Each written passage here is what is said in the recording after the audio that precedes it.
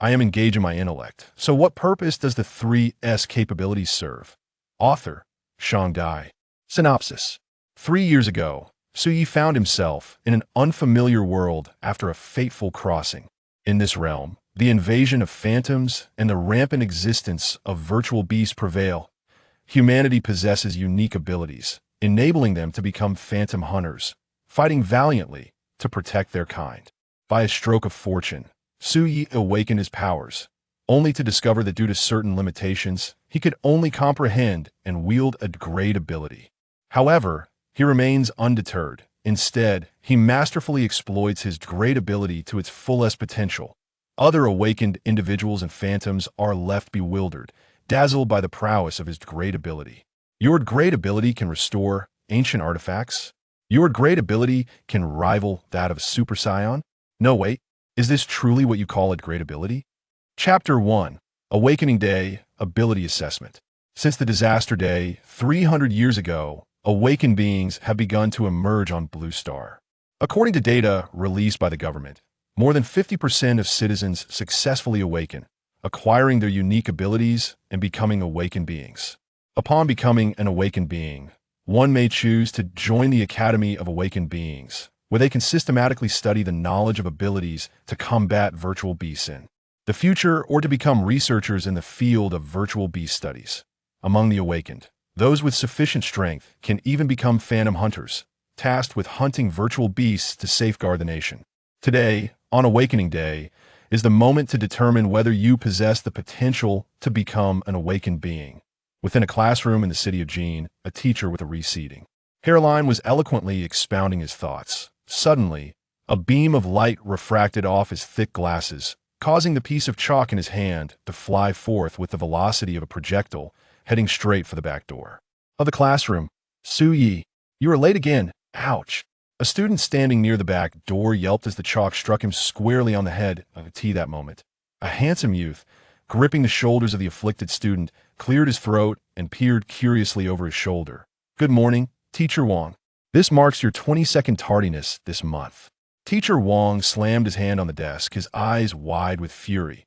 But there are still 8 days left. It's not as if I've been late the entire month, Suyi mumbled as he returned his disgruntled deskmate, Wang Peng, to his seat before, reluctantly standing up and resuming his own place. Those 8 days include weekends. Teacher Wang's head was practically steaming, his tone high-pitched with irritation. Moreover, after 8 o'clock, the school's gates close automatically. How on earth did you sneak in? You're referring to the electronic access control system, Suyi said, scratching his nose and blinking innocently. During the information class presentation, I left a slight back door. You hacked into the school server. Teacher Wang's eyes widened in disbelief, but before he could respond further, another teacher entered the room. Teacher Wang, time is up. Please gather the students for assembly in the auditorium. Considering the significance of Awakening Day, Teacher Wang could only cast a stern glare at Suyi before waving his hand and proclaiming, all students, assemble and proceed to the auditorium. At the rear of the line, Wang Peng walked alongside Suyi, his face brimming with admiration as he gave a thumbs up. Yi Go, you truly live up to your reputation. You even dare to breach the school server, thought Suyi nonchalantly, replying with a dismissive tone. It's nothing special after all. The firewall the school employs is quite rudimentary, akin to the. His words abruptly halted, seamlessly shifting direction.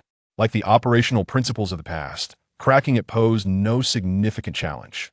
However, I must tell you, during my foray into the school server, I stumbled upon quite a few things. Our principal, it appears, has been privately sending messages to the female teachers, as he and Wang Peng whispered conspiratorially. They continued along the line until they finally arrived at the school auditorium. Amidst the bustling cacophony, the auditorium, capable of accommodating thousands, gradually fell silent as several individuals clad in suits ascended the stage. I heard that a number of teachers from the Awakening Academy have arrived, Wang Peng murmured. Among them, even those from the top 10 academies that I read in the news a couple of days ago that the top-ranked institution, Longxia Academy, has dispatched representatives to our city. Though I wonder if any have come to our school, as far as I know, if one awakens a power of a grade or above during the awakening test, the teachers from these academies will fiercely compete to recruit the individual.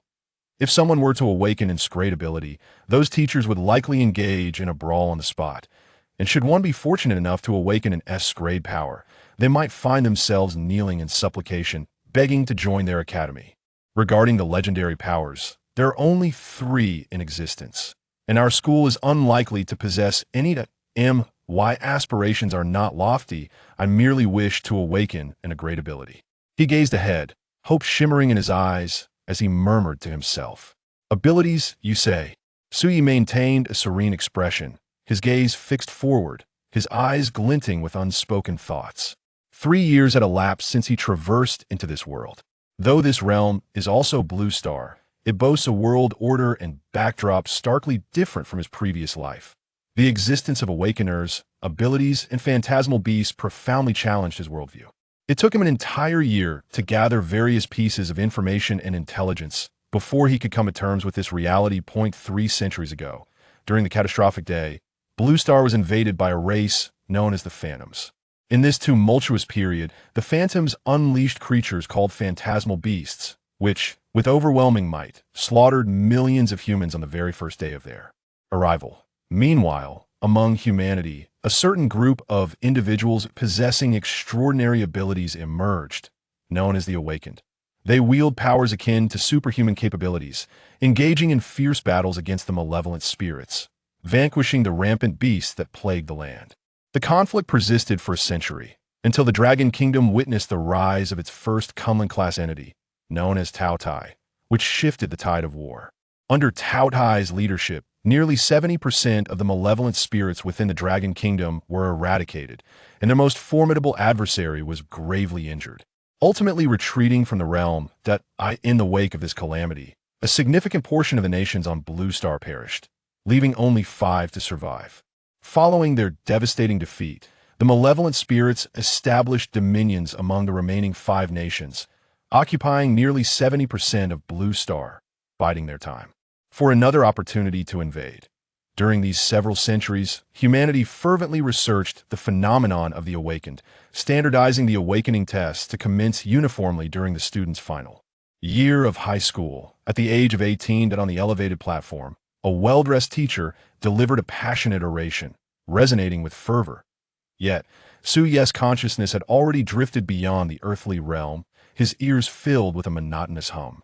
Finally, the lengthy discourse reached its conclusion, and under the guidance of several instructors, students entered the backstage of the auditorium in succession to undergo individual assessments of their abilities. Before long, students emerged from the backstage, each exhibiting a myriad of expressions.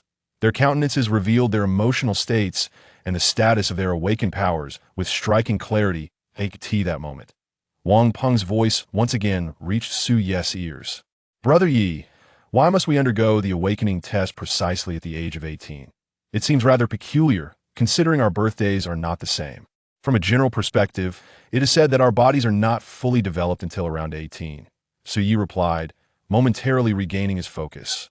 According to government data reports, only at this juncture do the abilities of awakeners manifest and become detectable. The so-called ability test on Awakening Day is essentially a process wherein government officials utilize a unique ability stone to stimulate and awaken the powers within us. Thus, even those who are merely months shy of adulthood can still activate their innate abilities through this stimulation. As far as I know, some affluent families purchase special ability stones at a premium for their children in their early teenage years, facilitating an early awakening. This practice affords them several additional years compared to those who awaken on Awakening Day, allowing them to familiarize themselves with their abilities and commence their training ahead of time. Wang Peng stood there, taken aback by the revelations. Such information was something he had never encountered in books or online. "Brother Yi, from where did you acquire this data and knowledge?" Su Yi blinked, prepared to fabricate a few plausible excuses, when suddenly a voice emanated from the loudspeaker ahead. "Next, Su Yi from Class 4 Senior Year 3. Please proceed to the backstage for your competency assessment." Chapter 2. Class D Ability, Repairman. Under the guidance of several teachers, Su Yi stepped into a room behind the auditorium stage. Inside the small chamber stood a man in work attire, impeccably poised, with a name tag affixed to his chest bearing his name. He was a government official, tasked with conducting ability tests for students from various high schools on Awakening Day. The specific procedures of Awakening Day had been reiterated countless times by teacher Wang in class. Su Yi skillfully retrieved his identity ID from his pocket and presented it. The official, named Wang Ji, promptly accepted the ID and inserted it into a machine for verification. Once Su Ye's identity was confirmed, he returned the ID card and spoke in a clear voice. "Student Su Yi, before we commence the awakening test, I need to explain the basic classification of abilities. Are you prepared?" As he spoke, he gestured to the recording device on his chest. This was a measure established by the government to prevent certain individuals who failed to awaken abilities or were dissatisfied with their awakening from shifting blame onto the officials responsible for the process, thereby causing disturbances to seek personal gain. The presence of the recording device and the outline procedures served to mitigate such occurrences to the greatest extent possible. Su Yi nodded. Already well acquainted with these procedural regulations, I am ready. Wang Ji cleared his throat and stated solemnly, "Since the catastrophic event 300 years ago, awakened individuals have emerged on Blue Star. Through centuries of evolution and the relentless efforts of countless researchers, an extensive compilation of information regarding awakened individuals has been amassed. Ultimately, the capabilities of all awakened beings have been meticulously categorized into distinct levels. The highest tier of abilities is classified as SSS, while the lowest is designated as D, with each capability further divided into various types. The classification of these abilities adheres to a unique set of standards.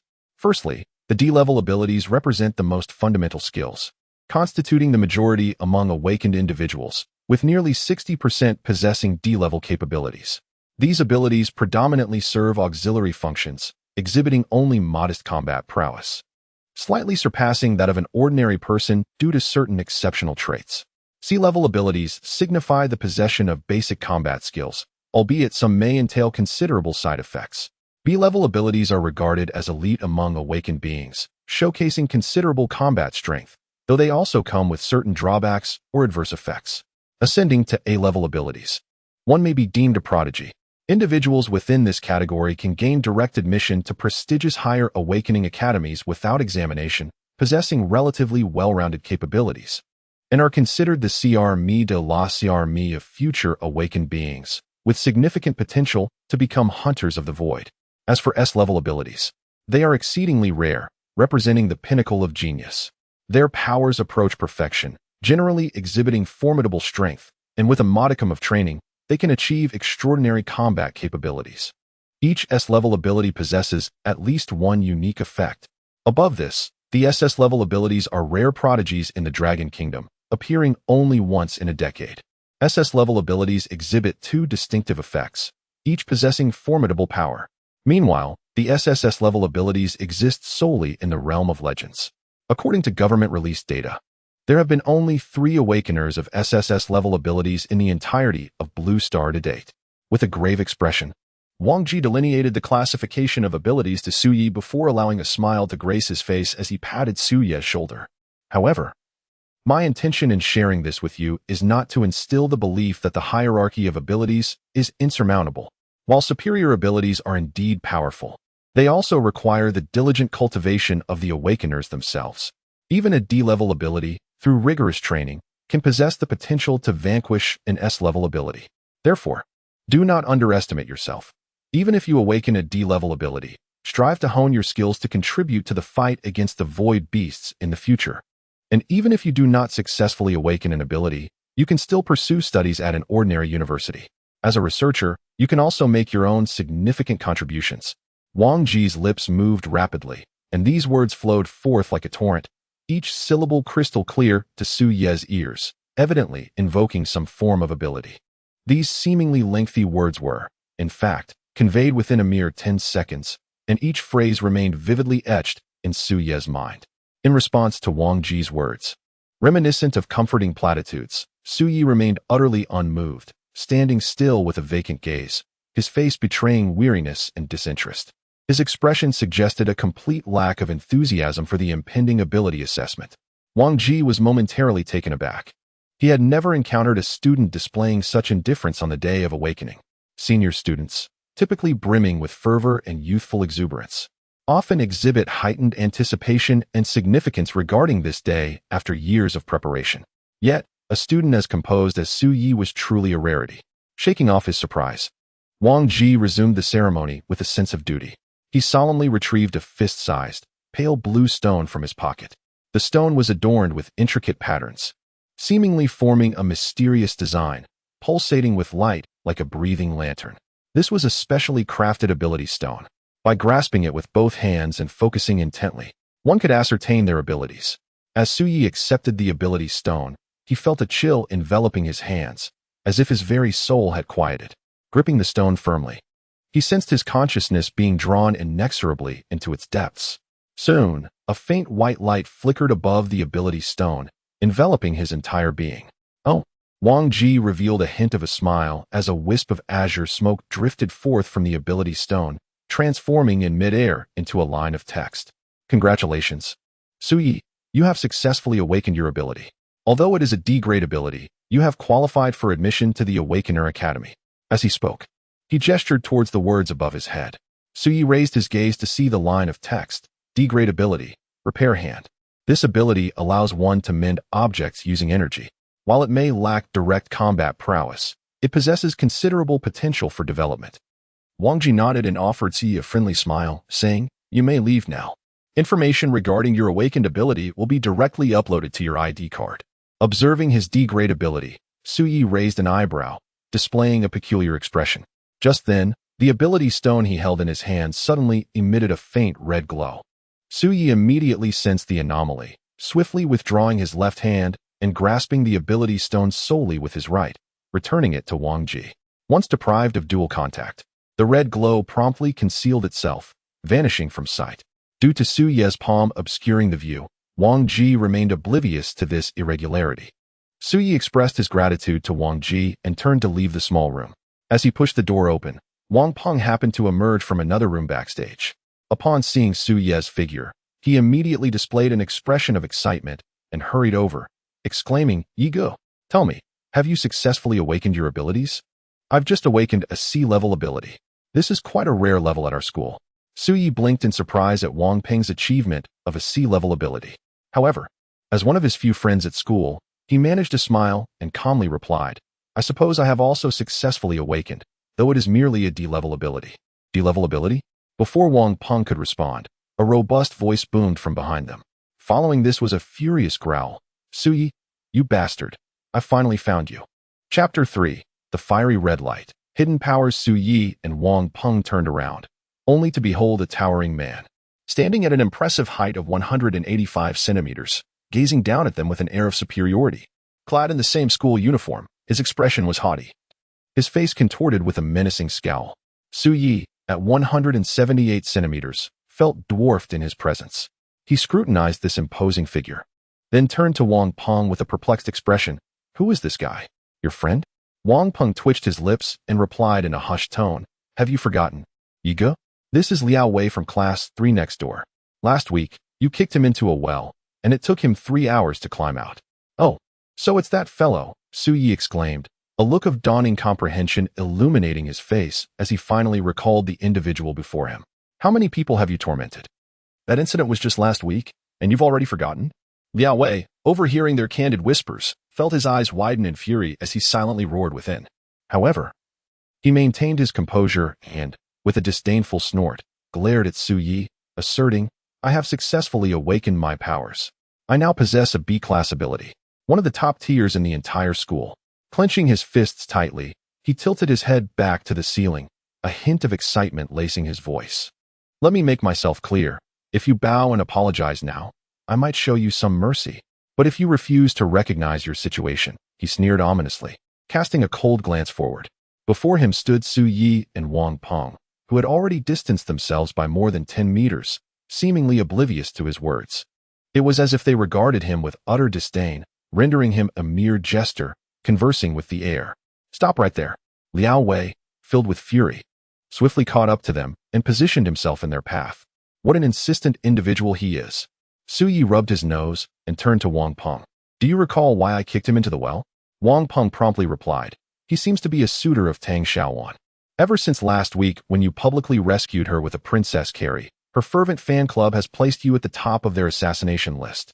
"What a troublesome woman," Su Yi remarked, a look of exasperation crossing his face. "Last Monday, He had, as usual, arrived late. Due to the presence of a guard at the main entrance, he had intentionally chosen a side door to enter the school. At that moment, a flag-raising ceremony was underway. With all students gathered on the playground, the school's top student, renowned for her beauty, Tang Xiaowan, was executing her duties as the flag bearer on the high platform. Coincidentally, Su Ye's entrance positioned him directly behind this elevated platform. However, for reasons unknown, the railing and floor where Tang Xiaowan stood suddenly gave way, causing her to lose her footing and fall from the height. At that moment, Su Yi appeared from behind and, in a perfectly executed princess carry, rescued her. Originally intending to sneak back into the classroom, Su Yi suddenly became the center of attention for the entire school. Whispers circulated that Su Yi had deliberately damaged the floor as part of a self-directed performance. In an instant, he became a thorn in the side of those fan clubs. Consequently, he was fortunate enough to receive a reprimand from Teacher Wang and was placed at the top of the assassination list by the nearly fanatical fan club of Tang Xiaowan. Liao Wei, standing before him, was one of Tang Xiaowan's admirers. Last week, he had attempted to confront Su Yi after school, only to be tricked and kicked into a pit, from which he struggled for a full 3 hours to emerge. Su Yi, our previous encounter is far from over. Liao Wei glared at him, his voice booming. Since you have also become an awakened, we shall settle this in the manner befitting awakened ones.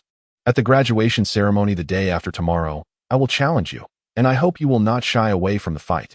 In response to Liao Wei's provocation, neither Su Yi nor Wang Peng displayed any hint of surprise. They seemed as though they had witnessed such events countless times before, and with a collective sigh, they turned to walk past Liao Wei. As they approached him, Wang Peng, unable to contain himself, paused and said, "If I'm not mistaken, Liao Wei, you only transferred to our school 2 months ago, correct?" He placed his hand on the shoulder of the latter and said earnestly, "Have you ever pondered why the Tang Xiaowan fan club boasts so many members, yet it is only you who dares to confront Yi Ge? And why is it that the very spot where you confronted Yi Ge happens to have an uncovered well? What do you mean by that?" Liao Wei's body tensed inexplicably as he turned to look. Wang Peng revealed a sympathetic expression and, with a meaningful tone, remarked, "Our school has an organization known as the Annihilation Alliance, with nearly 200 students among its ranks, its influence extending over 3 surrounding universities." He patted Liao Wei's shoulder. "I hope you do not become one of them." With that, he jogged to catch up with Su Yi, and the two gradually distanced themselves, leaving the auditorium. The Annihilation Alliance? Liao Wei stared blankly at the departing pair, a chill creeping up his spine. What kind of organization is that? Once the ability assessment concluded, students were free to leave the campus. They could take the next day to rest at home, as the school would begin preparations for the graduation ceremony, based on the awakening records of all students. The day after tomorrow, a graduation ceremony would be held for those students who had become awakened. Su Yi and Wang Peng left the school, exchanging casual pleasantries before parting ways. Their homes were in opposite directions, making it impossible for them to walk together. Su Yi effortlessly boarded the bus and soon returned home. He resides in a quaint, old-fashioned community. Since his arrival in this world 3 years ago, he has made this place his home. Coincidentally, his parents in this realm vanished just a month prior to his transposition. He opened the shoe cabinet, adeptly slipped into his slippers, and proceeded directly to his bedroom. After shutting the door, closing the windows, and drawing the curtains, effectively sealing off his sanctuary, Su Yi settled back at his desk and gently opened the left drawer. From within, he retrieved a pale blue stone and placed it delicately upon the surface. Were Wang Ji, the evaluator of abilities, to stand here today, he would undoubtedly recognize that this pale blue stone is the very tool Su Yi employs to assess the capabilities of his students. However, this particular stone is several times larger than the one in Wang Ji's possession. Its shape resembles that of a bowling ball, intricately adorned with elaborate patterns, radiating a soft blue luminescence. Su Yi placed both hands upon the stone before him, centering his thoughts. Soon, the stone transformed into a white hue, signifying the awakening of his D-level ability, Repair. Yet Su Yi maintained a tranquil demeanor, keeping his hands upon the stone as he awaited silently. 3 seconds later, the stone, which had been emitting a milky white glow, was suddenly suffused with a streak of red. It swiftly morphed into a vivid crimson, shining with a brilliance as red as blood. In an instant, his entire bedroom was enveloped in the radiant crimson glow emanating from the Power Stone. Crafted from a unique material, the Power Stone flickers with diverse hues, each corresponding to different abilities. The red hue unmistakably signifies a formidable grade. Chapter 4. SSS Level Abilities. Survival of the Fittest.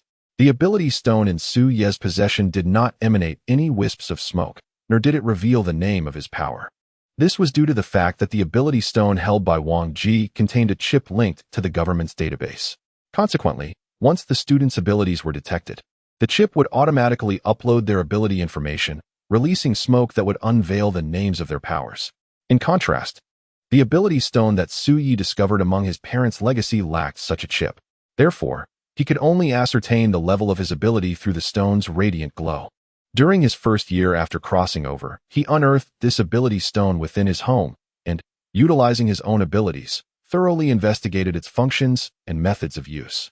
Consistent with Su Ye's findings, while most students could activate their latent powers through the stimulus of the ability stone on Awakening Day, affluent families often had the means to trigger their children's abilities at the age of 16 or 17 through special methods. The moment Su Yi found this ability stone 3 years ago, he witnessed it shine with a crimson light, successfully awakening his powers ahead of time. By all accounts, he should have awakened an exceedingly rare SSS level ability, one that had only been possessed by 3 individuals globally. After he delved into the government database and amassed countless documents, he was still unable to find any information regarding the name and function of his own ability. Moreover, it seemed that due to his insufficient age, he could not perceive the effects and implications of this SSS level power. He perused various materials and ultimately arrived at a vague conclusion. He might be an awakener of dual abilities. This is an exceptionally rare type of awakener, characterized by an exceedingly low probability of occurrence. On the day of awakening, they manifest 2 abilities, which are typically complementary to one another. The levels of these abilities may also differ drastically, making them quite uncommon. Following today's awakening, after Su Yi successfully awakened his D-level ability of repair, he was finally able to affirm that he indeed possessed dual abilities. However, he did not reveal his SSS level power in front of Wang Ji. Was it truly as he suspected? Su Yi withdrew his hand from the ability stone and returned it to the drawer. He pondered for a moment before closing his eyes. As an awakener, he could sense the effects of his abilities by connecting with his own mental energy. After the day of awakening, energy would manifest within the awakeners' bodies. The existence of this energy serves as the source that propels their abilities. Before long, amidst a profound sense of awareness, the effects of the 2 abilities began to gradually surface in Su Ye's mind. Upon witnessing the effects of his abilities, he immediately opened his eyes, revealing an expression of peculiar astonishment. No wonder I was unable to perceive the effects of that SSS level ability before, he murmured, his face contorted in a rather comical manner. Su Yi, having awakened his D-level ability, Repair Hand, on the day of his awakening, possessed a remarkably simple and unpretentious power. Its effect was straightforward. It could mend damaged non-living objects through the application of energy. However, depending on the material of the object being repaired, the energy and time consumed varied significantly. He casually picked up a pencil from his desk and snapped it forcefully in half. Instantly, the pencil broke into 2 pieces. Then, grasping one of the broken halves, he muttered to himself, "If memory serves, the method of energy operation is."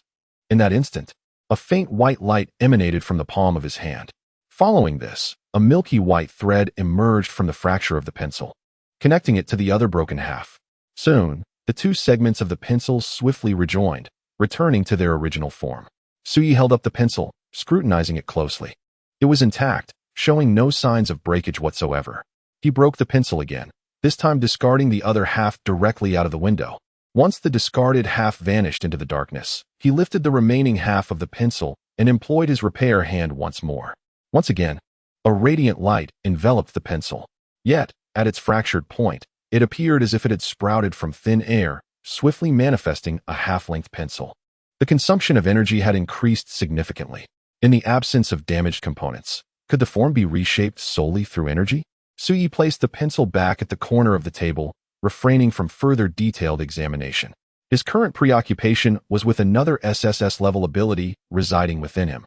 This ability, which had never appeared in the government's database nor been assigned a name, compelled Su Yi to christen it himself upon perceiving its effects. He dubbed it Survival of the Fittest. As an SSS-level ability, it naturally possessed 3 distinctive effects, of which he could discern a general understanding. Effect 1. Evolution, permanent enhancement of one's abilities through the consumption of special materials. Effect 2. Transcendence, randomly elevates the level of one ability for a limited time, reverting to its original state post-use. Effect 3. Genius, upon fulfilling specific conditions, one may randomly comprehend a new ability, albeit limited to D-level capabilities. These three effects manifested as concepts in Su Ye's mind after his perception. Although many conditions remained somewhat ambiguous, there was no doubt that this was a genuine SSS-level ability. He finally comprehended why it was only upon awakening his repairing hand on the day of his awakening that he could perceive the effects of this SSS-level ability. This ability was almost tailor-made for dual abilities. However, being limited to comprehending only D-level abilities and capable of functioning solely in conjunction with them left Su Yi quite exasperated. Although its potential for growth was substantial, in the present context, it paled in comparison to some S-level abilities. This was primarily due to its lack of any proactive effects. It could only exist in reliance on the D-level abilities he possessed. Unfortunately, most D-level abilities offered little in terms of direct combat efficacy.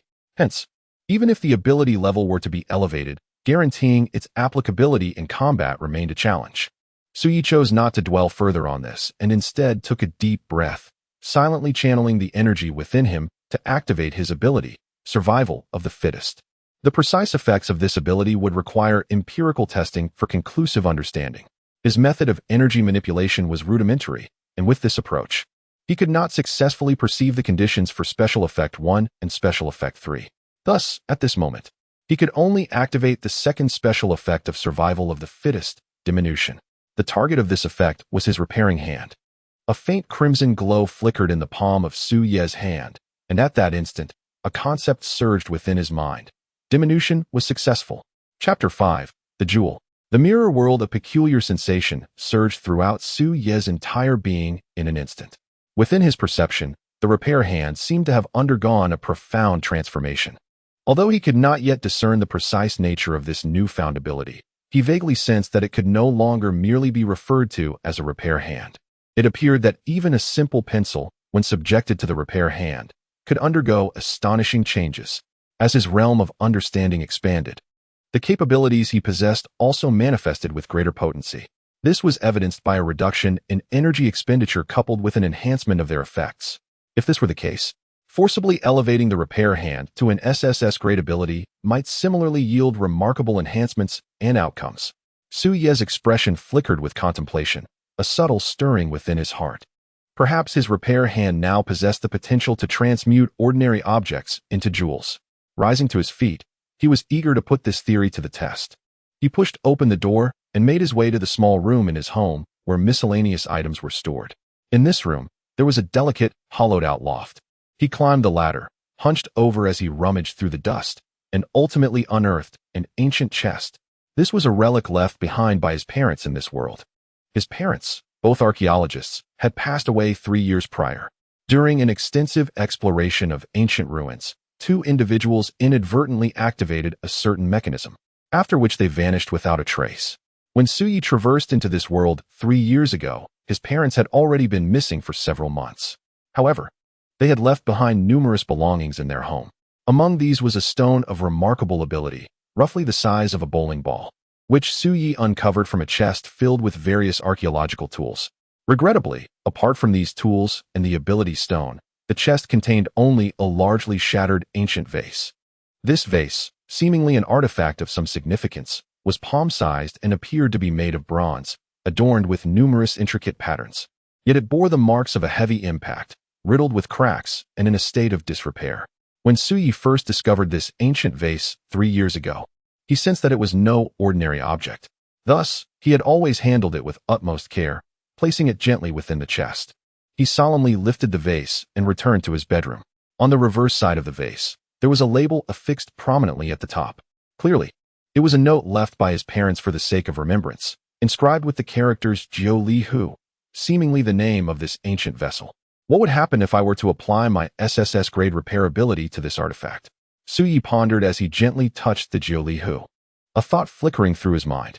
The process of transcending the mundane was not a power to be wielded casually. He could sense that after elevating the repair hand to the SSS level, he would be unable to employ the power of transmutation for a considerable duration. Thus, the object chosen for this singular use of the repair hand was of utmost importance. This was precisely why he had deliberately unearthed the Julie pot. This artifact was arguably the most valuable possession he owned. Even in the worst-case scenario, should he succeed in restoring the Julie pot to its original state, it would likely fetch a substantial amount of dragon coins. Su could not help but smile faintly, casting aside any hesitation. He placed his right hand upon the damaged surface of the Julie pot and activated the repair hand. Instantly, a brilliant crimson light erupted from his palm, enveloping the entirety of the pot. Almost immediately, a terrifying surge of energy emanated from within the damaged Julie pot. This wave of energy flickered and then was drawn into the pot's mouth as if devoured by a black hole. Subsequently, the Julie pot began to mend itself at an astonishing pace, illuminated by the radiant glow. The previously shattered body of the pot swiftly began to revert as if time itself were flowing backward, continuously repairing its fragmented sections. The bronze body of the pot was rapidly restored, and even the mouth of the pot manifested a bronze cork, sealing the opening. The entire restoration process took merely 30 seconds. After a brief moment, the crimson light dissipated. The Julie pot now resembled an ancient bronze artifact freshly unearthed, quietly resting upon the table. At first glance, there appeared to be nothing particularly remarkable. However, after a single use, the crimson glow in Su's palms swiftly faded, reverting to his original degradability. With a sudden thud, his body seemed to collapse as he slid off the chair and onto the floor. A look of astonishment flickered in Su's eyes. In that moment, he felt utterly drained, as if all strength had abandoned him. Not only that, but his mind grew foggy, leaving him feeling as if he had not eaten for days, utterly weak and feeble. Just like that, not only had my energy been depleted, but I had become so weakened. With great effort, he raised his hand to support himself on the table, unsteadily returning to his seat. The shock in his eyes still evident. What exactly have I repaired? Could it be the legendary jewel mentioned in government documents? In the old district of Jean City, a girl clad in a JK skirt casually chewed bubblegum as she strolled down the dimly lit street, her long legs gracefully striding. Night had fallen, and the flickering streetlights elongated her shadow, enveloping the surroundings in profound silence. Soon, she reached the end of a narrow alley, confronted by a towering wall ahead, seemingly at a dead end. This must be the place a gentle breeze swept through, lifting her long hair and revealing her exquisitely delicate features. She muttered to herself, casually expelling the bubblegum from her mouth. At the very moment the gum flew into the air, she snapped her fingers lightly. In an instant, the bubblegum detonated like a bomb, disintegrating into nothingness. Subsequently, she gently tugged at her collar and reached into her chest, retrieving a mobile phone. Had I known I couldn't carry a bag during the mission, I wouldn't have worn this outfit. It's such a nuisance without even a pocket. She grumbled a few words of discontent before activating the phone to check the map, only to tuck it back into her chest afterward. After completing these actions, she stretched lazily and pressed a button on the earpiece that had long been nestled in her ear. Report, Senior. I am now in position. Received. Others have been waiting for you for quite some time. Expedite your actions. Got it. The girl elongated her last word, crouching down to extract a yellow talisman from the edge of her over-the-knee socks. She forcefully slapped the talisman against the wall before raising her thumb, a flicker of hesitation glimmering in her eyes. This uncertainty did not linger long. She bore the pain and gently bit her fingertip, breaking the skin. A droplet of blood welled from the wound, and grimacing, she pressed her thumb onto the talisman. In that moment, an inexplicable aura surged forth from the talisman, soaring into the heavens.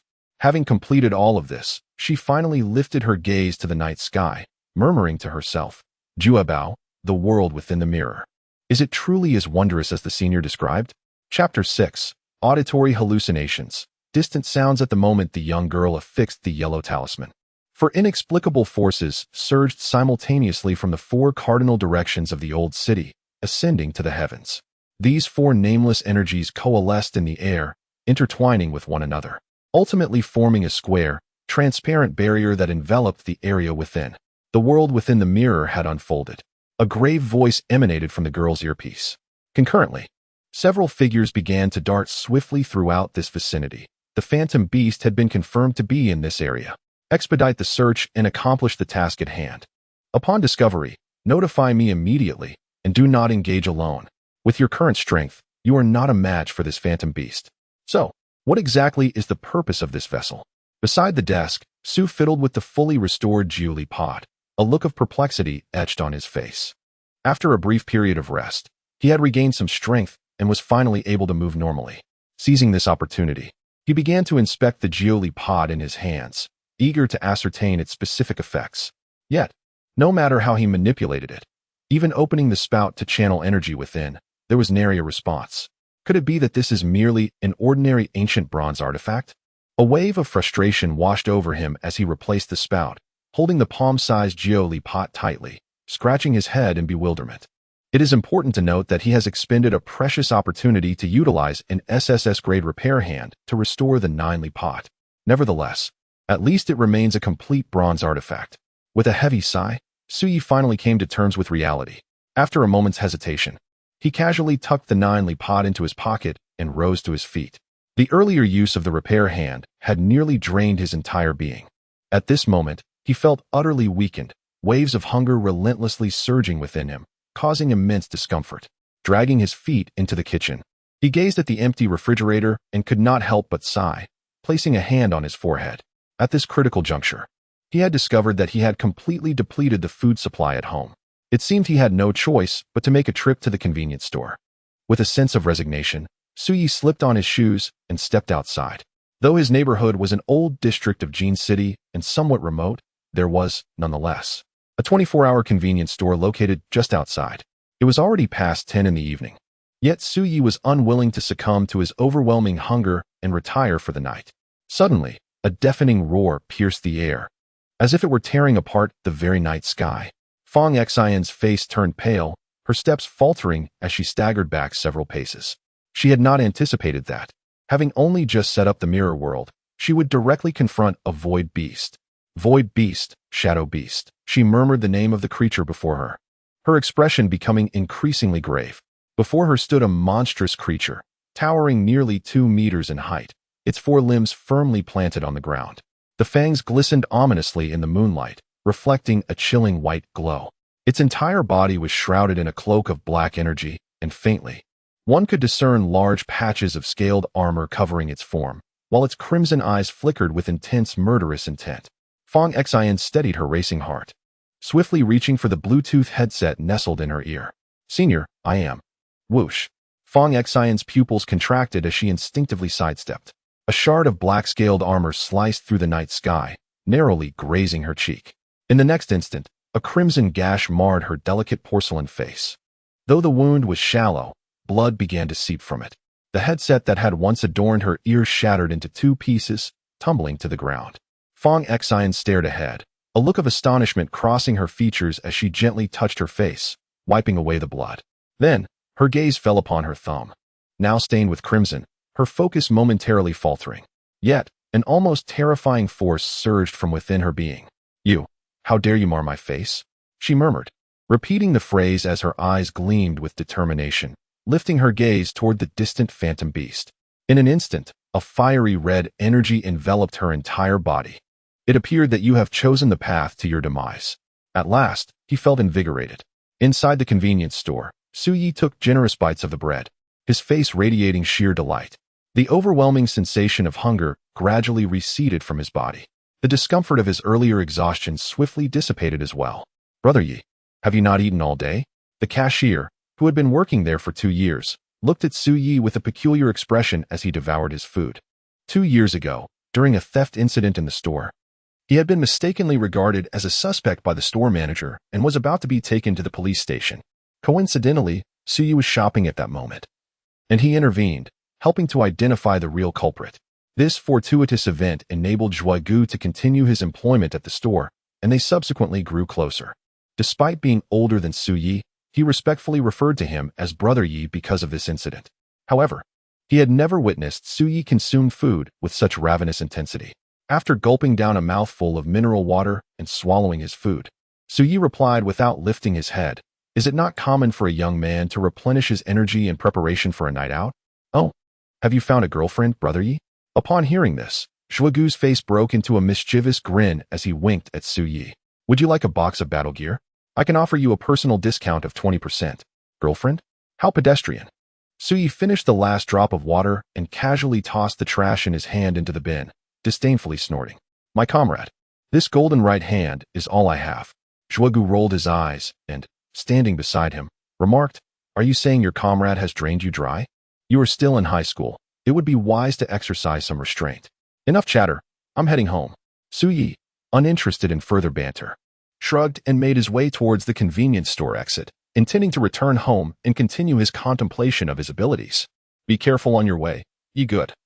Zhuogu said with a smile, waving his hand. I've heard there have been several mysterious disappearances in the old district lately. You should be cautious. Mysterious disappearances? Suyi murmured as he stepped out of the store. He had coincidentally seen the news about this in the past few days. Within the last 2 or 3 days, numerous vanishings had occurred, all in the old district. The police had been overwhelmed handling the situation.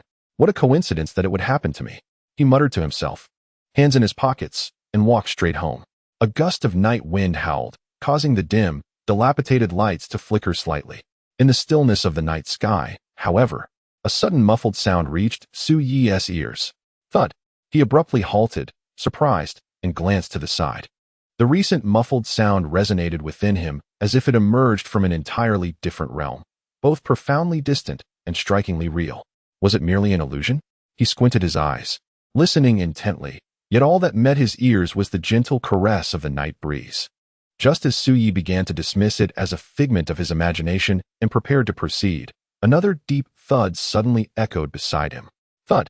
Chapter 7. Shadow Beasts, Pursuit, Danger. In this instance, Su was unequivocally certain that he was not experiencing an illusion. The distant muffled sound, though faint, seemed palpably real, and he was certain he had not misheard it. He closed his eyes, standing still to listen intently. After a brief moment, the same muffled noise surged forth once more. Is it here? Su swiftly opened his eyes, taking 2 hurried steps forward, glancing towards the left alleyway. This was a dead end, flanked by towering walls, shrouded in darkness, and utterly deserted.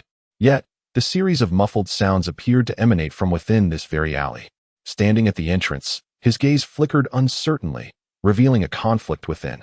From a personal standpoint, Su was averse to complications.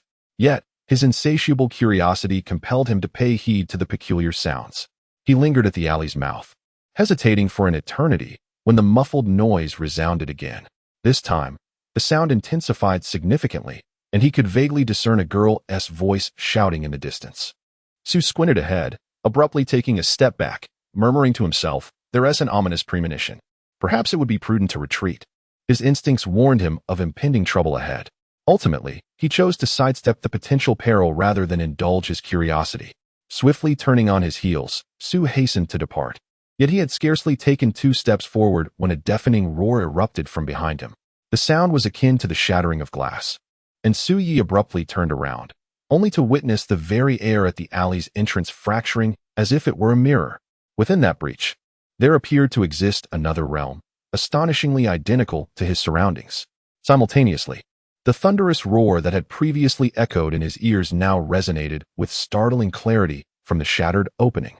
The cacophonous roars of beasts and the violent clash of forces surged forth, overwhelming him with dizziness and a rush of blood. Shortly thereafter, a cry of astonishment emanated from the breach. The mirrored world has shattered? How can this be so fragile, contrary to what my senior described? Is there someone nearby? He quickly retreated 2 steps, his expression tinged with shock as he gazed towards the breach, his mind racing. Just then, a pair of astonished, beautiful eyes met his across the void created by the rupture. You are also unawakened? Upon seeing Suyi, Fang Xian's demeanor shifted slightly as she spoke loudly. Could you assist me with a favor? Yet, before her words could fully escape her lips, Suyi, resembling a gust of wind, swiftly turned and bolted away, leaving Fang Xian standing there, dumbfounded within the breach, unable to comprehend what had just transpired. He ran away. Fang Xian's astonishment did not last long. Her expression swiftly transformed as she leapt into the air. The claws of the shadow beast struck down violently, creating a thunderous roar upon impact with the ground. Evasive, Fang Xian stabilized herself in midair and hurled a stone downward with her right hand. The stone plummeted rapidly, colliding against the massive form of the shadow beast. Immediately after, with a delicate snap of her fingers, the stone detonated against the beast's body, enveloping the area in a cloud of dust and debris. Concurrently, the gap beside her, shrouded in an inexplicable force, began to mend itself at an astonishing pace. That wretched creature. I intended for it to make a call for my senior, Fong Xian muttered discontentedly, her countenance grave as she gazed anxiously below. She realized that this shadow beast was beyond her solitary capabilities to handle. Amidst the swirling dust, the immense figure of the beast surged upward like a projectile, dispersing the haze. However, its focus shifted away from Fong Xian, its crimson eyes now fixed on the direction in which Su Yi had fled. Su Yi darted through the streets, his expression a mixture of bewilderment and intrigue. What was that monstrous entity he had just encountered? Was it the phantom beast recorded in the database? If memory served correctly, the insignia on the girl's chest belonged to Longxia Academy. According to Wang Peng, was she indeed the awakened one from Longxia Academy who had arrived in Jincheng? It appears that their arrival in the city is not to recruit the awakened, but rather to hunt the phantoms. In his mind, countless clues rapidly converged, leading him to a conclusion within mere seconds. Thus, upon catching sight of the girl, he made an immediate decision to flee. After all, he was merely a newly awakened individual with scant combat abilities. Although the girl from Longxia Academy seemed to seek his assistance, Su resolutely refused to place himself in peril alone, opting instead to retreat. It seemed that this phantom had been lurking in the old town for quite some time. Could it be that the recent disappearance cases were its doing? As Su ran towards home, his mind raced with thoughts. Just then, mere half a meter beside him, the air fractured once more. Su turned in astonishment, only to witness a massive black claw crashing through the air, menacingly swiping in his direction. No, this can't be happening. Even though his brain had instantaneously relayed the command to evade, Su's body was unable to respond in time. Just as the terrifying claw was about to strike him, a flash of red light surged forward with greater speed, suddenly interposing itself before Su. With a thunderous boom that resonated in front of him, a gust of wind followed, nearly toppling him off balance. He suddenly halted his steps, only to find Fong Xian standing defiantly between him and the shadow beast. Her skirt and hair danced in the wind, and faint red light coiled around her arms. Yet her complexion appeared somewhat pale. If this escalated and affected the civilians, it would result in a deduction of credits. She murmured, straining to hold back the shadow beast's massive claws, her eyes filled with determination. Just then, the shadow beast let out another furious roar. A shard of black scaled armor shot forth, transforming into a beam of darkness that surged towards Su Yi. Hey, be careful. Fong Xian's face paled dramatically as she shouted anxiously, but the weight of the massive claws in front of her increased, rendering her unable to assist. Confronted by the rapidly approaching streak of black light, Su Yi felt every hair on his body stand on end, as if his blood was boiling, with adrenaline surging wildly. The acute sense of life and death crisis flooded his mind, yet it paradoxically ushered in an overwhelming calmness. In the next moment, he charged forward, directly colliding with the gaping void. Rolling into it, crack, crack, the breach, reminiscent of a shattered mirror, began to mend itself at that instant. The opening shrank rapidly, and the swiftly traversing black light ultimately failed to catch up with Su Yi before the breach sealed, vanishing beyond it. Su Yi sat up from the ground, gazing at the colossal phantom beast ahead, murmuring to himself, "It feels as if I have stumbled into an even more perilous realm." Chapter 8. All right. I shall trust you this once. Senior, the voice from Fong Xian's side has been cut off. Two figures traversed the rooftops of the old town when suddenly a young man rushed in from the side, joining the two. I have already sensed it. The leader, clad in a blue robe, with meticulously groomed hair and a grave expression, spoke with a furrowed brow. Moreover, the world within the mirror on Fong Xian's side had experienced 2 instances of energy leakage, as if it had been shattered. Energy leakage? The senior frowned, pondering aloud. Something is amiss. Logically, the world within the mirror should be impervious, nearly impossible to destroy, unless an external force found a way to breach the mirror world and shatter it. At this point, his expression abruptly shifted, and the light beneath his feet flickered as his speed surged. This is not good. We must hurry over. Fong Xian is in grave danger. Bang! In the street, Fong Xian shouted fiercely, a brilliant red light erupting from her, finally forcing the phantom beast to retreat. She panted heavily, turning to look at Su Yi, who had just rolled up from the ground, his face filled with urgency. What are you doing here? Didn't you ask for my help? I have a kind heart, and am always willing to lend a hand, Su Yi replied earnestly. Though a wave of anxiety coursed through him, he surveyed his surroundings, realizing that the location was eerily identical to the previous street. The surrounding walls and buildings came to life, yet there was an absence of any living presence. Why did you run at the beginning? Fong Xian seethed with anger. Glaring ahead, is it wrong to love sports? Su Yi muttered, glancing forward. At that moment, the shadow beast, with its fangs bared and crimson eyes fixated upon him, exhibited a hint of excitement. It incessantly rubbed its palms together, energy pulsating throughout its body, already poised to pounce. Just then, two pebbles suddenly flew in from the side, striking the ground before the shadow beast. With a snap of fingers, the stones detonated like bombs, sending clouds of dust swirling and producing a deafening roar. Before Su Yi could comprehend the situation, a figure seized him and darted forward, turning to the pale-faced Fong Xian beside him. Su Yi quickly adjusted his stance and ran alongside her, inquiring, "So, what exactly do you need my help with?"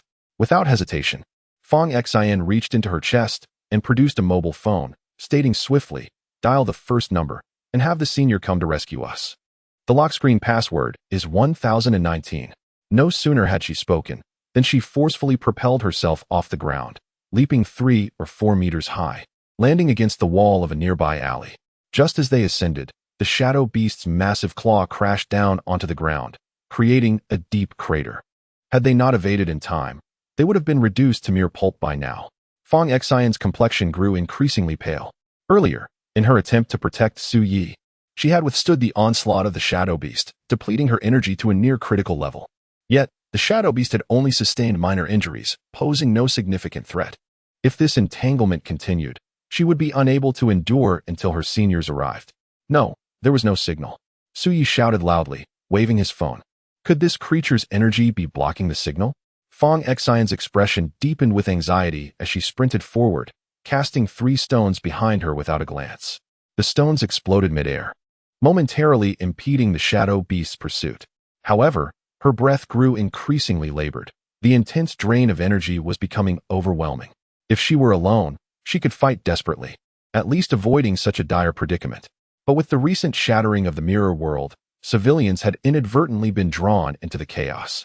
Whether for the sake of school principles or academic credit, she bore the responsibility to protect them.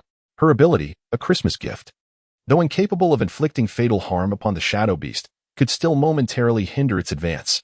If she could just hold on until her seniors arrived, she would be able to escape successfully. 8 meters per second, abdomen. Suddenly, a whisper reached her ears.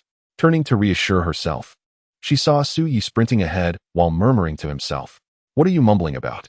Fong Xinqing inquired, unable to restrain herself, her voice tinged with urgency. "That fellow's running speed and vulnerabilities," Su Yi replied casually, his gaze surprisingly composed, akin to that of a frigid machine. Fong Xinqing was momentarily taken aback. She had not anticipated that this individual, who bore a striking resemblance to a high school student, could maintain such calm analysis in such a critical moment. "Wait, did you just say that his weakness is in the abdomen?" She quickly pieced together, her eyes widening as she turned to Su Yi. "How did you know that?" After entangling herself in a fierce struggle with the shadow beast for so long, she had failed to discern where its vulnerabilities lay. Yet Su Yi, having only recently been drawn into this mirrored world, had already identified this crucial detail. "Did you not notice?" Su Yi responded swiftly. "If I am not mistaken, the scales on this creature are evenly distributed. The explosion triggered by your ability cannot breach its defenses. You have thrown stones 3 times in total.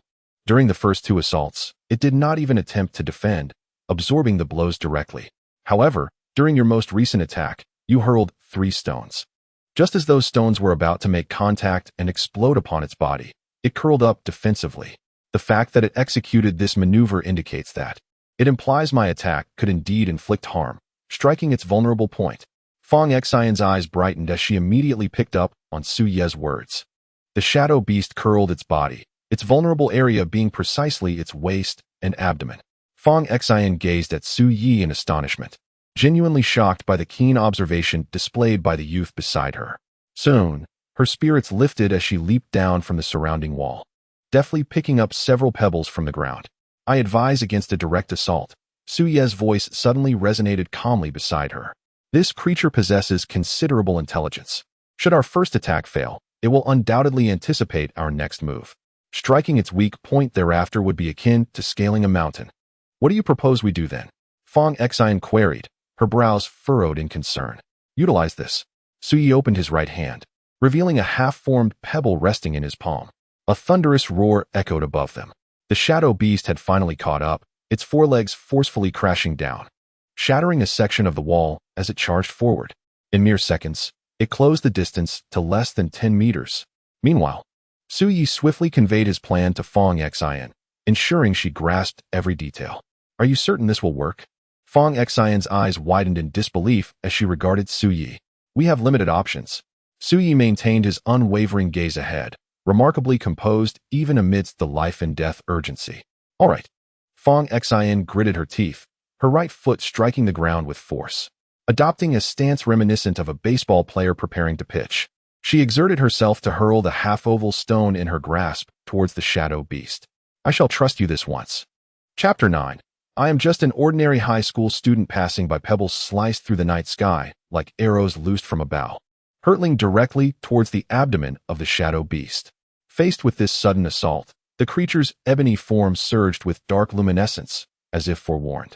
It instinctively curled its body into a tight ball and rolled forward. The unadorned pebble struck its formidable, armored scales with a resounding thud, only to bounce harmlessly to the ground. The shadow beast regained its footing, now on all fours, and an unexpected expression of confusion and bewilderment flickered across its fearsome visage.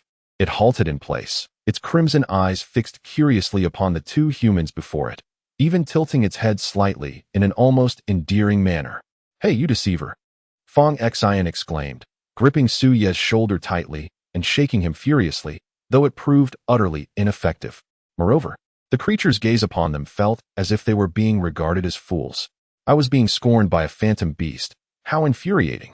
A pang of regret washed over her as she realized she had foolishly heeded Su Yi's advice. Moments ago, he had instructed her to refrain from using her abilities and to throw the pebble instead. It was only after following his instructions that she recognized the futility of her actions. What harm could a mere fragment of stone inflict upon a phantom beast? A thunderous roar erupted from the beast's maw. It once again planted its forelimbs upon the ground and lunged forward, charging rapidly towards the duo. For it, the mere 10-meter distance was but a single bound. Fong Xian's expression changed dramatically as she swiftly seized Su Yi, pivoting to evade the impending threat. Yet Su Yi's figure remained utterly still, his gaze intensely fixed on the horizon as he murmured a series of numbers with remarkable rapidity. 7 meters. 6 meters. 5 meters. That's enough. A glimmer sparked in his eyes as he suddenly extended his right hand, pointing directly ahead. At that moment, Fong Xian noticed that Su Yi was clutching a fragment of a pebble within his palm. Judging by the fracture, it appeared to be the very same stone she had thrown earlier. The colossal form of the shadow beast had now transformed into a mass of darkness, enveloping both of them. Fong Xian could even discern the gleaming white light reflecting off the beast's vicious fangs. At this proximity, any thought of escape seemed utterly futile. Yet, Su Yi, whom she held tightly, bore an expression of serene composure, devoid of any emotional turbulence. The opportunity was singular. It must not be squandered. Suddenly, Su Yi bellowed, and a radiant white light surged forth from his right palm.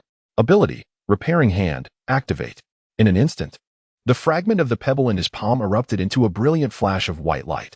A milky energy thread shot out rapidly from its fractured edge.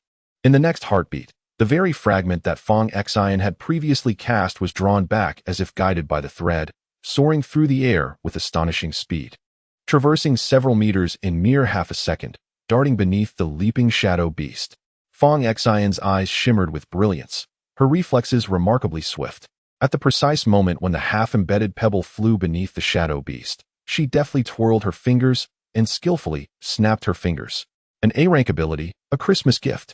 Boom. A torrent of air surged forth, propelling Su Yi and Fong Xian backwards several steps involuntarily. The explosion ignited a blaze that enveloped the area in a shroud of smoke.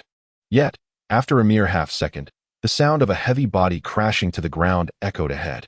The shadow beast fell heavily, the gusts it stirred dispersing the dust. Its abdomen appeared as though it had been blown apart, gushing forth a cascade of crimson blood. Dark energy flowed ceaselessly around its form. However, after a brief struggle, it succumbed to death, lying motionless on the ground. A faint azure light, barely perceptible, surged from the shadow beast's mind, swiftly darting towards Su Yi. His expression shifted subtly, as he unmistakably sensed that this light had entered the jiuli pot cradled in his arms. The fierce wind tousled Fong Xian's hair and skirt, while an unusual look crept across Su Ye's previously calm visage. Had she succeeded? Fong Xian's eyes widened in disbelief as she gazed ahead. Despite being in the same rocky realm, the shadow beast, whose combat prowess far exceeded hers, had indeed been vanquished by her. "Hey, did you see that?" she exclaimed suddenly, turning to Su Yi, her voice brimming with excitement and the relief of survival. Upon seeing it, the blue and white stripes stirred a reflexive response from Su, only for him to suddenly sense a surge of murderous intent. In the next moment, Fong Xian swiftly locked his throat, leaving him flailing like a drowning man, exclaiming, "I'm going to die." After a brief interval, Fong Xian finally released Su, standing there with a flushed face, her eyes filled with disbelief. It was crucial to note that this shadow beast had eluded them for over a week, a creature even the seniors found challenging to subdue. Yet, with Su's assistance, she had managed to slay it successfully. Cough, cough, cough.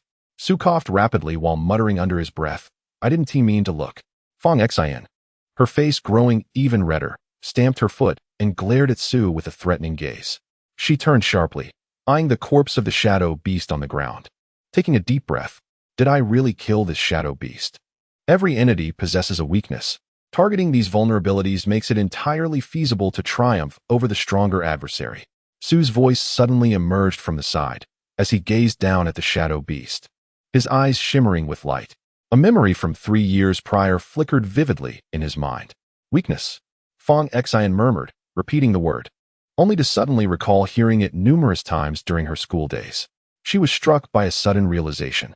In comparison to himself, Su Ye's astonishing insight and judgment, along with the extraordinary abilities he ultimately displayed, were the crucial elements in vanquishing the shadow beast. Remarkably, his calculations even encompassed the effects of his own abilities. "Who exactly are you?" Fong Xian's expression turned grave as she fixed her gaze upon Su Yi and inquired. "I am merely an ordinary high school student passing by," Su Yi replied earnestly. If given the choice, he would prefer not to be entangled in this bewildering incident. Yet, for reasons unknown, the shadow beast seemed to regard him as prey the moment it laid eyes on him, relentlessly pursuing him. Upon hearing Su Ye's response, Fong Xian felt a tightening in her chest, her lips twitching in disbelief. Could an ordinary high school student possess such judgment and analytical prowess? She furrowed her brow, murmuring to herself, "How peculiar." According to the senior's account, this mirrored world should not be so easily torn apart. How could this individual possibly shatter the mirrored world and influence reality? If it were not for the fracture of the mirrored realm, Su Yi would not have been drawn into this battle at all. Logically speaking, such an unexpected involvement of civilians constituted a significant dereliction of duty. Suddenly, a loud thud shattered the silence, and both Fong Xian and Su Ye's expressions changed, their heads snapping upward. "No way." Su Yi furrowed his brow, staring ahead in disbelief. Not far away, a shadow beast, larger than the previous one by twofold, stared menacingly at the two individuals. Its aura was exceedingly unsettling, exuding a fierce intent to kill. At that moment, I finally comprehended why the mirrored world had been shattered. Fong Xian's complexion turned pale as she grasped the answer to the dilemma at last. Chapter 10, Longxiao Academy. Team 5 of the Void Hunt. The mirrored world is the most frequently utilized form among the treasures of the Ju. By affixing the mirror talisman in rectangular form around the city, one can establish a connection, thereby creating a mirrored realm. Within this mirrored world, it is possible to swiftly filter energies and transfer void beasts into the mirror realm. Ordinarily, the defenses of the mirrored world are exceptionally robust. Ordinary battles cannot inflict damage, nor do they impact the reality outside. However, if a void beast were to launch an assault from outside the mirrored world, it could, to a certain extent, disrupt the barrier and shatter the mirrored realm. Fong Xian gazed incredulously at the shadow beast before her, the conclusion becoming increasingly evident. The previous collapse of the mirrored world was due to this creature attacking from the outside. This time, there was not just one void beast, but two. This starkly contrasted with the intelligence they received prior to their mission. Should both shadow beasts manifest simultaneously, even their combined efforts would likely result in a grueling battle. At this moment, After exerting herself to eliminate one shadow beast, her energy was nearly depleted. Faced with the emergence of the second shadow beast, she found herself bereft of any means to retaliate. Suddenly, two dark-scaled figures surged forth, hurtling towards Su Yi and Fong Xin. Su Ye's expression shifted rapidly. This unexpected turn of events caught him off guard, leaving him no time to react. At that moment, Fong Xin suddenly pushed him aside, forcefully extending her right arm, manifesting energy. Two dull thuds resounded as Fong Xin's body was catapulted backward, crashing heavily against the wall behind her. She coughed up a mouthful of fresh blood, her body sliding down as she weakly urged Su Yi, "Run." Then, shockingly, her eyes rolled back, and she fell into unconsciousness. A thunderous roar erupted, and after unleashing two shards of its scales, the shadow beast lunged forward, charging swiftly towards Su Yi. It seemed that from the very beginning, its sole target had been Su Yi. Su Yi strained to react, but the speed of this shadow beast was far beyond that of the previous one. In the blink of an eye, it covered a distance of over 10 meters, diving right before Su Yi. At this proximity, Su Yi could clearly see every sharp fang of the beast. Yet, his body was unable to evade. He could only watch as the ivory fangs descended upon him. Just as the shadow beast's attack was less than a meter away, he suddenly heard the sound of rapid footsteps approaching. A figure darted past him, moving even faster than the shadow beast, clad in a flowing blue robe. Su Yi caught a glimpse of the figure racing ahead, directly diving beneath the shadow beast. With a flourish of his right hand, a dagger materialized seemingly from thin air within the once empty palm. The young man, whose resolute countenance suggested he was merely in his mid-20s, exhibited an unwavering determination devoid of any hesitation. He brandished the dagger, aiming a swift strike at the abdomen of the shadow beast. Roar!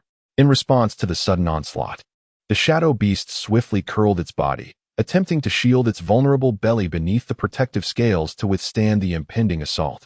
Yet, at that very moment, a youthful voice echoed in Su Ye's ears, commanding, "Freeze." The shadow beast's curling motion halted abruptly, as if jolted by an electric shock. Seizing this fleeting opportunity, the young man in the azure robe plunged the dagger deep into the creature's abdomen and swiftly yanked it out.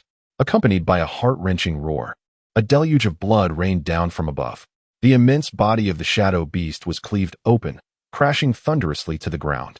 In its eyes, a profound resentment flickered, and in a final desperate attempt, it unleashed two dark scales that shot towards the young man in blue. At that moment, he found himself in a state of free fall. Yet, facing the two streaks of black light, his expression remained serene, not even a hint of defensive action. Within Su Ye's vision, a circular shield forged of metal materialized before the young man, effortlessly deflecting the two beams of darkness. Thud! The colossal form of the phantom beast crashed to the ground, accompanied by the young man in the azure robe. A faint azure light swiftly penetrated the jelly pot. Yet it seemed only Su Yi could perceive this phenomenon. The others remained entirely oblivious. A glimmer of astonishment sparkled in Su Yi's eyes as he gazed ahead. Is this the prowess of the Awakeners from Longxia Academy? From the emblem on the chest of the young man in blue, he discerned that, like Fong Xin, they were indeed Awakeners from Longxia Academy. More precisely, they ought to be Void Hunters. The remarkable synergy in their coordination left Su Yi deeply impressed. In the old district of Jincheng, two shadow beasts had been vanquished. Please send someone to clear the battlefield. The young man in blue retrieved his phone from his pocket, reporting as he approached Su Yi. After relaying this information, he put his phone away and extended his right hand towards Su Yi. Longxia Academy, Chaosha. Are you all right? Su Yi grasped the young man's hand, being effortlessly lifted from the ground.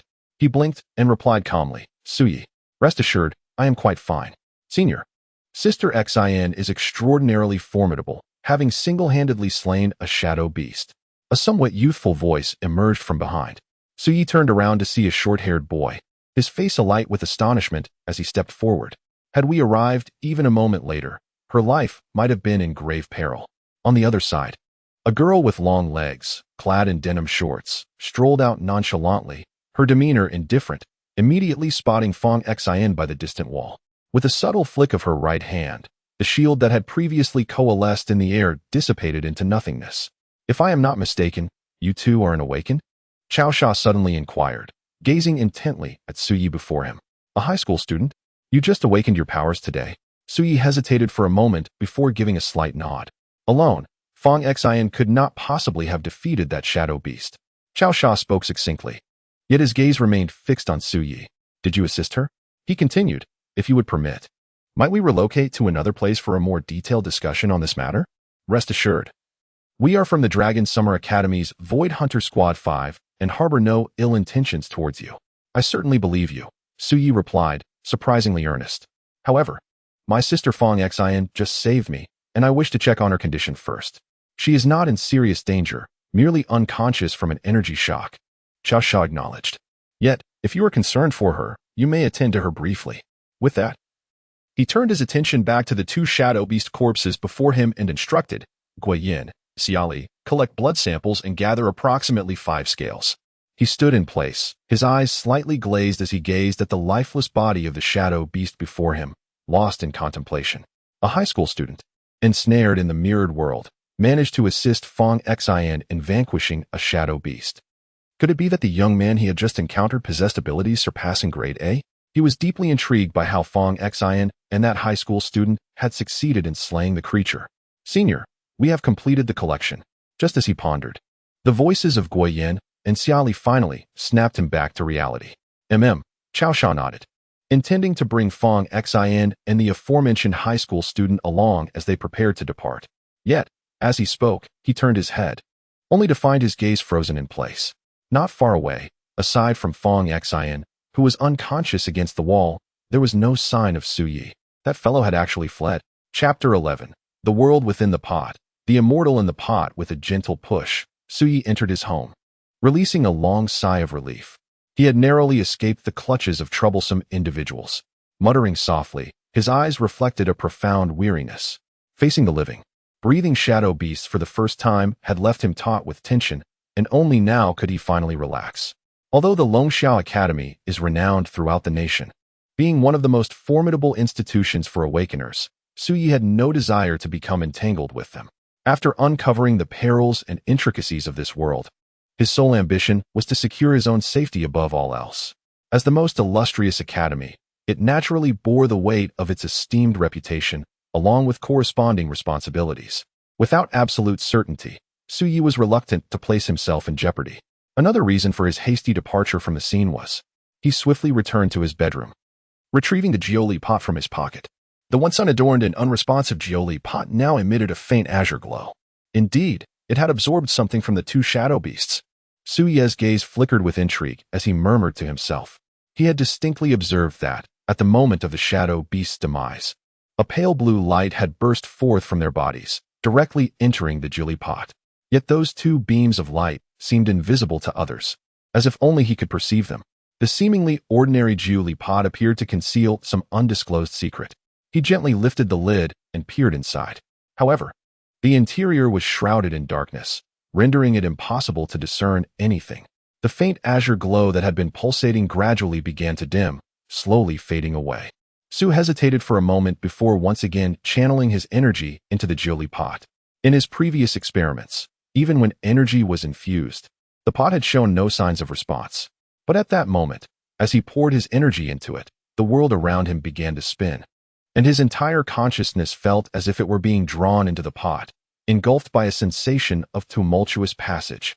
Moments later, he slowly regained consciousness. When he gazed upon the world before him, he was rendered speechless. Before him lay a paradise, vibrant with the songs of birds and the fragrance of blossoms. A realm flourishing with lush foliage, cascading waterfalls, the sun hanging high, and a gentle breeze caressing.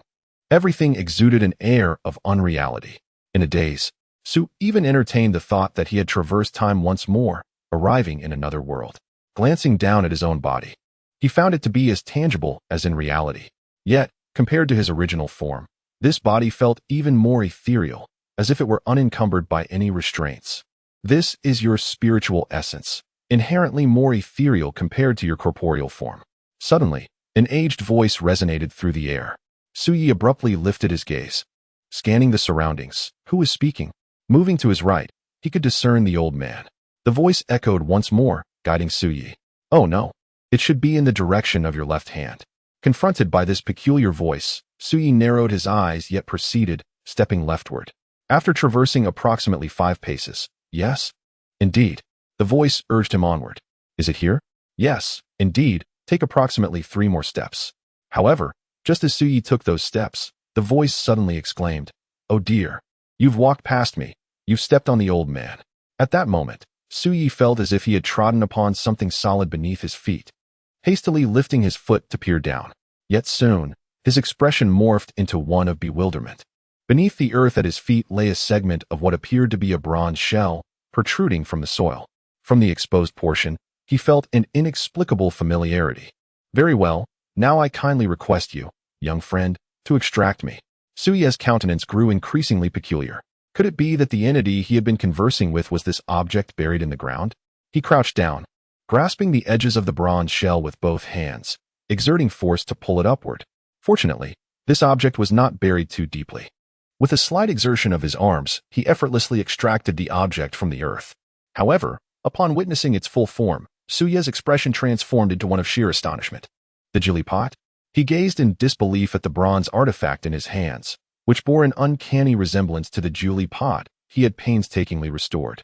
Just as he was lost in contemplation, an unexpected force surged through his grasp. The Jili pot slipped from his fingers, defying gravity to hover in midair.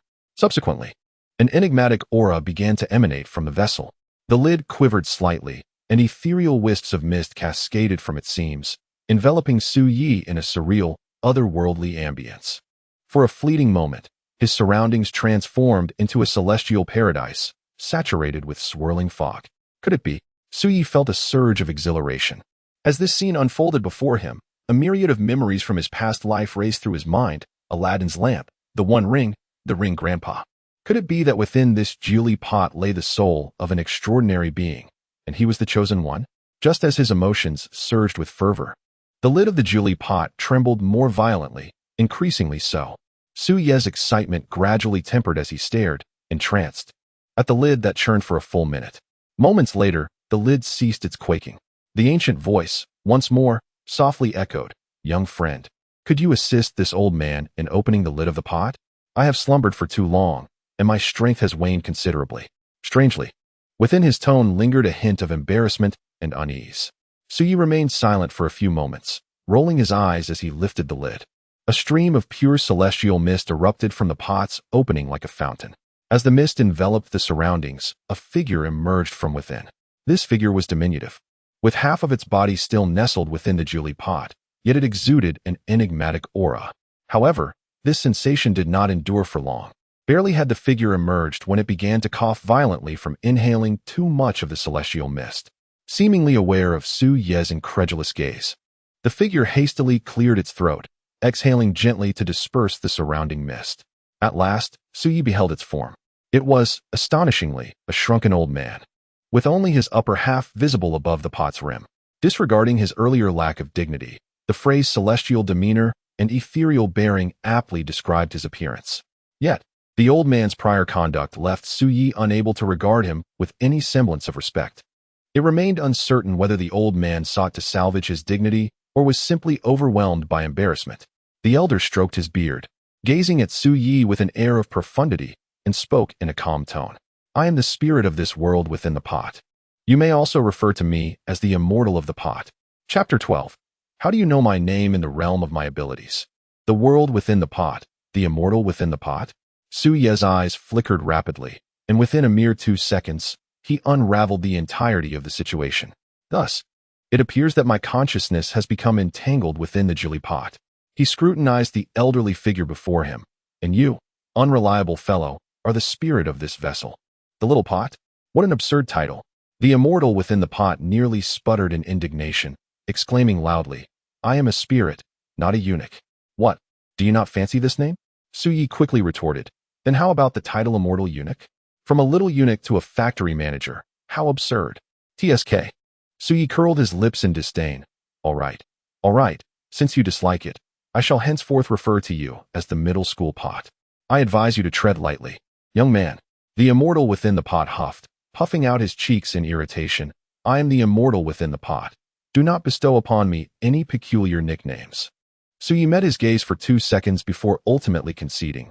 Then I shall take a step back and call you old pot. Regardless, I am still a celestial spirit. Show me some respect. The immortal within the pot, however, remained unsatisfied with this title and insisted Su Yi address him as immortal. If you continue to prattle, I shall close the lid on you. Su Yi, growing somewhat impatient, raised the lid of the Jiuli pot in a threatening manner. I must say, young friend, you possess quite the charm. Old pot is indeed a fitting title. The old pot suddenly changed its expression, immediately conceding defeat. Su Yi gazed at the adaptable spirit before him, a look of perplexity evident in his eyes. Nevertheless, he let out a heavy sigh and inquired, "So, why has my consciousness entered this world within the pot?" He remained somewhat puzzled as to why, after infusing energy into the Jiuli pot, he was inexplicably drawn into this realm. Yet, he had a faint suspicion that it might be related to the faint blue light emanating from the two spectral beasts.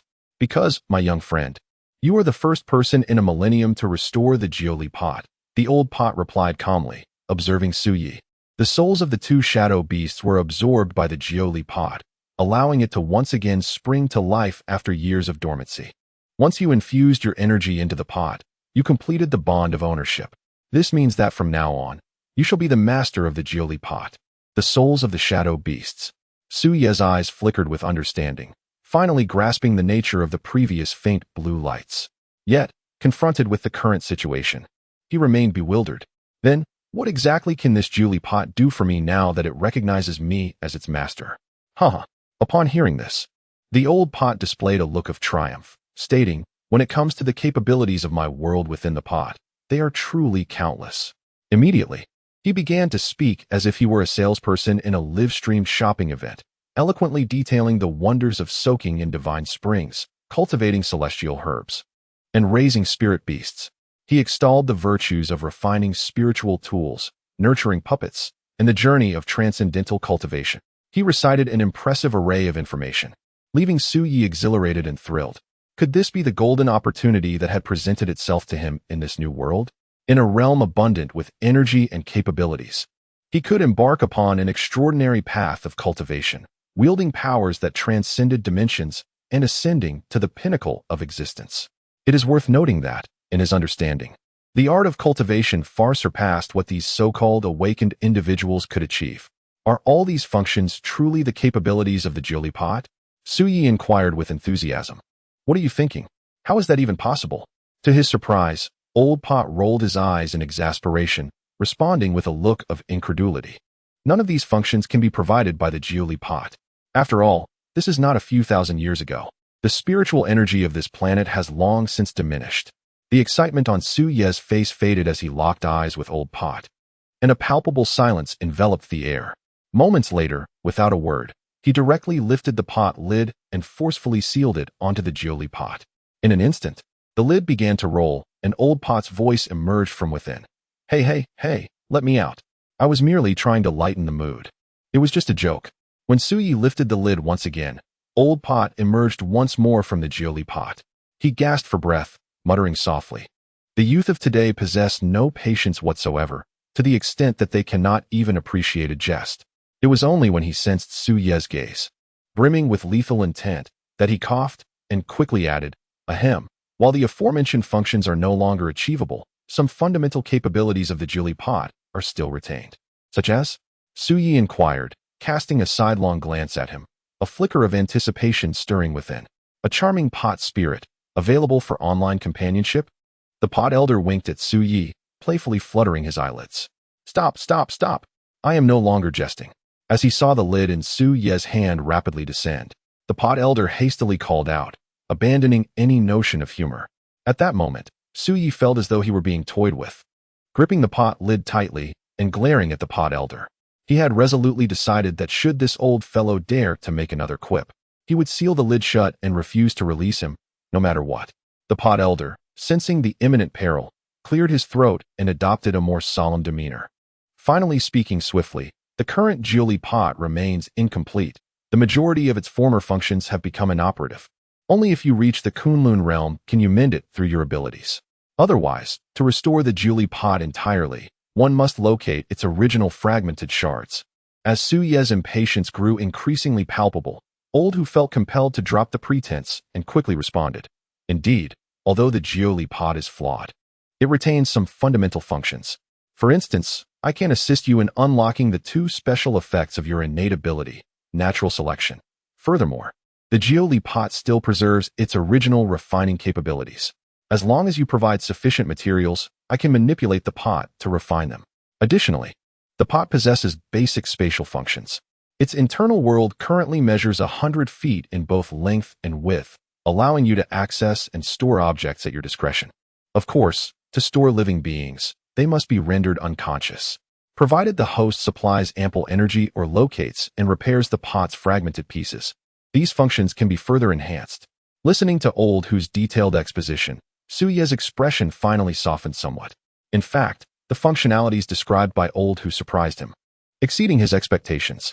Yet, in the next moment, he suddenly reached out to grasp the Jiuli pot suspended in the air, pulling Old Hu closer and demanding, "How do you know that my ability is called natural selection? Moreover, I've noticed that you seem to know an awful lot about me." Chapter 13, My Clothes. Renewed. This is naturally due to the fact that since the Jiuli pot has recognized its master, I have been able to perceive, to some extent, the circumstances surrounding you, my young friend. The old pot immediately gestured with both hands to explain. Considering the passage of time, it has been several decades since my last awakening. My understanding of the present world is entirely derived from you. Observing these conditions is also one of my abilities. Very well. Su pondered for a moment, gently releasing the Jiuli pot, choosing to place his trust in the old pot. After all, the names of his abilities were self-assigned. The old pot's precise calling of the names could only be explained in this manner. Soon, curiosity gleamed in his eyes as he looked at the old pot and inquired, "Can you tell me about the specific effects of evolution through natural selection and the extraordinary talent?" The old pot floated back into the air, pretentiously adjusting his attire. Afterward, he stroked his long beard and replied, "Regarding the specific perception of ability effects, as long as you possess a certain mastery over your own energy, you will be able to sense it yourself. However, since you are so inquisitive, I shall provide you with this information in advance. Your SSS level ability, the first effect of evolution through natural selection, can elevate your D-grade repair hand to a higher level through certain special materials. To upgrade the repair hand from D-grade to C-grade, you will need a piece of Star C meteorite for the evolution." Star C meteorite? Suyi furrowed his brow, having never encountered such a name before. This was a unique material that only materialized within the illusory realm. Lao Hu replied calmly, "With your current capabilities, my young friend, it may prove quite difficult to acquire." The mention of the illusory realm caused Suyi to start. Ever since 2 centuries ago, when the formidable human warrior, Tao Tai, expelled the illusory demons from the borders of the Dragon Kingdom, those demons have relentlessly sought to invade once more. Their strategy involves opening the illusory realm to establish a special transmission conduit, linking the realm they occupy with the Dragon Kingdom. The illusory demons exploit this opportunity to infiltrate the Dragon Kingdom or to dispatch illusory beasts through the illusory realm into the territory of the Dragon Kingdom. To date, the emergence of the illusory realm has inflicted significant losses upon the Dragon Kingdom. Moreover, the hunters trained by the Dragon Kingdom can, through certain means, pinpoint the location of the illusory realm. Before an invasion occurs, they infiltrate the illusory realm to dismantle it. Indeed, the notion of permanently evolving one's ability level is far from straightforward. Suyi took a deep breath, having anticipated this outcome. After all, the elevation of one's ability level is a concept scarcely heard of, although the effects of abilities enhance with the ascension of one's realm post-awakening. Their intrinsic level is predetermined at the moment of awakening and remains immutable. The characteristic of survival of the fittest has never been recorded in the Dragon Kingdom's database. And what of the third characteristic, the prodigy? Suyi calmly inquired once more. The effect of a prodigy allows one to awaken and comprehend new D-level abilities upon fulfilling specific conditions. In Hu Lao's eyes, a look of astonishment flickered, his gaze shimmering with brilliance. This also implies that, theoretically, young friend, you can master countless D-level abilities. However, thus far, to grasp a brand new D-level ability, you will need. Suddenly, as if he perceived something, he became momentarily stunned, his expression shifting to something peculiar. Need what? Suyi found such vague statements exceedingly bothersome, furrowing his brow. You must personally slay a rock-bound phantom beast. Hu Lao blinked and articulated the conditions he had sensed. The 2 phantom beasts you encountered today are both of the rock-bound variety. Are you suggesting I personally eliminate a creature like the Shadow Beast? Su Ye's expression immediately turned strange. Although he had previously collaborated with Fong Xian to defeat a shadow beast, the damage inflicted and the kill were primarily due to Fong Xian's Christmas gift. Given his current capabilities, combined with his nearly non-existent combat prowess, the prospect of personally vanquishing a phantom beast seemed insurmountable. Su Yi rubbed his forehead in exasperation. While the ability of natural selection is classified as SSS level and appears formidable, in reality, the only effect he could currently utilize was the second effect, Transcendence. The other two effects remain entirely inaccessible to him at this moment. By the way, dear friend, your second ability, Fading of the Mundane, will enter different cooldown periods based on the enhancement levels achieved. The time required for cooling down after elevating the ability to C rank differs significantly from that required after advancing it to SSS rank. The old man continued calmly. Previously, you had raised the repair skill to SSS rank, restoring my essence. This implies that your next use of Fading of the Mundane must occur at least a month later. Su Ye's lips twitched as he gazed in exasperation, pondering if this meant that within the upcoming month, the principle of survival of the fittest would hold no utility whatsoever. In truth, there exists a method to reset the cooldown of Fading of the Mundane. Oh, what method is that? Su Yi inquired, his expression shifting to one of slight anticipation as he looked towards the old man. Should you successfully unlock the third ability, Prodigy, the cooldown for Fading of the Mundane can be reset. You might as well keep silent. Su Yi rolled his eyes at the old man's seemingly trivial suggestion and promptly closed the lid. Meanwhile, in a certain rented room, Fong Xian fluttered her eyelashes and finally opened her eyes. Oh, Sister Xian is awake. Guo Yan, who had been sitting idly at the bedside, immediately noticed her movement and exclaimed with excitement. No sooner had he spoken than two figures rushed in, swiftly approaching the bed. Xiaoyan, sisterly, and senior? Fong Xian gazed ahead in a daze, her consciousness still somewhat hazy. As she propped herself up, she rubbed her brow. The final image in her mind frozen in the moment when he pushed Su Yi away, only to be hurled aside by the second shadow beast. That second shadow beast had already been vanquished by us. Guo Yan, grinning cheerfully, flashed a V sign. Indeed, there was a high school student beside me at that time. Fong Xian abruptly snapped back to reality, her expression tightening with anxiety as she urgently inquired. As a hunter from Longxia Academy, failing to protect civilians would constitute a grave dereliction of duty. That guy? Rest assured, he is unharmed. Guo Yan shrugged, shaking his head with a hint of helplessness. He deceived the senior by claiming he would look after you, only to flee while we were gathering materials. Humph. Xiaoli let out a cold snort. Her brows furrowed in disdain for men who only knew how to evade. Evade? Fong Xian's lips curled into a bitter smile, her eyes flashing with numerous fleeting images. Without him, I would have been incapable of slaying that shadow beast. Indeed, that shadow beast was not solely hunted by you. A glimmer of intrigue sparkled in Cao Sha's eyes. He was filled with questions regarding the events of the previous night.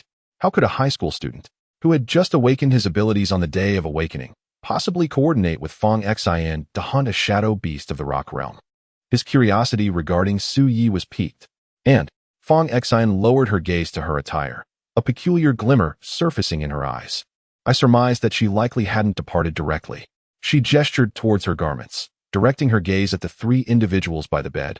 My clothes have transformed. Chapter 14. I have a dream. Has the outfit changed? Xiaoli tilted her head in confusion as she observed Fong Xian's JK dress. Indeed, Fong Xian replied, her gaze glimmering with an inexplicable light as she admired her pristine attire. During the recent battle, she had endured multiple assaults from shadow beasts, leaving her garments in tatters. Yet now, they appeared entirely unscathed, as if newly crafted. I surmised that it must have been that individual who utilized his abilities to restore my clothing. Could his power be the S-rank ability, River of Reversal? Cao Sha mused, stroking his chin, his eyes sparkling with intrigue. Such a power belongs to the realm of space-time manipulation. If cultivated, the future holds great promise. However, I believe that is not the case, Fong Xian replied, shaking her head in puzzlement as she recalled the abilities previously demonstrated by Su, alongside the energy fluctuations emanating from her own being. If my senses are accurate, his ability should be classified as a D-rank power, Repair Hand. What did you say? Guo Yan exclaimed, his eyes widening in astonishment. How could a newly awakened D-rank ability possibly coordinate with you to vanquish a rockbound shadow beast? Xiao Sha's curiosity deepened. D-rank abilities are not merely the weakest of powers. With an elevation in 1S realm and the adept development of the ability, they need not pale in comparison to S-rank abilities. However, he had never heard of a high school student who had just awakened a D-class ability on the day of awakening being able to assist Fong Xin in slaying a shadow beast. My interest in this individual is undoubtedly growing. Xiao Sha smiled slightly. During this recent mission, the principal had mentioned that if any gifted high school students were encountered, they could be admitted without examination. The principal's intention was not to suggest that you, senior, should scout for individuals with abilities above S-class, was it? Guo Yin tilted his head in confusion towards Xiao Sha. The battle against the void demons cannot simply be measured by the level of ability. Xiao Sha replied calmly, stating that practical combat skills are far more significant than mere talent. From my personal perspective, that individual we encountered earlier possesses considerable potential. Later, Fong Xin, please recount the details of the battle. I wish to see how that young man coordinated with you to defeat the shadow beast. Whatever the situation regarding the high school student, it will suffice.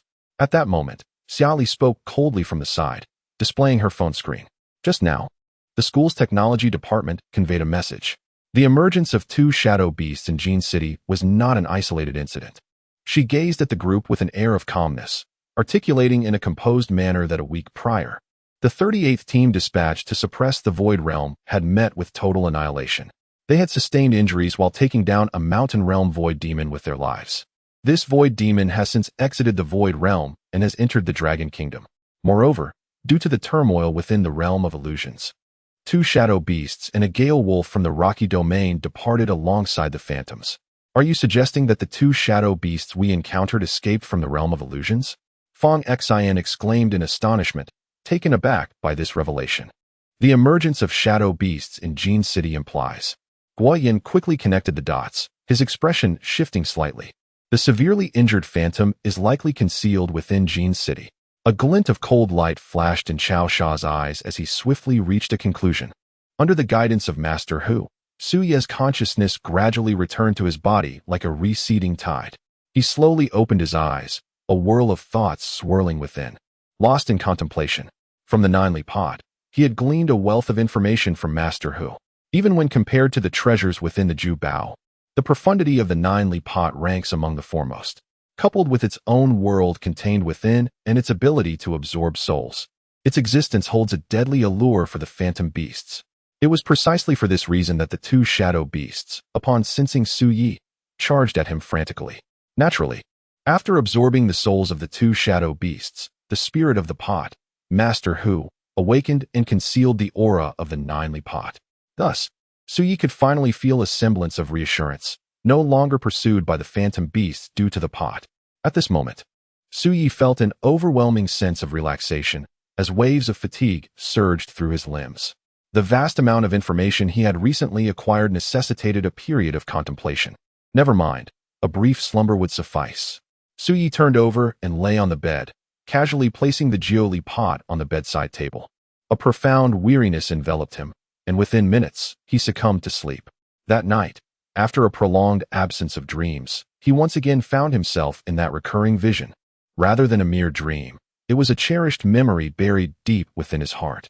In a dilapidated park, Su Yi sat on a swing beside a young girl, gently swaying back and forth. The girl wore a bright smile, vigorously propelling herself through the air, her hair dancing in the breeze, radiating a luminous aura under the sun's warm embrace.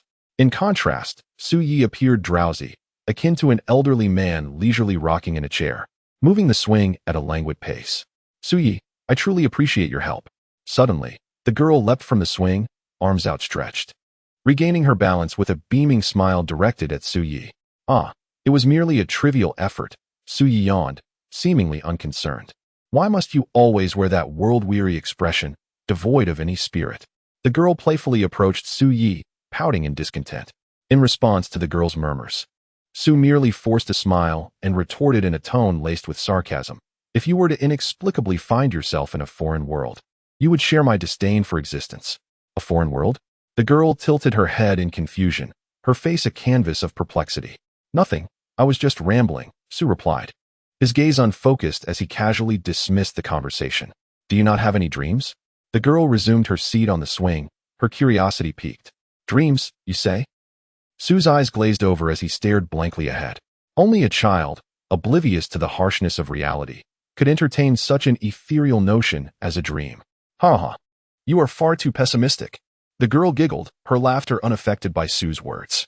She gently swayed on the swing, her gaze sparkling as sunlight refracted off her eyes, radiating a dazzling brilliance. I have held a dream since childhood. Oh, what is your dream? As her hair danced in the air, she basked in the sunlight, her smile pure and untainted. I aspire to become an awakened one on the day of awakening in 3 years. When that time comes, I shall undoubtedly join the Academy of Awakened Ones, striving to become a hunter of the void, determined to eradicate the abyssal demons. I shall fight to protect our nation, to safeguard all of our people. Chapter 15. The escaping illusion. When Siyu opened his eyes, the clock had already struck past 8 in the morning.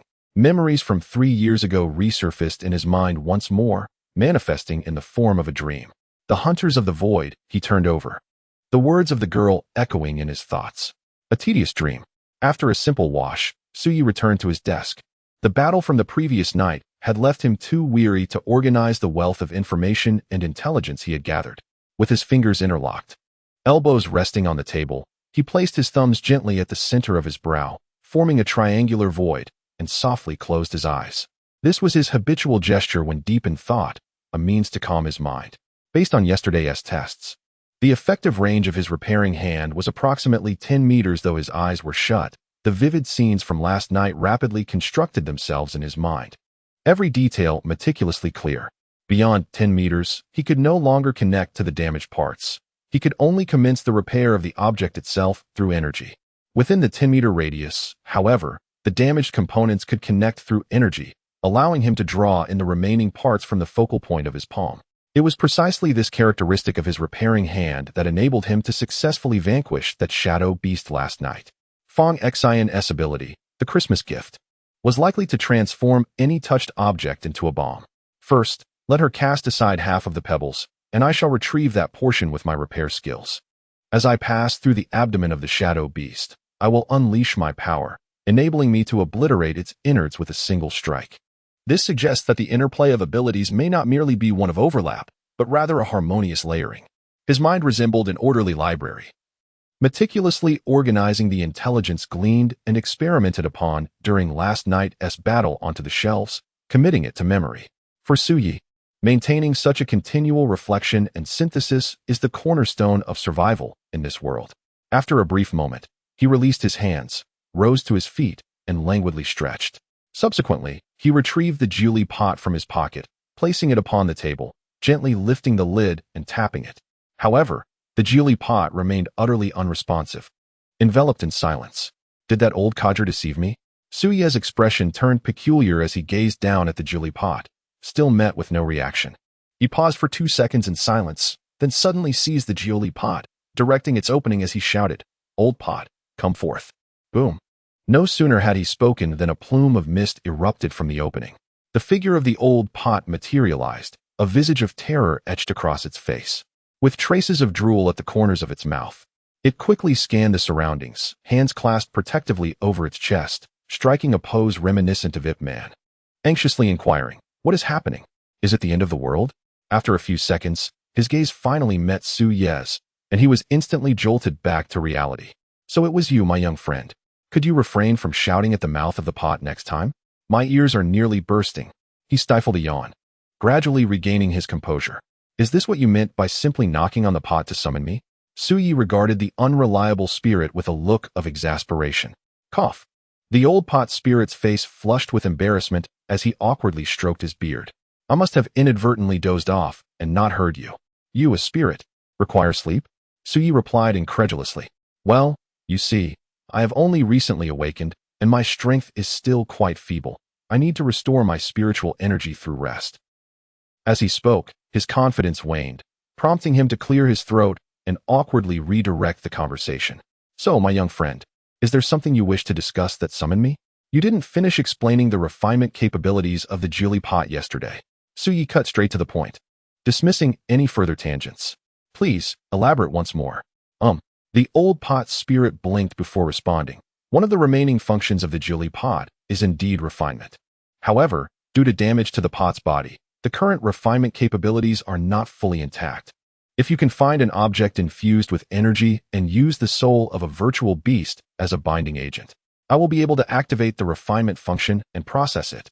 According to contemporary terminology, the items that the Jiuli pot is capable of refining should be referred to as Juebao. In other words, as long as I can locate something imbued with energy, you can refine it into Juebao, correct? Suyi raised an eyebrow and inquired swiftly. Presently, the Jiuli pot's power is insufficient.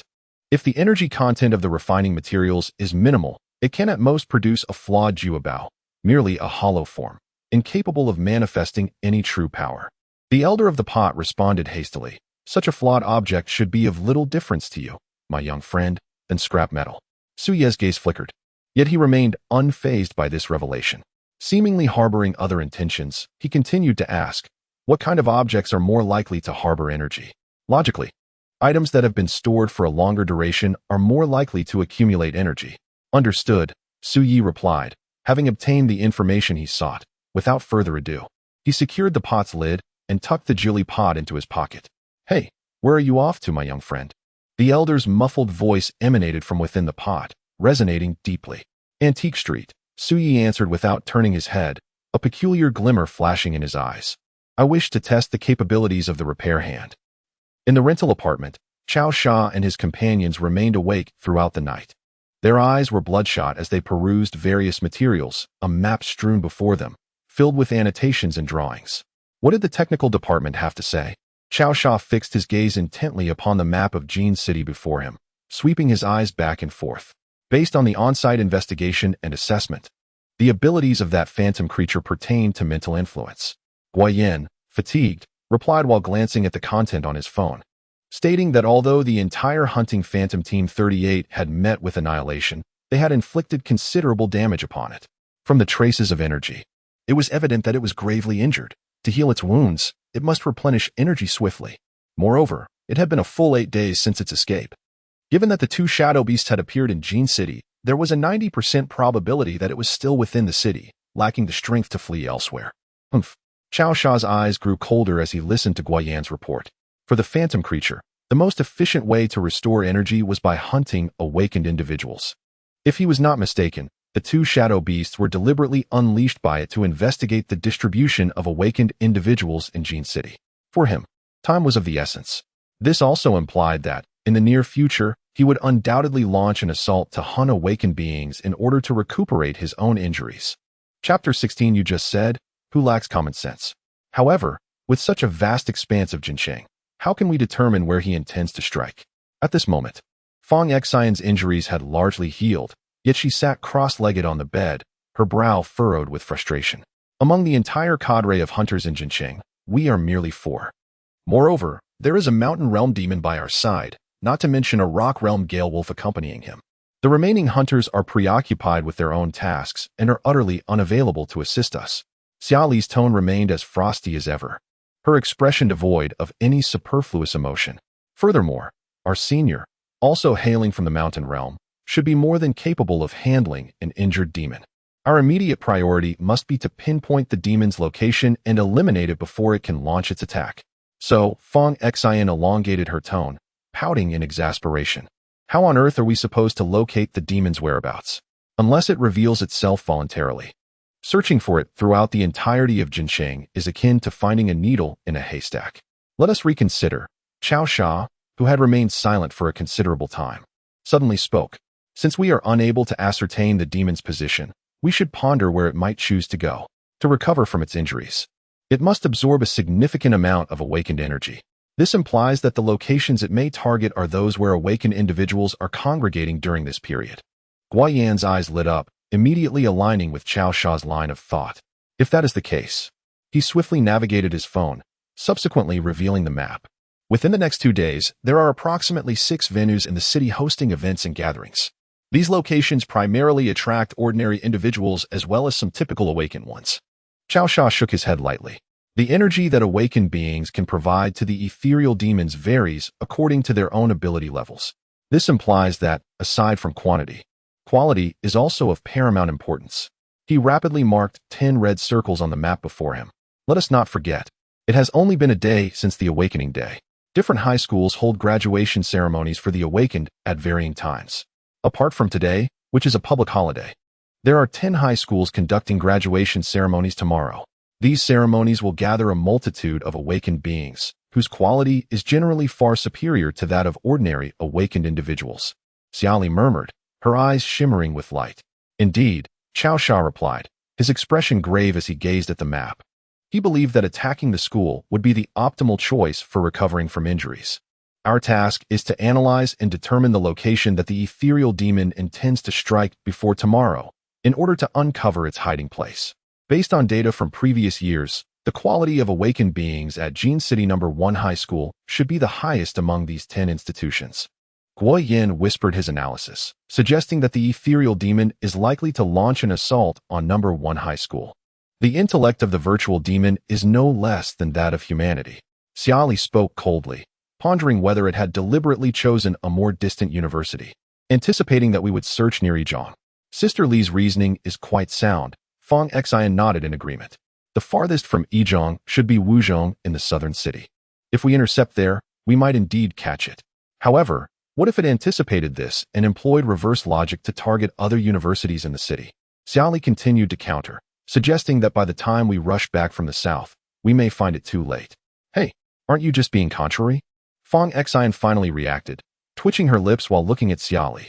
If we follow your logic, won't we go in circles endlessly?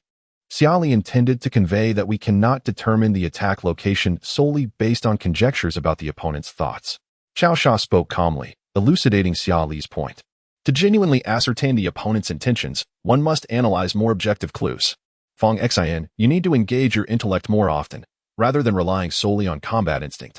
Fang Xian pouted in dissatisfaction, muttering, then can't we postpone the graduation ceremonies at these high schools? For instance, if we only allow 1 or 2 schools to hold their ceremonies each day, it would be easier for us to defend. Xian Jia, you truly ought to employ your brain more. Guo Yin chuckled lightly, glancing over. If we proceed in this manner, the phantom will undoubtedly become vigilant. At that point, it could readily opt for a secondary course of action, launching assaults on locations far removed from the school.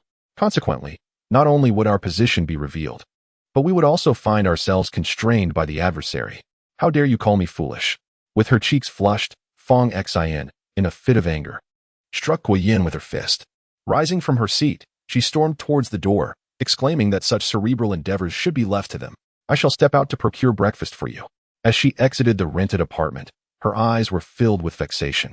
Initially, she had anticipated this outing to be a routine phantom hunting task, but little did she expect a phantom to have emerged from the void. This was a stark contrast to combat within the void realm.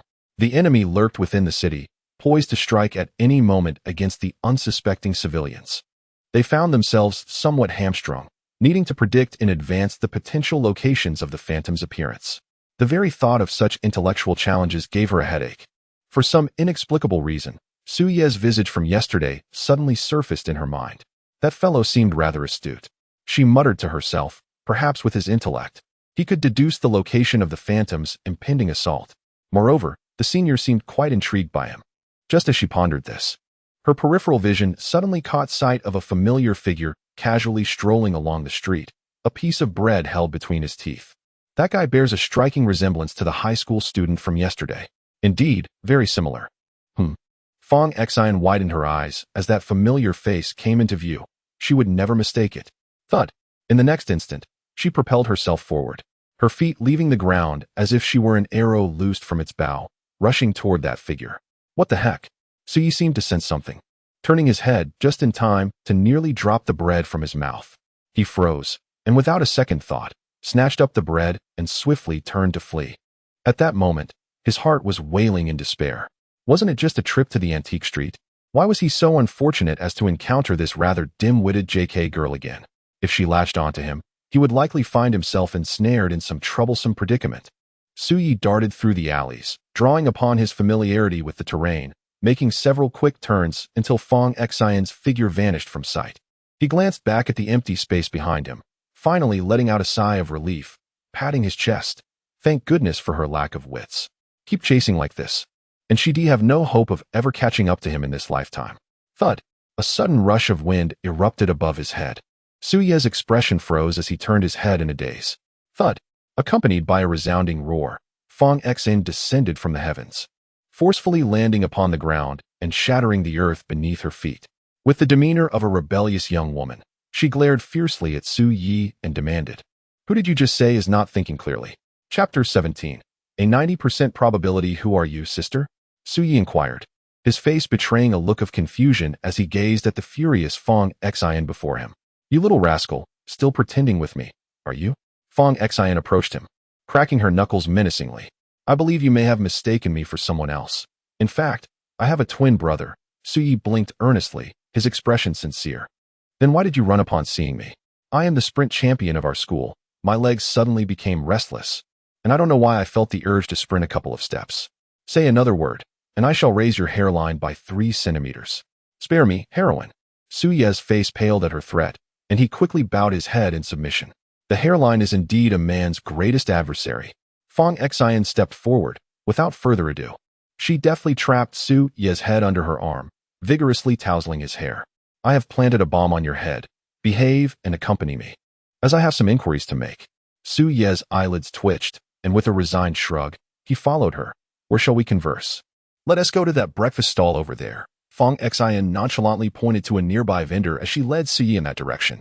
"Boss, 3 bowls of tofu pudding and 6 pieces of youtiao, please," she declared boldly, taking a seat with an air of confidence. Su Yi blinked, realizing that 1 bowl was quite sufficient. He could not consume so much. Fong Xin cast a sidelong glance at Su Yi before calling out to the vendor once more. "For bowls of tofu pudding, and add 2 sticks of youtiao." Su Yi.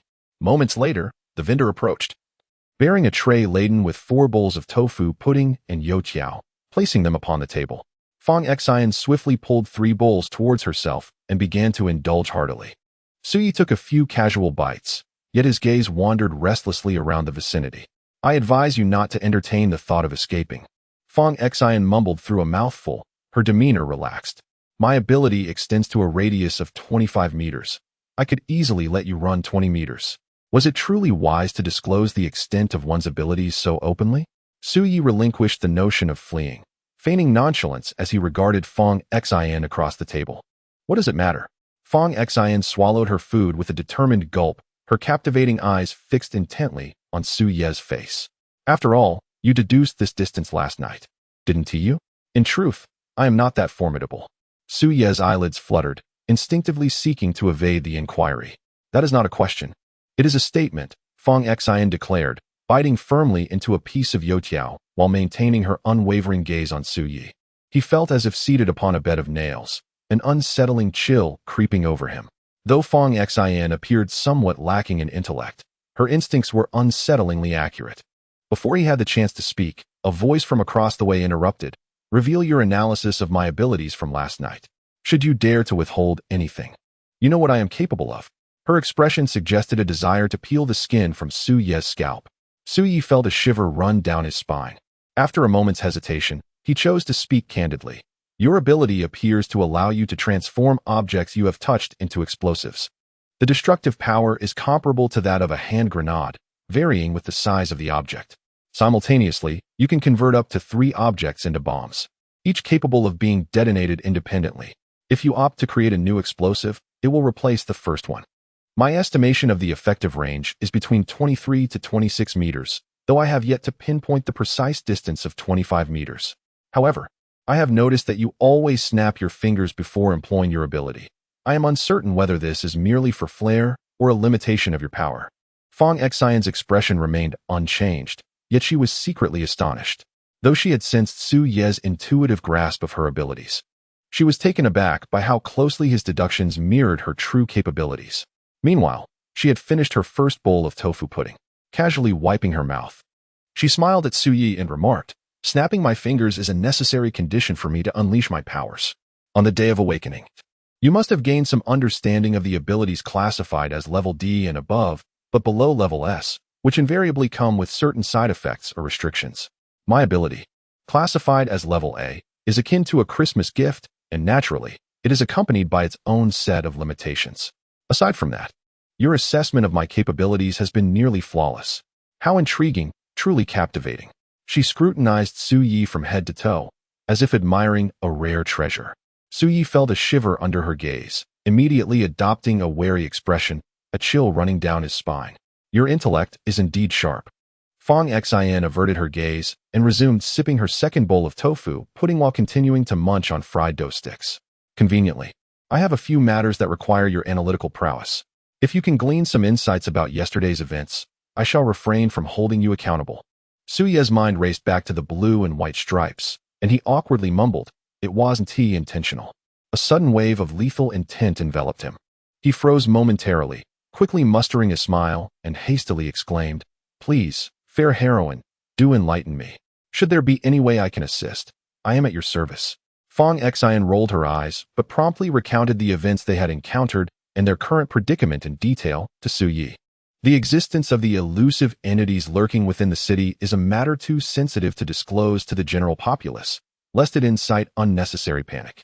However, through her observations of Su Yi and their interactions the previous night, Fong Xin has ascertained that he is indeed trustworthy and possesses a keen intellect.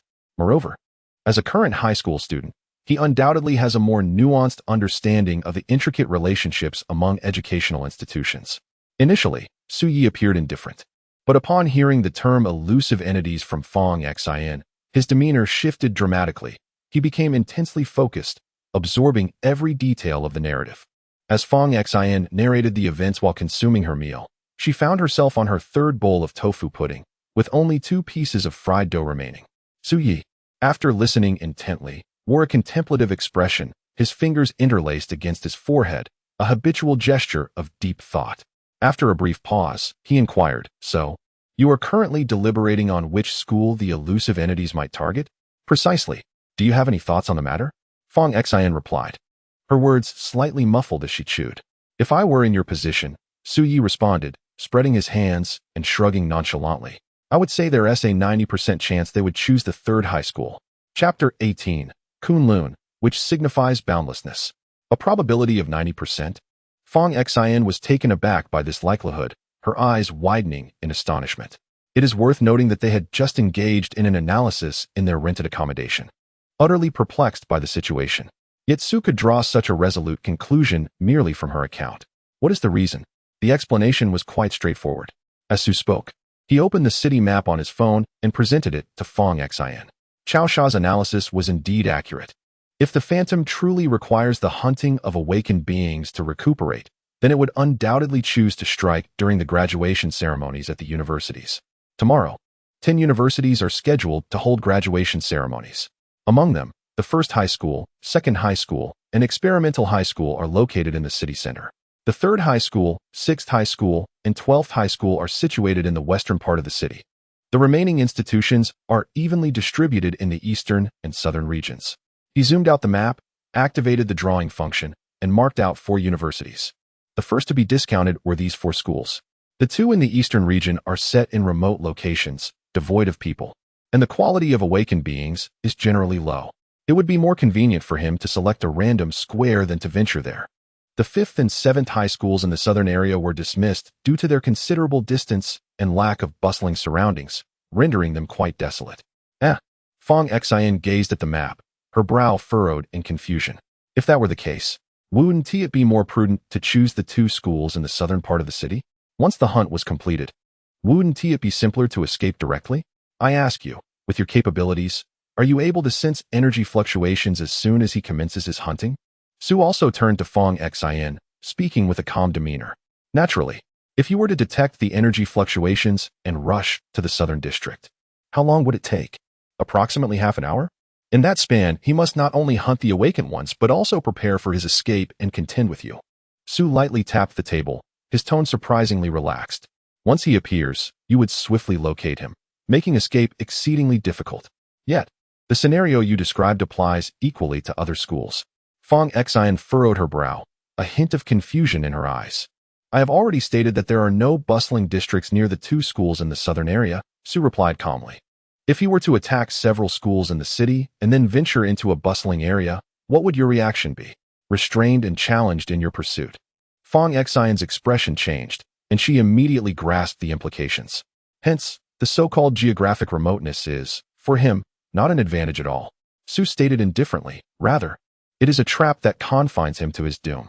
As for the 3 high schools within the city, due to their geographic conditions, they possess a higher concentration of resources among faculty and students. This also implies that during their graduation ceremony, a greater number of teachers from various universities will arrive for recruitment. Among these educators, it is inevitable that some will possess formidable abilities as awakened individuals.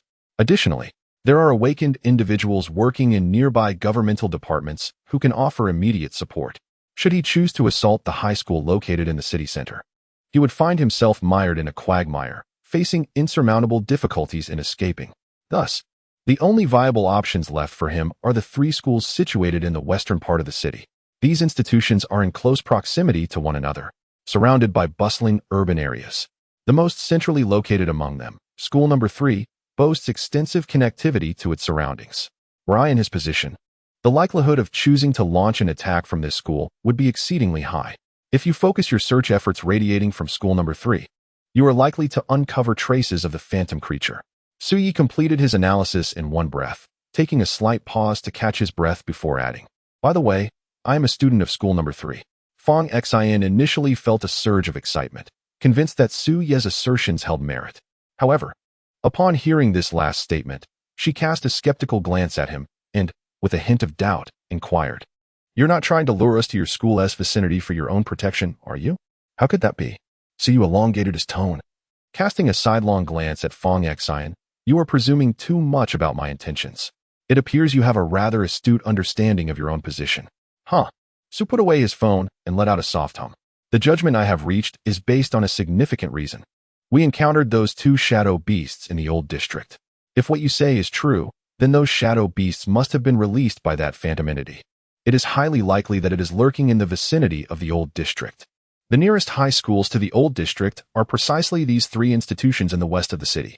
Your reasoning is indeed quite sound." Fong Xian appeared to have an epiphany, unconsciously stroking her chin. Merely the presence of the phantom beasts in the old district would be insufficient to draw this conclusion alone. However, when combined with Su's earlier analysis regarding the location of their encounter with the phantom beasts last night, it can serve as crucial evidence. "I will relay your analysis in its entirety to the senior."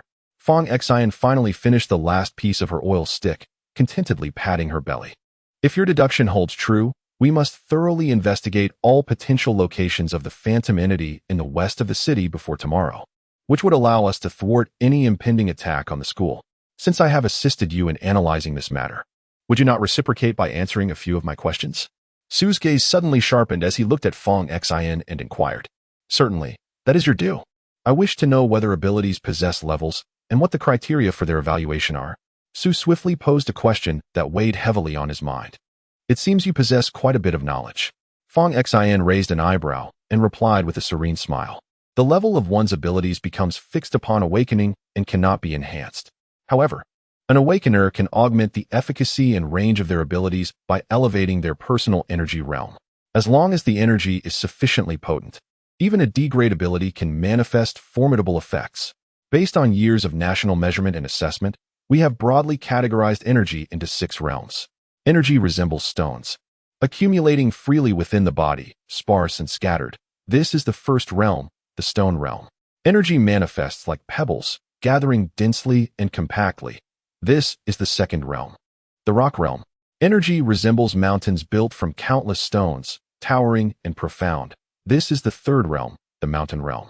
Energy is akin to peaks formed from a multitude of mountains, majestic and intertwined. This is the fourth realm, the peak realm. Energy flows like a continuous range of peaks, unending and uninterrupted. This is the fifth realm, the ridge realm. Above these 5 realms lies the most powerful 6th realm, Kunlun. This signifies that one's energy has reached a level akin to the legendary Kunlun Mountain, boundless and ethereal, symbolizing infinity. Chapter 19. The Hunter of the Void is not as you describe regarding the hierarchy of energy realms. This was the first time Su Yi had heard of it. After pondering for a moment, he promptly inquired, "What is the typical duration required to enter the rock realm?" "At least several months, but possibly." Fong Xian chuckled, leaving her words hanging. Yet, Su Yi quickly grasped her implication. Only those who have entered the rock realm are deemed eligible to become hunters of the void.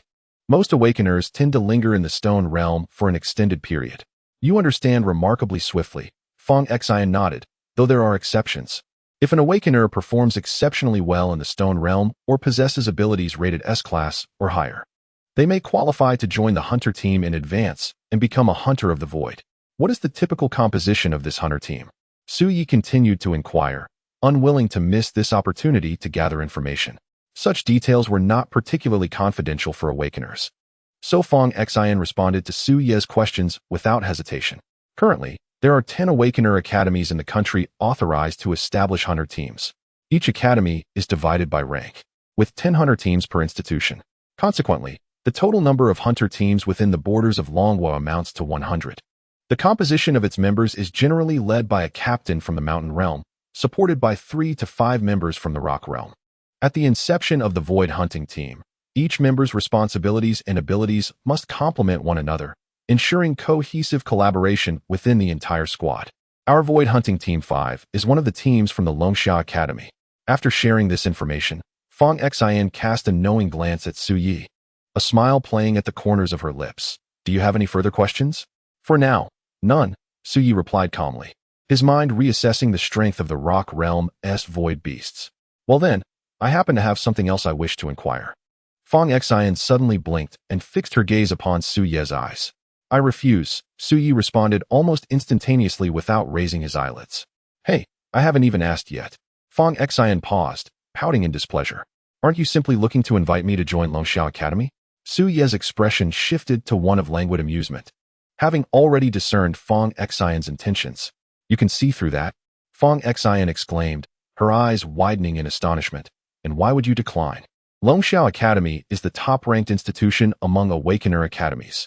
Others would do anything to gain entry. Why would you refuse? If you are willing, I can have a senior recommend you, allowing you to enroll without examination. Excellence stands out in a forest, and the wind will inevitably strike it down. Su Yi calmly responded that joining Longsha Academy might not necessarily be a blessing. Alongside the promise of high rewards, the associated risks significantly escalate. As far as I am aware, the casualty rate among the awakened at Longsha Academy is likely to rank within the top 3. Furthermore, the members of the Void Demon Council particularly relish targeting the students of Longsha Academy. You are aware of the Void Demon Council? Fong Xian's eyes reflected an increasing intrigue. Since her encounter with Su Yi yesterday, she found this high school student to be enveloped in an air of mystery that perplexed her. Isn't it merely an organization established by a group of lackeys to the Void Demons, specifically aimed at preying upon the awakened, coercing and enticing them to join the council and serve the Void Demons? Su Yi remarked casually. He had perused a wealth of information regarding the awakened in the government's database, and the matters concerning the Void Demon Council were among what he had discovered. Someone of my talent, once I begin to shine, will undoubtedly attract attention, won't I? You certainly lack any semblance of modesty. Fong Xian observed him with narrowed eyes, having never encountered someone so self-absorbed. Just yesterday, you were pretending to be an ordinary high school student trying to blend in. There is another reason, Su Yi declared, finishing his bowl of tofu pudding and rising from the breakfast stall. His expression transformed into one of notable indifference, rendering Fong Xian somewhat estranged. I harbor a strong disdain for void hunters. To me, this is merely a gathering of individuals united by their pursuit of fame and personal desires. You revel in privileges that surpass those of the enlightened. Yet you utterly fail to fulfill your rightful responsibilities. Frankly, I see no benefit in joining such an organization. Hey, what are you talking about? Fong Xian exclaimed, unable to accept such an insult to the void hunters, her agitation prompting her to slam her palm on the table. We are fighting to protect the people, battling against the void demons. Do you know how many hunters have lost their lives each year in this struggle? Using those we are meant to protect as bait to slay the void beasts and enhance one's own achievements. Can such individuals truly be considered guardians of the people? Su, for reasons unknown, felt his voice rise, his emotions fluctuating. He locked eyes with Fong Xian, their heated exchange drawing the attention of other patrons around them. I apologize. Su quickly reined in his emotions, donning a facade of nonchalance once more. I have conveyed what you wish to know. I am merely a selfish individual, preoccupied with my own safety. Therefore, I shall not join Longsha Academy. preferring instead to live quietly as an ordinary awakened one. I hope this will be our final meeting. Thank you for treating me to breakfast. He nodded slightly before turning to leave. Fong Xin remained rooted in place, her chest rising and falling with indignation. To her, being a hunter of the void was a long-cherished dream. In her eyes, it represented an extraordinarily sacred pursuit, worthy of devoting her life to. Yet, this mere high school student dared to defame the very identity of a hunter of the void. A hunter of the void is certainly not the self-serving individual you describe. Fong Xin caught up with Su Yi and declared with unwavering determination, "It is our duty to protect the people and hunt the void beasts." "Is that so?" Su Yi halted, responding in a calm tone. "Then I hope you can locate that void demon within a day and prevent it from attacking the school." "We certainly will," Fong Xin asserted resolutely, unsure whether she was reassuring Su Yi or swearing an oath to herself. "No one shall be harmed by the void demon. I will risk my life to safeguard each and every one." "That would be splendid," Su Yi replied, maintaining his indifferent demeanor as he resumed his stride. His attitude incensed Fong Xin, causing her to clench her fists in frustration, glaring fiercely at the path ahead. With indignation, she waved her fists, watching Su Ye's receding figure. Murmuring to herself, "A hunter of the void is certainly not what you claim." Chapter 20. The plot seems off. In a certain room in the western part of Jean City, heavy breaths echoed through the air.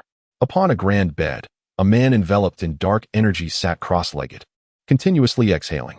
His appearance was unremarkable, yet at the center of his forehead lay what appeared to be a pitch-black gemstone. This gem, deeply embedded within his brow, flickered with dark radiance in sync with his breath. Suddenly, the man's complexion turned pale. He abruptly opened his eyes and spat a mouthful of blood. "Damn those hunters."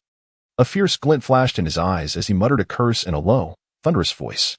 He needed to replenish his energy swiftly to mend his wounds. With both of his ethereal beasts slain by the hunters, they would undoubtedly take precautions and search for his whereabouts.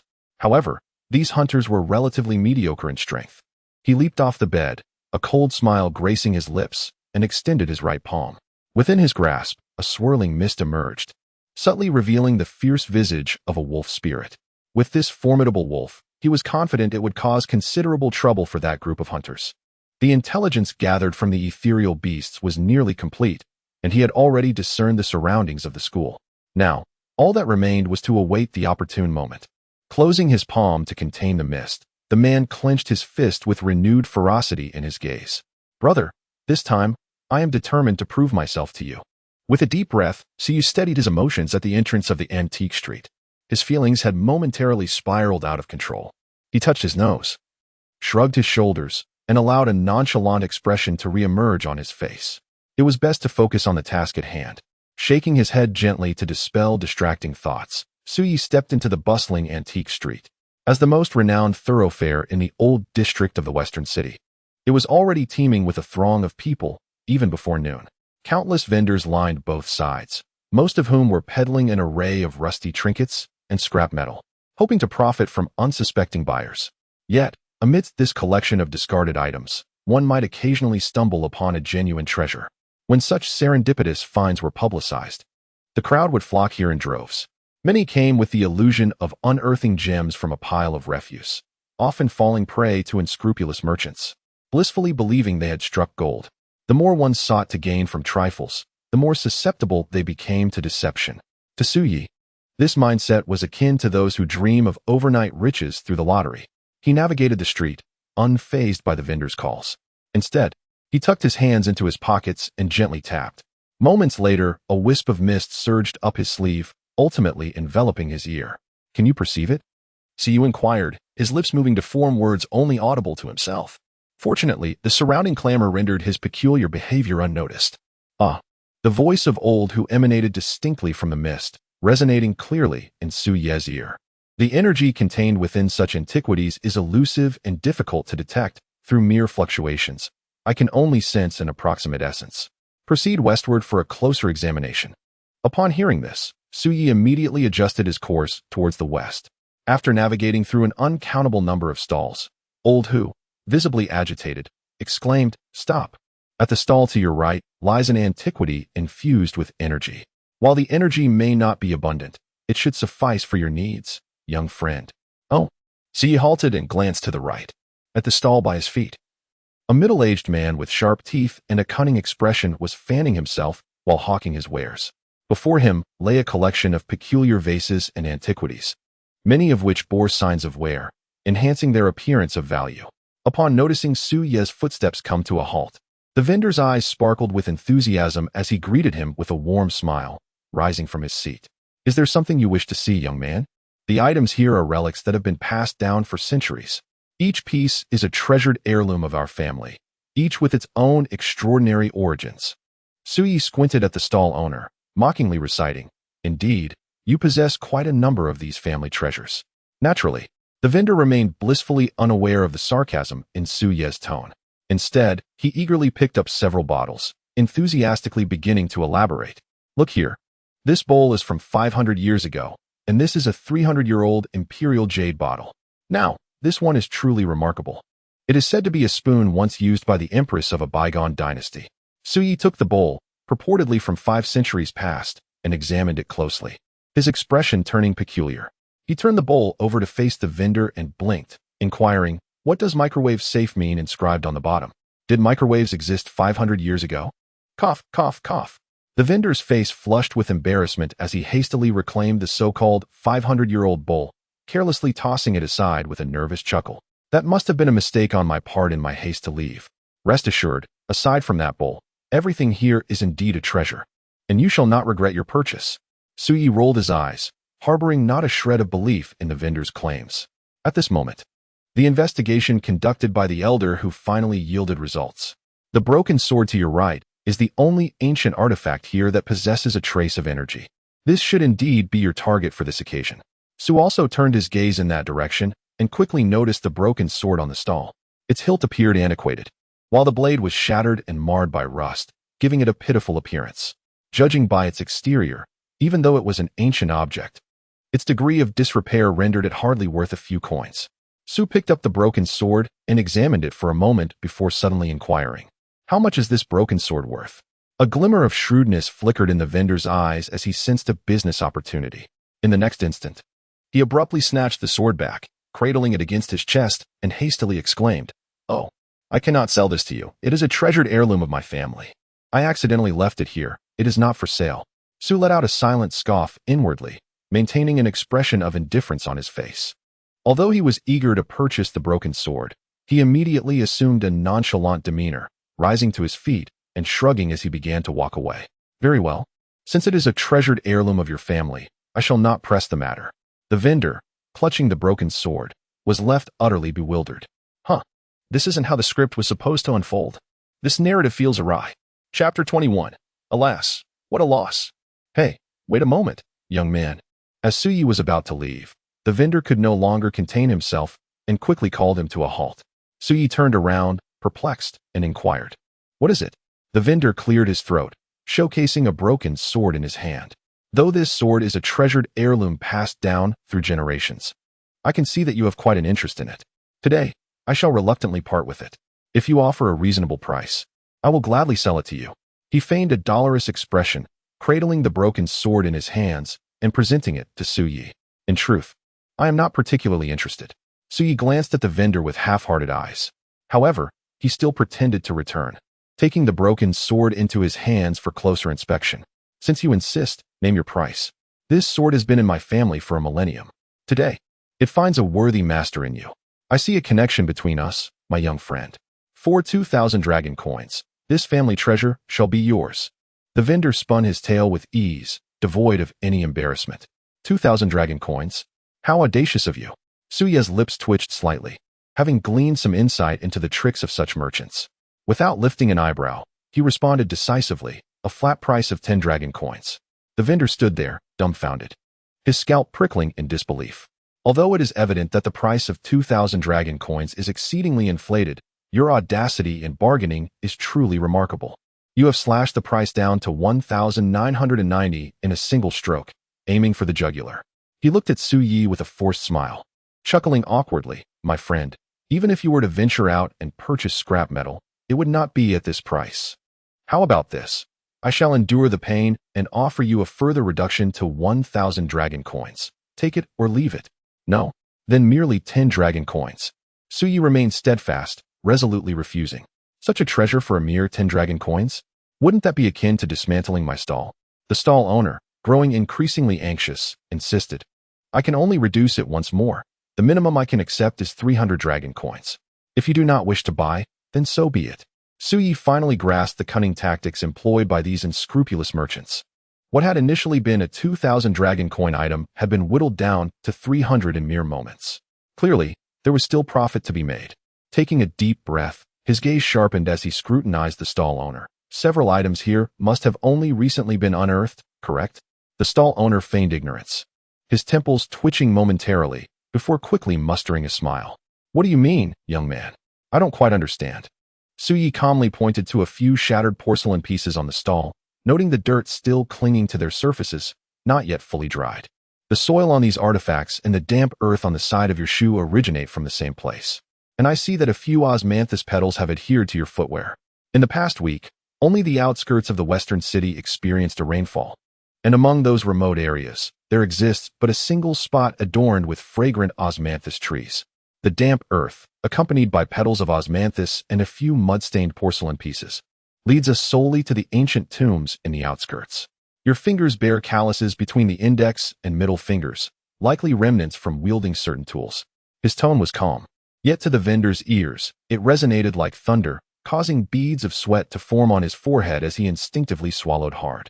Su raised his gaze slightly, looking at the vendor, and remarked coolly, "You must have just emerged from a burial site before setting up your stall here." What? What are you talking about? The vendor, now nervously wiping the sweat from his brow, glanced around anxiously, fearful that someone might overhear Su's words. Surely you are aware that entering a tomb without permission constitutes grave robbery, punishable by law. Su disregarded the vendor's attempts at evasion, continuing to press forward with an unyielding demeanor. Yet, he shifted his tone, revealing a faint smile. But rest assured, I have no intention of reporting you. I do have a certain interest in this broken sword. How about this? I will offer you 50 dragon coins for it, and in return, I will pretend that I saw nothing. He exuded confidence, believing that this blend of intimidation and temptation would suffice to acquire the broken sword at a bargain. To his astonishment, upon hearing the price he offered, the vendor's eyes widened, and he hastily thrust the broken sword into Su Yi's hands, seemingly fearful of any change of heart. It's a deal. A glimmer of secret glee and relief flickered in his gaze. Su Yi noticed this look and felt a twitch at the corner of his mouth, cursing inwardly. How unfortunate. Suddenly, the door to the rental apartment was forcefully pushed open by Fong Xian. In a huff, she tossed the breakfast she had purchased onto the table and plopped down onto the bed. What's wrong with you, Sister Xian? Did you step in something unpleasant on your way out?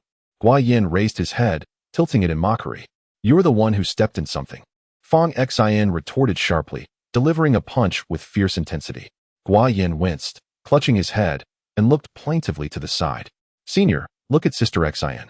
She is nothing short of a violent woman. Who told you to speak out of turn? Chao Sha yawned as he emerged from the restroom, casually wiping his face with a towel. With calm curiosity, he inquired, Fong Xian, did something happen when you went out? Fong Xian, still fuming, pounded the table and declared in a straightforward tone, the target of the illusory demon is Sanzhong. At this revelation, the other three were taken aback, their expressions filled with confusion. Subsequently, Fong Xian's words cascaded forth like a rapid-fire barrage, recounting Su Yi's earlier analysis in swift detail. The expressions of Chao Sha and the others transitioned from initial bewilderment to a grave seriousness, ultimately culminating in shock. Once she concluded her narrative, Gua Yin leapt from his chair, his astonishment palpable. Xinjia, after stepping outside, did you happen to be struck by an apple, awakening your intellect? These analyses were intricately interconnected. Although they could not assert their conclusions with the same certainty as Su Yi, they felt a confident 70% assurance regarding the target of the Phantom's assault. Fong Xian, did you derive this conclusion on your own? Chao Sha inquired. Her breath slightly quickened, revealing her excitement. Of course it was me. Fong Xian retorted, crossing her arms defiantly. However, soon, 3 pairs of eyes, including Xia Li's, narrowed in suspicion upon her. All right, it wasn't me, Fong Xian said with a grimace, finally sighing. It was that high school student from yesterday who figured it out. I just encountered him downstairs. She briefly recounted her meeting with Su Yi, omitting any mention of their conflict. That guy is indeed a genius. Qiao Sha marveled without dwelling too much on it, quickly returning to the table to encircle the area near the West City with a red circle. If his deductions are correct, then the phantom must be lurking within this region. Guiyan, relay this conclusion to the technical department and instruct them to access the city's surveillance in the West City. Today, it is imperative to investigate all potential locations where the elusive phantom may be concealed and to locate it without delay. Chapter 22.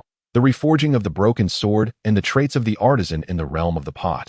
Su observed the broken sword in his hand, which he had acquired for a staggering sum of 50 coins, and skeptically inquired, can this mere broken blade truly transform into a precious gem through refinement?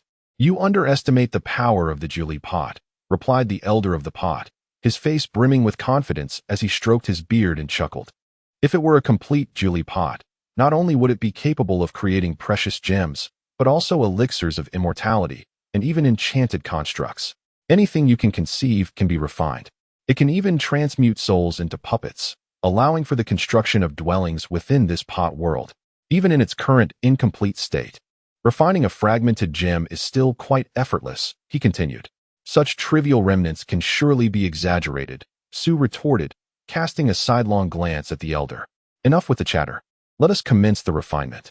He decided to sit cross-legged on the ground, eager to witness firsthand how the elder would transform the broken sword. The elder cleared his throat, his demeanor shifting to one of solemnity. He extended his hand towards the broken sword on the ground, causing it to levitate swiftly. Then, from the depths of the pot, a surge of pure celestial mist erupted, morphing and coalescing in mid-air until it took on the semblance of a furnace for refining tools.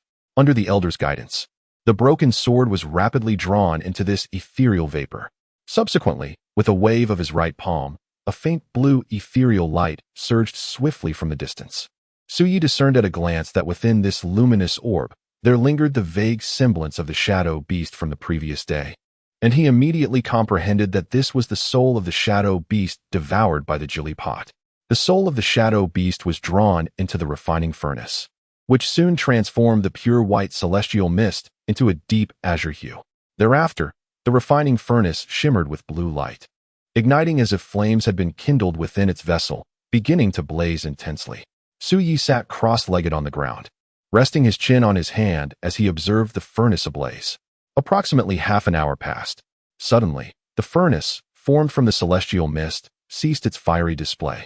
2 seconds later, the refining furnace erupted explosively in mid-air, and a fragment of a broken sword plummeted downward, embedding itself into the earth beneath his feet. Ha! The elder of the pot appeared utterly drained, his entire form slumping against the edge of the Julie Pot, wiping away non-existent beads of sweat from his brow, exclaiming, "What an exhausting endeavor! My young friend, take a look. If all has proceeded without error, this broken sword should have been refined into a precious gem." Su Yi sprang to his feet, swiftly retrieving the sword embedded in the ground. As he held it in his hand, a glimmer of astonishment flickered in his eyes. The once rusted and severely mutilated sword now appeared as pristine as if it had just been forged anew. Intricate patterns adorned the hilt, while the blade gleamed with unparalleled sharpness, though it bore an unmistakable fracture. The original rust has long since vanished, and the blade gleams so smoothly that it reflects Su Ye's elegant visage. The refining capabilities of the Julie Pot struggle to restore the broken sword to its former glory. The voice of the old pot master resonates from a distance. Although he has managed to refine the energy within the sword using the souls of ethereal beasts as a binding agent, transforming it into a precious jewel, this energy is exceedingly feeble, barely capable of unleashing the jewel's potential, rendering it a mere remnant of its former self. He is perplexed as to why Su Yi would go to such lengths to refine something seemingly devoid of utility. Yet, Su Yi's expression subtly shifts, as if harboring his own intentions, as he scrutinizes the sword in his hand. The broken blade, merely the length of a forearm, possesses an unexpectedly weighty presence. After a moment, he casually inquires, "Can the Julie Pot refine objects devoid of energy? What do you wish to refine? Create a sheath for this broken sword." The old pot master rolls his eyes, and with a flick of his palm, several oars soar from afar, hovering in his grasp. A mist envelopes them, and the oars immediately begin to morph. Minutes later, a sheath capable of accommodating the broken sword is forged. This capability surpasses that of a 3D printer by leaps and bounds. Su Ye's eyes brighten as he accepts the sheath, tucking it away with ease. Pray tell, my young friend, what is it that you truly desire? The old pot master, unable to suppress his curiosity, finally poses the question. Did I not mention it before? Su Ye gripped the broken sword in his right hand, and a surge of pure white energy instantaneously enveloped the blade. I wish to experiment with the properties of the repairing hand. Under his command, the repairing hand began to operate. In an instant, the once shattered blade underwent a remarkable transformation. Subsequently, a wave of pristine energy erupted forth from the sword. Upon sensing this surge, Old Hu's eyes widened in disbelief, exclaiming, "How is this possible? Could it be?" Time swiftly passed, and before long, the night had flown by in a blink. At 4:30 in the morning, in a city of the Northern Dragon Kingdom, even in summer, the night sky remained shrouded in darkness at this hour. On a rooftop somewhere, 3 figures stood side by side, quietly awaiting something.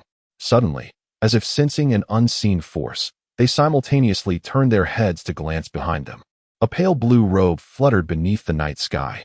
Qiao Sha lightly touched the ground with his toes, descending from the air as gracefully as a butterfly. Making not a sound, he deftly inserted an earpiece into his ear and calmly stated, "The final location has been thoroughly investigated. According to the technical department screening, there have been suspicious individuals in the western part of the city within the past 10 days, with 5 suspected locations harboring the void demons. We have now completed inspections of the other 4, leaving only this last site." His gaze pierced through the night sky, fixating intently on a humble dwelling below. This was an urban village, sparsely populated, with the youth having predominantly ventured out for work. Within this household resided 2 elderly individuals. Yet they had not emerged from their abode for approximately 8 days. It now appeared that they had fallen victim to the malevolent grasp of the specter. Cursed specter. Upon hearing this, the expressions of the other 3 hardened, their eyes alight with a fierce intent to kill. "How is the arrangement in the mirrored world?" Qiao Sha inquired calmly. "It has long been completed," Gui Yin swiftly replied. "Our battle here will not endanger any civilians. We will confine the area of effect to that dwelling." Qiao Sha nodded slightly, his hair billowing in the night breeze, revealing a gaze both profound and stark. For this operation, Fang Xian would remain on standby outside, while Gui Yin, Xia Li, and I would engage in battle within the mirrored world. Fang Xian pursed her lips, somewhat dissatisfied yet obediently nodded in agreement. "Excellent. Let the operation commence." Qiao Sha issued the command with composure, then leaped from the rooftop like a javelin, hurtling swiftly toward the dwelling below. Flanking him on either side, Gui Yin and Xia Li also descended, their expressions serene, unperturbed by the descent. Just as they leaped from the rooftop, still standing atop the building, Fang Xian wore a grave expression as she brought her 10 fingers together, forming a triangular void before her chest. A soft crimson energy surged forth from this emptiness, subsequently rising in 4 distinct currents at the corners of the urban village, swiftly coalescing into a square, transparent barrier that enveloped the area beneath the night sky. Zhu Bao, a realm within the mirror. Chapter 23. With a red armband tied around his left arm, the village was swiftly enveloped by the mirrored world. To the outside observer, everything appeared unchanged, seemingly normal. However, internally, it had already divided into 2 distinct realms. Even amidst the fiercest of battles, the adjacent buildings and citizens remained untouched. "How dare they keep me stationed outside under the pretext of my injuries?" Fang Xian thought, seated languidly atop the rooftop, her legs swinging idly, her eyes brimming with dissatisfaction. Yet, as the leader of the 5th hunting team, Qiao Sha's commands were not to be disobeyed. Moreover, having learned from past experiences, she understood the necessity of preventing any breach of the mirrored world from the outside, which could endanger the nearby residents. While Fang Xian rested her chin on her hands, languidly observing the nightfall, a sudden ringtone emanated from her chest. She tugged at her clothing, reaching in to retrieve her phone, promptly pressing the call button. "Hello," she barely uttered when an urgent voice burst forth from the other end. "Sister Xian, I finally found what you asked me to investigate." The voice of a youth resonated, filled with excitement but tinged with fatigue.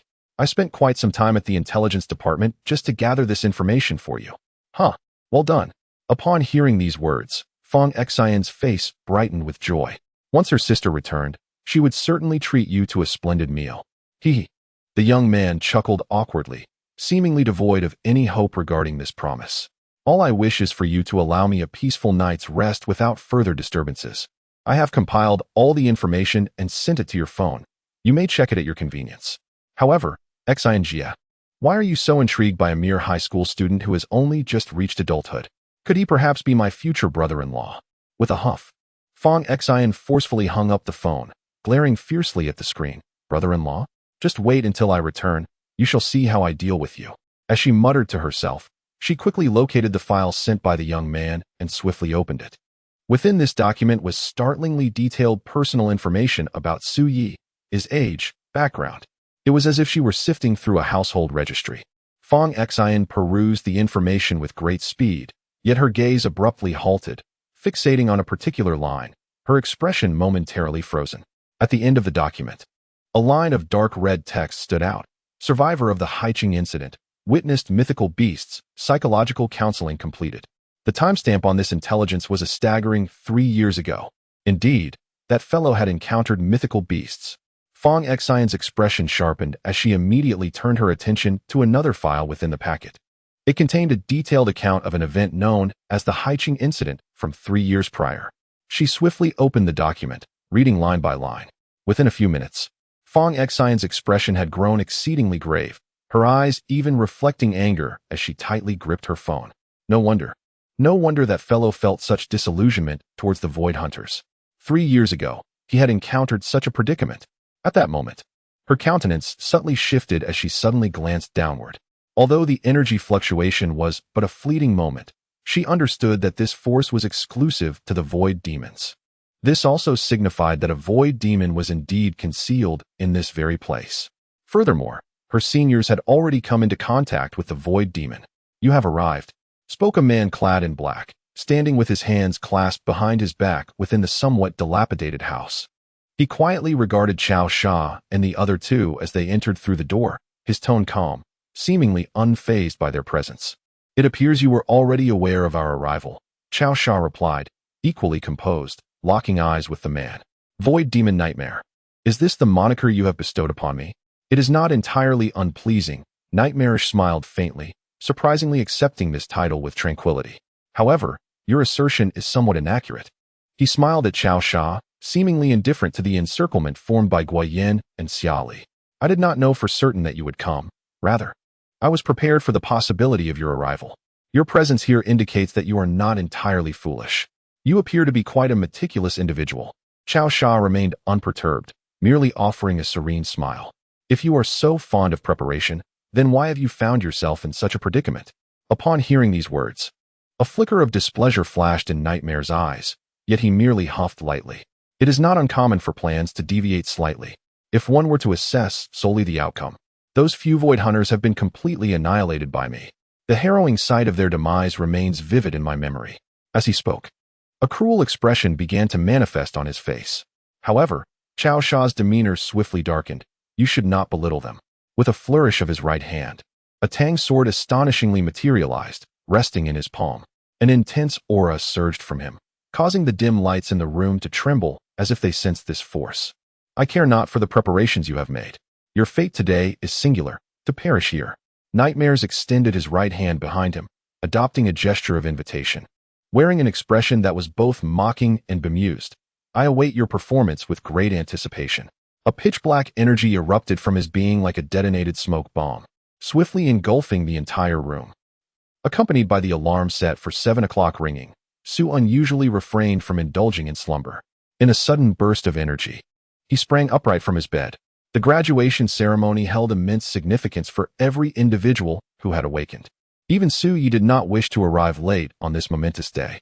He swiftly tidied himself up, languidly biting into a piece of bread as he stepped out of his home. At the very moment he exited, a figure concealed behind a tree stiffened, hastily dialing a number. Boss, that fellow Su Yi has just left his house. What is he wearing? A menacing voice echoed from the other end of the line. He is dressed in. The figure glanced up and quickly replied. He is wearing a white top and black pants. Damn it. Anyone plucked off the street would be in white top and black pants. How am I supposed to distinguish him? The figure, having faced a scolding, wore a look of shame as he furrowed his brow in contemplation.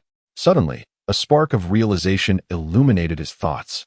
Of course, There was a particularly conspicuous item that would allow for immediate identification. What is it? On his left arm, he sported a striking red armband. Chapter 24. The Vigor of Youth. Have you all heard? In a narrow alley, a robust man clad in a school uniform set down his phone and surveyed the surroundings. Today, a crimson armband adorned Su Ye's left arm. Keep your eyes peeled. Do not miss a single person. He commanded. Yes, boss. Around 30 students nodded in unison, each exuding vitality, their eyes glinting with the fire of vengeance. This was the route Su Ye must traverse to reach the third middle school. After today's graduation ceremony, spotting him within the school walls would become an arduous task. The leader perched upon a trash bin, raising his arm in fervent proclamation, his demeanor fierce. Over the past 3 years, we have endured countless tribulations due to Su Ye. This was our final opportunity for retribution. We were shoved into wells, mistaken by the police for distributing flyers, and bitten by dogs unleashed at the market. Clenching his fists in indignation, he recounted the saga of blood and tears from the past 3 years. To bring him down, we, the victims, formed the alliance of retribution, all for this moment. Oh, the surrounding crowd erupted in fervor, raising their arms and revealing expressions of anger. Excuse me, I need to collect the trash. At that moment, a disdainful elderly janitor emerged from the side, interrupting his pre-battle speech. Oh, my apologies. The previously fierce leader immediately leaped down from the garbage bin, bowing respectfully. I beg your pardon. In an instant, he transformed into a model student. The onlooking subordinates collectively rolled their eyes in disbelief at their leader's sudden change in demeanor. Thus, this is our final opportunity. We must exact our revenge today. The leader turned around, raised his fist once more, and rallied their spirits. Humph, a disorganized rabble. What a disgrace. Just then, an incongruous light snort echoed from the side. Over 30 students glared in unison, only to discover that the speaker was the janitor who had just removed the trash bag from the bin. Sir, what do you mean by that? The leader's expression darkened as he cast a glance over. You youngsters lack any sense of unity. Truly, one generation is inferior to the next. The janitor tossed the trash bag onto the refuse truck behind him, placing his hands behind his back, and suddenly struck a proud pose.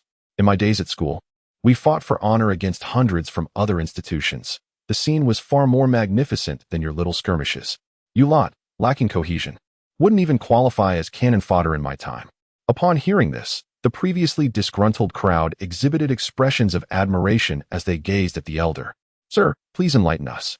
The leader quickly cupped his fists in respect, revealing a demeanor of eagerness to learn. The elder lowered his head with a serene demeanor, akin to a sage of the secluded realms, observing the reverent leader before him. He spoke calmly. The essence of cohesion is the unification of all individuals into a singular force. Individuals like yourselves, lacking even a semblance of a proper insignia. How can you possibly possess cohesion? In my time, my adversaries, aside from the higher-ups, were comprised solely of young men sporting shaved heads, ready to brawl. Insignia. The leader furrowed his brow in contemplation, evidently in agreement, recognizing our pressing need for something to distinguish our faction. Should Su enlist allies, it would indeed spell trouble. Suddenly, a plastic bag was tossed before the leader. He looked up to see the janitor pushing his cart of refuse, gradually fading into the distance. This is something I unearthed. Perhaps it will be of use to you. The leader picked up the plastic bag, and his eyes brightened instantly. Inside lay a collection of unopened yellow armbands. Everyone, affix this yellow armband to your right arm. Should Su truly gather a following, this will serve as our distinguishing mark. Across the alley, in another passageway, over 30 youths clad in various attires squatted in the shadows, their expressions equally fierce as they fixated on the throngs passing by. At the forefront, a man with a rooster comb hairstyle was speaking on the phone, inquiring, "Are you certain? That scoundrel Su Ye has a yellow armband on his right arm? Excellent," he exclaimed, tossing aside the cigarette but he had been holding, standing up with fervor. "Brothers, let's be alert. That little rascal Su Ye will be passing through here any moment. Keep a close watch." He crushed the cigarette but underfoot, his anger palpable. That little scoundrel had torn our Qinglong Hall apart 2 years ago, and I shall not let him escape my grasp. Humph, a ragtag bunch, how disgraceful. At that moment, an incongruous light snort emerged from behind the group of young hoodlums. The man with the rooster comb turned abruptly, only to find an elderly janitor standing proudly beside a garbage truck, holding a plastic bag filled with red armbands. It should be about time. Su Yi mused, glancing at his watch and speaking to himself. Hey, you two, he said, putting away his phone and turning to face the two terrified individuals bound at his feet, a mischievous smile gracing his face. He crouched down, wrapping his arms around them, and smiled warmly. Now call your boss. As for what to say, I trust you don't need my guidance? The two nodded vigorously, like chicks pecking at grains, not daring to utter a word of dissent. So you picked up the phones belonging to both of them and swiftly dialed the most recent number, placing the devices to their ears. As the call connected, both swallowed hard and spoke in unison. Boss, big brother. Su Yi had already made his appearance on the targeted street. What? The two leaders, connected through the call from their respective alleys, displayed expressions of exhilaration and excitement. They waved their hands dramatically, pointing towards the street, and bellowed, "Charge! Capture Su Yi and avenge our grievances." A thunderous commotion erupted as more than 60 individuals from both sides surged out of the alleys, facing each other in the street. Their gazes and attention instantly focused on the armbands on each other's arms. Their spirits lifted. On the students' side, they proudly donned yellow armbands on their right arms, their morale soaring. Conversely, the delinquents bore red armbands on their left arms, their expressions fierce and menacing. The student leader and the crew-cut leader's eyes brightened simultaneously. As they pointed forward and shouted almost in unison, "They must be the reinforcements Su Yi summoned. Su Yi is among them. Brothers, charge!" Dust clouds rose as the cacophony of insults and the tumult of the fight engulfed the entire street. Meanwhile, on the side of the street, Su Yi ambled along with a relaxed demeanor, nibbling on a piece of bread, seemingly unfazed by the chaos of the brawl unfolding behind him. Not long after, the elderly janitor unexpectedly approached him, pushing a garbage cart. "Thank you, Mr. Wang," Su said, producing a 50-yuan note and handing it to the old man beside him. Subsequently, the two paused in unison, turning to observe the two groups of individuals engaged in a heated debate under the morning sun. With a profound sigh, they simultaneously remarked, "Ah, the youth. They are indeed full of vigor and vitality." Chapter 25. This is the ability you initiated. You cannot blame me. As Su Yi stepped into the school, he was greeted by the exuberant faces of his classmates. They were all individuals who had successfully awakened their powers on the day of reckoning, eagerly anticipating the graduation ceremony. After a day of rest, they had gained a basic understanding of their newfound abilities. However, the majority of these high school students had never learned the methods of energy manipulation. Consequently, even though they could utilize their powers, the effects were rather negligible, merely the ability to move a pebble or stir a piece of paper.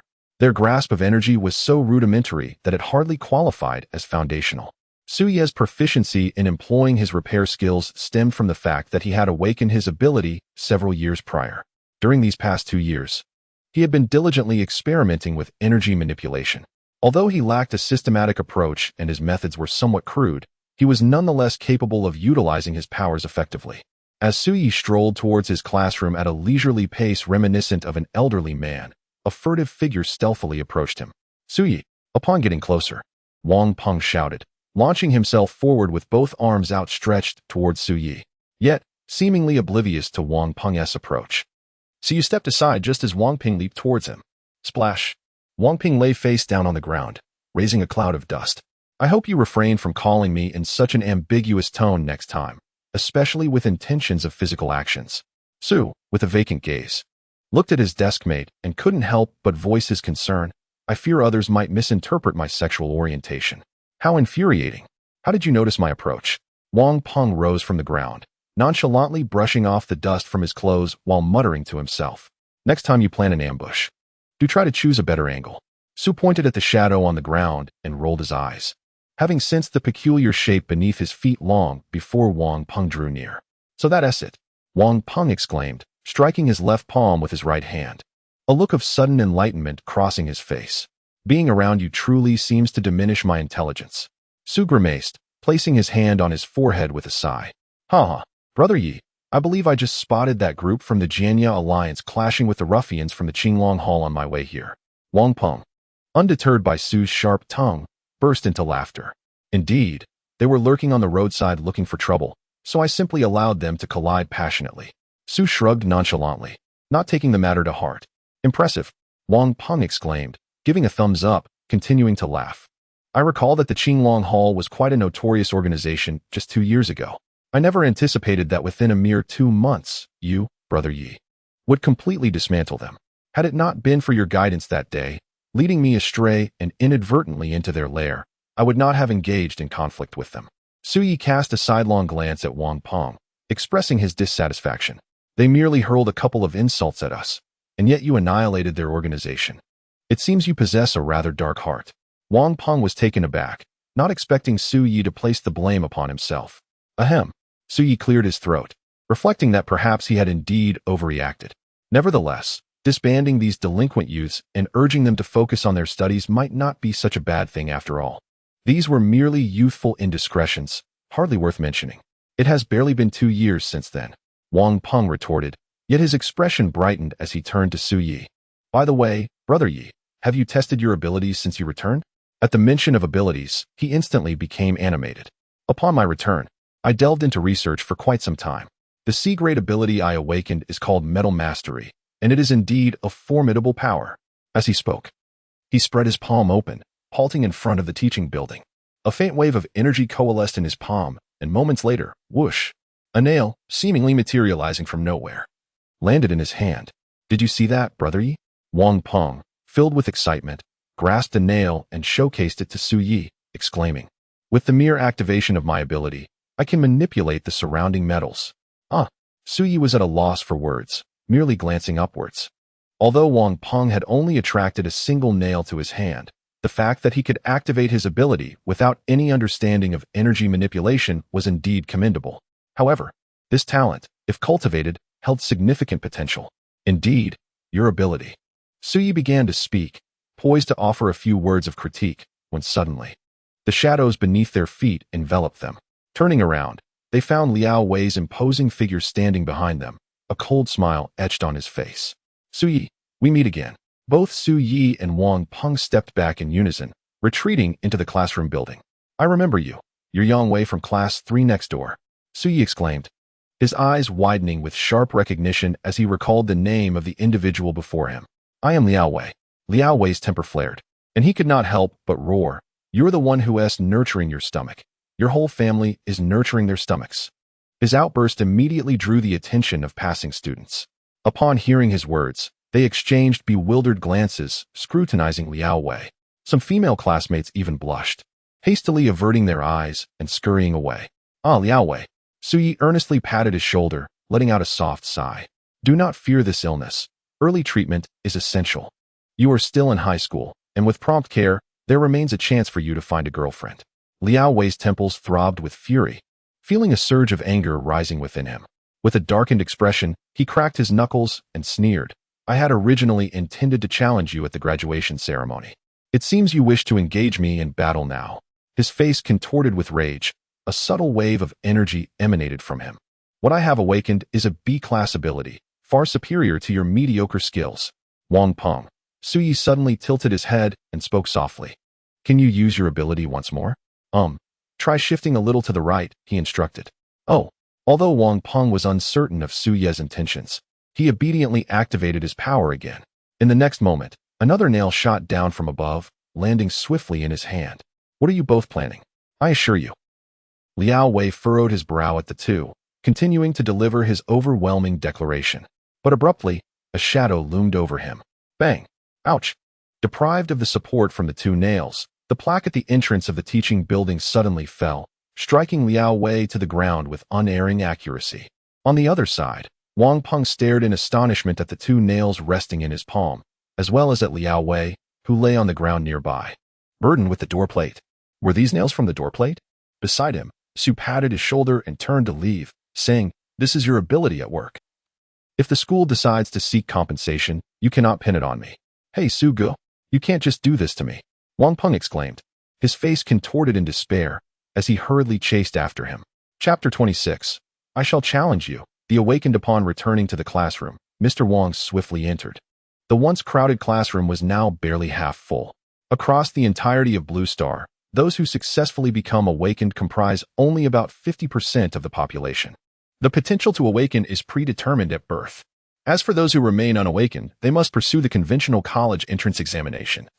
contributing to the fight against the abyssal beasts in other ways. As the graduation ceremony approached, Mr. Wang's expression bore a hint of melancholy. He briefly explained the essential aspects to focus on during the graduation ceremony, and soon the clock struck 8. "All right, students," Mr. Wang announced, rising from the podium and clapping his hands. "Let us gather on the playground. Our graduation ceremony will take place there." Teachers from 6 Awakened Academies had arrived at the school. Following the ceremony, there would be a demonstration of abilities and interviews. Should everyone perform admirably, they might even secure an opportunity for admission without examination. This is another significant aspect of the graduation ceremony. In the pursuit of recruiting capable awakened individuals, competition among the Awakened Academies is quite fierce.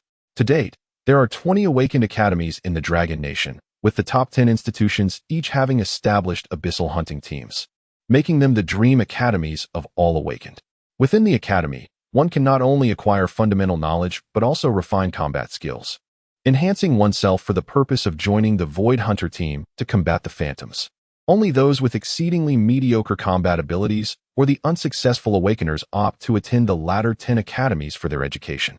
Although they lack the opportunity to confront the spectral beasts directly, their curriculum predominantly encompasses various supportive tasks vital to the operations of the Void Hunter teams. It is precisely due to the presence of these auxiliary personnel that the Void Hunter teams have persevered to this day. The so-called graduation ceremony serves not only as a conclusion to one's high school life, but also as an interview for the Awakeners. Those who perform admirably during the interview stand a chance to be exempted from the entrance examination and gain direct admission to the Awakener Academy. Su Yi and Wang Peng exited the classroom, leisurely making their way toward the playground. He surveyed his surroundings, silently contemplating. It appears that the phantom has likely been intercepted by them. Students trickled onto the playground, with only 110 participants attending the graduation ceremony, accounting for less than half of the entire senior class. The remainder, those who failed to awaken their abilities, languished at home, many still reeling from the events of Awakening Day. In the center of the playground, approximately 20 instructors from various Awakener academies, along with the principal of the 3rd high school and the respective homeroom teachers, were seated at tables, maintaining a solemn demeanor as they observed the students passing by. "Suyi!" A roar echoed from afar. Shortly thereafter, Liao Wei came charging like a wild boar, breathless and disheveled, coming to a halt behind Su Yi. At this moment, he appeared quite disheveled, a noticeable swelling on his head from a recent blow. "What is the matter with you? Why can't you just let it go?" Su Yi sighed, furrowing his brow. Liao Wei, however, glared at Su Yi, gritting his teeth as he declared, "I challenge you to a duel of awakened." At this proclamation, the surrounding students erupted in astonishment. Even the instructors from various awakening academies, seated not far away, looked intrigued, their expressions revealing a mix of amusement and curiosity. In the mirrored realm, the once reflected houses had now collapsed entirely. Within this mirror world, the entire village appeared as a desolate ruin, void of any intact structures. Dust and debris enveloped the scene, only to be swept away moments later by a fierce gust of wind, revealing several figures. Nightmare stood with his arms hanging limply in front of him, as if dislocated, his body drenched in blood, gasping heavily. Opposite him, Chao Sha, Guoyan, and Xiali had also sustained considerable injuries, encircling Nightmare in a triangular formation as they gradually regained their composure. "Is he truly gravely injured?" Guoyan spat out a mouthful of blood, incredulously gazing ahead. "After all this time we've attacked him, how is he still so vigorous? Do not equate me with those ordinary phantoms." The Nightmare exhaled softly, his arms enveloped in a shroud of black energy, forcefully pushing upwards. The sound of bones realigning echoed as he effortlessly reset his dislocated arms, nonchalantly swinging them. "In terms of injuries, I am indeed gravely wounded." His tone was calm, yet a hint of frailty lingered in his gaze. "However, on an energetic level, I am in excellent condition." "Are you implying that our battle merely expended your energy without inflicting any harm upon you?" Xiali scoffed coldly, a trace of anger seeping into her icy tone. He was correct. Chao Sha swung the bloodied Tang Dao in his hand, flicking away the stains, and spoke icily, noting that since the commencement of the battle, he had continuously shielded himself with energy. "The damage we inflicted upon him amounted to mere superficial wounds, failing to penetrate to the core. It seems this captain possesses keen insight." The Nightmare smiled faintly, revealing a gentlemanly demeanor. You have relied on energy for defense and evasion while using your abilities to manipulate our minds, yet you have never initiated a lethal assault. Qiao Sha fixed his gaze upon the nightmare, perplexed, and inquired, I am genuinely curious. What is it that you truly seek? Indeed, what is it that I truly desire? Nightmare responded to questions with questions, wearing a peculiar smile that was both mocking and enigmatic. Why not take a guess, Captain? At that moment, a wave of unease washed over Qiao Sha as he caught sight of that expression. He abruptly turned to Guo Yin, his voice urgent. Tell me, how long has it been since we entered the mirror world? How long? Guo Yin hesitated, pulling out his phone with a puzzled expression. It can't be more than an hour since we came in. However, upon glancing at the time displayed on his device, his eyes widened in disbelief as he exclaimed, How is it possible? It's already 8 in the morning? Is my phone broken? That's bad. Qiao Sha finally grasped the source of his anxiety.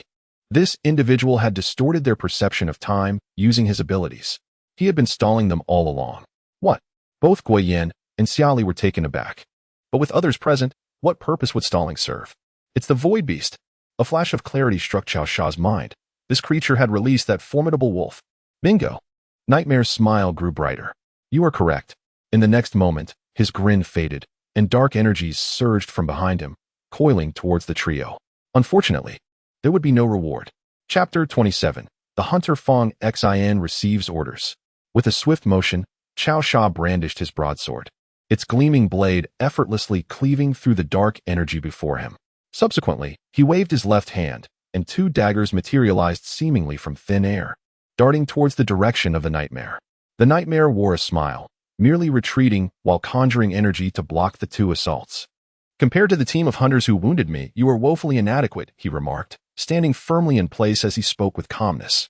You must be a newly formed squad, am I correct? Both in numbers and strength, you fall drastically short of my expectations.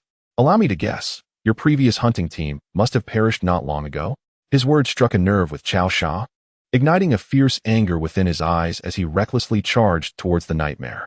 Freeze! At that moment, Guo Yin had also broken free from the nightmare's energy restraints. He crossed his arms and shouted with great intensity. Boom! The nightmare's body momentarily froze as if ensnared by a spell. However, in the next instant, he regained his composure, thrusting his right palm forward to meet Qiao Sha's advance. For reasons unknown, a multitude of phantoms appeared before Qiao Sha. Having been forewarned of the nightmare's ability to disrupt the mind, he immediately focused his thoughts, striving to expel these illusions from his consciousness. Yet even so, that fleeting moment of distraction caused what should have been an assured strike to falter, deflected by the palm of the nightmare. After parrying Qiao Sha's attack, the nightmare's left hand shot forth like a piercing sword, aimed at Qiao Sha's abdomen. At that instant, however, a shield materialized abruptly, standing resolutely before Qiao Sha. Yet the shield, confronted by the energy-laden onslaught of the nightmare, shattered like mere foam. Nevertheless, Qiao Sha seized this brief pause, forcefully positioning his saber horizontally before him. Clang! Boom! The blade emitted a resonant quiver as Qiao Sha was propelled backward like a cannonball, crashing through a half-collapsed wall amidst the ruins, stirring a cloud of dust. The nightmare observed the swirling dust with quiet amusement, reciting, By employing the shadow-stepping technique to invoke immobilization, one merely needs to refract light to render it ineffective. To shield oneself with energy, one need only employ a force greater than that which is attacking to penetrate through it. In my estimation, you 2 little ones from the rock realm are even incapable of imposing limits upon me. Captain, your 2 subordinates are truly ineffectual. Upon hearing this, both Guo Yin and Xia Li's faces paled slightly, their eyes brimming with indignation. Whoosh! 2 piercing sounds of slicing wind erupted simultaneously, tearing through the dust and swiftly closing in on the nightmare. His expression shifted slightly as he hastily summoned energy, deflecting the 2 flying daggers to either side of his body. Yet, one of the flying daggers managed to pierce through the energy surrounding him, leaving a crimson mark upon his visage. As the dagger struck the ground, it instantly transformed into energy and dissipated. A figure sprang forth from the ruins. You are not worthy to instruct my team. Qiao Sha emerged calmly from the swirling dust as a collapsed wall thunderously fell towards him. However, with a mere flick of his knife, the wall shattered into countless fragments, scattering to either side of his form. The audacity of Qiao Sha took Nightmare by surprise. He wiped the blood from his face with a faint smile and inquired, Does the captain truly intend to engage in battle with me here? My pet is about to unleash a massacre. Even if we wish to depart, you will obstruct our path, will you not? Without a hint of emotion on his face, Cao Sha glided the tang knife lightly across the ground, then swiftly raised it, aimed at Nightmare from a distance. As a void hunter, my purpose is to slay you here. As for that Gale Wolf, he gently lifted his left hand and pressed the switch on his earpiece. My team will do everything in their power to stop it. Why are the seniors taking so long? On the rooftop, Fong Xian yawned, furrowing her brow as she gazed down below. Nearly 4 hours had elapsed since the seniors entered the mirror world. Had she not still been able to perceive their energy fluctuations, she would have likely charged in long ago. Could a severely wounded phantom truly delay her seniors for so long? As a hunter of phantoms, one must choose to trust one's comrades and execute commands flawlessly. Thus, despite her growing impatience, she remained steadfast at her post, awaiting instructions from her senior. At that moment, a crackling sound emanated from her earpiece. Half a second later, Cao Sha's voice resonated through the device. Fong Xian. His tone was unprecedentedly solemn and grave. The previously distracted Fong Xian instantly focused, rising swiftly from the rooftop and pressing the switch on her earpiece. Senior, I'm here. The nightmarish entity had distorted their perception of time and dispatched the Gale Wolf from the rock realm, preparing to launch an assault on the school. Cao Sha's voice continued to emerge from the earpiece, accompanied by the sounds of battle. Yet his demeanor remained remarkably calm, resolutely issuing commands. According to that high school boy's analysis, hasten to the school and safeguard the populace. I command you, no matter what transpires, protect every single citizen. They must not be harmed. You are but one individual.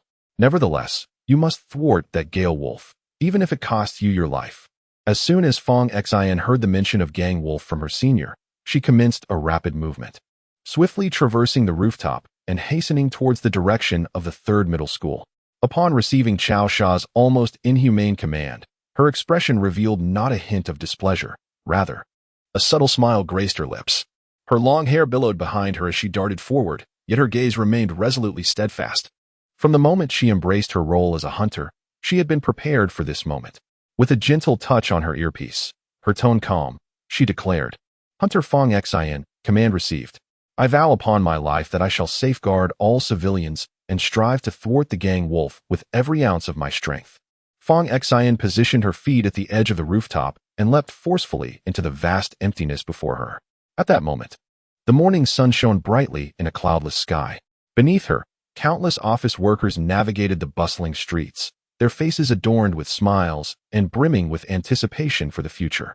This peaceful world shall not be marred by anyone. With a resounding thud, Fong Xian's body surged forth, enveloped in a crimson energy. In the next instant, she transformed into a blazing meteor, hurtling downward with a terrifying velocity, vanishing from sight in the blink of an eye. Chapter 28. The Appearance of the Wolf and the Terrified Students. Duel of the Awakened. This represents a unique challenge among the Awakened, wherein they utilize their abilities to engage in combat.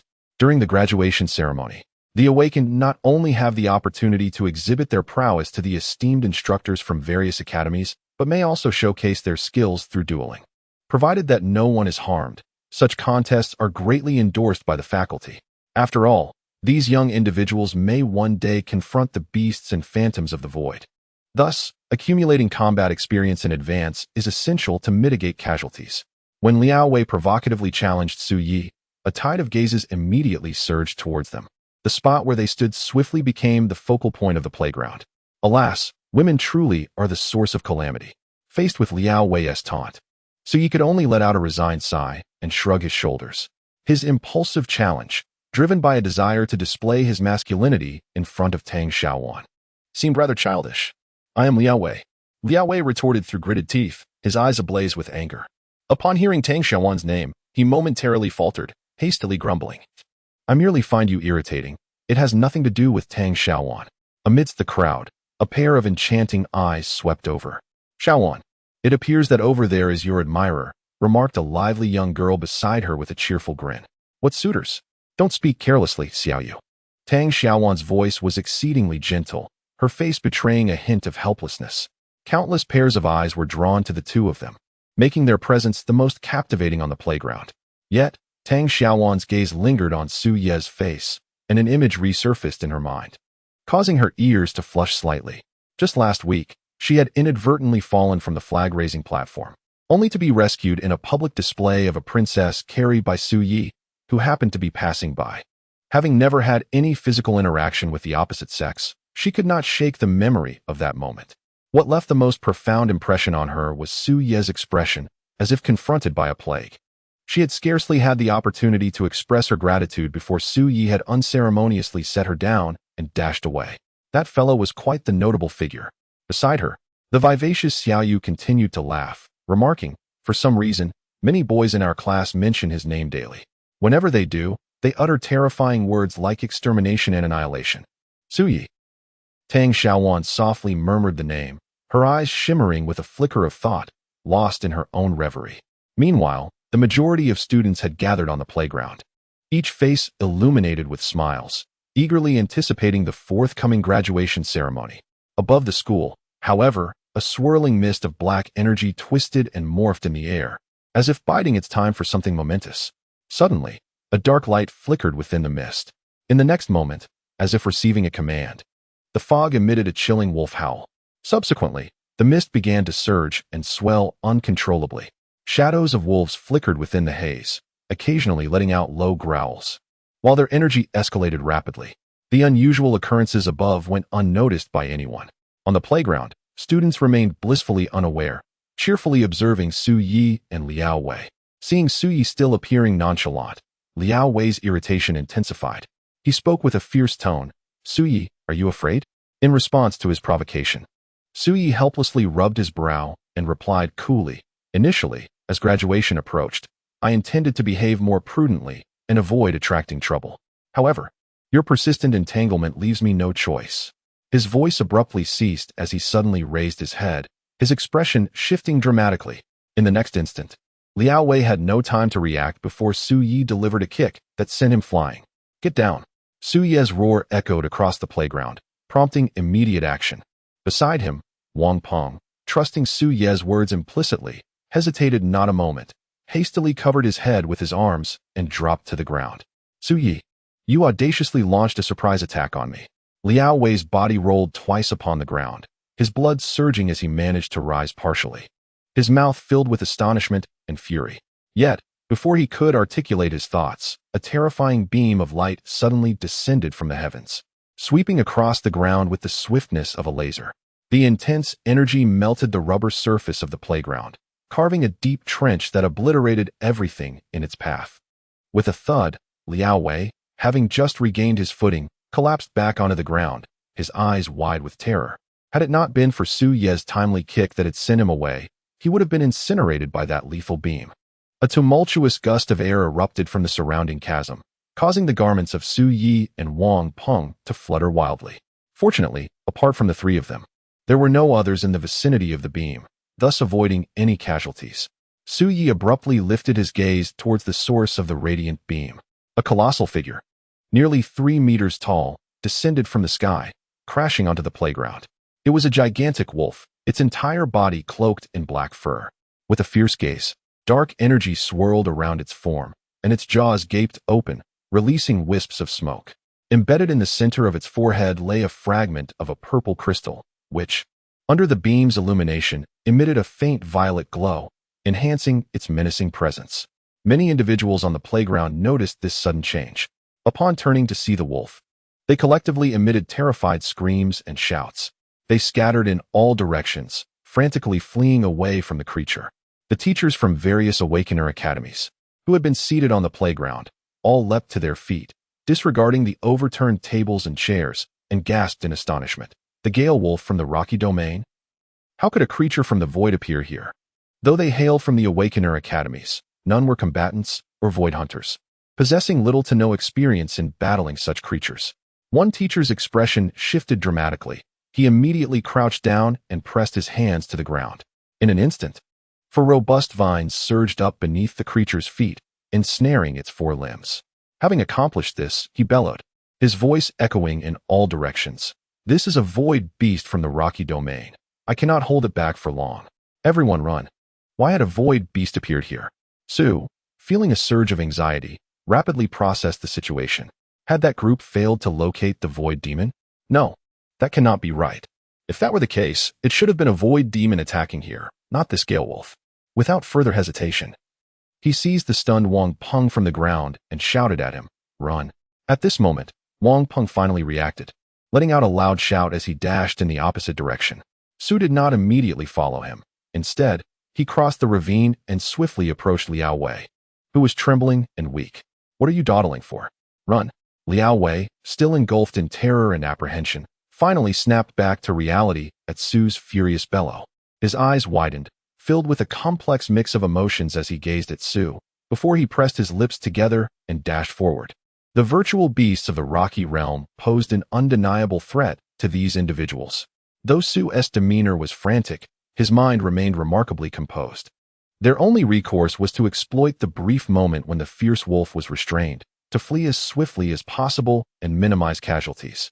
At that moment, students and instructors from the Awakener Academy were scattering in all directions, none daring to linger in the presence of such a terrifying beast.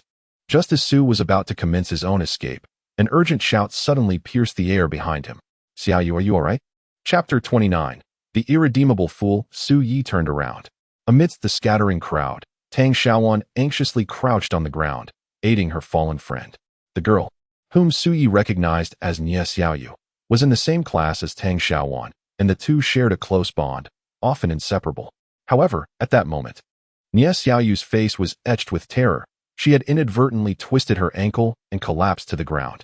Her eyes shimmered with fear and horror as she attempted repeatedly to rise, yet her body was devoid of strength. Crack, crack. The sound of breaking vines echoed from afar. Su Ye's pupils constricted as he quickly noted that the vines that had ensnared the four-legged beast, the Wolf of Gang, were now unable to withstand its might, beginning to fray and snap one by one. Several boys, who had been passing by Tang Xiaowan, suddenly brightened with determination and moved towards her, attempting to play the gallant saviors. Yet, at that moment, a terrifying howl of the wolf erupted from behind them. The piercing wave of sound sent them into a state of panic. In that instant, thoughts of heroism fled their minds, faces pale with dread. They fled forward without a glance back. Within mere seconds, all the students behind Tang Xiaowan had sprinted past her.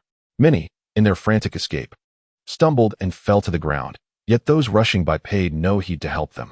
Each struggled to rise on their own, disregarding their injuries, continuing to flee forward.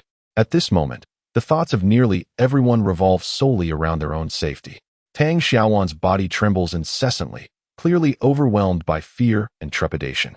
In this dire situation, she could easily abandon her friend and flee alone. Yet her gaze remains resolute as she tightly grasps Nie Xiaoyu's arm, attempting to lift her. "Xiaoyu, hold on. We must escape swiftly." Su Yi observes this scene, a memory from 3 years prior vividly resurfacing in his mind. "Sir, please run," he urges. "Ma'am, ensure your daughter is safe and leave this place at once. Are you all right? Do not stop." The girl in the white dress, akin to a sprite, weaves through the crowd with grace. Despite the terrifying monster pursuing them from behind, she chooses not to flee alone, but instead continues to assist every individual she encounters in distress. Why are there so many fools in this world? A flashback of memories sweeps over Su Yi, prompting him to run against the tide of the panicked crowd. He regularly exercises and is quite agile. Within a few strides, he reaches Tang Xiaowan. Upon seeing him, her expression quivers with disbelief.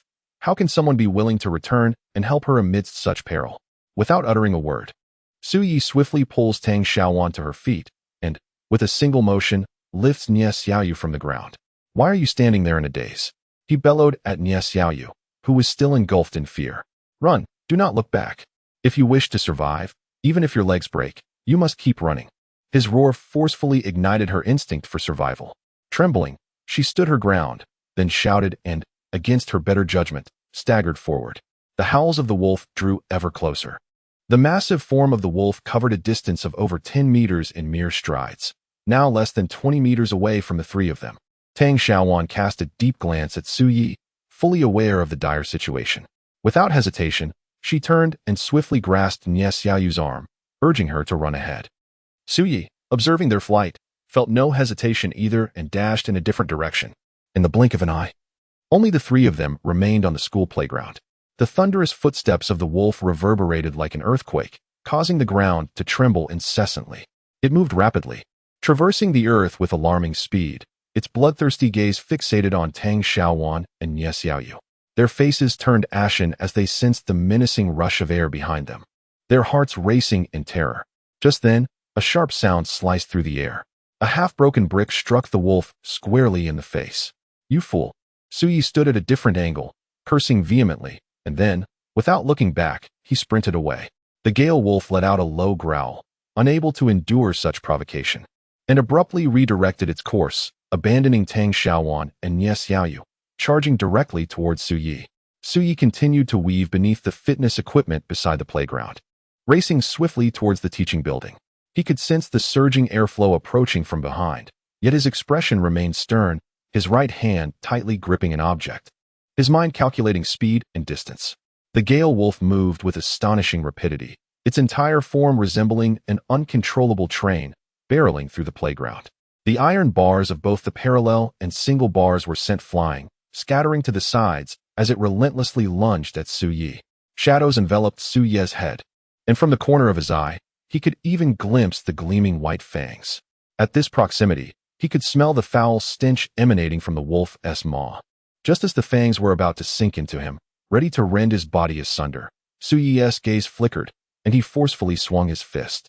A strand of white silk swiftly darted from his palm, connecting rapidly to the broken single bar that had been sent flying. In the next instant, his body was as if drawn by an unseen force, hurtling backward at a speed surpassing that of the Gale Wolf's vicious lunge. The development of one's abilities is boundless.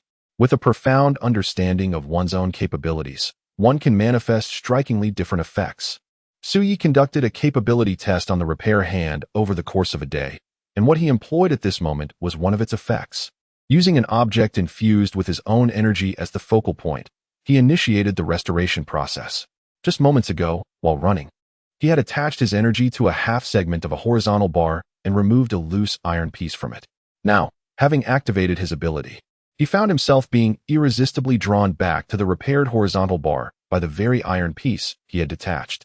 With a thud, Su Yi grasped the bar, propelled by inertia, stumbling back a couple of steps.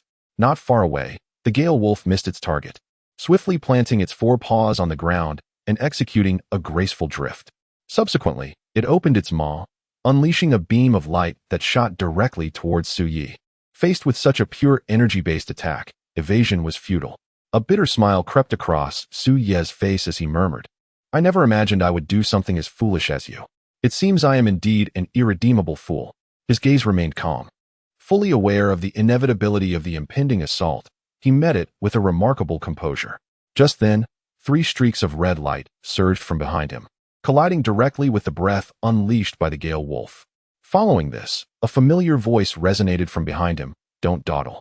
Grip the horizontal bar in front of you tightly." Chapter 30, Class A Ability. Arena. The voice was eerily familiar to Su. Without a moment's hesitation, he gripped the horizontal bar with all his might.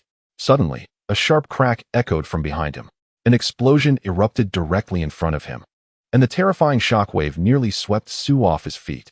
Had he not clutched the bar in time, he would have surely been hurled away. The unexpected blast startled the Gale Wolf, which let out a low growl. Su's arms went numb, and it was only after the gale subsided that he released his hold. To his astonishment, this seemingly callous individual had nearly risked their life to save another. Fong Xian descended gracefully from the air, positioning herself in front of Su, and let out a light chuckle. Unlike her usual attire, she was clad in a pair of black trousers and a long coat today. The garment hugged her waist, accentuating her figure and giving her an air of striking elegance. "You actually saw that?" Su panted, a hint of incredulity in his voice. "Indeed. I witnessed everything from several hundred meters away, fortunately arriving just in time," Fong Xian replied, her gaze fixed ahead as her eyes locked with those of the Gale Wolf. "Their energies escalating. However, I must express my gratitude to you." "Gratitude for what?" Su queried, perplexed. "Yes." Fong Xian took a deep breath and retrieved a hair tie from her pocket, gently securing it around her wrist. "I want to thank you for ensuring that my promise remains unbroken." A gentle breeze tousled her hair, prompting her to gather her long locks and secure them into a ponytail, rendering them immobile. Subsequently, a fierce determination ignited in her eyes.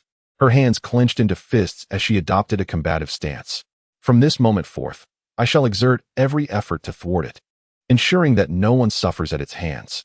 Little demon, I will personally demonstrate to you what it truly means to be a hunter of the void." This striking display momentarily left Su Yi in a state of astonishment. Yet his expression swiftly shifted to one of concern as he urgently exclaimed, "Be careful." Not far away, the Gale Wolf could no longer contain itself, its four limbs pounding the ground as it lunged toward Fong Xian with terrifying momentum. Su Ye's demeanor grew serious as he glanced ahead, only to discover that Fong Xian remained utterly still, showing no inclination to evade the impending assault. "Have you lost your mind?" he shouted, attempting to urge her to dodge the strike. However, a smile graced Fong Xian's lips as she thought, "Today, I have no fear of exposure." In the next moment, a shocking spectacle unfolded before Su Ye's eyes. In the face of the charging Gale Wolf, Fong Xian soared into the air, executing a breathtaking spinning kick with astonishing speed, her right foot crashing into the wolf's face. The beast's massive form hesitated for a mere half-second before it was sent hurtling away. Thud! Its body collided with the ground, emitting a low howl. It swiftly regained its footing, fury and astonishment flickering in its eyes. Su Yi, in utter disbelief, gazed at Fong Xian with profound astonishment. The Hunter of the Void does not rely solely on ability in combat. Fong Xian landed gracefully, laughing heartily. Her training and physical techniques could even overturn disparities in abilities. She glanced back at Su Yi, commanding in an undeniable tone, "Hurry and leave this place. Evacuate the people around the school as swiftly as possible." Before her voice could finish, it was abruptly interrupted by a deafening roar. The howling wolf opened its massive jaws, its voice echoing for miles. From beneath its feet, swirls of black energy surged forth like a tidal wave. In an instant, this dark energy enveloped the perimeter of the school, resembling an energy barrier. What is this? A look of astonishment crossed Fong Xian's face. An A-class ability, the Beast Arena. Even the Void Beasts possess abilities? Su Ye's expression shifted as he quickly surveyed the surroundings. At that moment, the school was encased in a hemispherical shroud of black energy, resembling a lid covering the entire campus. In the distance, teachers and students attempting to flee were almost entirely thwarted by this force. They hurled themselves against the energy barrier, only to be repelled, facing the terrifying wall before them with panic-stricken expressions. Only a handful managed to escape the campus before the barrier was erected, relying on their agile bodies or abilities. The remaining 100 or so individuals were trapped within the confines of the school. According to the data and information, not only the ethereal beasts, but also the phantoms possess formidable abilities. Fong Xian gazed at the encircling barrier with an expression of profound gravity. The A-level ability Arena can envelop a certain area within a protective barrier, representing a domain-type power. This domain is impervious to destruction unless the wielder voluntarily dispels it or meets an untimely demise. Otherwise, those within the confines of the arena are utterly incapable of escaping. This individual intends to ensnare everyone from the school in one fell swoop. Roar, the Gale Wolf activated its ability, its right paw striking the ground with tremendous force. Instantly, the playground was marred by a colossal pit where it had tread, its wolfish eyes gleaming with ferocity as it fixated on Fong Xian. In a sudden burst, it lunged forward, hurtling directly towards her. How swift! Su Ye's pupils constricted, acutely aware of the Gale Wolf's significantly enhanced speed. Clearly, within this arena, both its velocity and strength had been augmented. Bang! Although Fong Xian hastily shielded herself with her arms, she was still sent flying by the wolf's paw. In midair, she swiftly regained her composure and drew 3 fruit knives from her pocket, throwing them down in a triangular formation. Boom! Flames erupted, engulfing the Gale Wolf in a wave of explosive energy. Yet, within less than half a second, a brilliant beam of energy surged forth from the tumult. Soaring into the sky, Fong Xian swiftly twisted her body, allowing the beam to glide closely past her, striking precisely at the rear of an academic building. Boom! A corner of the building was obliterated by the force of the beam. Shattered debris erupted, transforming into numerous hard stones that plummeted downward. Students in the vicinity of the building erupted in panic, scattering in all directions. As the stones rained down, one unfortunate student was caught off guard, collapsing to the ground, pallid and despairing as he gazed upward. Fortunately, a teacher from the Awakener Academy reacted in time, bellowing fiercely as his form enlarged slightly. propelling himself forward to shatter the descending stone with a powerful fist, rescuing the student. Fong Xian anxiously observed from a distance, only exhaling in relief upon witnessing the student's salvation. However, her relief was short-lived, quickly replaced by fury as she turned to glare at the imposing figure of the Wolf of the Gale emerging from the billowing dust. "How dare you wreak such havoc here?" she exclaimed, simultaneously retrieving 4 yellow talismans from her garments. Gripping the talismans tightly, she hurled 3 of them at remarkable speed in 4 different directions. With the final talisman, she pressed it resolutely against the ground beneath her. Without hesitation, she bit her fingertip, allowing her blood to stain the talisman. Mirror World Awaken. Chapter 31. Nevertheless, Merry Christmas. The surging energy swiftly enveloped the area delineated by the 4 yellow talismans. A moment later, the howls of the wolf dissipated before Su Yi. The playground fell into a profound silence, a gentle breeze seemingly concealing everything. Within the mirrored world, it was the same Jewel as before. Su Yi's expression shifted slightly as he instinctively reached out to touch it. Yet, his palm was obstructed by a translucent barrier. Turning back, he noticed that the surroundings remained shrouded in dark energy. Even though the Gale Wolf had been banished to the mirrored realm, its power still loomed in the vicinity. Su Yi's countenance shifted repeatedly, ultimately casting a deep gaze ahead before turning away. He could not squander the precious time Fong Xian had procured for them. He yearned to personally investigate whether there existed a means to unravel the arena, allowing everyone at the school to escape successfully. The wind whispered. The playground in the mirrored world bore the scars of destruction wrought by the Gale Wolf, much like that of the real world. Yet in this realm at this moment, apart from Fong Xian and the Gale Wolf, there was no one else. Ugh! The Gale Wolf's dark fur danced in the gentle breeze, emitting a low growl. However, within its gaze flickered a hint of disdain, utterly dismissing the notion that the woman before it could impede its path. Fong Xian, at this juncture, also realized that the explosion triggered by her earlier abilities seemed to have inflicted no harm upon the Gale Wolf. Even though she and the Gale Wolf both belonged to the rock realm, the disparity in their actual combat prowess was starkly evident. Fong Xian gently swept her bangs aside, exhaling deeply as she retrieved a piece of bubble gum from her pocket and placed it in her mouth. Moments later, she adeptly blew a bubble into the air. Pop!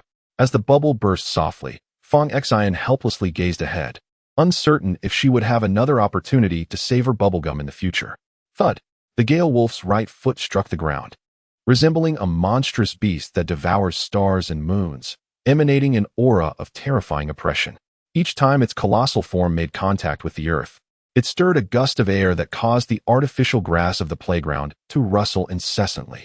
From a distance, its towering figure, nearly 3 meters in height, appeared akin to a moving house.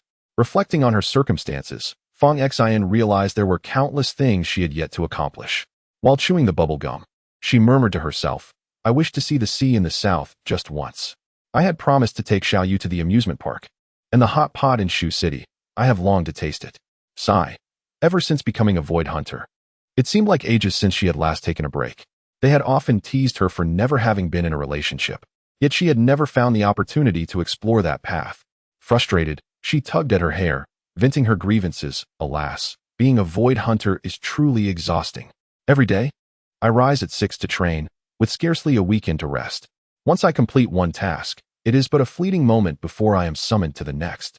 At this pace, I feel as though I am aging a decade. The ferocious wolf, agitated, dragged its claws restlessly, fixating its gaze on Fong Xian, seemingly having lost all patience. Sensing this, Fong Xian finally closed her eyes, inhaled deeply, and retrieved an oddly shaped stone from her bosom. It appeared to be forged from a peculiar metal, taking the form of a pentagram, perfectly fitting into her palm as she clasped it with her fingers. She looked towards the wolf, a faint smile gracing her lips, and spoke calmly. "However, becoming a hunter of the void has been my dream since childhood. I cannot allow myself to falter here. Moreover, I must prove to that young man that a hunter of the void is not as he has claimed." A sudden gust of wind swept through, stirring a leaf that danced its way between her and the wolf. The leaf fluttered gently to the ground. In that instant, the girl and the wolf moved almost in unison. The wolf's powerful claws struck like the wind, swiftly aiming for Fong Xian, carving 5 deep furrows into the earth. A crimson energy erupted around Fong Xian as she nimbly evaded the wolf's assault, vaulting directly above the phantom beast. With her right hand enveloped in the special metal, she pressed forcefully against its back. At that moment, an ecstatic smile illuminated her face. Do you know? My abilities, apart from the material of the objects, also enhance their power based on distance. A crimson light began to flicker brightly in the palm of her hand, radiating a brilliance akin to that of the sun. At this moment, the ferocious wolf sensed an overwhelming danger, emitting a low growl as it frantically twisted, attempting to shake Fong Xian off its back. Yet, Fong Xian clung tenaciously to its fur, unmoving, allowing the light in her palm to continue to intensify. Although today is not Christmas, Merry Christmas. Yega! Wang Peng exclaimed with delight upon seeing Su Yi approaching from the direction of the playground, rushing forward with fervor. His voice was filled with excitement and concern for Su Yi. Rest assured, I am fine, Su Yi replied calmly, a gentle glimmer in his eyes as he patted Wang Peng's shoulder. Su Yi I. Another figure approached. Liao Wei once again stood before him, his expression complex. After a brief pause, he suddenly bent down, speaking earnestly. Thank you. If it weren't for you, I might have that. Yega has already left. Wang Peng interrupted Liao Wei, his face displaying exasperation at the sight of this clumsy giant. Liao Wei straightened up, his ears burning with embarrassment. Yega did not save you for the sake of your gratitude. Wang Peng calmly shook his head, gazing at Su Ye's retreating figure. He merely followed the inclinations of his heart, nothing more. Su Yi did not perceive Tang Xiaowan and Nie Xiaoyu among the chaos. They seemed to have fled in another direction, absent from this scene. In the face of the relentless pursuit of the Gale Wolves, students and teachers scattered in disarray, already dispersed across the various corners of the school. He paid little heed to this turmoil, proceeding directly to the edge of the arena, energy enveloping his hand as he reached out. The dark energy flickered momentarily, and he instinctively withdrew his hand as if struck by electricity. The energy in his palm almost instantaneously devoured. Do not attempt it, murmured a teacher from the Awakener Academy, crouched against this barrier. The arena embodies the laws of the domain. Unless a hunter of mountain-level strength is present, it is utterly impossible to breach this realm in any form. He lifted his gaze to Su Yi, his eyes brimming with despair. Within the arena, the Gale Wolf's power, speed, and even its defenses are augmented by at least 30%. That girl, a hunter of rock-level strength, is certainly no match for it. She will perish. Once she falls, we will undoubtedly be trapped in this cage. We are already doomed. Chapter 32. I have come to rescue you. What did you just say?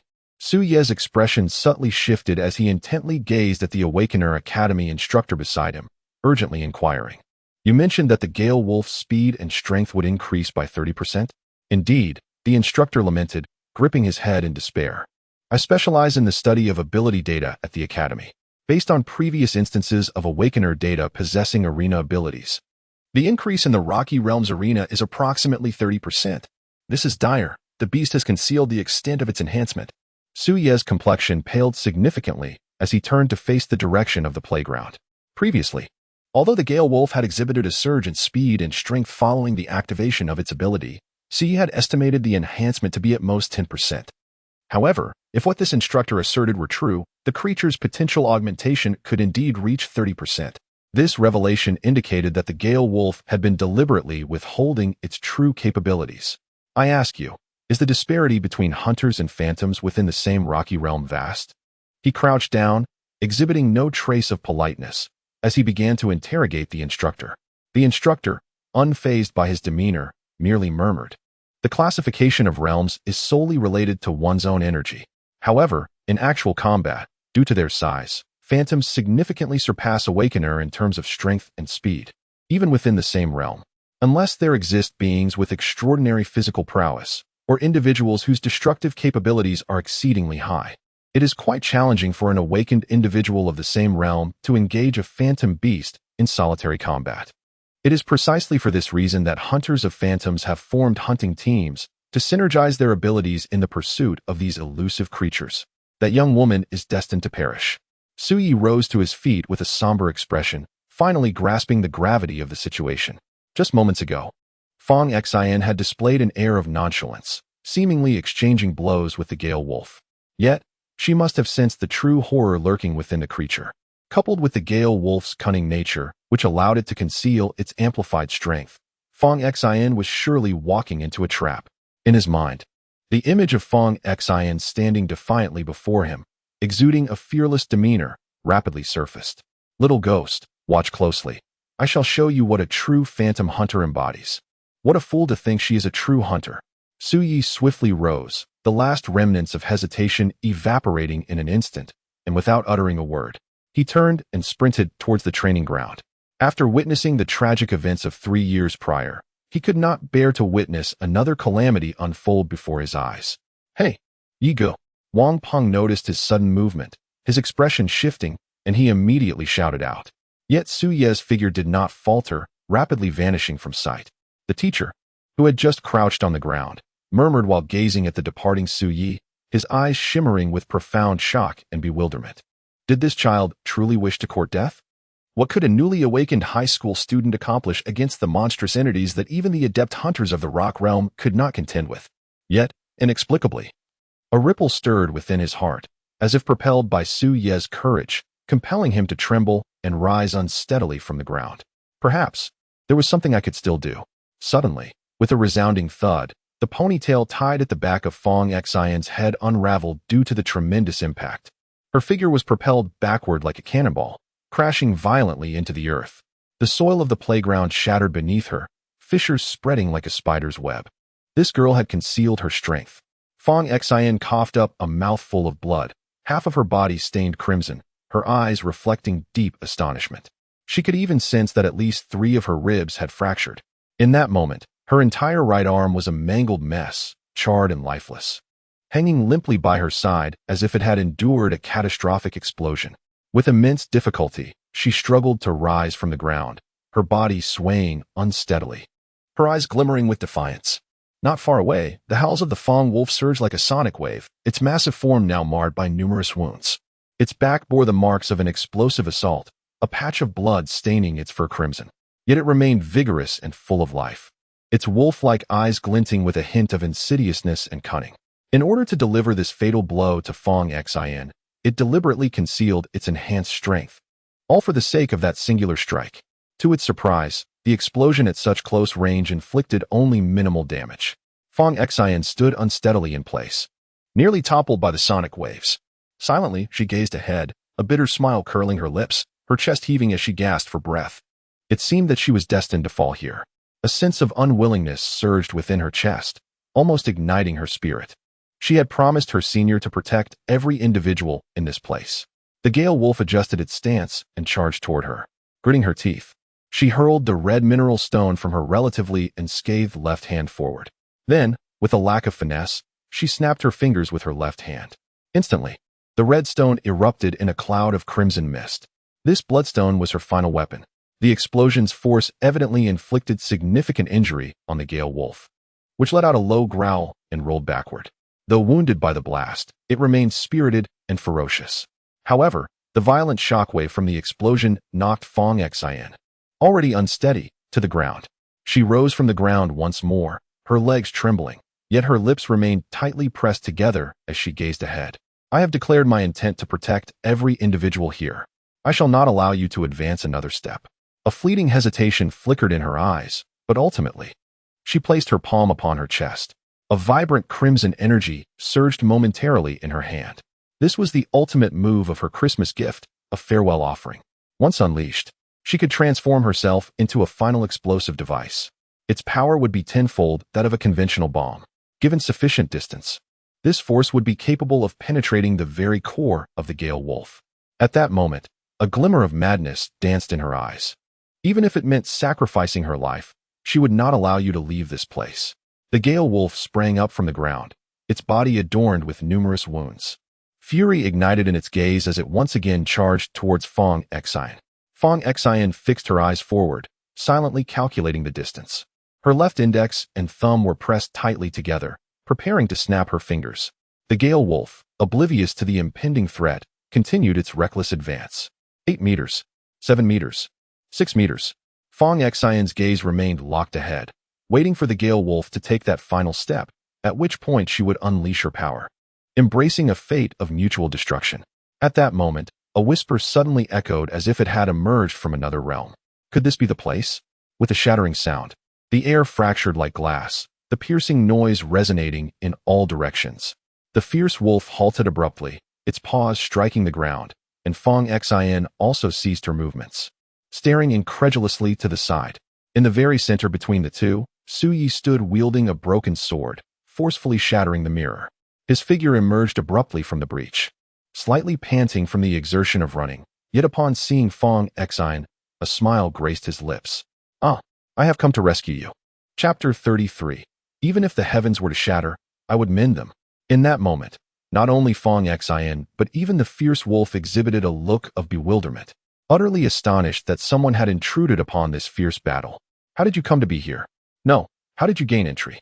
Fong Xion's expression shifted multiple times. Disbelief etched across her face as she gazed towards the breach. "You must leave this place. It is beyond your capacity to confront." And furthermore, without hesitation, Su Yi stepped through the gap. Soon, the shattered mirror behind him began to mend at an astonishing pace, sealing the space once more. "You realize that you still..." Fong Xin gazed in astonishment at Su Yi, who had stepped into the mirrored world and stood before her. "I must apologize." Su Yi said softly, his gaze fixed ahead. "For certain reasons, I have harbored biases against the Hunters of the Void. I have long believed that most individuals in this world are nothing but refined egoists, even with extraordinary abilities. The hunters who claim to protect the populace seem no exception in my eyes. In fact, upon attaining status and fame, they often become even more preoccupied with their own lives. Their battles against the void beasts and demons are merely a means to elevate their own standing and reputation. Once confronted with peril, individuals instinctively prioritize the preservation of their own lives. However, I could scarcely have anticipated that you would so valiantly combat to protect the students of this school."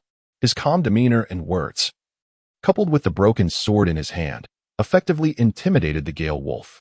Cunning by nature, it concealed its amplified strength, seeking a decisive blow. In this moment, the Gale Wolf hesitated, scrutinizing Su Yi with uncertainty, refraining from a direct assault, and instead observing cautiously. "As a hunter of the void, safeguarding civilians is our solemn duty. This has been my childhood aspiration, for which I have striven tirelessly until today." Fong Xin gazed at Su Yi's silhouette, gritting her teeth as she spoke. "I shall prove to you that Hunters of the Void are not as you perceive.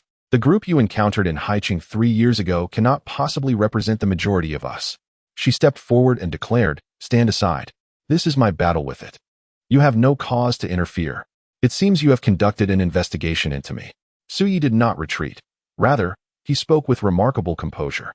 3 years ago, due to a series of fortuitous events, I became acquainted with a girl.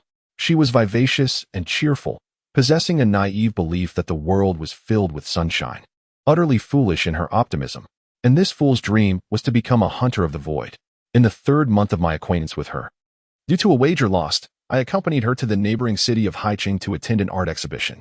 However, fate took a sinister turn when a monstrous creature suddenly invaded the venue.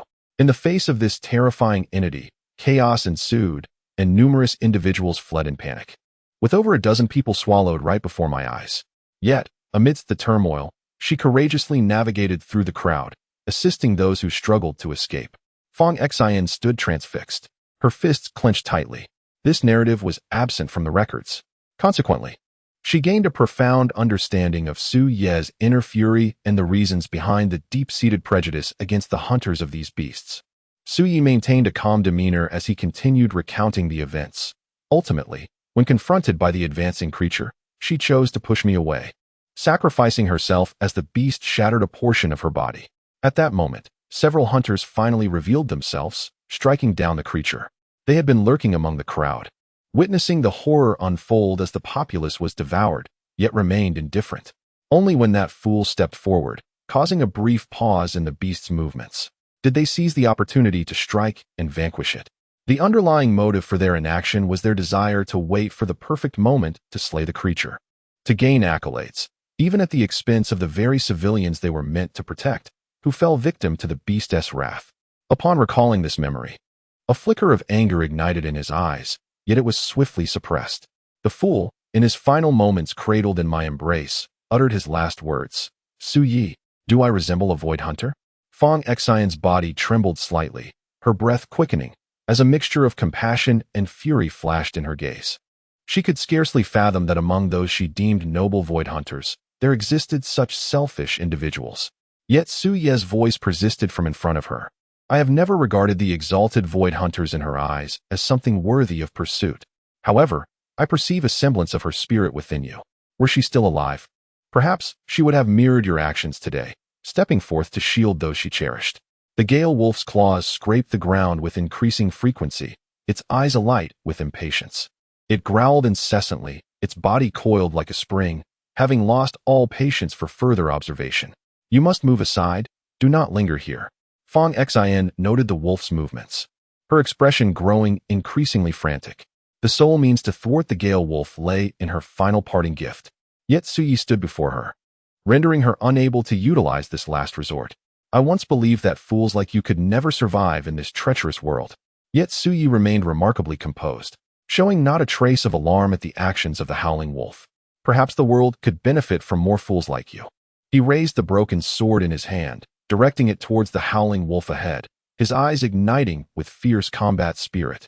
Energy surged into the broken sword, emanating a faint ripple of power from its blade. At that moment, Fong Xin noticed the sword, her expression shifting to one of surprise. Is that the fluctuation of the Juebao? You used it to enter the mirror world.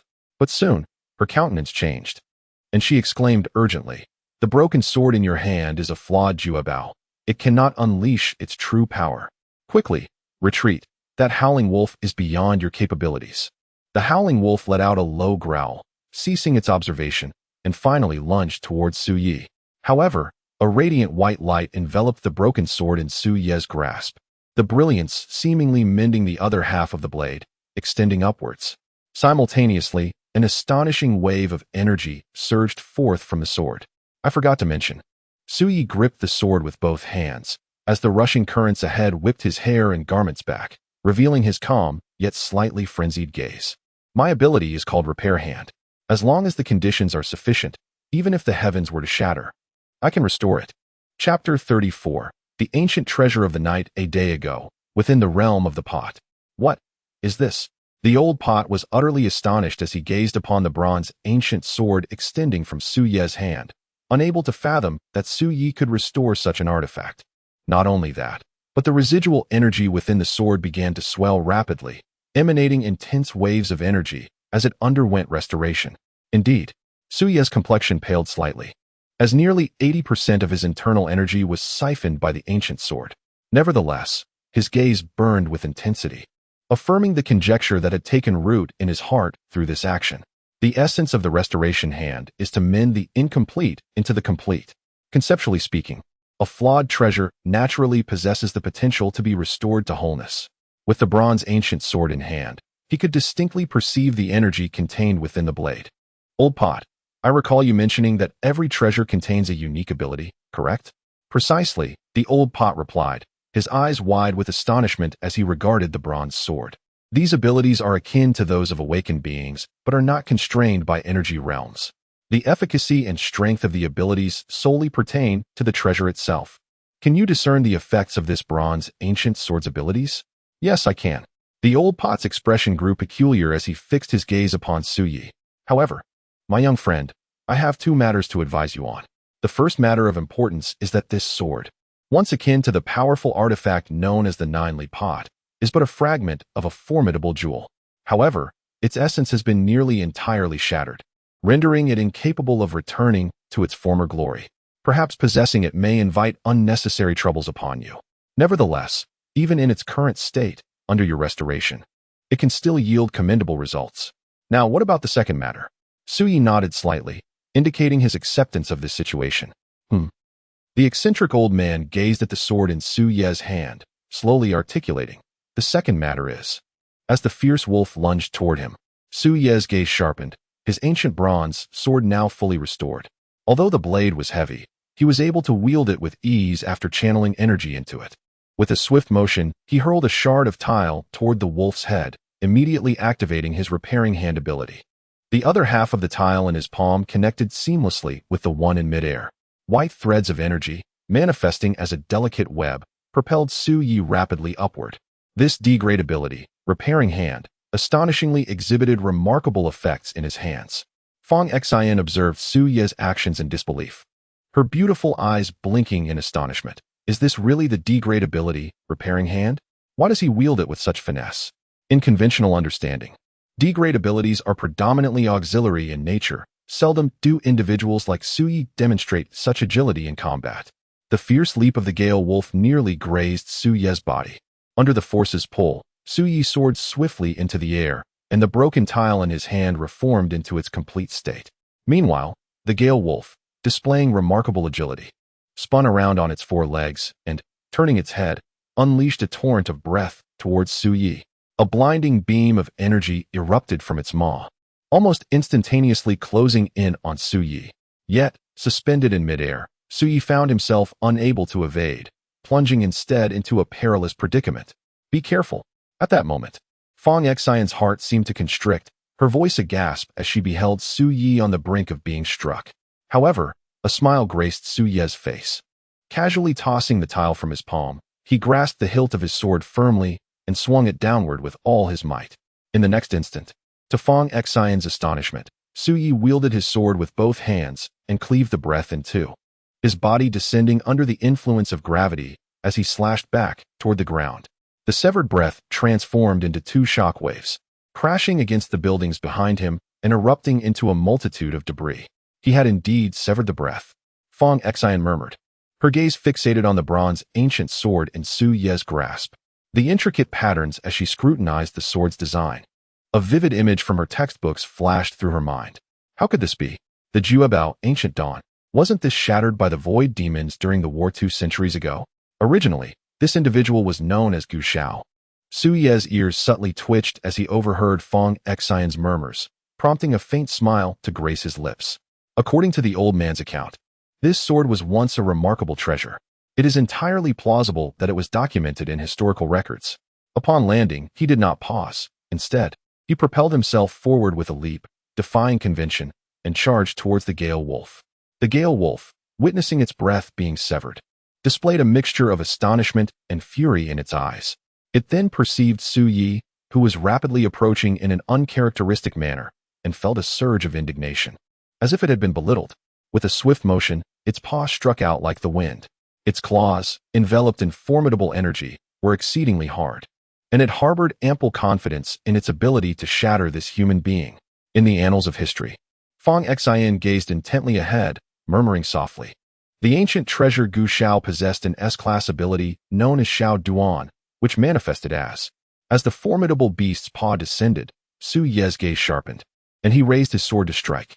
With a resounding slice, the Gale Wolf, taken aback, watched in horror as its right palm met Gu Shao, which cleaved through it as effortlessly as a knife through tofu, leaving a perfectly smooth cut and sending it soaring into the air.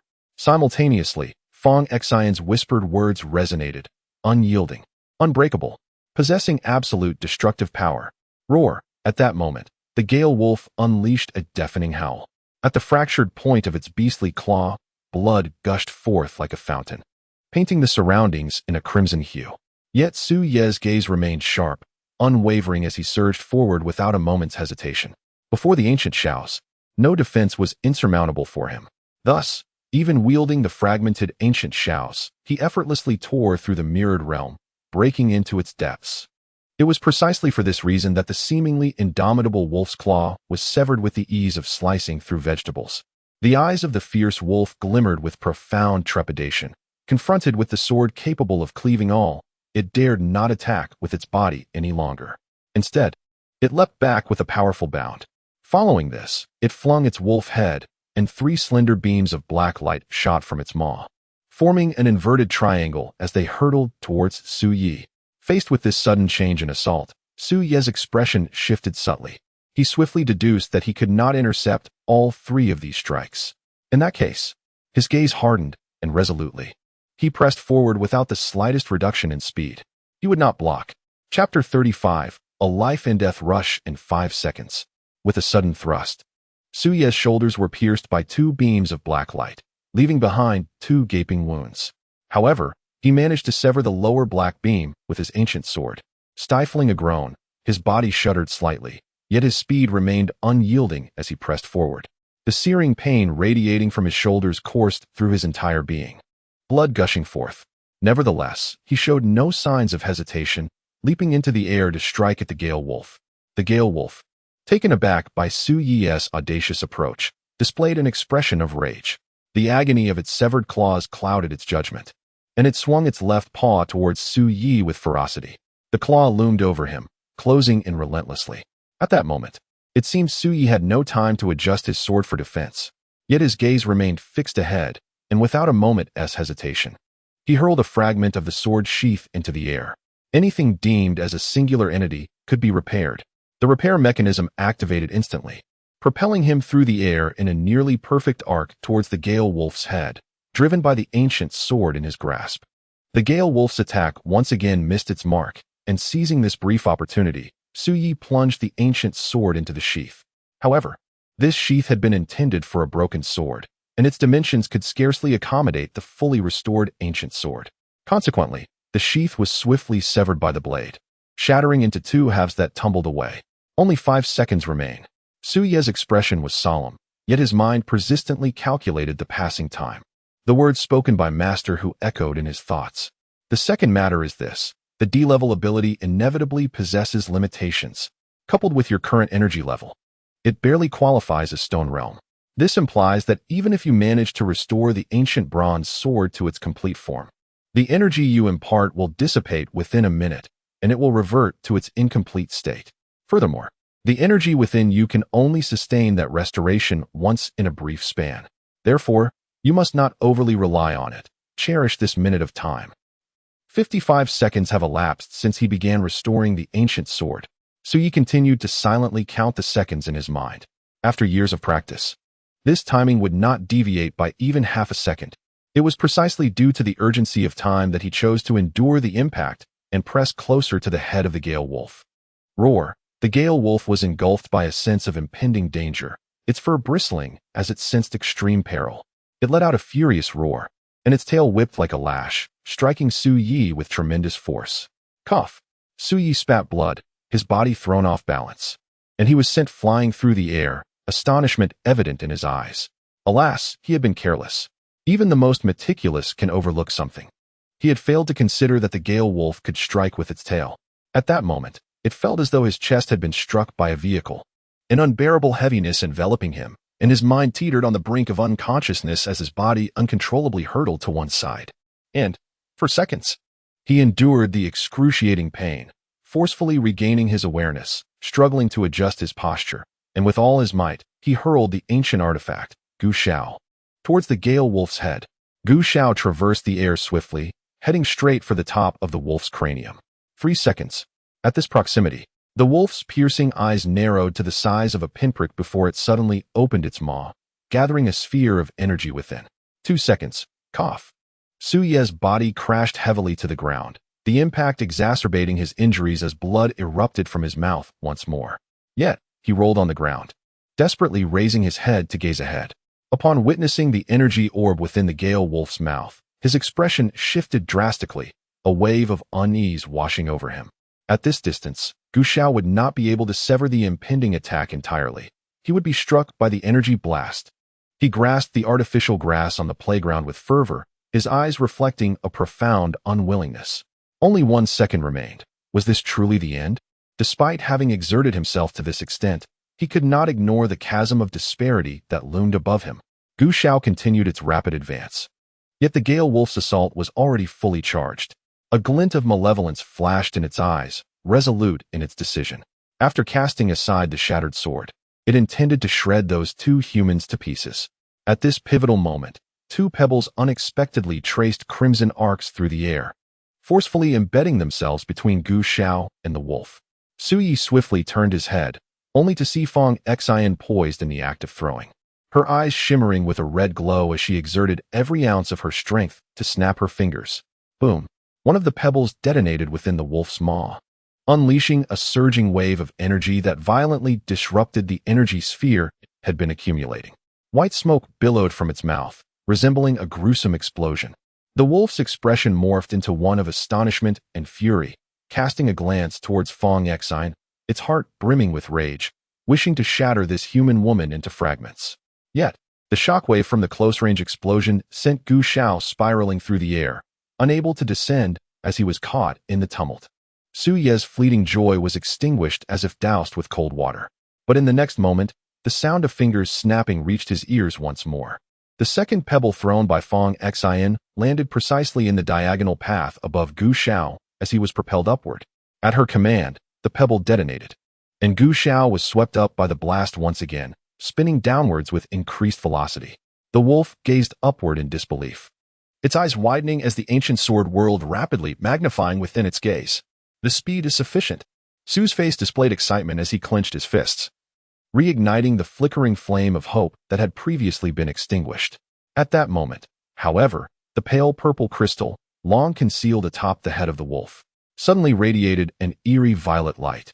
The luminous purple illuminated the sky, casting a hue that nearly transformed the heavens into a violet canvas. Subsequently, a violent surge of energy erupted from the gemstone. The purple radiance converged above the wolf's head, subtly coalescing into a shadowy figure. Immediately after, a boisterous laugh echoed from this figure. "Ha!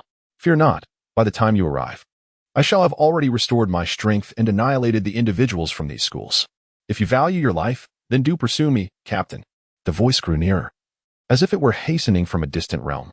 Simultaneously, the figure materialized swiftly. A man clad in black attire appeared seemingly out of thin air, standing atop the wolf's head. He bore a triumphant smile, surveying his surroundings with keen interest. But soon, the sound of rushing wind reached his ears. Upon glancing upward, he beheld a bronze ancient sword spiraling downwards, hurtling towards him with astonishing speed. "What is this?" The man's smile froze, and his voice fell abruptly silent. In the next instant in midair, a wolf's head, refusing to close its eyes in death, soared high, accompanied by a severed arm. Blood splattered everywhere. Chapter 36. If you dare, then pursue. 10 minutes ago, in the urban village of the western city, the world within the mirror was enveloped in a shroud of ominous black energy, coalescing into a sphere that encompassed everything. Guo Yin and Xia Li, gravely wounded, leaned against the ruins, gasping for breath, their eyes wide with disbelief as they gazed ahead. Is this the power of the mountain realm's phantoms? It is utterly terrifying, Guo Yin murmured, an inexplicable fear rising within him. Compared to the battle-hardened members of the Phantom Hunting Team, they had only been part of the 5th team for 3 short months, and this was their first direct encounter with the phantoms of the mountain realm. Do the other hunting teams routinely engage in combat with such monstrosities? A flicker of steely resolve appeared on Xia Li's cool visage, though her eyes glimmered with palpable frustration. Just as the nightmare had asserted, the abilities she and Guo Yin took pride in were rendered utterly futile in this confrontation. They could barely provide support, and they even required their senior to divert his attention to shield them. Just as despair began to take root in their hearts, a faint blue light, akin to the auroras tearing through the dark veil, surged forth from the distance. It was Qiao Sha, wielding a slender blue sword, the blade emanating an extraordinarily long beam of light that forcefully rent the black energy asunder, allowing the moonlight to cascade down once more. The world within the mirror freezes time at the moment it unfolds. Thus, even though the reality outside was as bright as day, this realm remained entrenched in the depths of night. Qiao Sha's gaze remained tranquil, his figure as swift as the wind, the blue robe billowing behind him, resonating with the sound of rustling fabric. In mere seconds, he shattered the surrounding darkness with precision. At that moment, the sword in his hand radiated like a luminous star, becoming the sole focal point in this realm. "It is over, nightmare," Qiao Sha roared, bringing his sword down with force. The night sky appeared to be torn asunder, and a figure was compelled forth, crashing to the ground, immobilized beneath the blade's tip. Cough, cough. This time, Nightmare could no longer maintain his previous composure. The violent clash of energies exacerbated his internal injuries, causing him to spit out a copious amount of blood. Indeed, the captain is remarkable. Wiping the blood from the corner of his mouth, Nightmare retained his poise even in the face of imminent peril. He gently rose to his feet. Yet Qiao Sha's sword remained steadfastly aimed at his head, rising with him. At this moment, Qiao Sha was also gravely wounded. His energy fluctuations diminished compared to before. Nevertheless, he maintained a resolute expression, his gaze unwaveringly fixed on Nightmare. This S-rank ability, the Sword and Blade Tomb, is truly extraordinary. Nightmare's complexion paled slightly, a faint smile gracing his lips as he looked at Chaosha. The ability to summon various swords at will, with the chance to invoke rare treasures and ancient weapons, is indeed impressive. The sword you wield is certainly a formidable treasure. Summoning this blue shadow required considerable effort on my part. Chaosha spoke calmly. Yet with the certainty of success in summoning, he declared, "Your fate is sealed. You shall meet your demise here." He gripped the azure blade tightly, its shimmering edge trailing a faint blue aura, hovering in the air, refusing to descend. "Why do you hesitate to strike?" The nightmare inquired with a faint smile, his gaze fixed intently on Chaosha. "Are you concerned that I might unleash my powers upon you without your knowledge?" The grin on his face expanded in Chaosha's eyes. In the next moment, the figure before Chaosha flickered and transformed into a terrified Guoyin. "Senior, wake up. It's me. Please don't kill me. That fiend is behind you." Chaosha's sword wavered for but an instant before it descended with lethal speed. The blade pierced Guoyin's shoulder, sending a spray of crimson mist into the air. A low growl escaped his lips as his visage swiftly morphed back to that of the nightmare. Though he shielded himself with energy, a wound still marred his shoulder, inflicted by Chaosha's sword. "I cannot believe you struck without a moment's hesitation." The nightmare's expression darkened, disbelief etched across his features as he regarded Chaosha. "Do you truly not fear that I have already employed my powers against you, and that the one you have just harmed is indeed your own comrade?" Guoyin, that lad, though often frivolous in his demeanor, would never plead for mercy as you do in moments like these. Chaosha withdrew his sword with resolute determination, whispering calmly, "If it were truly him, he would undoubtedly sacrifice himself to reveal the genuine circumstances. The next strike shall not miss its mark." Upon recognizing that the figure before him was indeed the nightmare, Chaosha hesitated no longer, swiftly brandishing his longsword in a decisive arc. Yet, at that very moment, a wave of disorientation washed over him. The surroundings morphed rapidly, as if he had been transported into a dense forest. Before him stood four grievously wounded figures, their bodies marred and incomplete. Clad in blue robes similar to Chaosha's, they dragged their mangled forms and turned in unison, their faces contorted with expressions of deep-seated resentment. "Chaosha, why have you forsaken us?" The sight of these four struck Chaosha like a bolt from the blue. The usually composed individual felt an eruption of rage within him. "You scoundrel!" Bang! The vision before him shattered instantaneously as the blue shadow in his hand traced a vibrant blue arc, forcefully cleaving the ground beneath. In an explosive moment, the earth where his sword tip made contact erupted, splitting wide open ahead of him. Seizing this fleeting pause, the nightmare deftly evaded, slipping to the other side. His face bore a peculiar smile, and he burst into laughter. Indeed, painful memories invariably induce emotional turmoil in you feeble humans. "Let us put an end to this tedious game. I believe my pet has now assumed control of the situation." He glided on his feet, steadying himself, as he observed the furious Chaosha charging towards him with great haste. Calmly, he withdrew a pale purple gem from his bosom and crushed it with fervor. Instantly, a violet barrier arose, enveloping his form. The blue shadow in Chaosha's hand struck fiercely against this purple shield, yet it was thwarted, unable to penetrate even a fraction. "This is the Juebao purple influence turn," he exclaimed in shock, never anticipating that such a rare gem would be in the hands of this phantom. However, he quickly realized something, his expression shifting dramatically. Could it be that the other piece of the purple influence turn resides within that ferocious wolf? The nightmare was shrouded in violet light, and at that moment, the purple barrier began to grow ethereal and translucent, as though it sought to extract him from this mirrored world. "Quick, escape the mirrored realm and head to the third middle school. Fong Xin is in danger." Chaosha turned and shouted urgently at Guoyin and Xia Li, his demeanor exhibiting unprecedented anxiety. Meanwhile, the nightmare, observing the agitated and furious Chaosha, erupted into hearty laughter. "Ha ha ha ha. Rest assured, by the time you arrive, I shall have already recovered from my injuries and decimated the inhabitants of these several schools. If you value your life, then pursue me, Captain." The voice gradually faded, and under the guidance of the purple light, the shadow of Nightmare vanished from sight. The scene before me shifted rapidly. A smile graced Nightmare's face as he appeared in a completely new realm. Yet, in the next moment, a sound of rushing wind filled his ears. He swiftly looked up, only to find a cold ray of light rapidly expanding and descending towards him. "What is this?" Nightmare's smile froze, and his voice was abruptly silenced. Chapter 37. A brand new ability, blood boiling. Nightmare gazed in disbelief at the sky. The ancient bronze sword, hurtling through the air, spun as it descended. His left arm, enveloped in energy, was severed with ease, as if it were mere tofu, soaring high into the air. Beneath him, the Gale Wolf let out its final anguished howl, the sound abruptly ceasing. The wolf's head soared away, plummeting to the ground alongside his severed arm. Only then did Nightmare finally grasp the scene before him. The excruciating pain from his dismembered arm surged through his body in an instant, maintaining a gentlemanly and composed demeanor until that moment. He finally contorted his face in agony, roaring out as blood splattered. The massive form of the Gale Wolf crashed heavily to the ground, taking Nightmare down with it, raising a cloud of dust from the impact.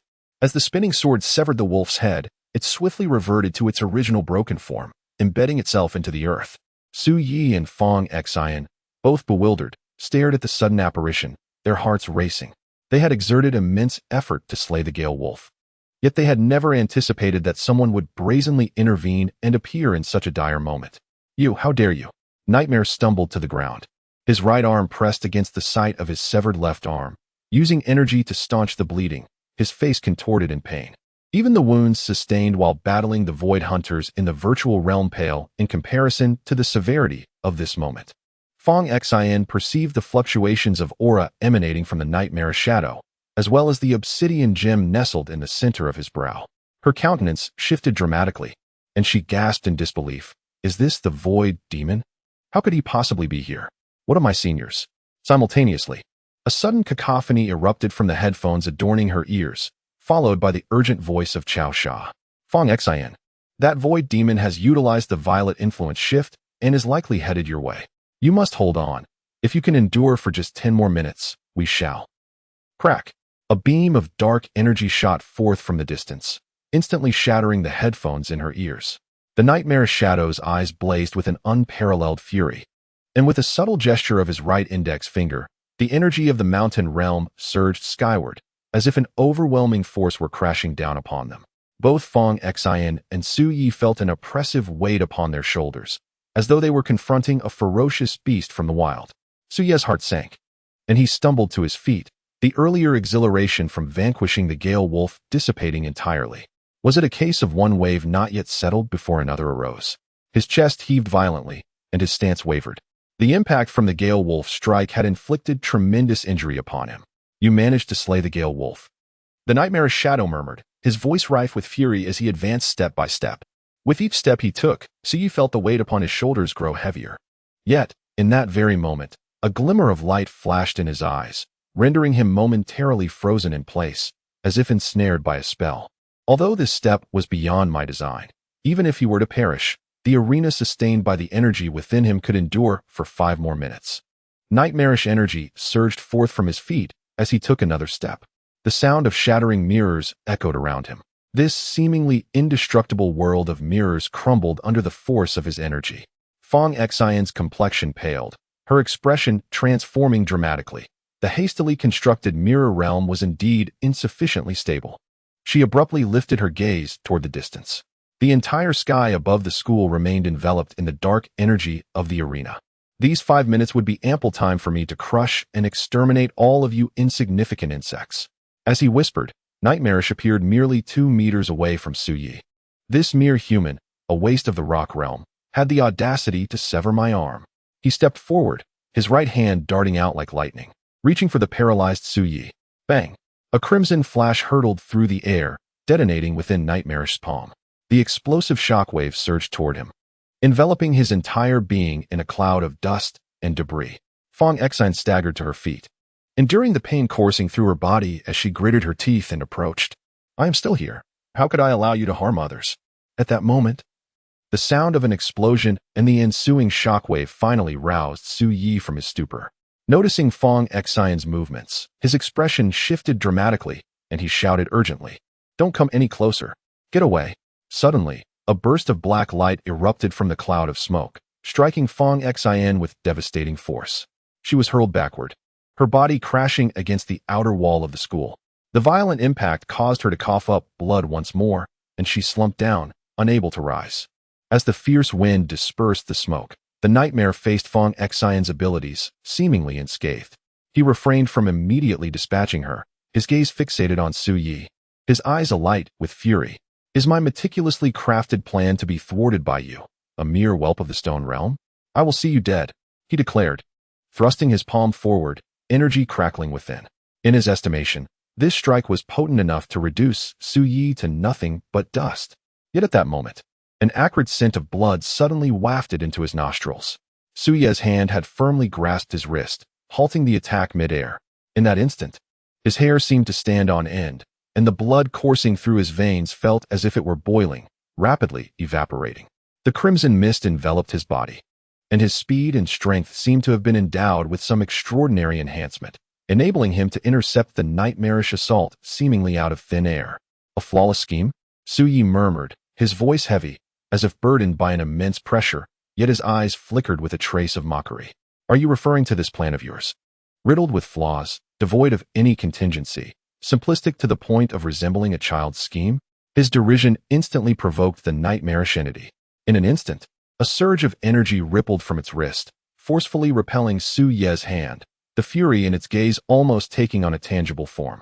Nevertheless, Su Yi merely scoffed, speaking in a deep tone.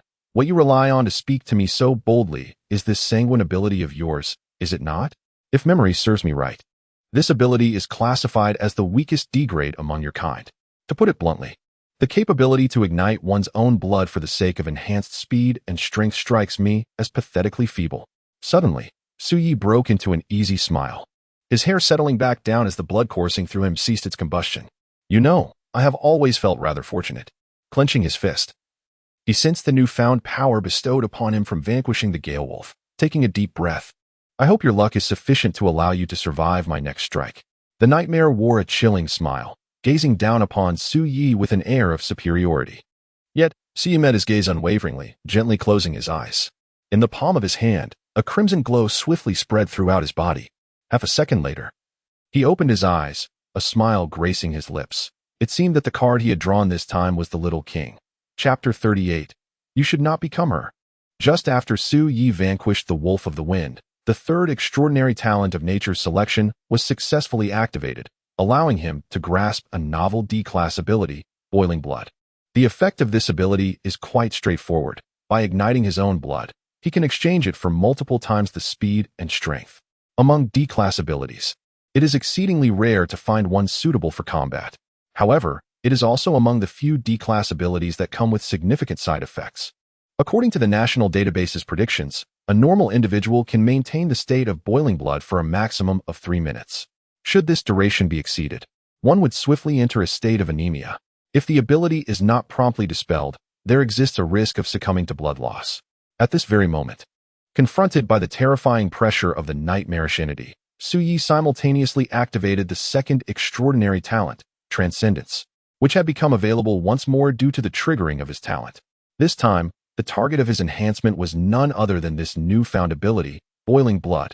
The effect of Transcendence is to randomly elevate an ability to any level between C-class and SSS class. Once utilized, the effect dissipates. Su Yi considered himself fortunate, and at this critical juncture, his fortune did not betray him. Although he did not randomly achieve the most formidable SSS class enhancement, the Boiling Blood he possessed had undergone a monumental transformation. SSS class Boiling Blood. Effect 1. Boiling Blood. The blood ignited by boiling can enhance one's overall abilities 5-fold. Effect 2. Blood Mask. By condensing 5 of one's own blood, a mask of blood is formed, granting a singular explosive attack.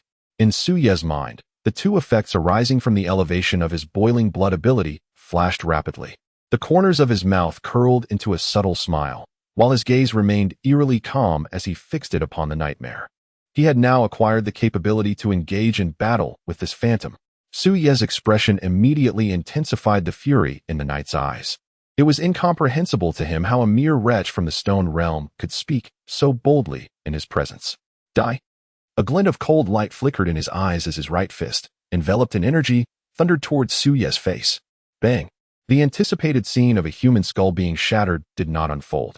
Instead, his fist was met by Su Yi, who effortlessly caught it in midair. At that moment, Su Yi's hair stood on end once more, his blood boiling. The rapidly ascending blood mist enveloped him, transforming into wisps of crimson steam that continuously drifted skyward. I have already stated, Su Ye's voice resonated deeply, his eyes reflecting indifference. My fortune is indeed quite remarkable. With a swift motion, his right fist surged forward. Its velocity so great that it generated a sonic boom. The punch struck the nightmare's chest, sending him hurtling backward like a cannonball. The terrifying impact dispersed the energy enveloping his body, a tremor coursing through him. Thud! The nightmare was hurled against the boundary wall of the school, shattering the solid structure and colliding with the dark barrier of the arena, only to be violently rebounded to the ground, struggling to suppress the tumultuous energy within. The nightmare had barely risen when a crimson light streaked in from the distance, appearing before him in an instant. Now tell me, who is the one trapped in the arena? Su Yi intoned softly, forcefully bringing his right foot down upon the nightmare's form. The nightmare trembled violently, exerting all his strength to manipulate his energy and roll aside. Boom!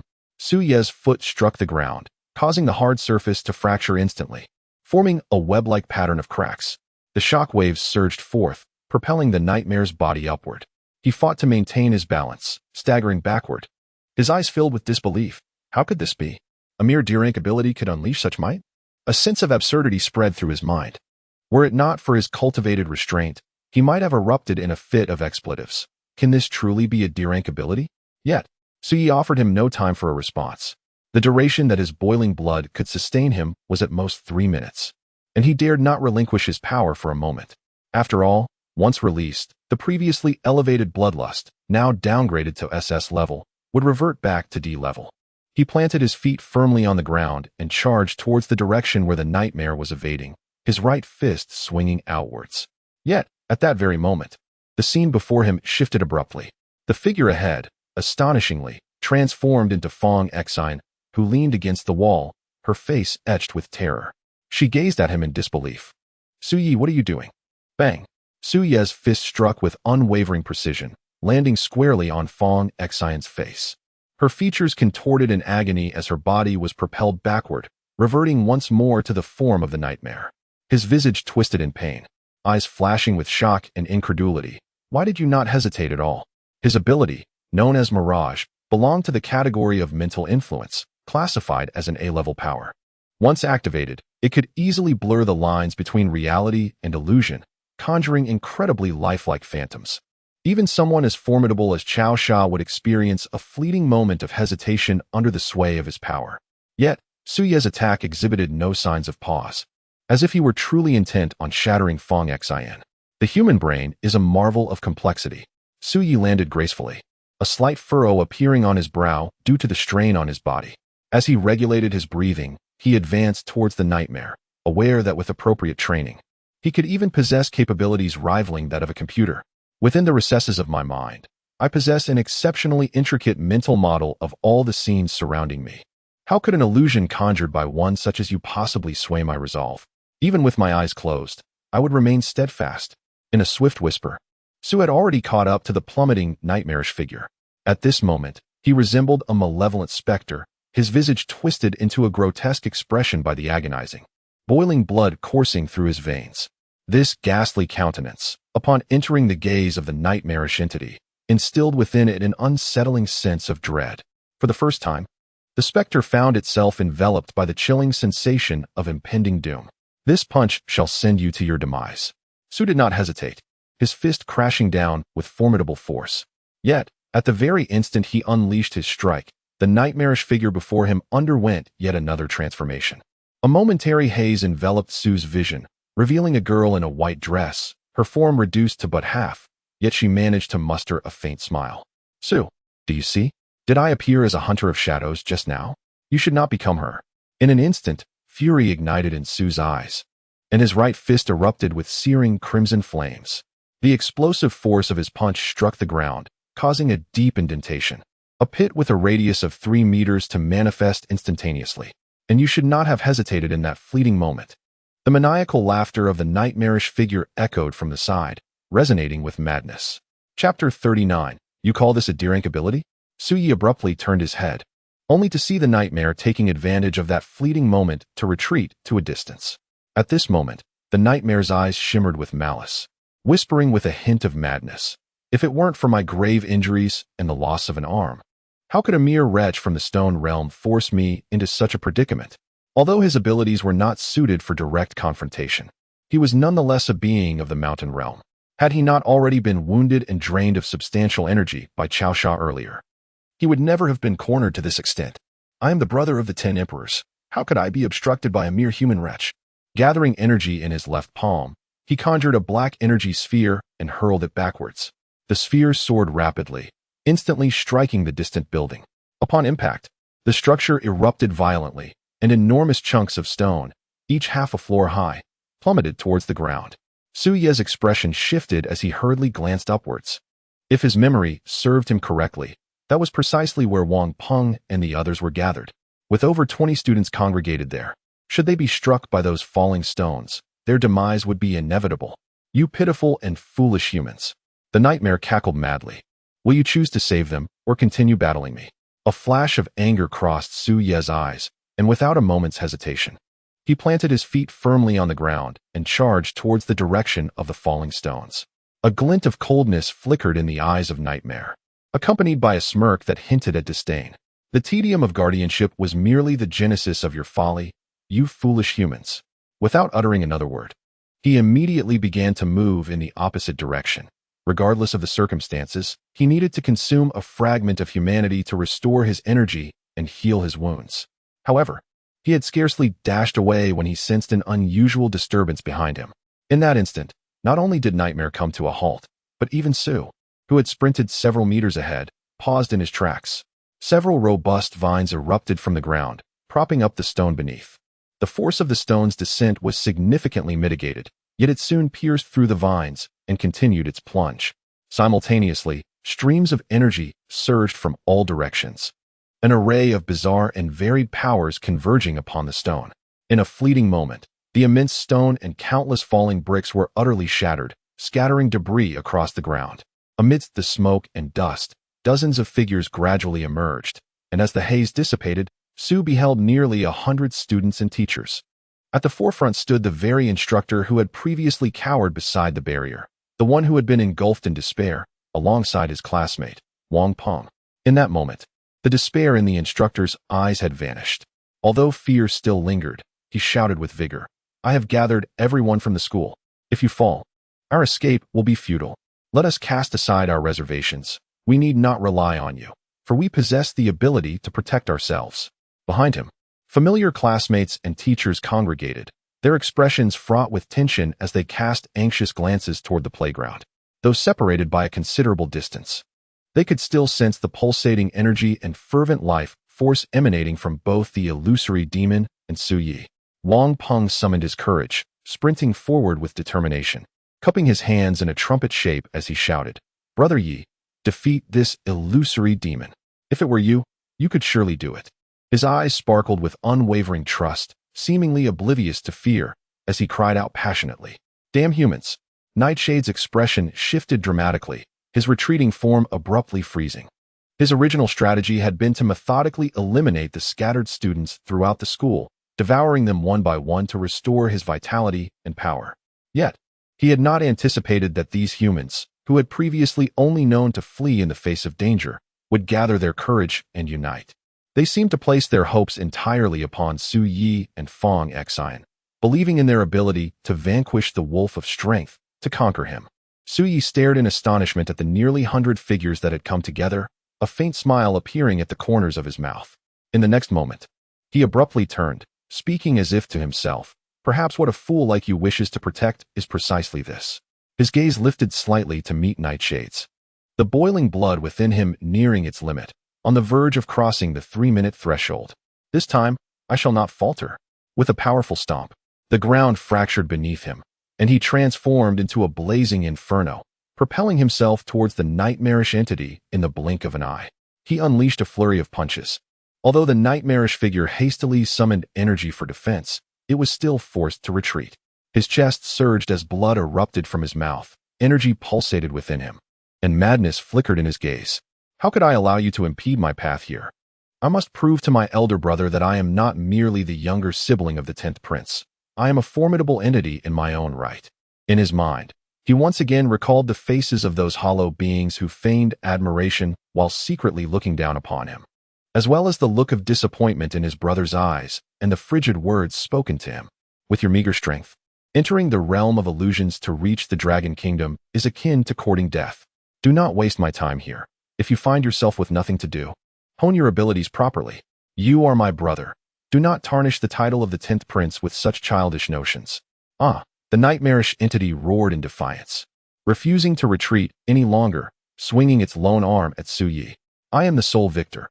I shall never concede. In that moment, the black gem embedded in his forehead erupted with blinding brilliance, elevating the intensity of his energy to newfound heights.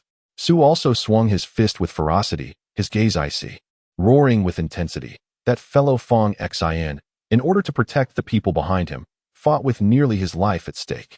How could I possibly allow you to harm them? In that fleeting moment, the blood within him seemed to evaporate instantaneously, and the swirling mist of crimson coalesced into a blood-red mask that enveloped his face. With the emergence of this sanguine visage, the speed of his right fist surged dramatically, transforming into a mere shadow as it hurtled towards the nightmare. Crack! Above the firmament, the once unyielding arena of beasts erupted with a thunderous shatter. 3 figures surged from one side, unmistakably the hastening Cao Sha and his companions. Cao Sha, gripping a blue longsword, maintained a slashing motion, anxiously glancing ahead, only to be abruptly taken aback. A blazing inferno of blood ascended to the heavens. On the already chaotic playground, Su and the nightmare's fists clashed. However, Su's strike landed first, piercing through the nightmare's chest and creating a gaping wound. The nightmare's countenance contorted in disbelief, staring ahead as he muttered, "Bro." There. Su's expression remained resolute, the mask upon his face shattering explosively into a cloud of blood mist that dispersed behind him. The nightmare's fist halted before Su, unable to advance even an inch further. In the next instant, his entire body detonated violently, transforming into a cloud of blood mist, utterly obliterated by Su in that very spot. "Hey," Cao Sha murmured as she gazed ahead, the azure shadow in her hand transforming into a fleeting shimmer. I recall Fong Xin mentioning that this individual's ability was classified as D-grade, wasn't it? At this moment, not only him, but also the figures of Guo Yan and Xia Li behind her appeared in a state of stupor, staring incredulously at the scene before them. The 3 of them swallowed simultaneously, their minds echoing a singular thought. Is this truly what you would call a D-grade ability? Chapter 40, Awakening. Cao Sha's invitation, the pure white ceiling greeted Su Ye's gaze. He silently contemplated the ceiling for approximately 3 seconds to adjust to the light, before finally sitting up.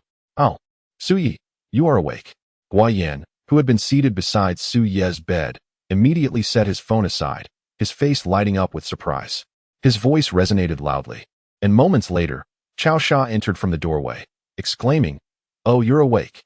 Su Yi scanned his surroundings, then turned to the 2 of them, inquiring, "What date is it today?" Guo Yan's expression turned serious, and with a grave tone, he replied, "It is August now. You have been in a coma for 2 months." This jest is far from amusing. Without hesitation, Su Yi reached out and seized Guo Yan's phone, lowering his gaze to examine it. Had he truly been unconscious for 3 full days? "I expected your first question upon waking would be, 'Where am I?'"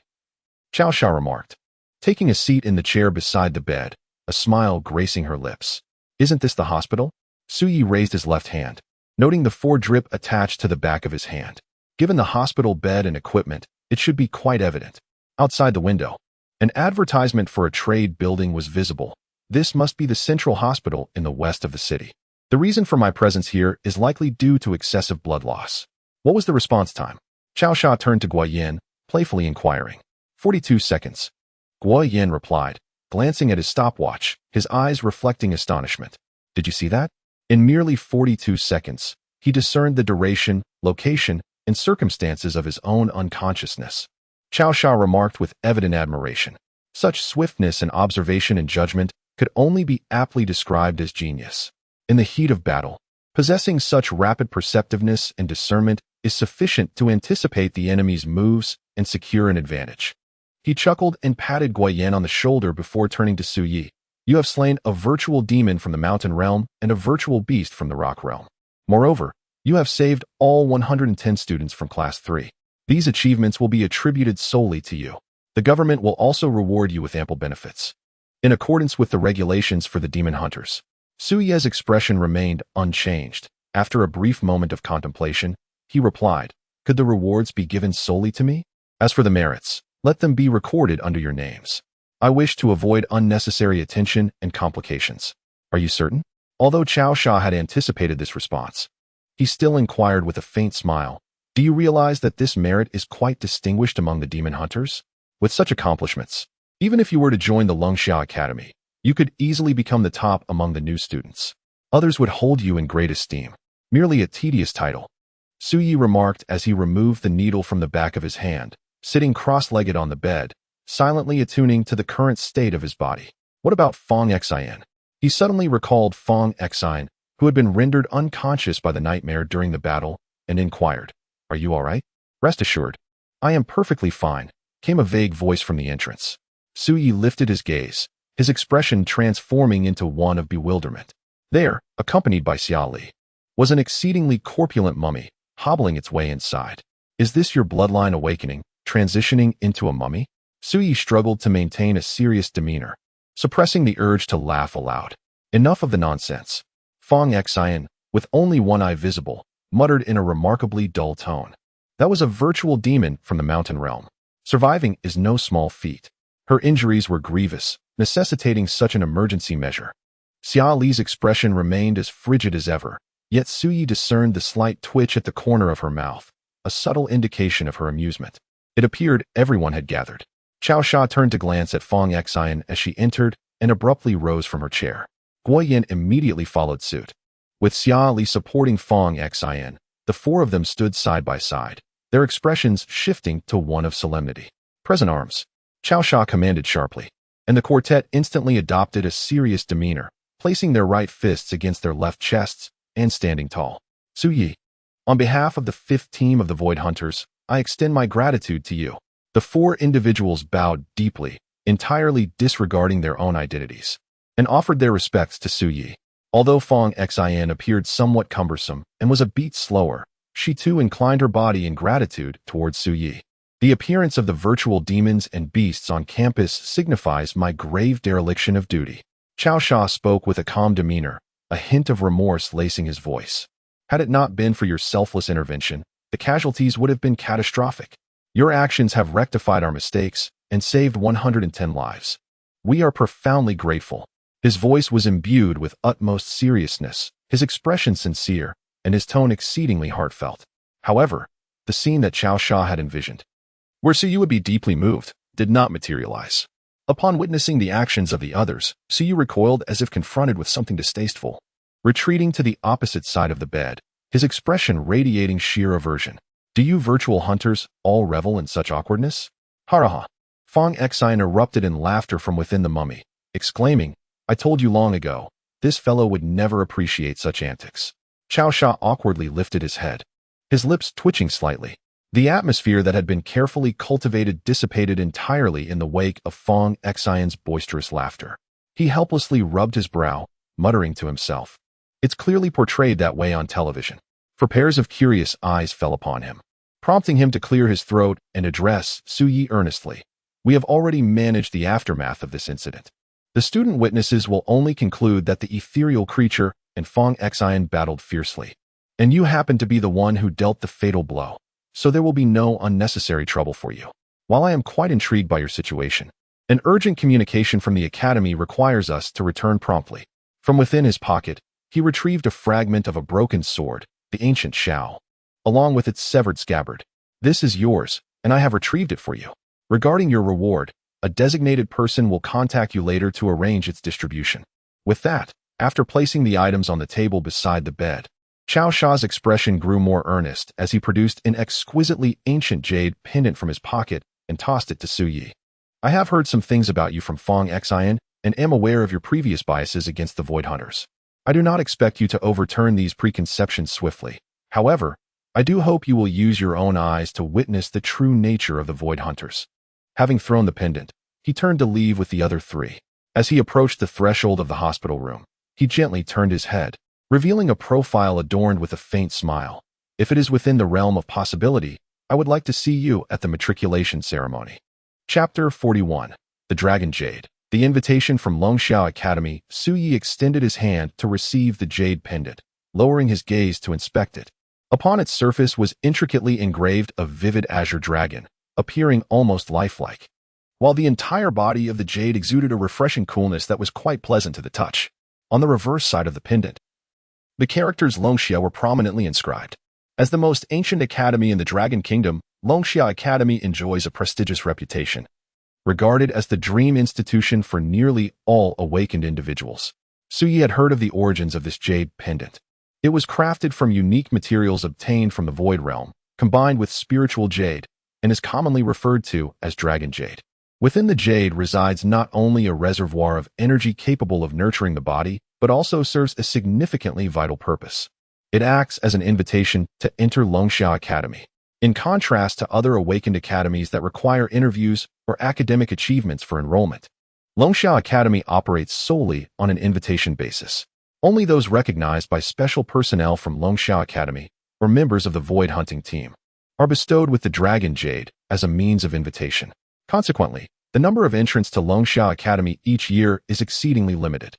However, each individual represents the pinnacle of excellence, with at least 80% of students destined to become Void Hunters, engaging in battles against the Void Demons. In terms of overall strength and resources, Longxia Academy far surpasses its nearest competitor by several folds. Su Yi clutched the Dragon Jade in his hand, an unusual expression surfacing on his face, astonished that he had actually obtained a piece of Dragon Jade. To gain admission to Longxia Academy, one must possess an ability rating of at least B, with the average level hovering above A. Remarkably, he was the first ever to qualify for enrollment with a D-level ability. Previously, Su Yi harbored considerable prejudice against the Void Hunters. However, the appearance of Fong Xin and her companions, coupled with their selfless act of standing before the crowd to shield them, prompted Su Yi to reassess his views on the Void Hunters. A myriad of memories flashed through his mind. After navigating the tribulations at school, he unearthed several clues that had previously eluded him, reigniting the memories of things long buried in his heart. The image of the girl who had once perished before him flickered once more in his mind. He murmured to himself, "Many answers await my pursuit. Whether it pertains to her death or those responsible for it, perhaps all these answers lie within Longxia Academy." Suddenly, Su Yi flipped his hand to grasp the jade pendant, his eyes shimmering with unspoken thoughts. At the entrance of the central hospital, as Chao Sha and his companions had just departed, a lengthy, luxurious car came to a halt before them.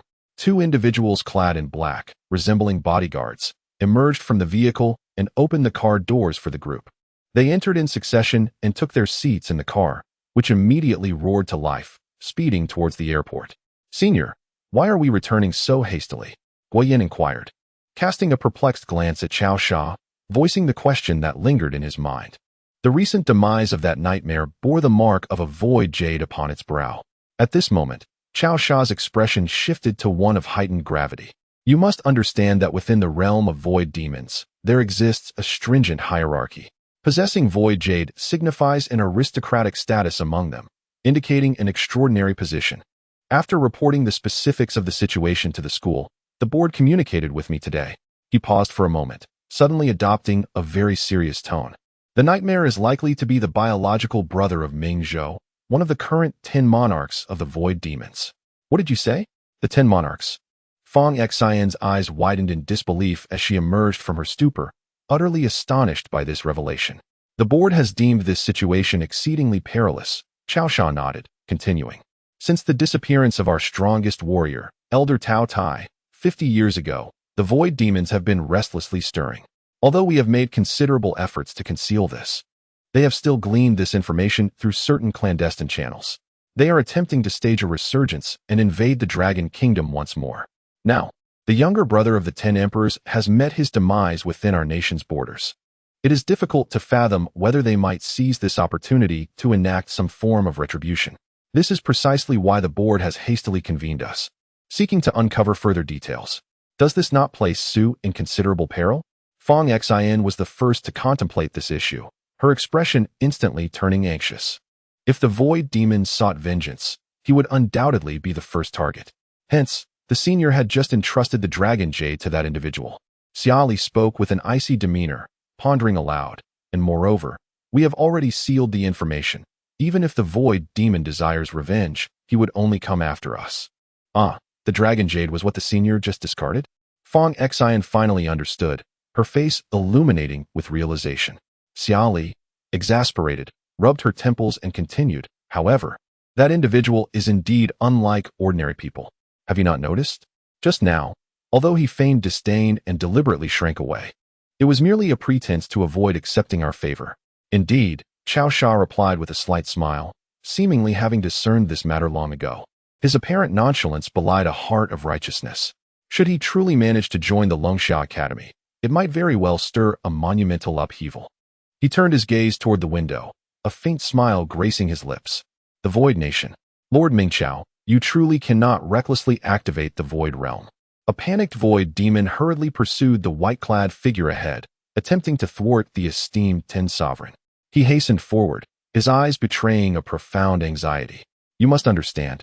The Dragon Kingdom is currently under the innate protection of the Wuji. With your status and strength, should the Void Realm be unleashed, it would swiftly attract the assault of those formidable human experts from Kunlun. Had not His Majesty the Void King already declared that now is not the time for us to engage in battle? Suddenly, Mingqiao halted, his footfall ceasing with a decisive force. In a swift motion, his right hand, like the wind, seized the neck of the Void Demon, lifting him effortlessly into the air. His visage bore a striking resemblance to Nightmare, yet his expression was profoundly grave. The black gem at his brow glimmered faintly, while his eyes harbored an overwhelming fury. Are you implying that my own brother perished in the Dragon Kingdom, and I must merely stand by, powerless to intervene? His voice resonated like thunder, reverberating through the air, as brilliant white light radiated from his palm, illuminating half the sky. Mingqiao, is it not your own relentless pressure that has driven your foolish brother to his demise? A somewhat teasing voice, laced with a hint of allure, chimed in from the side. To take out your frustrations on your kin now seems rather futile. Mingqiao released his grip, casting the Void Demon harshly to the ground. Seething with rage, he turned to face a sultry red-haired woman leaning against the wall in the distance. Crimson Rain, do you believe that being one of the 3 stars renders you immune to my actions? A brilliant light flickered behind him, with a terrifying energy ebbing and flowing. Crimson Rain maintained a charming smile, utterly unfazed by Ming Zhou's imposing presence. Instead, she slightly parted her red lips and spoke softly. Your Majesty the Illusory King, I require you to visit the Hall of Illusions at once. There have been appearances of ancient fragments in the Star Kingdom. You must activate the Illusory Realm and enter the Star Kingdom to capture them. Upon hearing the mention of the Sovereign's title, Ming Zhou's pupils constricted sharply, and the energy behind him diminished somewhat. As for the human who killed your brother, Crimson Rain smiled faintly as she began to retreat, her figure gradually vanishing from sight. That fellow from Elysium has already dispatched an envoy to eliminate him. If all goes as expected, it won't be long before the human's corpse is delivered to you. Chapter 42. Dreams are remarkable things. Hey here. In a McDonald's. Wang Peng waved to Su Yi at the entrance, a lavish feast of family buckets laid out before him. I just got out of the hospital. And you summoned me here? Su Yi plopped down, unceremoniously grabbing several fries and shoving them into his mouth. Is there something important you wish to discuss? This is to celebrate your successful recovery. Wang Peng replied with a smile, though his eyes flickered with a hint of hesitation, as if deep in thought. I've never seen you so generous before. Su Yi chuckled awkwardly, diving into the food before him with fervor. Wang Peng laughed lightly as well, casually tossing a fry into his mouth. Do you have any idea how astonishing you looked at school a couple of days ago? The girls were utterly mesmerized. The students from other classes who had joined the Jianyi Alliance were rendered weak-kneed by your presence. I must have looked quite dashing then, Su Yi mumbled with his mouth full, taking a hearty swig of cola and letting out a satisfied belch. Indeed, quite dashing. Wang Peng's lips twitched slightly, though it would have been even more impressive had you not collapsed face first onto the ground right after that punch. What? Su Yi halted his chewing, eyes widening in disbelief. Was my fall truly that humiliating? Cursed be my once glorious reputation. Had I known I would faint, I would have struck a pose first. He mumbled with a hint of regret, fiercely placing a piece of chicken leg into his mouth. After the phantom was vanquished, several hunters from the Longxia Academy swiftly arrived. The other students believed that it was those hunters who had significantly weakened the phantom, allowing for its destruction. However, I knew that the phantom had surely been slain by Yi. Had it not been for you, they would not have arrived at the school in time. We might have already perished. Their assertion holds some truth. Su Yi maintained a composed expression, showing no intention of claiming credit. Had it not been for their efforts in weakening the phantom, I indeed would not have had the opportunity to confront it directly. After you fell unconscious, Tang Xiaowan asked me several times for your contact information. Oh, and that Liao Wei has also been eager to express his gratitude to you in person. Did you give them my contact details? Su Yi paused his actions, nervously glancing at Wang Peng. How could that be possible? Wang Peng proudly patted his chest, declaring that he had outright refused them. I told them that Ye's contact information was not something they deserved. Huh. Hee. Su Yi sarcastically remarked. In truth, if the school beauty wished to privately add my contact information, you could have given it to her. Having finished his jest, he casually grabbed a piece of paper to wipe his mouth, then revealed his usual languid demeanor as he gazed at Wang Peng. You, my friend, are quite uncharacteristically peculiar today. Speak. You specifically sought me out. What is it that you wish to convey? Indeed, it seems I cannot conceal anything from you. Wang Peng let out a bitter smile, suddenly glancing at Su Yi, hesitating momentarily before speaking. Actually, I must clarify that my sexual orientation is perfectly normal. Su Yi abruptly interrupted him, his expression turning vigilant as he fixed his gaze on Wang Peng. I definitely like women, you know. The interruption caused Wang Peng's previously cultivated emotions to dissipate, his face flushing as he exclaimed loudly. Yet, it was precisely Su Ye's interruption that diminished the intensity of his feelings, and he finally took a deep breath, quickly declaring, I intend to join the Awakeners Academy. Oh, I'm aware, Su Yi replied lazily, leaning back in his chair, showing no sign of surprise. It must be the Shuqing Academy. What? Wang Peng was taken aback for a moment, then, with growing incredulity, asked, how could you possibly know? Given that you have awakened a sea-level ability, along with my assessment of your potential, there are only 3 academies that could possibly admit you. Additionally, considering that your parents hail from Shuqing, joining the Shuqing Academy seems to be the optimal choice. He continued, this academy ranks 5th nationally. It is quite respectable and fitting for you. Wang Peng was astonished that Su Yi had already known what he intended to express. This unforeseen circumstance made him scratch his head, but he continued, actually, I came to bid you farewell. Tomorrow morning, I shall return to Shuqing with my parents. The matter of school registration, along with a myriad of trivialities, seems to require a considerable amount of time to resolve. By the time we meet again, it is likely to be quite a while. Ah, I understand. Su Yi replied nonchalantly. I wish to express my gratitude to you, Brother Yi, for your care over the past few years. Why are you so verbose? Su Yi playfully smacked Wang Peng on the head. Becoming an awakened one must be your dream, right? His expression remained serene, yet his eyes conveyed a flicker of encouragement. He gazed at his first friend in this world after his journey and his only companion at school, gently extending his fist. Since you have successfully awakened, let us strive continuously. Before him, the image of the girl in the white dress basking in sunlight on the swing flickered once more. However, this time, his response was entirely different. Dreams are truly remarkable, are they not? In the principal's office of Longxia Academy, Xiao Xia pushed the door open and immediately spotted Principal Xiao Wu seated behind the desk. He was an elderly man with hair and beard as white as snow, his weathered face recounting the history of the Dragon Kingdom. It is said that Principal Xiao Wu was born on the fateful day 300 years ago and is among the longest-lived individuals in the Dragon Kingdom. He is also an awakened one, possessing unfathomable strength. Yet, scarcely anyone has witnessed his prowess firsthand, nor is there any knowledge of the extent of his mastery. At this moment, the principal, with his fingers interlaced, gazes calmly ahead, his eyes sparkling with intensity, seemingly oblivious to the entrance of Xiao Xia. Principal, I have arrived, Xiao Xia stated solemnly, standing before the desk, and then fell silent, awaiting a response. However, Xiao Wu maintained his stance, not even blinking, merely staring quietly into the distance. Principal? Xiao Xia called out again, perplexed, directing his gaze towards him. After a brief moment, the faint sound of snoring reached his ears, and he finally discerned something amiss. The veins at his temples bulging. With a resounding clap, Xiao Xia slammed his hands on the table, exclaiming loudly, Principal, you are drawing eyes on your eyelids and sneaking a nap. This abrupt noise jolted the slumbering Xiao Wu awake. The aged elder suddenly stirred, his once piercing eyes now revealing the gaze hidden beneath his eyelids. He looked around in confusion, a droplet of saliva trickling from the corner of his mouth, bewildered by the commotion. Was there an earthquake? Chapter 43. The reliable fellow Cao Sha gazed blankly at the disheveled principal before him, exhaling in exasperation as he rubbed his forehead. This was Longxia Academy. How could a mere earthquake possibly disrupt the institution? Ah, indeed. Xiaowu exhibited a look of sudden realization, finally snapping back to attention. At this moment, he noticed Cao Sha standing before him. Hey, Cao Sha, what brings you here? Did you not summon me here? In just a few fleeting moments, Cao Sha felt his temper rising, veins throbbing on his forehead. I recall now. There was indeed such a matter. Xiaowu chuckled as he rose, stretching lazily. It was true. With age came forgetfulness. By the way, what was it I needed you for? You were asking me? Cao Sha could no longer contain himself, slamming his palm onto the table. The mahogany desk immediately bore the imprint of his fist.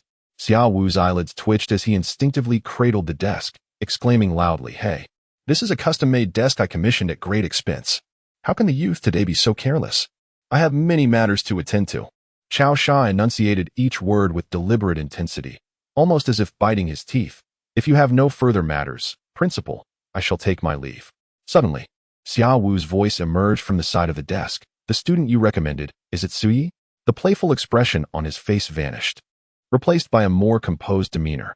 Cao Sha halted his departing steps and turned back. I reviewed your submitted report. He possesses a D-grade ability? Indeed, principal, Cao Sha replied, his tone now serious and subdued. However, based on our interactions, he may be an awakener of dual abilities. Yet, both abilities he wields should be classified as D-grade. As he spoke, an odd expression crossed his face, memories of Suyi obliterating the nightmarish shadow with a single punch resurfacing in his mind. Although he could vaguely discern that the ability Suyi employed was likely a D-grade power known as Blood Boil, he could not fathom how such a low-grade ability could exhibit such terrifying explosive force. Thus, even if he has awakened a D-grade ability, you still believe he qualifies for admission to Longxia Academy? Xiaowu resumed his seat at the desk, contemplating his words. Absolutely, Cao Sha affirmed with a nod. His talent is exceedingly high. He certainly deserves a place at Longxia Academy. That nightmarish shadow was indeed vanquished by him. However, to ensure his safety, we have kept this information under wraps. Even if he chose not to join the Longxia Academy, he would not face any threats. One of the reasons I sought you out is precisely this matter. Xiaowu once again interlaced his fingers gently before him. You should be aware that the nightmare possesses the virtual jade, which is considered a high-level virtual demon. In terms of both strength and status, it surpasses that of ordinary virtual demons. I have indeed heard of this. Cao Sha pondered before speaking, and it is precisely because of his unique position that the board was so eager to summon us back. But do you also know? Xiaowu raised his gaze slightly, his spirited eyes locking onto Cao Sha, that the virtual jade possesses the ability to record. What do you mean? Cao Sha's expression shifted, his tone suddenly more urgent. He had only come to understand the existence of the virtual jade in the past 2 years, and even then, he knew merely the surface. After all, such nobility among virtual demons has appeared in the Dragon Kingdom less than 5 times to date. A virtual demon with the virtual jade will transmit the images of their experiences at the moment of death back to the virtual realm. Xiaowu's words undoubtedly dropped a bombshell into Cao Sha's mind, causing his expression to change dramatically. Does this not imply? This means that the disguise you crafted for that child is in vain. Xiaowu calmly completed his thought. At the moment of the nightmare's death, his brother, the 10th Prince Mingzhou, would have already witnessed the scenes of his demise. The child who vanquished the nightmare is destined to face the vengeance of the void spirits. Cao Sha's heart trembled violently, and he immediately contemplated turning back. I must return to Jin City at once. He requires protection. Yet, even if you were to return now, it is unlikely you would arrive in time. Xiaowu's calm voice resonated, imbued with an extraordinary tranquility. Anger flared in Cao Sha's eyes as he fixed his gaze ahead, ready to unleash his frustration. However, the principal's next words drifted in with a serene cadence. Therefore, I have already dispatched a reliable individual to retrieve that child. This individual has just completed a mission and is perfectly positioned to bring him back. A reliable individual? Cao Sha paused, momentarily perplexed as he pondered whom the principal could be referring to. Ah, that person. Xiaowu suddenly furrowed his brow, tilting his head in contemplation, pondering. What was his name again? He remained in deep thought for a full minute. Just as Cao Sha began to grow impatient with anxiety, A spark of realization illuminated Xiao Wu's expression. Oh yes, I recall that child's title is the Ice King. It is he. Xiao Sha's brow twitched. A flicker of strangeness crossing his eyes, yet a wave of relief washed over him. If it is he, then indeed, there is little cause for concern. Hence, I summoned you today for another matter, Xiao Wu gently stated, gazing at Xiao Sha. Please proceed, Principal, Xiao Sha responded, regaining a semblance of reverence as he spoke with a hint of respect. You are to make a trip to the airport to fetch instructor Lian Shou back to the academy. His flight is scheduled for 8 o'clock in the evening. Instructor Lian Shou. Upon hearing this name, Xiao Sha was suddenly reminded of some unpleasant memories, and his expression transformed into one of confusion and shock. Wait, could it be that this time? Indeed, Xiao Wu replied, a faint smile gracing his lips. The entrance examination in 10 days will be overseen by instructor Lian Shou. This group of freshmen is truly unfortunate. The corners of Xiao Sha's eyes twitched involuntarily as he recalled his own entrance experience from several years ago. He was none other than the so-called devil instructor. With a deep sigh, he murmured to himself, that kid should be able to pass the entrance examination. Shaking his head, he turned to leave, stating, I shall set off for the airport now. As Xiao Sha departed from the office, Xiao Wu revealed a contemplative gaze, gently directing his attention to the window. An SS-class awakener, the scion of the Qin family from the capital, and the daughter of the Tang group. Now, another D-class individual emerges. It seems this year's entrance examination will be quite intriguing. A subtle smile crept upon his lips as his hand glided over the punch mark left by Xiao Sha earlier. In an instant, the area he touched restored to its original state, returning to the pristine condition of the mahogany table. Ah, this is undoubtedly more aesthetically pleasing. Chapter 44. The 17th member, please ensure he reaches his destination. Thank you. Su Yi gently closed the car door and watched as the taxi whisked Wang Peng away, a light chuckle escaping his lips. After their departure from McDonald's, they had proceeded directly to the KTV. Wang Peng, amidst singing and imbibing, slurred his determination to become a hunter, vowing not to be a burden to Yi Go, before ultimately succumbing to inebriation. By now, it was past 8 in the evening, and the night breeze brushed against Su Ye's face, bringing him a measure of clarity. Although he had not indulged excessively, he had shared a considerable amount of drinks with Wang Peng, leaving him somewhat dazed. Hunter, he mused softly, shaking his head with a faint smile. In times past, he had never entertained the notion that the desire to become a hunter could take root within his heart. Gently patting his face to rouse himself, Su Yi continued his journey until he reached a vending machine. He inserted a coin and soon retrieved a bottle of mineral water. The refreshing liquid slid down his throat, revitalizing his senses. Before him lay numerous matters to contemplate. Having successfully unlocked the third special effect of the talent Survival of the Fittest, he had acquired a new ability, Boiling Blood. However, the talent now entered a cooling period that would last a month, after which he could once again discern the conditions for triggering his talent anew. However, according to Su Ye's analysis, the triggering conditions for the next occurrence will likely not involve slaying the Rock Realm beasts. Upon obtaining the Boiling Blood, he is also capable of perceiving the requirements to evolve it to level C through the first special effect. This time, the conditions are not tied to the Star Ocean meteorites, which are exclusive to the virtual realm. Nevertheless, to successfully evolve the Boiling Blood, he still needs to acquire a rare material known as the Blood Lotus. It is said that this particular item only flourishes in the depths of the snow-capped mountains, and even if it is available for purchase, it commands a price exceeding 100,000 dragon coins, rendering it exceedingly expensive, at least for Su Yi at this moment. It is utterly unaffordable. As for the second special effect, the Fading of the Extraordinary, once he successfully elevates the Boiling Blood to level SS, it will enter a cooling period lasting 2 weeks. During this interval, he will be unable to utilize the Fading of the Extraordinary to enhance his abilities. Indeed, one cannot rely solely on the principle of survival of the fittest. It is imperative to perfect these 2D level abilities at hand and harmoniously integrate them to solidify one's combat prowess. Lost in contemplation, Su Yi had already drained the last drop of water from his bottle. Before he could tighten the cap, an eerie night breeze swept through. The lights of the vending machine before him and the streetlights behind him began to flicker erratically. Moments later, the lights abruptly extinguished. Darkness enveloped the surroundings for approximately 1 second before the illumination returned once more. Su Ye's movements froze in place as he suddenly realized something astonishing. Although the night was deep and the streets were sparsely populated, there were still a number of young people relishing the nocturnal revelries. However, after a strange gust of night wind swept through, the passers-by seemed to evaporate into thin air, leaving him utterly alone in this realm. The silence enveloped him, punctuated only by the persistent whisper of the wind. Could it be? Suye's inebriation dissipated instantly, replaced by an overwhelming sense of unease. He abruptly turned around. Behind him stood a man in a tailcoat, his face adorned with a smile that suggested he had been waiting there for quite some time. By the way, the mirror world is a derivative of the limited virtual realm, crafted through meticulous research. Suyi crushed the empty mineral water bottle in his hand and discarded it, fixing his gaze upon the man as he pondered aloud. Let me take a wild guess. In the dead of night, a man in a tailcoat is smiling at a young high school student like me with a grin reminiscent of a stalker. You must be a desperate homosexual. Am I right? The man's smile froze on his face, and the corners of his mouth twitched involuntarily. However, he soon regained his composure and turned to Suyi, stating, "If I were indeed the type of person you alluded to, you should be lying prostrate against the vending machine rather than standing here conversing with me." Suyi chuckled awkwardly before his smile faded, his gaze fixed forward as he spoke with unwavering certainty. "You are a member of the illusory Demon Council." "Oh, you actually know the name of the council."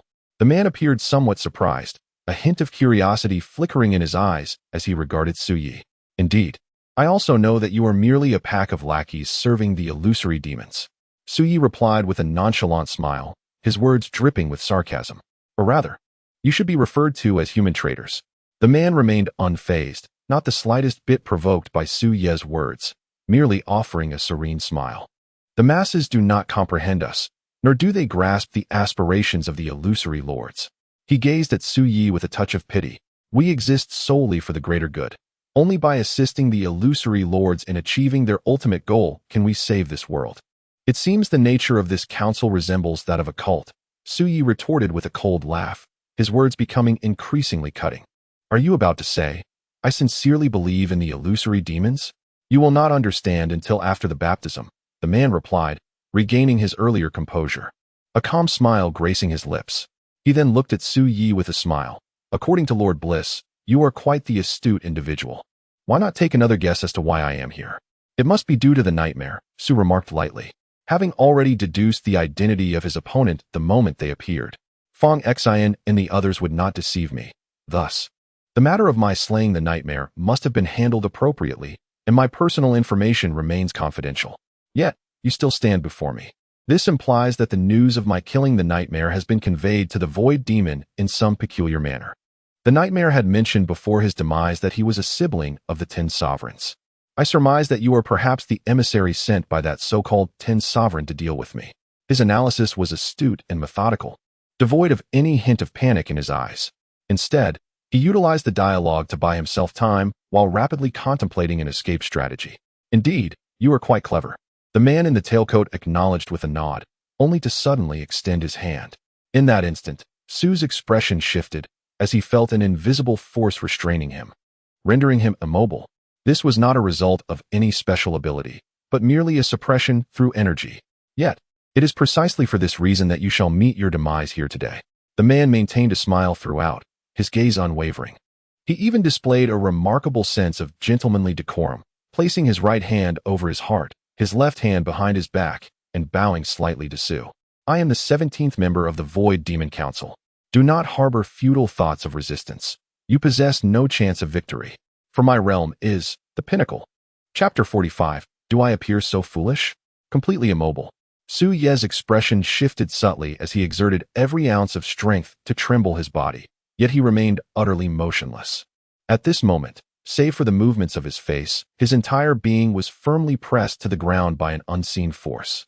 No matter how he summoned his inner energy, he could not budge this overwhelming power. Previously, the nightmarish entity in the mountain realm had also employed energy suppression against him. Yet then he had only felt a slight heaviness on his shoulders.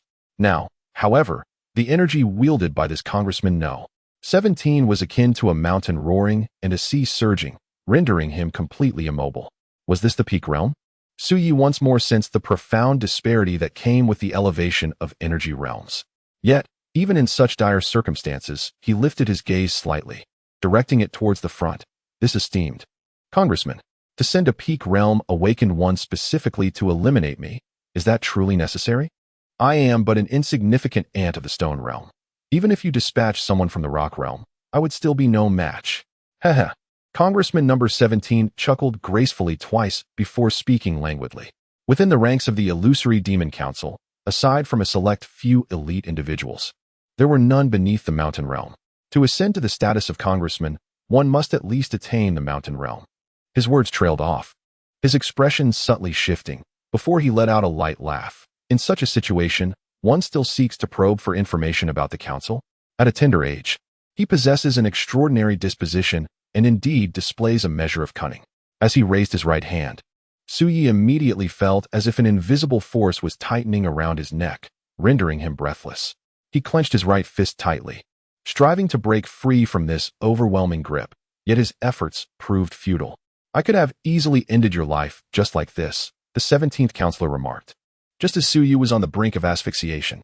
However, the counselor then lowered his hand, allowing Su Yi's body to descend once more. Whereupon he began to cough and gasp for air. He inhaled deeply, and the pallor of his face, which had turned a shade of violet from the lack of oxygen, gradually returned to normal. In that fleeting moment, he had genuinely believed he was on the verge of a tragic demise. But I have changed my mind, the 17th counselor stated, a smile gracing his lips, devoid of any outward aggression. Yet, Su Yi alone understood that had those 3 seconds lingered a moment longer, he might have slipped into unconsciousness due to cerebral hypoxia. What do you wish to accomplish? Su Yi inquired, still gasping for breath. Lord Bliss has issued a directive and is willing to extend you an opportunity, the counselor replied softly, as if imparting a sacred decree. Should you choose to join the Council of Phantoms, that esteemed Lord is prepared to nurture your potential and safeguard your existence. As for Lord Mingzhou, he will ensure that matters are properly handled, relieving you of any lingering concerns. Indeed, it is a rather cliché attempt at persuasion. At this moment, Su Yi has regained considerable composure and let out a light chuckle, gazing ahead. Did you not just assert that the council does not have any awakened beings below the rock realm?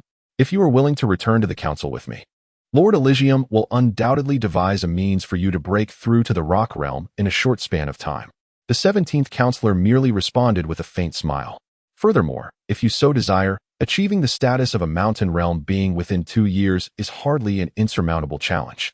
Such enticing conditions indeed, Su Yi scoffed. Are you not concerned about the possibility of my betrayal? As long as you have undergone the baptism, you will come to understand us, the 17th counselor replied. What, then, is this so-called baptism but a form of indoctrination? The baptism will unveil the true nature of the world to you. A fervent light flickered in the counselor's eyes, as if recalling something profound. Once you witness this authentic reality, you will fully grasp the true objectives of the elders. At that point, you will naturally be inclined to join the council and act in pursuit of their goals. The true nature of the world, what does that signify? Su Yi's eyes glimmered as he hastily inquired. Do you not think you are asking too many questions? The 17th counselor returned to his previous demeanor, dismissing the conversation with a measured tone. The council can bestow upon you powers that far surpass those of your peers, enabling you to seek the ultimate happiness. Wealth, power, women, strength, knowledge, life, even death, can be reversed. Upon hearing this, a flicker of intrigue sparked in Su Yi's eyes. No matter what you desire, you can attain it. The voice of the counselor gradually grew fervent, only to gently subside once more. The council never coerces anyone to join. I shall ask you this once. He gazed intently at Su Yi, who slowly replied, Do you wish to join the council? You just mentioned that even death can be reversed upon joining the council? Su Yi's tone darkened as he fixed his gaze upon Counselor 17. Indeed, Counselor 17 smiled. As long as you can become a counselor, you may make a wish to Lord Bliss.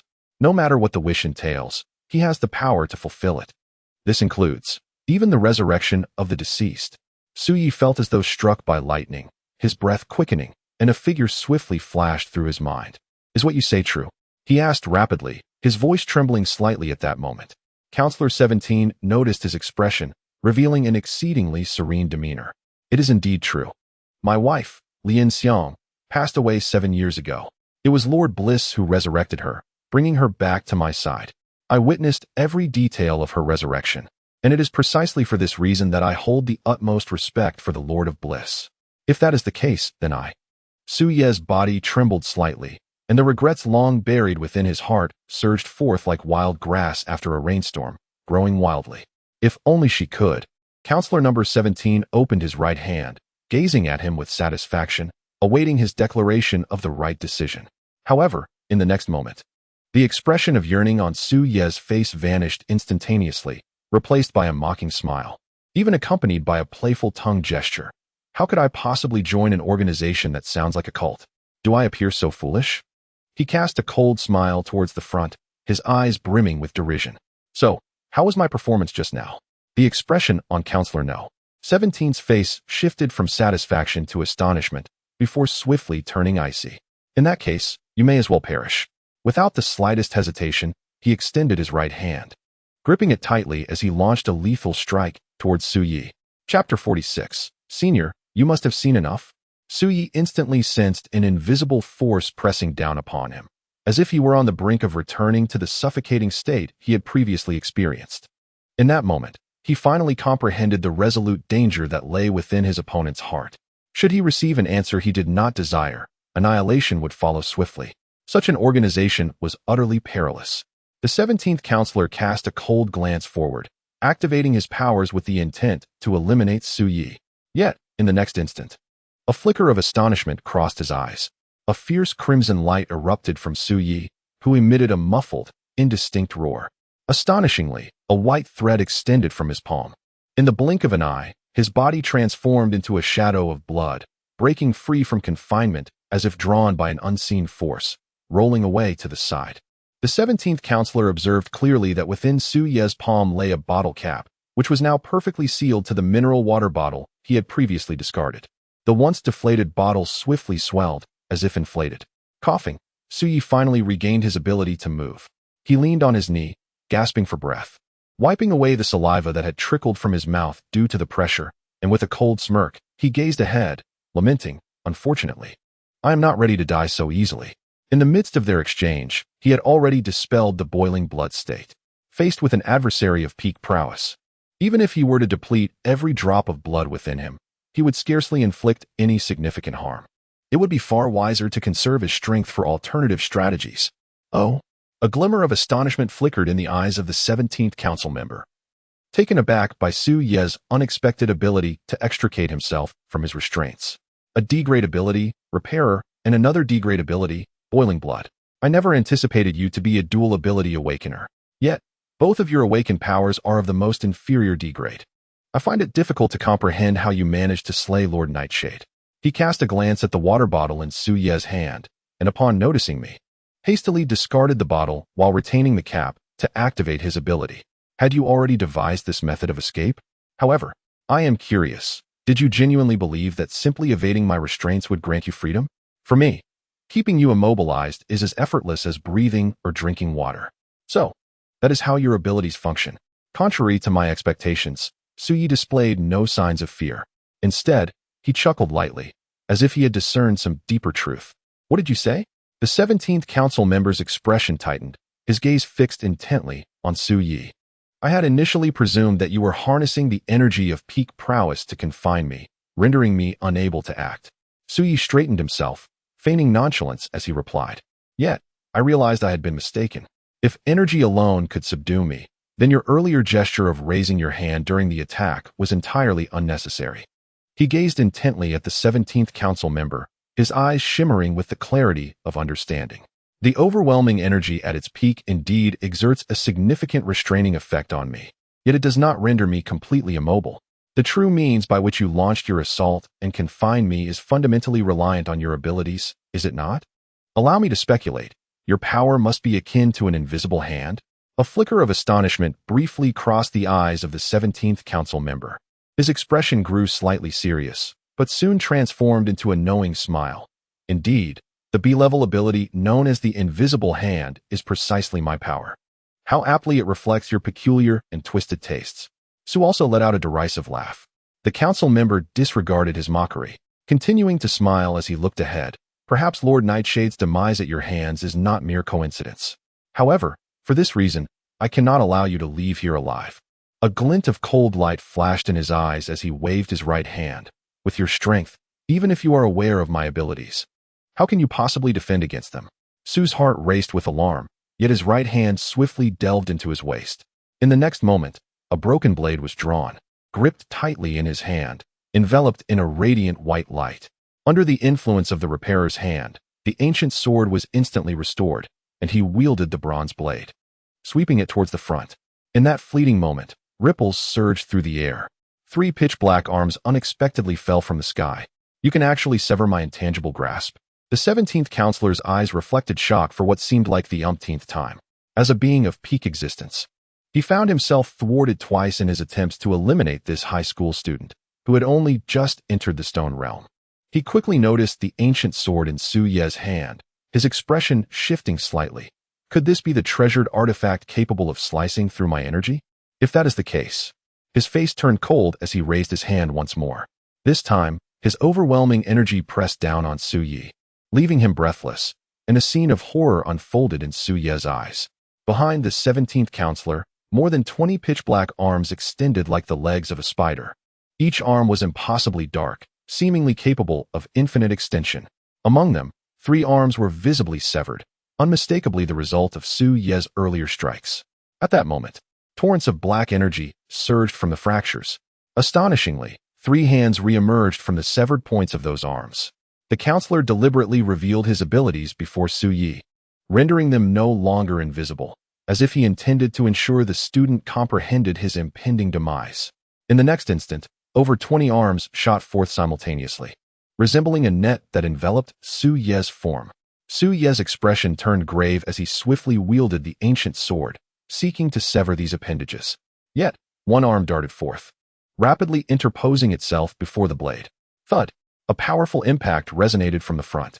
Su Ye distinctly sensed that the ancient sword, which he wielded with fervor, was halted midair by an immense force. Gazing ahead, he beheld the swiftly approaching ebony arm, its fingers curled in a claw-like fashion, for digits pointing downwards while the thumb pointed upwards, gripping the sword in a manner that suggested restraint. As long as it did not touch the blade, it would not be severed, he mused. The 17th counselor resumed a demeanor of tranquility. The effect was indeed simple and direct. Numerous arms rapidly coiled around Su Ye, once again rendering him immobile. Even the ancient sword slipped from his grasp, plunging straight into the ground. His body was held aloft, and the voice of the 17th counselor echoed in his ears. This time, there is no escape for you. A hand descended towards Su Ye's face. The counselor, unwilling to waste further time, intent on twisting Su Ye's head off. Yet, Su Ye suddenly seemed to relinquish his struggle, exhaling deeply. His gaze fixed intently behind the 17th counselor as he elongated his tone to shout, "Although I do not know your name. However, esteemed senior, you must have seen enough by now. If you do not take action soon, I shall truly perish here." "What did you say?" Counselor number 17, Jizhao Dasheng, swiftly turned to look behind him. Yet, just as his head turned, an icy gale surged forth from behind, instantly enveloping the entire space. Chapter 47. Do you dare compare yourself to me? The biting cold wind howled, and the temperature around plummeted rapidly. A figure emerged from the shadows, advancing towards the direction of the 17th congressman. The dim light illuminated his visage. He was a man in his late 20s, adorned with short, pale hair, draped in a fitted robe and clad in long boots. Both his hair and attire were impeccably arranged. His face was sharply defined, yet his gaze was imbued with an icy demeanor, mirroring the frigid winds swirling about. With each step, the sound of his boots echoed, shattering the surrounding silence. In an instant, a sprawling sheet of ice spread from where his feet touched the ground, swiftly enveloping the entire area. "Who are you?" The 17th congressman felt a jolt of shock, an indescribable sense of peril coursing through him. He had not even sensed the silent intrusion into this confined illusion. The man offered no reply, merely gazed ahead with indifference, then took another step forward. This time, the encroaching frost enveloped and ensnared the numerous arms that bound Su Ye. The dark limbs were soon covered in a layer of frost, which then shattered into countless fragments. The ice petals scattered through the air, and Su Ye's body plummeted from midair. The bone-chilling cold caused him to shudder involuntarily, and he rubbed his hands together, gazing ahead as he exhaled a sigh of relief. This surge of energy, combined with the power of ice, the invisible hand of the 17th counselor was shattered, and his expression underwent a dramatic transformation. Those severed black arms vanished into thin air, retreating behind him.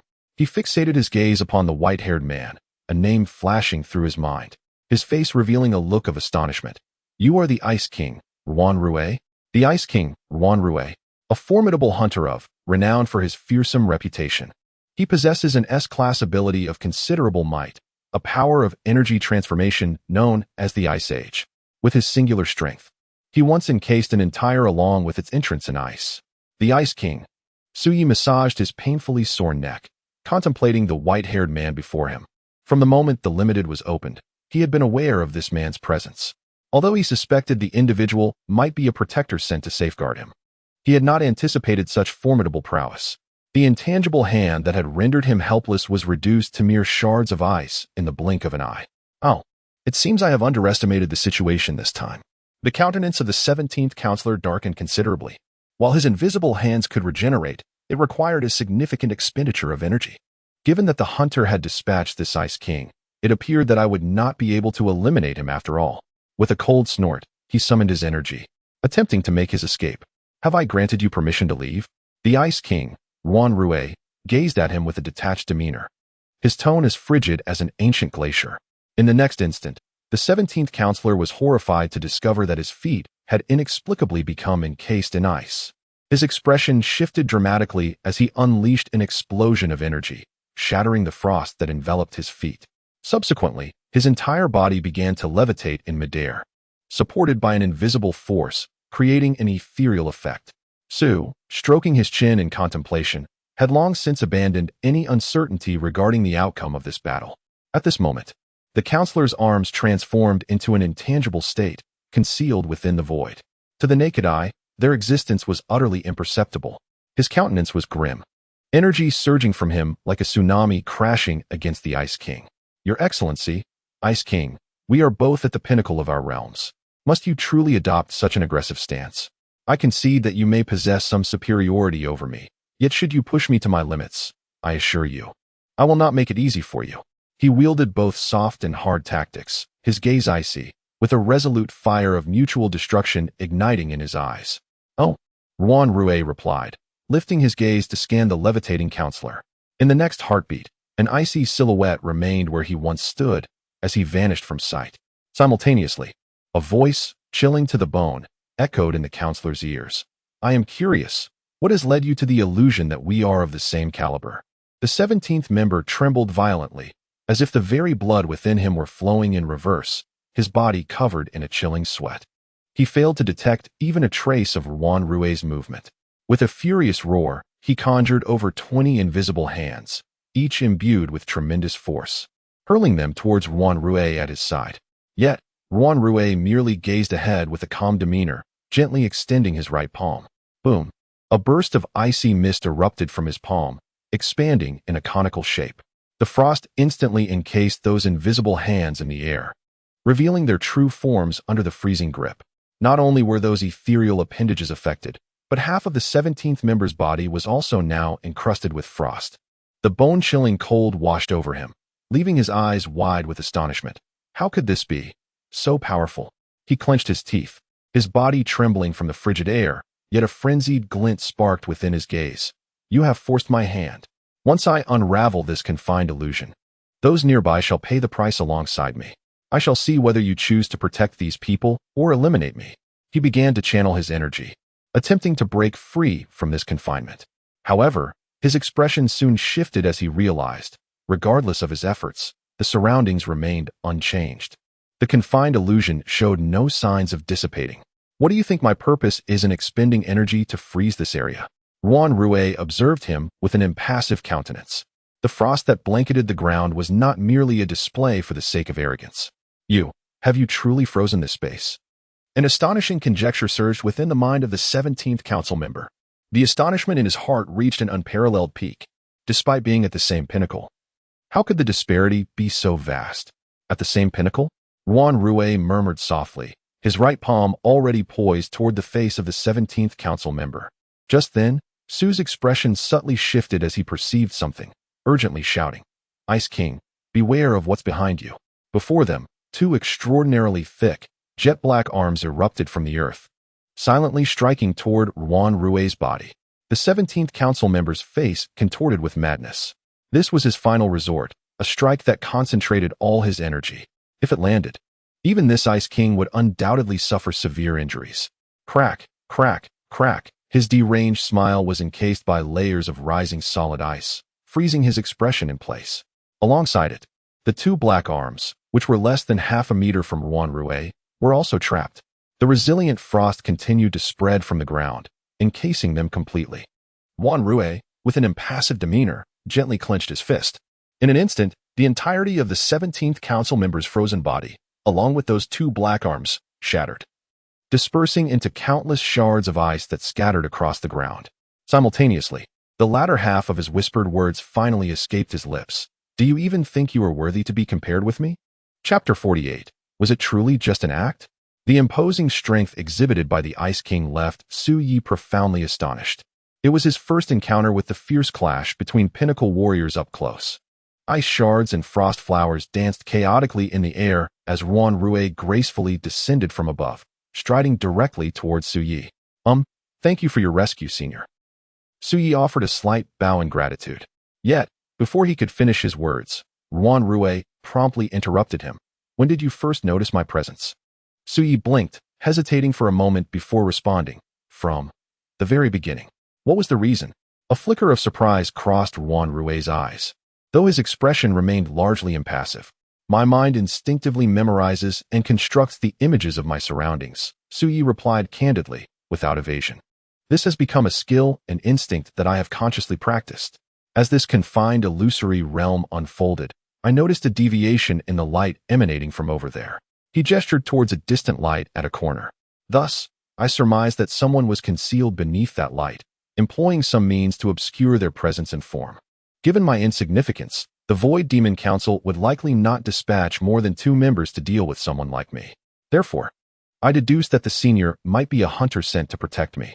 Quite a perceptive analysis, Ruan Rue nodded, offering a commendation that was both thoughtful and fair.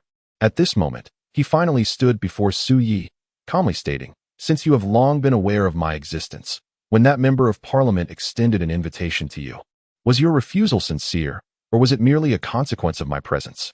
In that instant, Su Yi sensed an overwhelming chill wash over him. Ruan Rue's gaze was as frigid as ice, penetrating as if he sought to peer into Su Yi's very soul. Under such intense pressure, Su Yi found himself bereft of the opportunity to contemplate. Confronted with such a forceful interrogation, an inexplicable ire surged within him. He enveloped himself in energy, resolutely facing Ruan Rue, his tone growing notably colder. What difference does it make in the end? I refuse to believe their deceitful words. Was the emotion you displayed earlier merely a performance? Ruan Rue persisted relentlessly, continuing to press for answers. To him, the feelings Su Yi had exhibited seemed far too genuine to be mere pretense. The notion of resurrecting the deceased fundamentally contravened the laws governing the world. Such a phenomenon could not possibly exist. Su Yi maintained a composed demeanor, replying coolly, how could I be deceived by the rhetoric of this cult? Very well. Ruan Rue responded, indifferent to Su Yi's attitude, merely nodding with chilling composure. Suddenly, the pressure enveloping Su Yi dissipated, and the icy sensation retreated swiftly. The Ice King merely regarded him with indifference, calmly stating, I hope you will refrain from committing any acts of treachery against humanity. Should you genuinely intend to join the Council of Illusions, I shall personally see to your demise.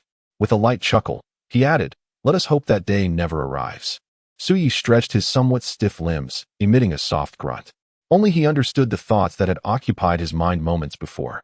Perhaps for those cornered with no options left, the words of the 17th counselor might serve as a lifeline.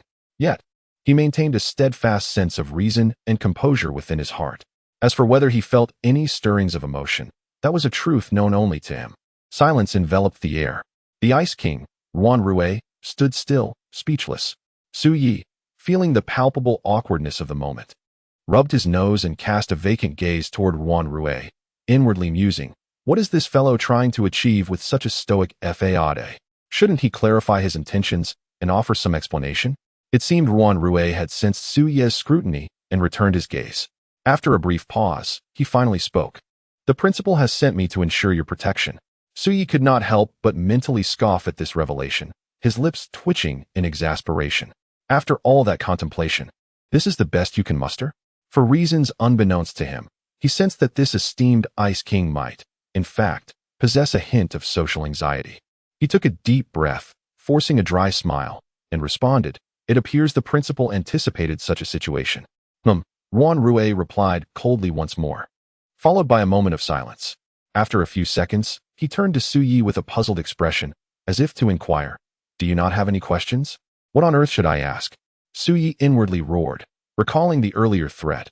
Was he expected to approach with a beaming smile and offer goodwill?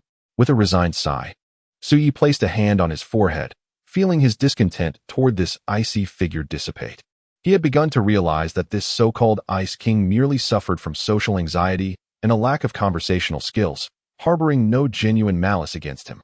After all, the other had saved his life. There was no need to allow the atmosphere to become so awkward. Taking a deep breath, he finally ventured, "The principal must have sent you for reasons beyond merely protecting me, correct?" Ruan Rui nodded, yet he quickly fell silent again. "Is that all? Speak up, will you?" Su Yi internally lamented, nearly bouncing off the walls in frustration. Just a moment ago, he had been so assertive, and now he could scarcely utter a word. He had never encountered someone so difficult to engage in conversation. Ruan Rui seemed to sense that he ought to say something, furrowing his brow in contemplation before continuing. "To be precise, I happened to be in the vicinity and came by to protect you." He cast a glance at Su Yi, his expression devoid of emotion, and remarked, "You must possess the Dragon Jade, for it serves as an invitation to enter Longsha Academy. The principal has instructed me to inquire whether you intend to join Longsha Academy." Su Yi hesitated slightly in his response, almost having deduced another reason for the other party's appearance.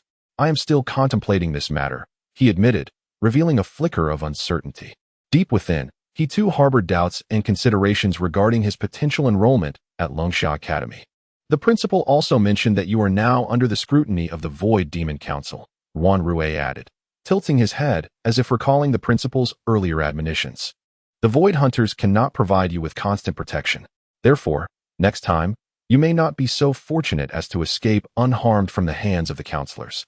Su Yi's expression shifted dramatically, an expletive escaping his lips in silent fury.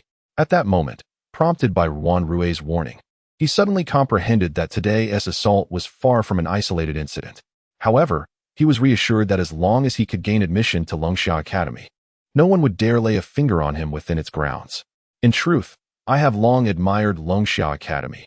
Joining this esteemed institution has been my lifelong aspiration," Su Yi declared earnestly, clutching the Dragon Jade and gazing at Ruan Rui with a visage of sincerity. He was no fool. His earlier indecision about enrolling was merely a concern that it might complicate his life unnecessarily. At present, his life is under tremendous threat, and he cannot rely on being rescued every time. Instead, joining the Longsha Academy would ensure his safety to the greatest extent. "Very well," Ruan Rui nodded, his right hand gesturing. The space that had been frozen around them immediately began to shatter, revealing the true world once more. "Then let us set off now." Chapter 49, The Wicked Era. Su Yi was momentarily taken aback as he sheathed the ancient sword he had just inserted into the ground. At this moment, he found himself back in his original world, still standing beside the vending machine. The bustling crowd around him paid no heed to the sudden presence of two additional figures. "Are we departing now?" Su Yi surveyed his surroundings, feeling an absurdity wash over him.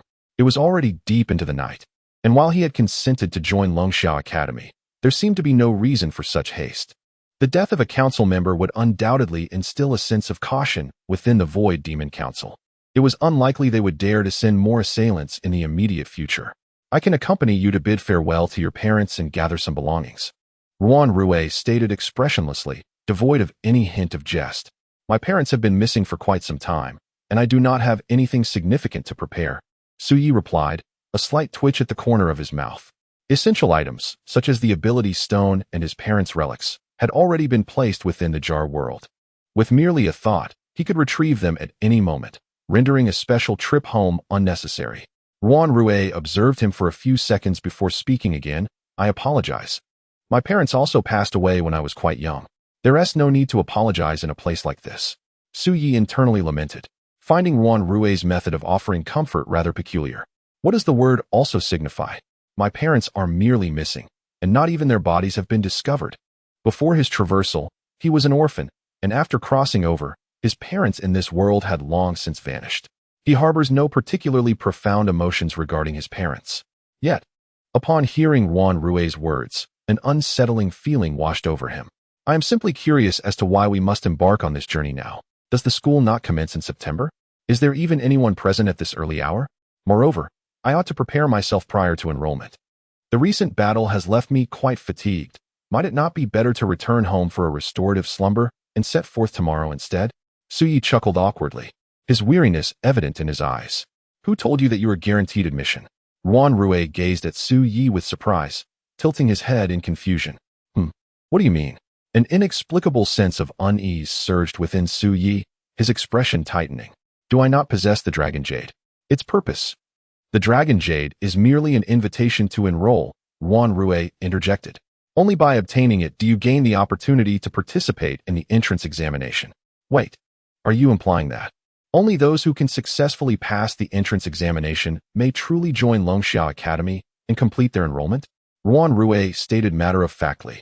The entrance examination will officially commence tomorrow morning at 8 o'clock. This is designed to filter out those who are unqualified. In such circumstances, these students still have the opportunity to participate in interviews and entrance assessments for other Awakener academies. Only those who successfully pass the examinations will be eligible to partake in the entrance evaluations that will take place in 10 days, which will determine their rankings. Other qualified students have already begun to arrive at the school for pre-exam preparations. You are among the last group. Suyi felt his head buzzing as he suddenly recalled the words left by Cao Sha before departing. If possible, I hope to see you at the entrance ceremony. It dawned on him that this, if possible, carried a deeper meaning. Time is of the essence. We must set off tonight. Juan Rue, with an expressionless face, gazed at Su Yi and asked, Do you need me to accompany you home to retrieve anything? No need, Su Yi sighed, rubbing his temples. How shall we embark on our journey? Indeed, gaining admission to the nation's premier Awakener Academy is no simple feat. At that moment, a commotion erupted from the crowd behind them, followed by the thunderous roar of an engine. A luxurious vehicle drifted to a halt right beside Suyu. Turning to look, he was astonished to see a Rolls-Royce parked beside him. Just as he was taken aback, an elegant elderly gentleman emerged from the driver's seat, promptly opening the rear door with a gesture of utmost respect. Dressed in a suit, with an air of elegance, he smiled as he addressed the two individuals. Young Master Juan Rue, as per your instructions, I have arrived punctually. Please, take your seats. We shall depart immediately. Without a glance back, Juan Rue entered the rear seat, turning to Su Yi, who stood rooted in place. What are you dawdling for? Get in the car. A crunching sound echoed as Su Yi once again crushed the water bottle in his grasp, the corners of his mouth twitching as he murmured, the abhorrent offspring of the wealthy. He slipped into the vehicle, which swiftly sped away amidst a flurry of envious gazes. In the outskirts of Jin City, a desolate mountain exhibited an extraordinarily bizarre state. The area from midway up the slope was encased in a layer of solid ice, impervious to the summer sun's heat, which failed to melt the frost.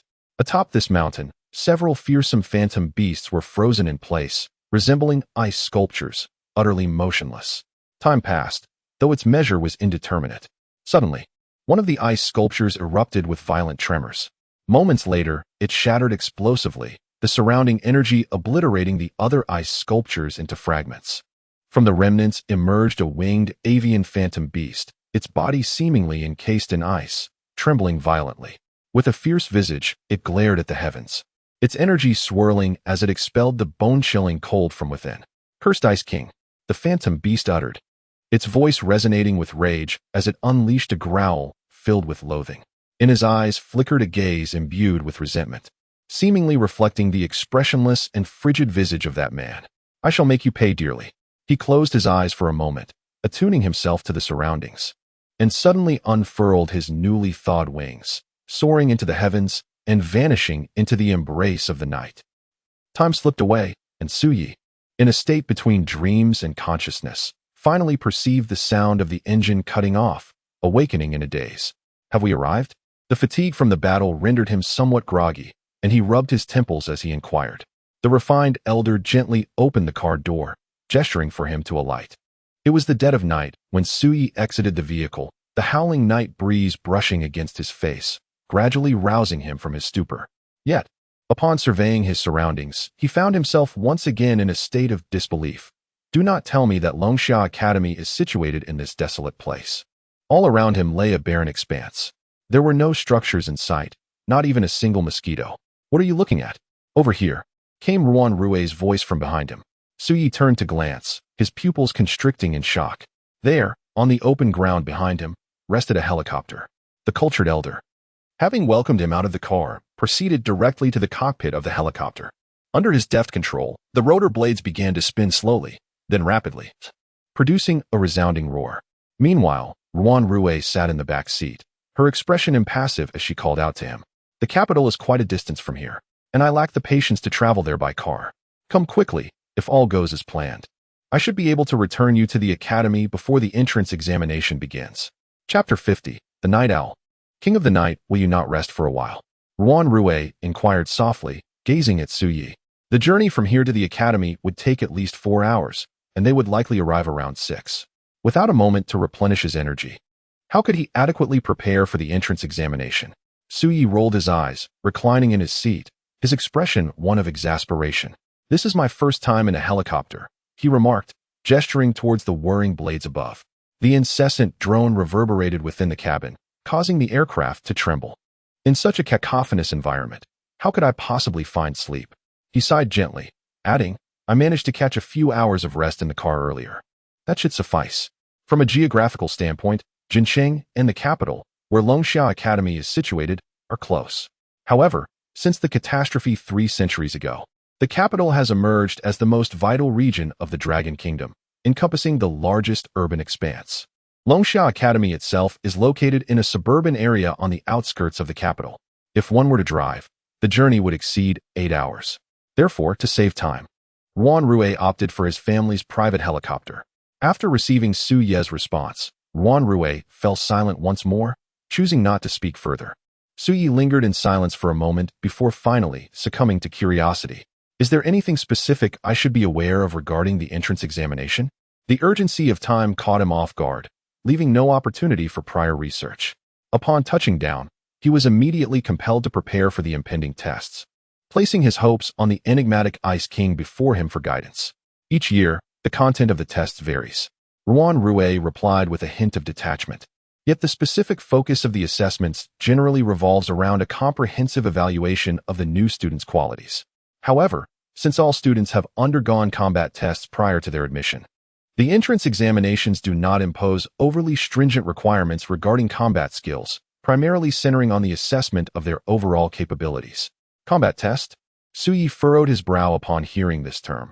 Did it mean that upon returning to school, he would have to undergo yet another such evaluation? No. Your combat test has already concluded, Ruan Rue calmly responded. To endure for 2 minutes without succumbing to a peak-level awakener far surpasses the performance of the majority of new students. So, you refrained from making a move merely to conduct a combat assessment on me. Su Yi's expression shifted subtly. Indeed, it was originally my responsibility to oversee your combat test. Yet, seizing this opportunity, I wish to observe the extent of your capabilities under pressure, Ruan Rue acknowledged without a trace of denial. Are you not concerned that I might be slain by that council member? Su Yi's expression darkened slightly. I possess complete confidence in my ability to prevent any harm from befalling you before you encounter peril, Ruan Rue replied with unwavering calmness. But you are all peak-level awakeners, are you not? The realm of one's abilities merely signifies the extent of development and the quantity of personal energy, and does not accurately reflect true combat prowess. Ruan Rue, maintaining an unperturbed demeanor, patiently elucidated this to Su Yi. The level of physical technique, the realm of capability, and one's innate talent for combat are all factors that significantly influence one's strength. Under certain constraints, engaging in battles that transcend these realms is not entirely impossible. Although both he and I stand at the peak, I would require no more than 30% of my strength to vanquish him. Su Yi listened intently, and his understanding of the concept of awakeners became markedly clearer.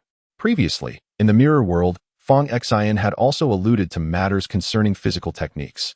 His expression shifted slightly as he inquired, what about this physical technique? Suddenly, a violent gust of wind struck unexpectedly, causing the helicopter to tremble violently. Su Yi nearly slipped from his seat, hastily gripping the armrest beside him to steady himself. What is happening? Ruan Rue's expression subtly changed as he rose to his feet. casting a gaze toward the cockpit. What is occurring, Old Fong? Young master, Old Fong, seated at the controls, turned his head with remarkable calmness. You may need to address some trouble. We are under attack. Attack? Su Yi turned back, incredulous. Are you jesting? We are at an altitude of 4,000 meters. He gazed ahead, following the lights of the aircraft, but his pupils suddenly constricted. In the pitch-black night sky, the lights faintly illuminated a colossal figure towering over 4 meters. This immense form hovered in the air, directly obstructing the plane's path. From its appearance, it resembled an enormous monstrous bird, its wings outstretched, creating a tempest that rocked the aircraft. It was the nocturnal owl.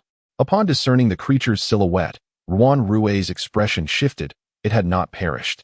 In his perception, this phantom beast had succumbed to his freezing grip and lost its life. Ice King. The owl's roar echoed through the night, reverberating like thunder. You may not have anticipated that my power embodies the essence of the Night King. Today, I shall exact vengeance for my fallen kin. Energy waves of peak intensity surged from its form, relentless and overwhelming. So, it was a matter of using energy to preserve a flicker of life while concealing its presence. Gaining strength under the veil of night, breaking free from my control. Ruan Rue murmured to himself, his expression betraying no emotion. Indeed, I had underestimated it. Humph, an arrogant creature. A glint of coldness flickered in his eyes, and without hesitation, he reached for the cabin door. Su reacted swiftly, gripping the handrail tightly at the moment the door swung open. A powerful suction emanated from beyond the hatch as Ruan Rue stood at the threshold. Casting a calm gaze ahead, I entrust this to you, Old Fong. Rest assured, young master, Old Fong replied, his expression devoid of any trepidation, exuding only boundless faith in his young master. Are you truly going out to confront that creature? Su Ye's countenance shifted slightly as he turned to the doorway. After all, they were at an altitude of 4,000 meters, facing a monstrous bird capable of soaring through the skies, equally matched with Ruan Rue at the pinnacle of their realm. In the heat of battle, a single misstep could lead to a perilous fall. Instead of worrying about me, it would be wiser to focus on your own safety, Ruan Rue retorted, dismissing Su Ye's concerns as he leapt boldly from the hatch. I will prevail. The moment he surged forth, a fierce gust of wind slammed the hatch closed behind him. Has he truly leapt into the void? Su Ye's expression altered, and before he could fully comprehend the situation, the aircraft veered sharply, tilting forward with great speed. He had no choice but to grip the handrail tightly, bracing himself against the force that threatened to hurl him out. Through the slanted window, he beheld Ruan Rue's figure ascending towards the heavens, and behind him, 2 colossal wings formed of solid ice beat powerfully against the air. Chapter 51. Threats, Weaknesses, and the Sinister Night Owl. Su Yi, hold on tight, came the calm voice of Old Fong from the front. Even in the presence of a formidable beast of the Peak realm, he remained composed, exhibiting no trace of panic. Suddenly, the helicopter began to shake violently. Yet under the skilled guidance of this adept steward, it maintained a steady course as it veered to the side and advanced forward. Su Yi gripped the handrail and peered through the window. He beheld Ruan Rue, whose wings unfurled behind him, transforming into a fleeting shadow that swiftly darted past the aircraft. Surging ahead, Ice King, today you shall meet your demise here. The night owl emitted a piercing roar, its sound waves resonating like a tempest. Its massive form shimmered with dark energy, and as its wings flapped, countless black energy blades surged forth, threatening to envelop the helicopter. As Su Yi felt a twinge of anxiety, Ruan Rue, icy and composed, subtly waved his right hand. In an instant, a multitude of ice blades materialized behind him, densely packed and glistening. With a gentle gesture, he directed them forward, each ice blade navigating with precision to collide with the oncoming black blades. The clash of the dark and ice blades erupted in a cascade of frost, filling the air with swirling mist, yet miraculously, none of the attacks reached the swiftly passing helicopter. Under the deft guidance of Elder Fong, the aircraft pierced through the frost-laden air, maintaining its velocity as it veered sideways, endeavoring to distance itself from the cataclysmic aerial battle. Before long, the 2 figures began to shrink into the distance. Su Ye's pupils constricted, and through the narrow window, he beheld a breathtaking spectacle. Yin Ruebing's wings flickered, transforming into a fleeting shadow as she engaged in a fierce combat with the night owl in the sky. The tumultuous black energy clashed with the power of frost, each collision birthing resplendent waves of energy. From afar, it resembled a myriad of fireworks erupting in the air, creating a grand spectacle. Is this the essence of a Peak Realm Awakener's battle? Su Ye's heart raced wildly, a mysterious gleam flashing in his eyes. Previously, within the confines of the limited virtual realm, Yin Rui had dispatched the 17th Senator with but a single move. Though they both belonged to the Peak Realm, that Senator had not even managed to compel this Ice Queen to unleash her formidable prowess. Yet, the Peak Realm Phantom Beast before him had prompted Yin Rui to engage earnestly. Su Yi finally confronted the overwhelming strength of a Peak Realm Awakener. If the Peak Realm is already this formidable, what terrors await in the Ridge Realm and Kunlun Realm? Speculations flickered in his mind, stirring a tempest within his heart. The cacophony of the fierce battle receded into the distance. Under Elder Fong's direction, they ultimately escaped the combat zone, the aircraft regaining its stability. Are we truly to depart so directly? Su Yi gazed out the window, where amidst the pitch-black night, he could faintly discern two indistinct orbs of light flickering incessantly. Rest assured, young master, he will not be defeated, Old Fong replied nonchalantly. I shall obey your command and ensure your safe passage to Longxia Academy. You seem quite trusting of him, Su Yi remarked, arching an eyebrow at the refined elder. He is someone I have watched grow since childhood. Old Fong responded with a serene smile, a glimmer of reminiscence flickering in his eyes. If he claims he will prevail, then he undoubtedly shall. I hope so, Su Yi murmured, casting another glance outside. Although we may take a few detours, we should still arrive at the academy on schedule. Old Fong piloted the helicopter steadily, casting a casual glance at the instrument panel. After the battle concludes, the young master will find his own way to the academy. Old Fong's voice was abruptly interrupted by a piercing shriek. Su Yi turned sharply, his pupils constricting. There, within the shroud of night, a shadow transformed into a tempest, hurtling towards them at breakneck speed. How dare you! Ruan Rui's thunderous shout resonated like a clap of thunder. In that instant, Su Yi witnessed a massive ice spear, 2 meters in diameter, soaring through the air from the distance, aimed at the shadow. The shadow unfurled its wings, revealing the ominous visage of a night owl.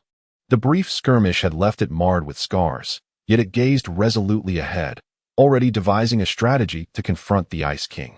In the face of the colossal ice spear, a surge of inky energy enveloped its form, causing its body to tilt sharply at a 90-degree angle. Narrowly avoiding the lethal projectile, the ice spear, propelled with a force that cleaved the air, surged directly towards the helicopter. However, mere half a meter from the aircraft, the spearhead began to disintegrate, transforming into a flurry of ice shards that dissipated into the atmosphere. Concurrently, the shadow of the night owl finally swooped down, its massive talons reaching out towards the helicopter. I shall show you the sight of your kin perishing before your very eyes. This fiend intended to threaten Elder Ruan Rui with our lives. Su Ye's heart jolted as he swiftly grasped the night owl's sinister intent. Old Fong's eyes glinted with gravity as he exerted force upon the control stick, striving to evade the night owl's grasp. Yet, the speed of the night owl was overwhelmingly swift.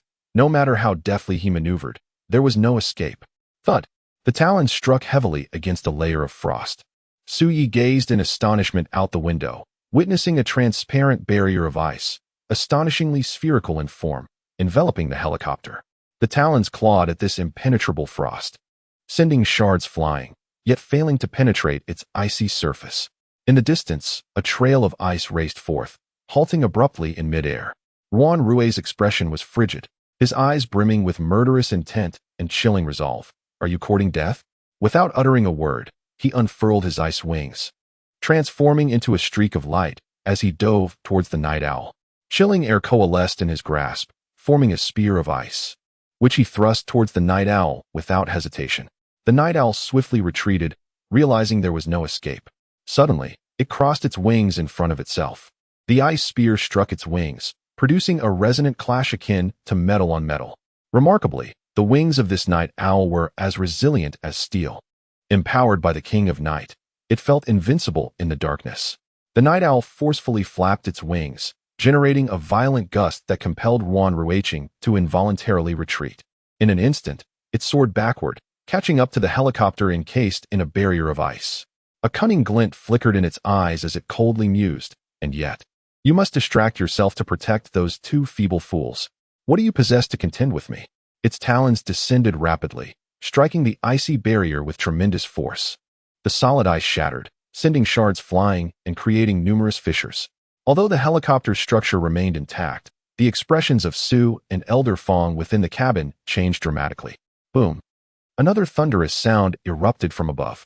An onslaught infused with the night owl's entire energy shattered the icy barrier completely, scattering it from the sky. Gazing down at the helicopter, a cruel glimmer illuminated the night owl's eyes as its left claw reached towards the cabin. As the talons of the bird grew increasingly larger, Suye's heart tightened swiftly with trepidation. With a sudden squelch, a few drops of blood scattered, splattering against the helicopter window. Under Fong Lao's adept control, the helicopter tilted and soared past the night owl. Through the glass, Suyi beheld Ruan Rui, who stood resolutely beside the helicopter, his body serving as a shield, as the talons pierced through his chest. Chapter 52. Trust me. You see, humanity often indulges in acts of self-sentimentality. The face of the night owl broke into a triumphant grin, as if his scheme had come to fruition. With great force, he withdrew his right claw, scattering droplets of blood in his wake. You intend to engage in battle while simultaneously diverting your attention to protect those feeble compatriots? This will only lead to your utter defeat, Ice King. His laughter echoed with delight, a sinister joy permeating his tone. Is this the extent of your feeble attack? Ruan Rui retorted coldly, as a layer of frost began to emerge from the wound on his chest. Under the stain of blood, this frost quickly transformed into a blood-red blossom. He utilized this method to freeze the injury. His complexion paled slightly, yet his gaze remained chillingly resolute. I assure you, this time, your demise will be most gruesome. Ruan Rui waved his hand, and from his palms surged a tempest of icy mist, cascading towards the night owl. However, the night owl merely flapped its wings, evading the assault while pursuing the helicopter. Regardless of the creature, once a weakness is laid bare, it stands on the precipice of hell's abyss. It chuckled wickedly, black energy erupting from its form to withstand the icy tide. Clearly, those two imbeciles within the aircraft are your Achilles heel, Ice King. It swung its claws, feigning a strike at the helicopter. Ruan Rui's gaze turned icy. Yet he could only helplessly manipulate the layer of ice waves, transforming it into a half-wall to withstand the onslaught of the night owl. Huh! The night owl bellowed with laughter, two feathers erupting from his body. These feathers sliced through the night sky, striking Ruan Rui's shoulder and bursting forth a spray of crimson. Just like this, Ruan Rui grunted, his eyes ablaze with fury. The A-class ability of the King of Night had bestowed tremendous power upon this peak-level night owl. Whether in terms of energy, speed, or destructive force, its potency had increased by at least threefold compared to its usual state. In the depths of night, this was undoubtedly the most formidable of capabilities. Subsequently, the night owl commenced a frenzied assault on the aircraft. Each of its attacks was thwarted by the ice wall conjured by Ruan Rui, yet he himself continued to suffer from the night owl's ambushes. Although he had not sustained any fatal injuries in the short term, his complexion grew increasingly pallid. This cannot end well. Suye's expression shifted as he witnessed everything unfold from outside the window. Even the usually composed Elder Fong's demeanor became gravely serious. We have become a burden to the young master. To protect us, the young master can only exert 50% of his strength. 50%? How can such a limitation be so significant? Suye's heart raced, struggling to comprehend. The difficulty of defense exceeds that of offense by more than threefold. Elder Fong replied solemnly, have you not realized this? From the very beginning, we have been enveloped by the young master's energy. The depletion of this energy severely hampers his combat prowess and distracts him incessantly. Under the guidance of Elder Fong, Su meticulously gazed outward, allowing him to faintly perceive the situation. At this moment, countless tiny ice shards floated around the aircraft, moving in tandem with it. It was precisely due to the presence of these ice fragments that every attack from the night owl was deftly intercepted by Ruan Rui in a timely manner. Having expended such a considerable amount of energy while remaining distracted, he was still able to engage the night owl in an evenly matched battle.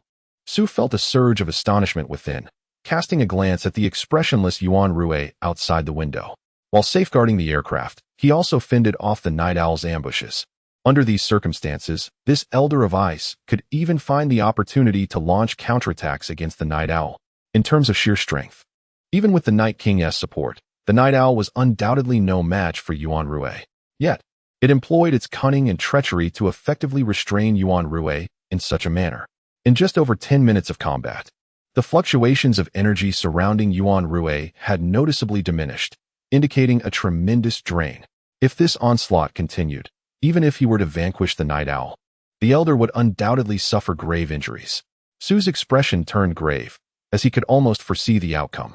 If it weren't for the need to protect them, Yuan Rui would not have to engage in such a constrained battle. Elder Fong, I ask you. Su no longer hesitated. He leaned forward swiftly and inquired, if you abandon our protection, how certain is Senior Yuan Rui of defeating the Night Owl? 10 out of 10. Given the young master's prowess, if he remains focused, vanquishing this phantom beast would be utterly effortless, Elder Fong responded gravely. At this moment, all he could do was trust the young master and strive to steer the aircraft away from the Night Owl. Very well, I understand. Su retracted his head, a determined glint shining in his eyes. He audaciously kicked open the cabin door, gripping the handrail tightly, and extended his head out into the tempestuous winds. Bang! Just then, a colossal talon descended, and an ice wall materialized before Su, intercepting the formidable strike. What are you doing? Get back! Yuan Rui bellowed, reprimanding Su. Yet Su remained undeterred, his hair whipping wildly in the fierce wind, his gaze unwaveringly solemn. Channeling his energy, he shouted into the gale, Senior Yuan Rui, cease your protection of the aircraft. With all your might, slay this monstrous bird. Annoying little insect. The Night Owl's eyes glinted with cold malice as two dark beams shot down, intent on annihilating Su. However, once again, an ice flower blossomed above Su's head, shielding him from the impending attacks. Return to safety. I shall dispatch this beast without fail. Yuan Rui's expression remained frigid, paying no heed to Su's cries. I am not jesting. I can safeguard this plane. You need only to unleash your full strength and slay this monstrous bird. Just as Yuan Rui furrowed his brow, preparing to retort, he caught sight of Su Ye's gaze. Trust me, Su Yi proclaimed, eschewing further dialogue, his voice resonating through the night as he locked eyes with Yuan Rui. A moment of surprise flickered across Yuan Rui's face, for within the depths of this youth's eyes, he perceived a glimmer of confidence and resolve. After his declaration, Su Yi swiftly re-entered the aircraft. With a forceful strike, he shattered the glass beside him, and in that instant, his demeanor transformed into one of chilling calmness, the expression on his face gradually fading away. Old Fong, heed my command shortly. From this point onward, we must fend for ourselves. Very well, Yuan Rui murmured, his gaze redirecting to the front. Although he found this request utterly preposterous, Su Ye's unwavering gaze instilled within him an inexplicable sense of trust. He could not fathom why he would put faith in the words of a novice from the Stone Realm. Yet, a surge of madness welled up within his heart. With a flick of his hand, the ice shards surrounding the helicopter dissipated into nothingness. As the protective barrier vanished, a torrent of energy surged within him, and a piercing chill radiated from his cold gaze. I shall trust you this once. He looked towards the Night Owl, his right hand extended, coldly pronouncing, Beast. Are you prepared to meet your demise? Chapter 53. Even if it's a god, I'll show you death. Huh. Night Owl regarded Yuan Rui with a derisive expression, erupting into laughter. Is my death imminent? Do you even know who you are speaking to? His voice reverberated with waves of sound, as the feathers on his back transformed into a cascade of dark radiance, hurtling towards Yuan Rui. Yet this time, Yuan Rui, wholly immersed in battle, remained indifferent. He thrust his right fist forward. With a resounding whoosh, a chill enveloped the air, freezing the night sky and immobilizing the myriad feathers. In that moment, it seemed as though a galaxy forged from frost manifested above. Frost fist, Yuan Rui uttered softly. Night Owl's eyes widened in astonishment as he arched his body skyward. From his abdomen, a fist of solid ice ascended, propelling his massive form into the air and crystallizing frost upon his chest and belly. Having relinquished the distraction of defense, he finally revealed his true strength. You seek death, Night Owl roared, shattering the icy fist with a surge of energy, his body trembling, yet his gaze remained chillingly fierce. From him, two tendrils of pitch-black energy surged forth. One darted directly at Yuan Rui, while the other twisted midair, targeting the helicopter. It intended to employ the same tactic once more, using the helicopter as leverage to force Yuan Rui to divert his attention. Tilt the body to the far left. Su gazed through the window and beheld the energy surging towards them. Without hesitation, he shouted at the top of his lungs. Fong, having long been poised for action, yanked the control stick to the left almost simultaneously with Su's command. The helicopter tilted sharply, veering to the left. However, the speed of this maneuver was insufficient to evade the impending energy impact. Su's eyes sparkled with determination as he hurled a shard of glass he gripped tightly out of the shattered window. A fine white thread extended from the glass fragment, connecting it to the damaged window of the aircraft. Under the influence of this thread, the helicopter surged forward as if yanked by an invisible rope, accelerating sharply to the left. Suddenly, the incoming energy strike grazed the underside of the aircraft. The robust exterior of the helicopter shattered instantly, leaving a gaping hole. Yet, it successfully evaded the attack. The fragmented glass spiraled back, landing atop the broken window. However, before the window could be mended, Su grasped the shard once more. His complexion paled slightly as he murmured, "This consumes more energy than I anticipated." Forcibly using his repair ability to maneuver the entire aircraft had cost him a staggering 70% of his energy. "Now, it's in your hands, Elder Ice King." "What?" Night Owl exclaimed in disbelief, turning his head to look. The scene he had envisioned did not unfold as he had imagined. Ruan Rue remained undistracted, determined to thwart his adversary's assault. Meanwhile, the aircraft had not been downed by his efforts. "Hey, beast," he called out. As the rapidly descending temperature caused the Night Owl to shudder, Ruan Rue's voice now mere meters away. "What are you looking at?" He launched himself forward, delivering a powerful punch to the Night Owl's head, sending it crashing downward. A fierce battle spirit gleamed in his eyes, and he finally exhaled in relief. That young man had indeed achieved his goal. Now, it was time for him to seek a swift resolution. The Night Owl flapped its wings vigorously, countering Ruan Rue's momentum just enough to stabilize itself, yet its pupils rapidly constricted. High above, an enormous block of ice, akin to a mountain, plummeted toward them like a meteorite. Ice meteor. The icy projectile struck the Night Owl with a thunderous impact, eliciting a piercing scream as its back was gruesomely mangled. However, before the blood could disperse, it was frozen by the chilling air, half of its body enveloped in frost. Ice King. Enraged, the Night Owl bellowed defiantly, its energy surging forth. Dark energy enveloped its wings, beginning to vibrate with intensity. From its mouth, it unleashed a beam of energy that shattered the meteorite, allowing it to soar back into the sky. Ruan Rue, with his ice wings unfurled, also dove toward the Night Owl. In their eyes, an overwhelming intent to kill surged forth, while the energy fluctuations at the pinnacle of their powers clashed violently in the air, scattering the clouds. At this moment, they unleashed their ultimate attacks without reservation, intent on utterly vanquishing the adversary before them. Night Veil. The energy enveloping the Night Owl swiftly cloaked its entire form, akin to donning a delicate gossamer. Its speed surged even further, unleashing a formidable wave of power. Ice God. The pale hair of Ruan Rue danced in the wind, emanating a mist of frost that filled the air. This icy aura coalesced behind him, materializing into the semblance of a colossal figure. The giant, though only half-formed, was entirely crafted from solid ice, standing at an imposing 3 meters tall. It exuded an aura of might, its visage mirroring that of Ruan Rue. With robust arms, it mirrored Ruan Rue's stance, descending with lethal intent. In that instant, he appeared as a deity descending from the heavens, brimming with murderous intent. Boom! The man and beast, both enveloped in searing energy, collided with a thunderous crash. The black energy and the soaring chill seemed to cleave the sky in twain. Yet, this explosive confrontation lasted scarcely half a second before the icy tendrils enveloped the Night Owl entirely. As Elder Fong had indicated, Ruan Rue, in a full-fledged battle, possessed an overwhelming combat prowess that was utterly dominant. Behind him, the Ice God grasped the right wing of the Night Owl with both hands, pulling fiercely and severing the wings of the phantom beast. A torrential rain of blood cascaded down. Impossible! Impossible! The Night Owl, driven to madness, felt pain surge throughout its body, unable to accept the grim reality presented before it. In the night, I am invincible. I am the king of the night. I cannot be defeated. Whether you are the king of night or the king of day. At this moment, Ruan Rue was drenched in blood, casually discarding the severed wing in his hand. Anyone who dares to stand in my way, even a god, shall face my wrath. The colossal icy fist descended with a thunderous crash, and the Night Owl, left with no means of escape, was pierced through the chest, leaving a gaping wound. I warned you. I will make your death a sight to behold. With a gaze as frigid as ice, Ruan Rue summoned frost to emanate in concentric circles from the massive icy fist, preparing to imprison the night owl once more in ice. That bastard. If it weren't for him, how could I possibly lose?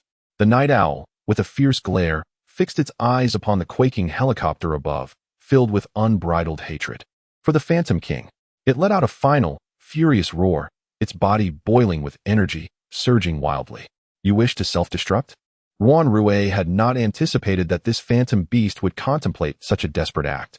His expression changed abruptly, as the ice god behind him swiftly extended its colossal hands, gripping the night owl firmly in its grasp. Boom!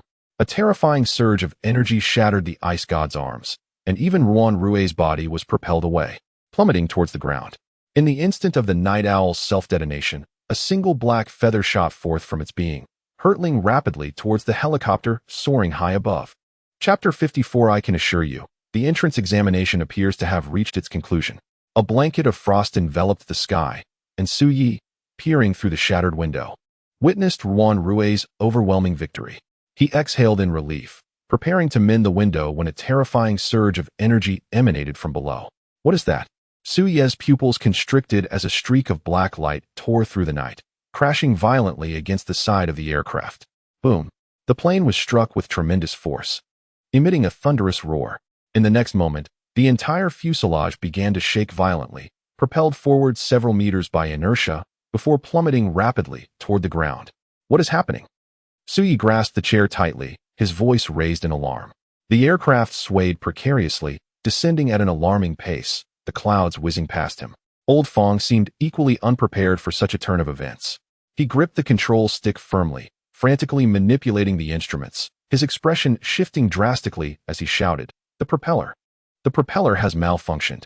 For a helicopter, the propeller is the very essence of its ability to soar high above.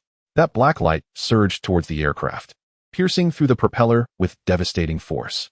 No way. Su Ye's complexion paled as he gazed at the rapidly ascending white clouds, a tremor of fear coursing through him. He had believed that the Ice King had successfully vanquished the Night Owl, only to find this catastrophic incident unfolding at such a critical moment. The aircraft spiraled downward, and Su Yi immediately abandoned the thought of parachuting. In such dire circumstances, attempting to jump would be tantamount to courting death. Was there truly no other recourse left? Gritting his teeth, he leaned close to the cabin door, forcefully placing his palm against the ceiling of the cockpit to activate his repairability. A brilliant white light swiftly enveloped the entire plane, and under Su Ye's energetic influence, the nearly defunct propeller began to mend itself. However, the previous exertion had already consumed 70% of his energy. Now, forcibly channeling his remaining energy to repair the aircraft, he felt his reserves rapidly depleting. The white light receded like a tide, and Su Yi collapsed exhausted into his seat. Did it succeed? His ability had been abruptly interrupted due to energy exhaustion, leaving him uncertain whether the propeller had been restored. I tried.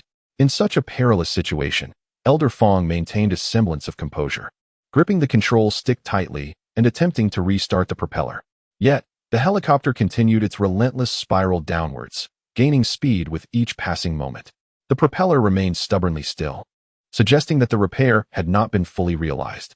Move, come on, move. Elder Fong, witnessing the propeller's continued inactivity, clenched his fists and let out a fierce growl. Meanwhile, Su Ye's complexion paled, his heart racing with anxiety. Was this truly the end? He furiously waved his fist and struck it forcefully against the chair, harboring a sense of indignation. At that moment, a wisp of mist emerged from Su Ye's waist, surging into his body. For reasons unknown, slender white threads once again emanated from within him, spreading towards the top of the machine, only to dissipate rapidly after a fleeting second. A faint whirring sound echoed from above, the sound of rotating blades.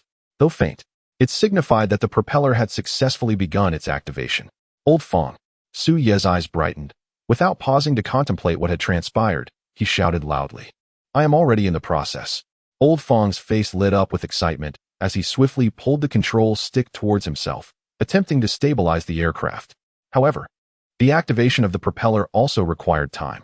The blades had begun to accelerate from a slow rotation, yet they were utterly incapable of halting the rapid descent of the helicopter. Under Old Fong's control, the once spinning fuselage finally ceased its rotation.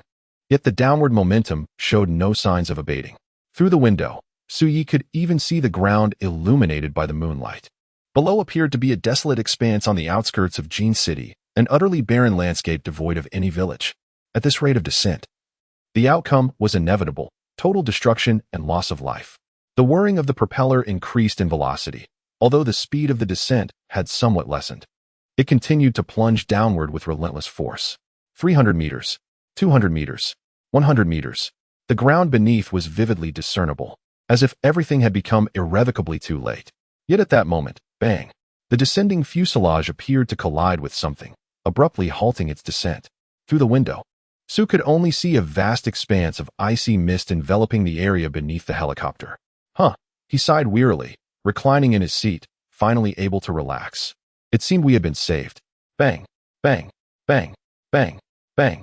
6 successive plumes of icy fog dispersed, forming a makeshift buffer that effectively diminished the velocity of the plummeting craft.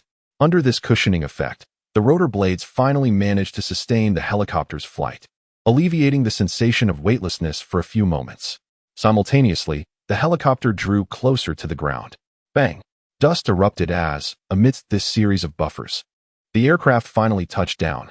Although this emergency landing was perilously dangerous, Su and the elder Fong, seated within the aircraft, emerged unscathed. A loud noise echoed from outside the fuselage, followed by a plume of black smoke. Elder Fong seemed to relax as well, leaning back in his chair, his back already soaked with sweat. Half a minute later, Su and Elder Fong disembarked from the helicopter, the night breeze rustling around them, as a figure descended from the air. At that moment, Ruan Rue appeared utterly disheveled. His clothing was tattered, and one of the ice wings on his back was now reduced to a mere remnant, having become completely ragged.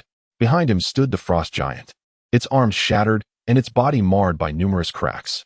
As he advanced, the entire figure disintegrated into a flurry of icy particles. Though his gaze bore a hint of frailty, upon witnessing the intact Su Yi and Elder Fong, a rare smile graced his typically impassive face. The night breeze tousled his white hair, and under the moonlight, his pupils shimmered with a hue reminiscent of sapphires, reflecting a soft blue glow. "Well done," he said, the smile fleeting as he nodded at Su Yi in gratitude. "Young master, it appears our plans must undergo a revision." Elder Fong's voice echoed from beside the helicopter. His brow furrowed as he observed the section of the fuselage belching black smoke.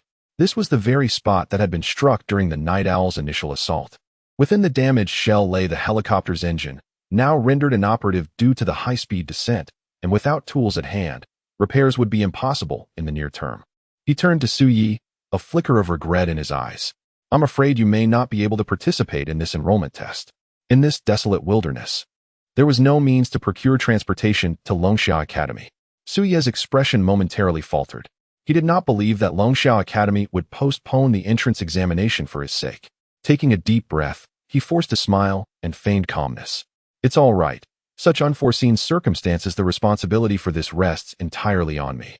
With an impassive expression, Ruan Rue interrupted Su Yi's words, stating that if it were not for his own blunder, that beast would not have appeared here. He then turned to Elder Fong and inquired, "What time is it now?" Elder Fong glanced at his watch and swiftly replied, "It's 3:30 in the morning." Su Yi's expression shifted. Even if the helicopter were functioning, there remained nearly 3 hours of travel. In any case, it seemed he would miss the entrance examination. Although he might arrive a little late, an icy chill suddenly surged from the ground, drawing Su Yi's attention back. He turned to see that once again, ice wings were forming behind Ruan Rue. "But I can assure you, you will definitely arrive at the academy before the entrance examination." Su Yi's expression froze. In the next moment, before he could react, Ruan Rue had seized his clothing and soared into the sky. The two ascended rapidly, disappearing into the horizon. Chapter 55. Not a second more, not a second less. What? In the office, a teacher exclaimed in astonishment, gazing incredulously at the middle-aged man with a buzz cut and sunglasses before him. "You intend to take over the entrance examination? Is there a problem, Teacher Songwei?" The buzz-cut man responded with a slight smile, his demeanor calm and collected. "No, not at all." Songwei wiped the sweat from his forehead, adding, "I merely worry that if you are in charge of the examination, you may not retain even half of the 120 students participating this time." He regarded the man before him with a sense of unease. This individual, known as the Devil Instructor, was the nearly retired Officer Lianshou, who had been invited back by the principal to oversee the entrance assessment scheduled for 9 days hence. He had not anticipated that this would be the moment he chose to take on the entrance examination. A peculiar smile crossed Lianshou's face. Do you not perceive the recent decline in student quality at our academy? Rather than squander resources on a few inept individuals, it would be more prudent to reduce the number of admissions and only recruit those youngsters who are truly qualified to become void hunters. Song Wei felt increasingly embarrassed and could not help but respond. Our academy only admits around 100 students each year. The candidates eligible for the examination are already the cream of the crop. Is it not somewhat excessive to label them as worthless? Teacher Song Wei, you truly are rather dim-witted. Lianshou replied, shaking his head in disappointment. Have you not yet realized? His gaze suddenly sharpened, resembling a poised sword radiating an aura of formidable intensity. In recent years, the activities of the phantoms have become increasingly frequent. The number of illusory realms opened within the 5 nations has multiplied, and the casualties among the phantom hunters have escalated significantly. Should we not, therefore, expand our recruitment efforts to cultivate more elites? Song Wei was utterly perplexed. And then send them to their demise? Lianshou interjected without mercy. In my opinion, those lacking strength, even if they become phantom hunters, are merely destined for futile death. You. Song Wei furrowed his brow, eager to retort. Enough, an ancient voice abruptly interrupted their dispute. Principal Xiao Wu, wearing a solemn expression, fixed his gaze upon the two. After a brief pause, he spoke slowly. Why have you two come to my office? Silence enveloped the room for several seconds. Lianshou sighed, rubbing his forehead. I have only been away from the academy for 2 years, and your memory seems to be deteriorating, Principal. Song Wei, seemingly accustomed to this dynamic, stepped forward and articulated their purpose for being there. I see, Xiao Wu nodded, suddenly gesturing grandly. I hereby delegate the responsibility for this year's entrance examination to Instructor Lianshou. As for you, Teacher Song Wei, consider yourself an assistant, supporting Instructor Lianshou. I dedicated 3 days to crafting the testing plan. Song Wei silently lamented within, yet could only respond solemnly. Yes, Principal. Lianshou nodded toward the principal and turned to leave, saying, I shall rely on you, Teacher Song Wei. With half an hour remaining until 8. Let us proceed to the testing venue early. I have little patience for tardiness. Song Wei shrugged and followed suit. Given the principal's directive, he found no grounds for objection. Curiosity piqued, he inquired, Instructor Lianshou, how many students do you anticipate will pass the test this time? With a smile playing at the corners of his mouth, Lianshou replied, Initially, I expect around 30. In Longxiao Academy, situated on an expansive plain, dozens of students approached from all directions, converging toward the center of the plain. Hailing from various corners of the nation, they had all acquired the Longyu and were here to partake in the entrance examination.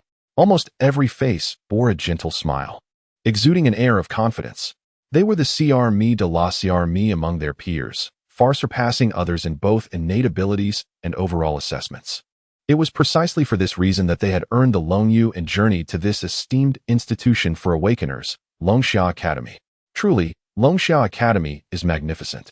Even a mere testing venue is so vast. Someone gasped amidst the crowd, coming to a halt before the sign emblazoned with the words testing ground. To avoid tardiness, they rose exceptionally early.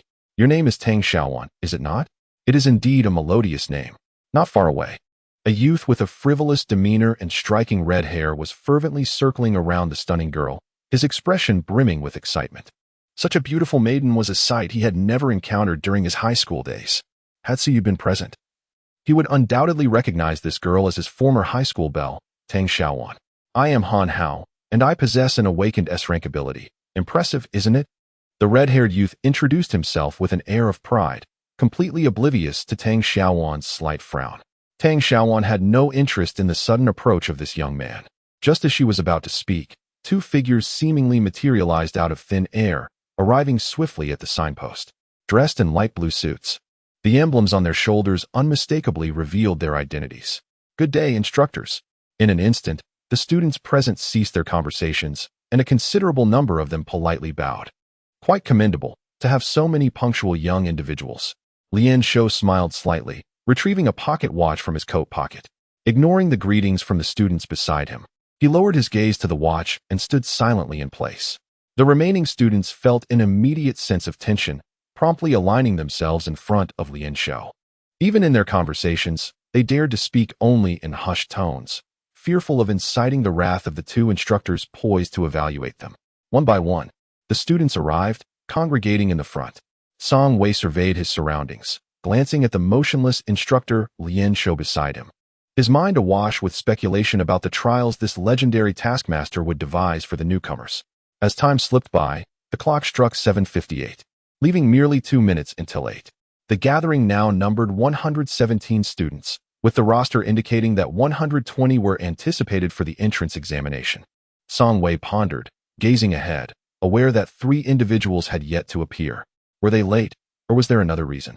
As the second hand swept past the 12 again, Lian Shou lifted his gaze slightly, conducting a brief count of those present. Only 1 minute remained. Suddenly, a commotion erupted within the crowd. They turned their attention to a figure in the distance, where the girls gasped, shielding their eyes with their hands, peering through their fingers. Approaching from afar was a towering man, at least 6'3", with a standard crew cut and an extraordinarily muscular physique.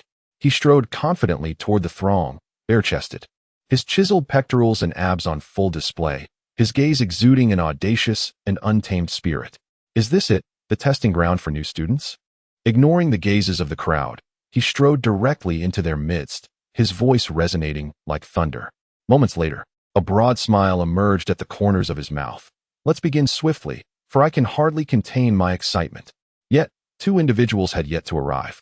A flicker of concern crossed Song Wei's mind as he glanced at the stopwatch in Lian Shou's hand. At this moment, less than 5 seconds remained until 8 o'clock. It seemed they were destined to miss this test. He let out a soft sigh, while Lian Shou continued to wear an unwavering smile. It appeared that the remaining 2 need not be awaited any longer. Just as Lian Shou prepared to close the pocket watch, his motion abruptly halted, revealing an unusual smile as he looked up at the sky. This strange action instantly drew the attention of the students, causing them to lift their gazes in unison. Soon, gasps of astonishment filled the air. A dark speck was rapidly enlarging from the heights above, seemingly aimed directly at their location. Vaguely, they could even discern 2 figures, one of which had wings sprouting from its back. Whoosh! The figure plummeted like a meteor, having been airborne just a moment before, and then crashed resoundingly into the center of the plane. A gust of cold wind swept through, scattering the dust and debris. Simultaneously, the stopwatch that Lian Shou had not yet closed clicked precisely to 12 o'clock. From the swirling haze, a voice, chilling and unyielding, echoed forth. Not a second more. Not a second less. It seems we have arrived just in time.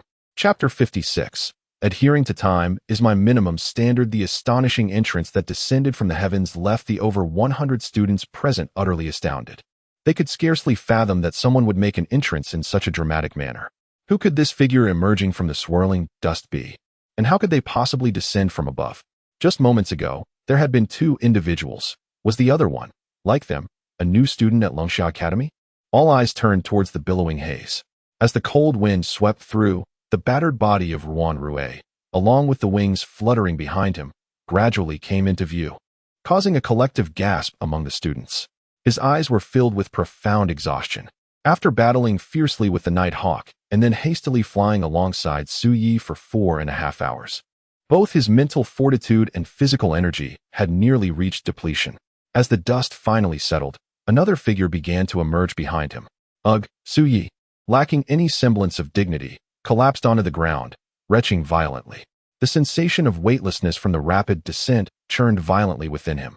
Had he not gone without food since the previous night, he surely would have expelled all his stomach's contents by now. I wondered how someone could be so ostentatious. Lian Shou tucked away his pocket watch, a broad smile illuminating his face as he gazed at Ruan Rui. So it was you, this reserved yet intriguing fellow. Long time no see, teacher Lian Shou. On the previously tranquil visage of Ruan Rui, a fleeting expression of indescribable tension emerged. He unnaturally twitched the corner of his mouth and, without a backward glance, made his way into the distance. This student was a newcomer for the year. I had delivered him punctually, and thus I took my leave. Subsequently, he hastily departed, dragging his weary frame, showing no inclination to pause. At that moment, Su Yi also rose from the ground, wiping drool from his lips. He gazed at Ruan Rue's retreating figure and, for reasons unknown, felt as if this ice-cold senior was fleeing, his footsteps rapid and urgent. Over 100 pairs of eyes converged upon him, filled with a myriad of expressions: astonishment, disdain, curiosity, surprise. All the newcomers were profoundly struck by Su Yi's sudden arrival, continuously sizing him up. Among the crowd, Tang Xiaowan also watched Su Yi with wide, astonished eyes, surprised that he had arrived just in time. Lian Shou withdrew his gaze from Ruan Rue's silhouette, casting a knowing glance at Su Yi. Regardless of the circumstances, you have indeed arrived on time. Welcome to the fold. Yes, instructor. After a brief moment of observation, Su Yi had already discerned the identity of the individual before him. His pupils flickered as he spotted a familiar figure amidst the crowd. Quietly, he positioned himself at the back of the throng, finally able to exhale in relief. In any case, he had managed to catch up with the entrance examination. Impressive indeed. A voice whispered as Su Yi had just found his footing. Turning to look, he saw a boy with braided hair, giving him a thumbs up. The boy had a fair appearance, yet his unsteady gait and demeanor evoked in Su Yi a peculiar sense of incongruity that belied his looks. I am Bai Tao. May I ask your name, brother? Su Yi, he replied nonchalantly, finally discerning the source of the disquieting sensation. The aura exuded by this Bai Tao seemed aptly encapsulated by the phrase, shifty-eyed.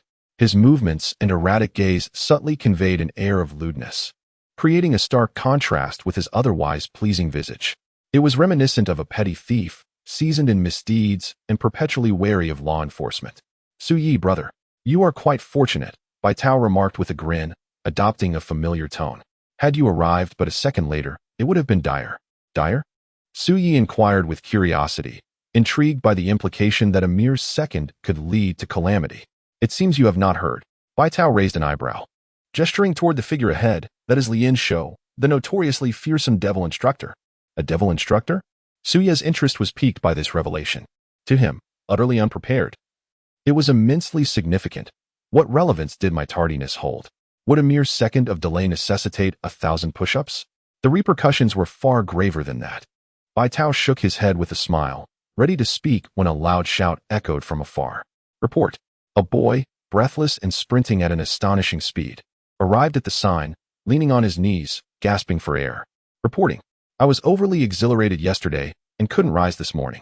He scratched the back of his head, a mixture of excitement and embarrassment illuminating his expression. Instructor, whatever punishment you impose, I shall accept without protest. Lian Shou observed him with a warm smile, appearing quite benevolent. As he produced a pocket watch and glanced at it. You are 1 minute and 10 seconds late. My apologies, instructor. I assure you I will never be late again. The boy stood at attention, his face a mask of seriousness as he made his pledge. Life does not afford many next times. Lian Shou, still smiling, put away his watch and regarded the boy. You may go home now, student. Huh. The boy's expression froze, seemingly in disbelief. What did you say? I said, you are free to return home now. Lian Shou's smile remained unchanged, obscured by his sunglasses, leaving no one privy to his gaze. But today is the entrance examination. The boy's anxiety surged, his tone quickening, as the previous excitement evaporated entirely. I had presumed that those who gain admission to this esteemed academy would possess a greater intellect than their peers. Lian Shou's smile slightly faded as he regarded the young man with an unyielding calmness. Let me be unequivocal, he stated. Your entrance examination has concluded, and the outcome is unsatisfactory. You are requested to return home. By what right? The young man's expression darkened instantaneously, unable to accept this reality. I possess a dragon jade. I also command an S-class ability. Surely my admission to Longxia Academy is a given. Am I to be disqualified merely for being 1 minute late? By virtue of my position as an instructor and as the overseer of this entrance examination, Lian Shou replied, his demeanor unchanged. His voice was not loud, yet it carried an inexplicable authority that sent a shiver through the gathered students. Adhering to time is my sole criterion. And indeed, it is the most fundamental one. Any individual who fails to respect this standard is deemed, in my estimation, as unqualified. How can someone like you even be considered an instructor? The young man retorted, his anger tinged with humiliation. Little did anyone know the extent of his elation upon learning he had obtained a dragon jade. How fervently he had yearned for this pinnacle of his dreams. Yet, to have his aspirations dashed due to a mere minute of tardiness? I demand to see the principal. You have no right to revoke my admission. Anger surged within him, and waves of energy emanated from his being. You dare to employ your abilities against me? Lian Shou's face displayed a mixture of astonishment and amusement, the corners of his mouth curving upward ever so slightly. In the blink of an eye, the male student was sent hurtling backward like a cannonball, crashing forcefully to the ground. Among the more than 100 students present, only 3 noticed the extraordinary event that had just transpired. A towering man, standing at nearly 2 meters, grinned widely as he scrutinized Lian Shou. Another student, clad in a light blue jacket, his hair meticulously arranged and glasses perched on his nose, reflected a glimmer of light from his lenses. Su Yi wore an expression of solemnity, his shock evident. Is this truly the nature of his abilities? Lian Shou remained motionless, appearing to the onlookers as if he had not shifted a single inch, not even a finger. His sunglasses glinted softly under the sunlight, emanating an air of authority. I care not whether you seek the principal or anyone else, he stated calmly, yet his demeanor commanded respect from all present. At least during the entrance examination, including the subsequent assessments, my orders are absolute. Do you understand? His gaze, concealed behind the dark lenses, swept over the 119 students gathered before him. Your first entrance test begins now. Chapter 57. The first test commences with an air of authority and strength. All the students regarded this formidable instructor with a mixture of awe and trepidation. Su Yi finally grasped the meaning of the serious consequences that Bai Tao had alluded to. He felt a twinge of relief that he had managed to arrive just in time. Had he been even half a second slower, he might have found himself in a predicament similar to that of the distant, unconscious student. Such is the nature of a devilish instructor. Bai Tao, with a hint of anxiety, surveyed the scene ahead and murmured, "From what I understand, he has served as an instructor 3 times in the past, overseeing both the entrance tests and assessments. In each instance, the number of students eliminated exceeded half of those participating in the evaluations. You must exercise caution, Su Yi." Before Su Yi could respond, Lian Shou, with a booming voice, declared, "Your first entrance examination begins now." After uttering these words, he turned to his side and leaned toward Song Wei, whispering, "If I recall correctly, your capabilities are." Upon hearing Lian Shou's command, Song Wei's expression shifted to one of bewilderment. His eyes widened as he lowered his voice to question Lian Shou. "Are you serious, Instructor Lian? By your standards, dozens of these children would need to be eliminated to pass this test. And what of it?" Lian Shou replied nonchalantly, lifting his chin slightly. "So can you manage it? It is indeed possible, yet your test seems to be a spontaneous notion, doesn't it?" Song Wei inwardly scoffed at Lian Shou's impulsive idea, but could only rub his temples in resignation. As a teaching assistant, he was obliged to heed Lian Shou's directives. "I shall not concern myself. When these children are ultimately eliminated, it will bear no consequence for me," Song Wei muttered to himself, meandering leisurely towards the front right. The students gazed curiously at the suddenly departing assistant, their expressions fraught with confusion, when Lian Shou's voice once again resonated. "The first test I present to you is Climb a Mountain." Upon hearing this, the crowd erupted into a cacophony of chatter, bewilderment echoing around them. Climb a mountain? Where could such a mountain be found? They were situated in a vast expanse of flat land, devoid of any elevation, with not a single structure visible for miles. They had spent nearly half an hour merely walking from the dormitory to arrive here. In this level terrain, where could one possibly ascend a mountain? This should suffice. Song Wei walked approximately 30 meters before finally halting, gazing ahead and murmuring to himself. "Teacher Song Wei, could you please enlighten these children on the whereabouts of this mountain?" Lian Shou called out gently, a serene smile gracing his lips as he looked into the distance. All the students turned their heads towards Song Wei, stationed 30 meters away. Could it be that the so-called mountain held some special significance? Perhaps it referred to the awakening of the mountain realm? Song Wei helplessly shrugged his shoulders, gently lifted his right foot, and subsequently stomped it on the ground.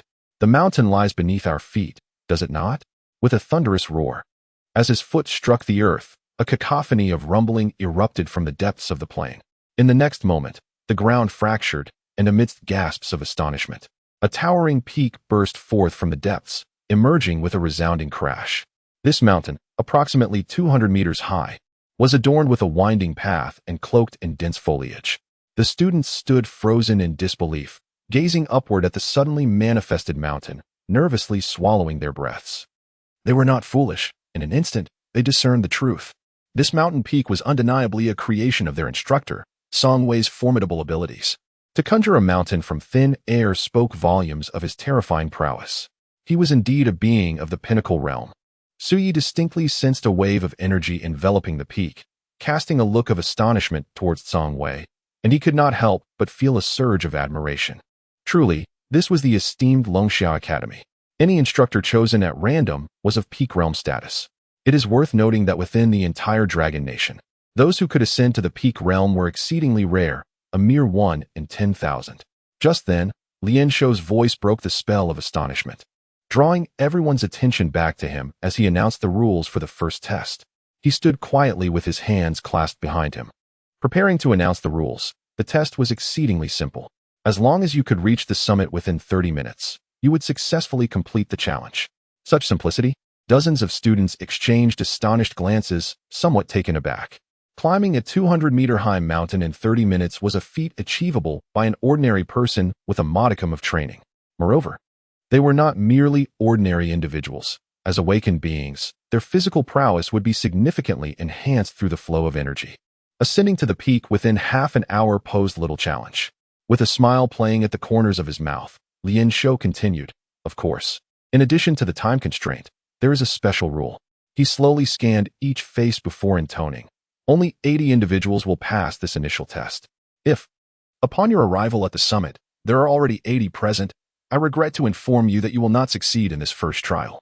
Upon hearing this, an uproar erupted. The students, who had previously felt at ease, now appeared tense and apprehensive. The first test allowed passage for only 80 individuals. This meant they would have to compete against one another. Otherwise, even if they could reach the summit within 30 minutes, it would be of no consequence if they were not among the fastest. The opportunity to join Longxiao Academy was rare indeed, and none were willing to relinquish such a hard-won chance. This situation has taken a turn for the worse. Upon hearing the two rules, Su felt a bead of cold sweat trickle down his forehead. This test is entirely a trial of physical endurance and the application of one's abilities, which seems exceedingly disadvantageous for me. After his fierce battle with the 17th council member, he had been hurried to school by Ruan Rue. Aside from a brief nap in the car, he had hardly slept at all. Just a few hours prior, he had been engaged in a battle of wits and strength with a phantom beast at an altitude of 4,000 meters. Both his physical stamina and energy were in a state of utter depletion, and now he was expected to compete in endurance against over 100 peers, all of whom were exceptionally gifted. From any perspective, the likelihood of him succeeding in this test appeared exceedingly slim. Furthermore, he sensed an underlying unease. It felt as though this test was far from the simplicity it seemed to convey. Would passing require an unconventional approach? Su's gaze swept over each student, his mind racing to devise a strategy. However, Lian Shou provided no respite for the students to ponder. After articulating the rules, he waved his hand grandly and boomed. The first test begins now. Chapter 58, The Hellish Challenge. Bang. Almost the instant Lian Shou's words fell, someone unleashed their abilities and charged forward. Su Ye's gaze flickered as he witnessed a student unexpectedly soar into the air, swiftly darting ahead. His speed was remarkable, covering over 10 meters in the blink of an eye, heading towards the mountain peak. As he surged forward, the other students seemed to be invigorated, desperately racing ahead. They resembled students rushing to the cafeteria after class, each moving with great agility, eager to reach the summit and complete the test. Su Yi was not slow to react. He quickly joined the throng pushing forward. However, when he turned to look back, the figure of Bai Tao, who had been beside him, had vanished without a trace, leaving him puzzled as to where he had gone. Shaking his head and dismissing it, Su Yi evenly distributed his energy across his legs, blending into the crowd as he advanced toward the mountain peak, his mind incessantly pondering a solution to the challenge. Indeed, Teacher Song Wei, your divine ability as the mountain god has become increasingly adept. Lian Shou approached Song Wei, observing the throng of students ahead with a faint smile playing on his lips. Song Wei cast a glance at Lian Shou, remarking, "In comparison to you, Instructor Lian, I still fall short. Even now, to defeat me, it seems you would only need a single strike, would you not?" Teacher Song Wei, it appears, is overly modest. Lian Shou replied with a smile, "Ever since my injury, my progress in energy enhancement has stagnated, and my realm has even regressed. Yet you have diligently honed your strength over the years. How could I possibly defeat you in a single move?" "Oh." Song Wei raised an eyebrow. a glimmer of excitement flickering in his eyes. Do you truly believe that, Instructor Lien? Indeed, to triumph over you now, I would require at least 2 moves.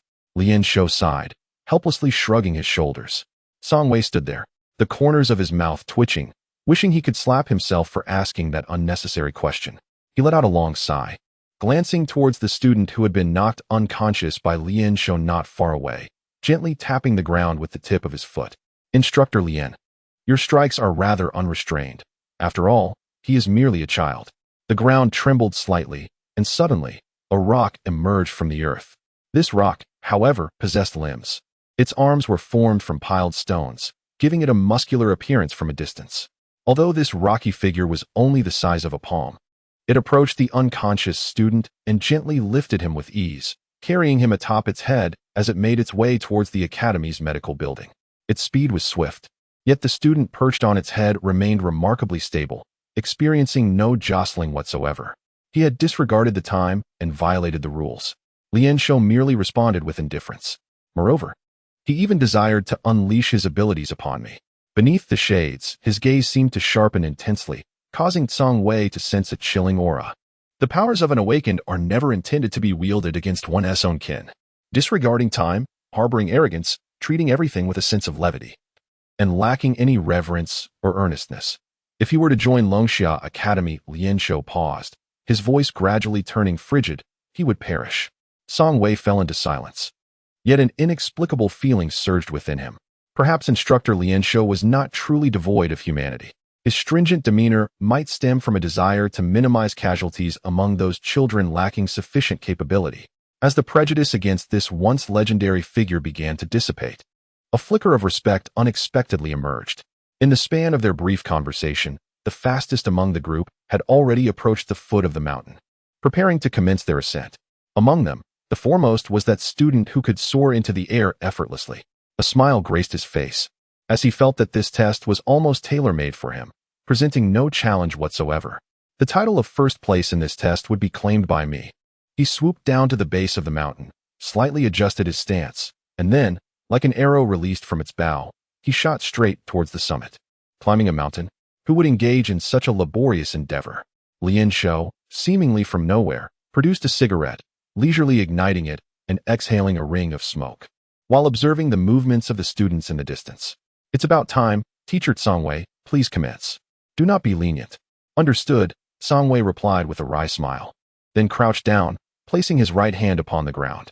A stream of azure light swiftly surged from his palm, instantly disappearing into the distant peaks.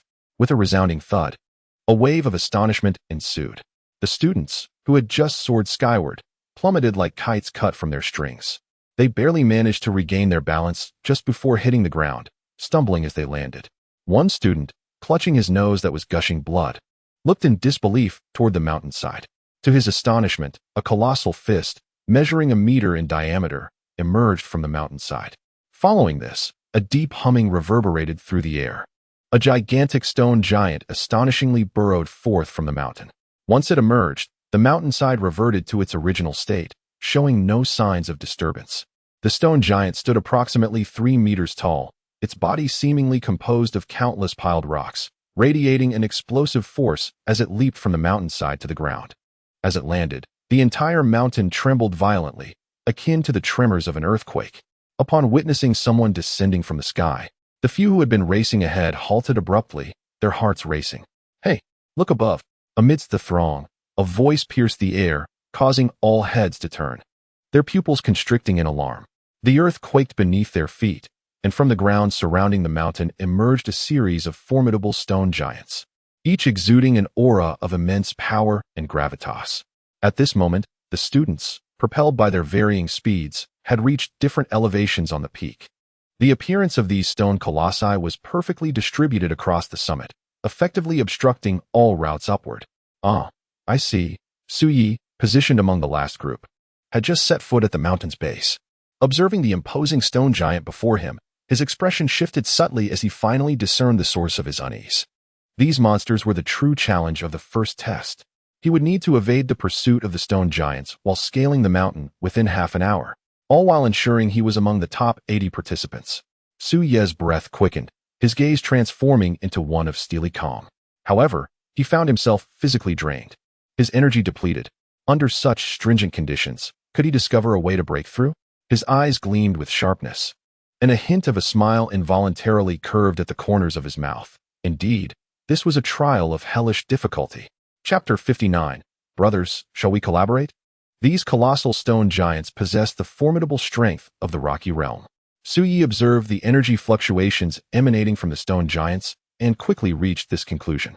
From an energetic perspective, each stone giant is comparable to the fierce wolf that once assaulted the school. There are a total of 5. Looking up, he discerned approximately 5 stone giants stationed at various peaks, guarding the path to the summit. Thud! The stone giant closest to Su Yi slammed its right foot into the ground, splintering over a dozen wooden beams. Its gaze fixed menacingly on the group of several dozen individuals below as it swung its fist down with ferocity. The faces of the 10 or so people in the front turned pale, and they hastily retreated. Their energies surged within them, yet before they could unleash their abilities, they were directly sent flying by the stone giant, plummeting down the mountainside. Splash! More than 10 figures cascaded down the mountain, rolling to the foot, their eyes rolling back as they lost consciousness. Several among them clutched their chests, clearly having suffered severe injuries with broken ribs. Oh no! Witnessing this scene, many students turned ashen. They had never encountered such a gruesome spectacle. Wasn't this merely a routine entrance examination? Why had the assault become so ruthless? Even with their extraordinary talents, they were still just high school students who had recently awakened their abilities. In an instant, a few felt their legs weaken, contemplating retreat. Elimination. 13 individuals. Upon the vast plain, Lian Shou sat upon a chair fashioned from stone, gazing serenely into the distance, a subtle smile gracing his lips. Song Wei sat beside him, letting out a soft sigh, his toes shimmering with a greenish light. In an instant, 13 diminutive rock figures emerged from the earth, transporting the unconscious students toward the medical building. You urged me not to go easy on them, yet these children are merely novices in the stone realm. What if someone falters under the assault and faces life-threatening peril? Rest assured, such a scenario will not arise, Lian Shou replied, his expression unchanged, voice calm. They are all prodigies among their peers. Each piece of dragon jade they possess has been issued directly by the Academy, accompanied by rigorous combat assessments.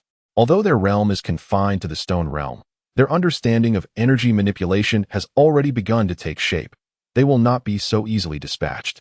He adjusted his sunglasses, a wry smile playing on his lips as he remarked, "One ought to have a bit of faith in these children, Song Wei. Moreover, it is only in such high-pressure circumstances that we can discern whether they are truly worthy of stepping onto the battlefield." Song Wei's lips twitched, silently lamenting. So as long as no one dies, it matters not how grievous their injuries may be. He cast a glance at Lian Shou, truly a devil in every sense. Shall we unite our efforts to devise a means to vanquish this stone giant? Amidst the throng, a young woman quivered as she voiced a suggestion. Instantly, numerous individuals brightened with enthusiasm and echoed her sentiment. Why not join forces to shatter this stone giant first, and then devise a plan? No sooner had her words left her lips than the colossal stone figure swung its hand in a fierce strike. The individuals who had just proposed collaboration no longer retreated. Energy surged within them as they unleashed their powers in unison. A burst of flame erupted from the left, hurtling toward the giant's face. Yet simultaneously, a torrent of water surged from the right. The two opposing energies clashed violently in midair, instantly dissipating into a vast cloud of steam that enveloped their surroundings. Not only did this fail to inflict any harm upon the stone giant, but the billowing vapor also obscured their vision. The two who had released these contrasting abilities exchanged bewildered glances from afar, exclaiming, "You!" Before they could utter another word, the giant's fist descended with tremendous force. A powerful shockwave propelled the group away, sending them tumbling to the ground. One individual, positioned at the forefront of the impact, was swiftly swept away, rolling down the mountainside and losing consciousness. Another had been eliminated. What utter folly! Su muttered as he navigated the forest's edge, attempting to make his way along the mountain path while casting a sidelong glance at the students who sought to unite. In a situation where they were entirely unfamiliar with each other's abilities, how could they possibly collaborate? The nature and intensity of abilities, as well as the coordination between individuals, cannot be grasped or understood in mere phrases. This is not a street brawl where sheer numbers can dictate advantage.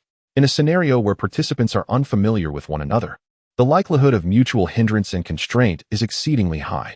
Under such circumstances, there would be no opportunity for tactical communication or coordinated use of abilities. Thus, this trial is best approached with reliance on one's own capabilities.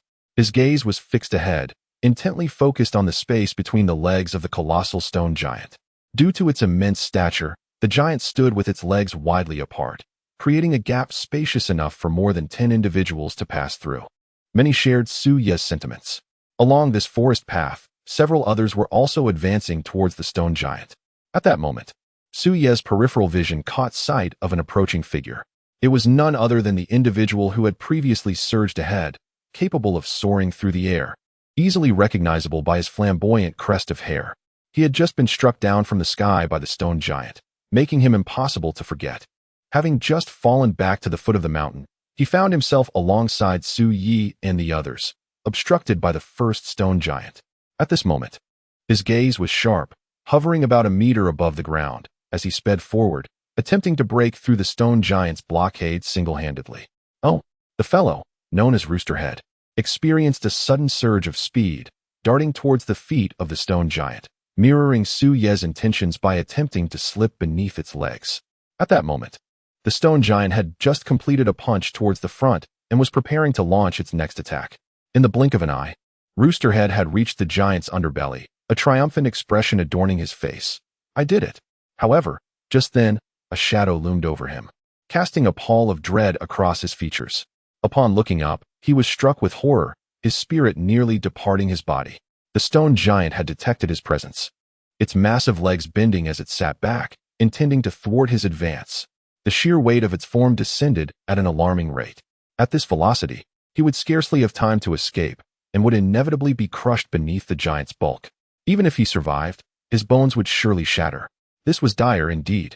He attempted to halt his momentum, but reversing course proved impossible at this juncture. Just as the situation reached a critical point, a hand unexpectedly reached from behind, firmly grasping his foot and yanking him to safety. Boom!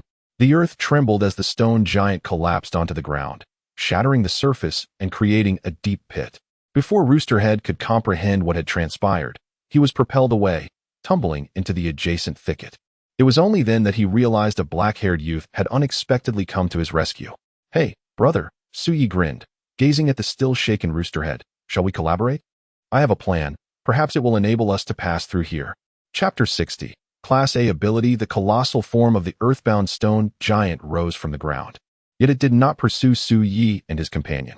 Instead, it launched an assault on several students attempting to traverse the gap. Due to its immense size, its every movement spanned several meters, rendering it impossible for anyone to pass safely beneath its shadow. Thank you for the rescue, the student with the rooster crest said, eyeing Su Yi with sincere gratitude. He rose from the ground, brushing off the dust from his attire. However, I am not accustomed to collaborating with others, so I apologize. But I intend to proceed alone. Please, don't say that, Su Yi replied with a gentle smile. It would be prudent to hear out my plan. Trust me, the risks you would have to bear are minimal, and the likelihood of successfully passing through this area is quite high. The student halted his advance, a look of hesitation crossing his face. After a brief moment, he extended his right hand towards Su Yi. My name is Chu Yi. He introduced himself and quickly added, You saved me just now, so I am willing to collaborate with you this once. If we do manage to bypass this stone giant, we shall part ways and rely on our own abilities thereafter. Of course, our partnership is limited to this moment. Su Yi nodded in agreement. Very well. Please share your plan. Chu Yi rose to his feet, cautiously observing the stone giant as it swung its massive arms. The situation felt increasingly daunting. Let me confirm something first, Su Yi said, looking at Chu Yi. Your ability must pertain to altering your own gravity, correct? Chu Yi suddenly turned his head, his eyes filled with astonishment. How do you know? Each time he unleashed his ability, others would perceive it as a power akin to levitation. Yet the unfamiliar Su Yi before him could precisely articulate the effects of his ability. From the moment you aim to ascend to the summit, your flight trajectory has been entirely straight, Su Yi casually explained with a shrug. If your power were indeed flight, there would be no need for such a route. You could simply soar diagonally to the peak. In the face of the stone giant's assault, you could also effortlessly alter your direction. However, you did not do so. And just moments ago, you nearly fell victim to the stone giant's attack due to your inability to change course. Therefore, I initially deduced that your ability must involve manipulating the direction of your own gravity, thereby creating an effect reminiscent of flight. Chu Yi listened, momentarily stunned, his expression towards Su Yi akin to that of a creature from another world. Since the commencement of the test, he had utilized his ability a mere 2 times. The fact that the essence of his power could be so effortlessly discerned and even analyzed with such accuracy was astonishing. Indeed, those who could participate in the Longxia Academy assessment were anything but ordinary. My A-level ability is gravity manipulation, Chu Yi admitted candidly.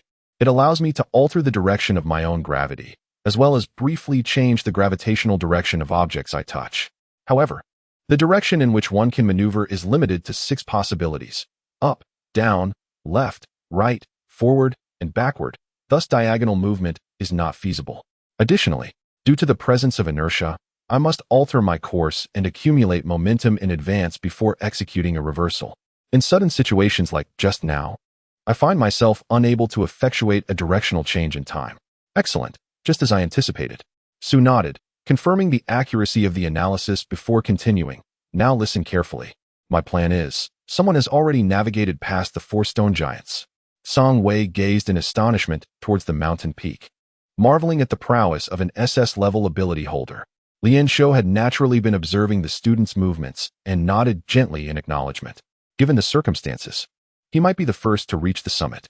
At that moment, several uniquely gifted students had successfully traversed multiple stone giants, advancing towards the peak. However, the majority remained ensnared before the first 2 stone giants, struggling to progress. In their attempts to overcome the giants, the students exhibited remarkable skills. Yet the stone giants of the rocky realm surpassed them in strength, speed, and destructive power. Consequently, in a mere short span of time, nearly 20 individuals had been eliminated. It was unexpected to witness such ferocity. Song Wei raised an eyebrow, noticing the unfolding events at the second stone giant, and his expression shifted noticeably. He could hardly have anticipated that someone would choose to confront the challenge in such a manner. Oh, what is that young man planning to do? Lian Shou, standing nearby, suddenly exhibited a look of curiosity, his face alight with excitement as he gazed towards the mountain peak. Song Wei followed the sound, his expression equally one of astonishment. The position of the first stone giant? Wait, has that fellow lost his mind? The stone giant swung its arms and legs with ferocity, relentlessly assaulting the students attempting to pass. Several students who had dared to charge forward were once again repelled, standing breathlessly in place, their faces etched with frustration. How could this creature be so powerful? If we cannot even overcome the first stone giant, what hope is there for the challenges that lie ahead? Their anxiety was compounded not only by the number of participants who had successfully passed, but, more crucially, by the time constraint. Once 30 minutes had elapsed, the test would conclude. Should they fail to reach the summit by then, their qualifications would be forfeited. Just as despair began to take root in the hearts of these students, a figure suddenly darted out from the left. He did not rush to slip through the gap. Instead, he unexpectedly took a stance on the slope, shouting loudly at the stone giant blocking the path. Hey, you foolish creature. Everyone was taken aback, gazing in disbelief. They had barely managed to evade the stone giant, yet here was someone daring to provoke it. As they raised their gazes, they soon realized that the individual who was boldly taunting the colossal stone giant was none other than the student who had descended from the sky at that precise moment. Su Yi stood resolutely on the slope, observing the stone giant ahead, and with an outstretched finger proclaimed, "You, a dull and foolish rock, believe you can impede our advance. What a delusion! This fellow must truly be mad." The students behind him widened their eyes in utter bewilderment at Su Yi's audacity. At such a proximity, he was certain to be struck away by the stone giant. As anticipated, the stone giant, which had previously stood guard, seemed to possess a spark of intelligence as it turned its gaze towards Su Yi. It appeared as though it could think, suddenly swinging its enormous right fist towards Su Yi's position. Excellent. Now is the moment, Su Yi thought, and in the next instant, he leaped directly down the slope, as if to leap off the mountain itself. The stone giant's fist missed its target, crashing down and uprooting the trees where Su Yi had once stood. Everyone watched in bewilderment as Su Yi plummeted towards the edge of the mountain, unable to comprehend his intentions. Though he had evaded the stone giant's attack, his actions seemed utterly futile. Yet, at that very moment, another figure emerged from the opposite side of the stone giant, soaring into the air with remarkable speed, weaving swiftly through the air. Chapter 61. I will ensure your success in navigating this place. Chu-Yi adjusted his gravitational force forward, propelling himself as if plummeting ahead. To the onlookers, he appeared to be defying gravity, soaring with remarkable speed. In his mind echoed Su Ye's plan. These stone giants possessed a rudimentary form of intelligence. As I actively draw its attention, you must dash out from the right with utmost swiftness. Just as Chu-Yi surged forward, the stone giant became aware of his presence. It immediately swung its left arm in an attempt to block him. However, at the moment its arm was about to make contact, Chu-Yi inexplicably angled downward, descending toward the ground, seemingly anticipating the giant's motion, narrowly brushing past its arm. Memories flooded his mind, and disbelief flickered in his eyes. It was indeed just as that fellow had described. Moments earlier, Su-Yi had procured a sheet of white paper from an unknown source, hastily scribbling a myriad of formulas upon it. You must have studied high school physics, he said, displaying the paper to Chu-Yi. If your ability allows you to invert the direction of your own gravity, then the gravitational force and acceleration you experience should still adhere to the laws of physics.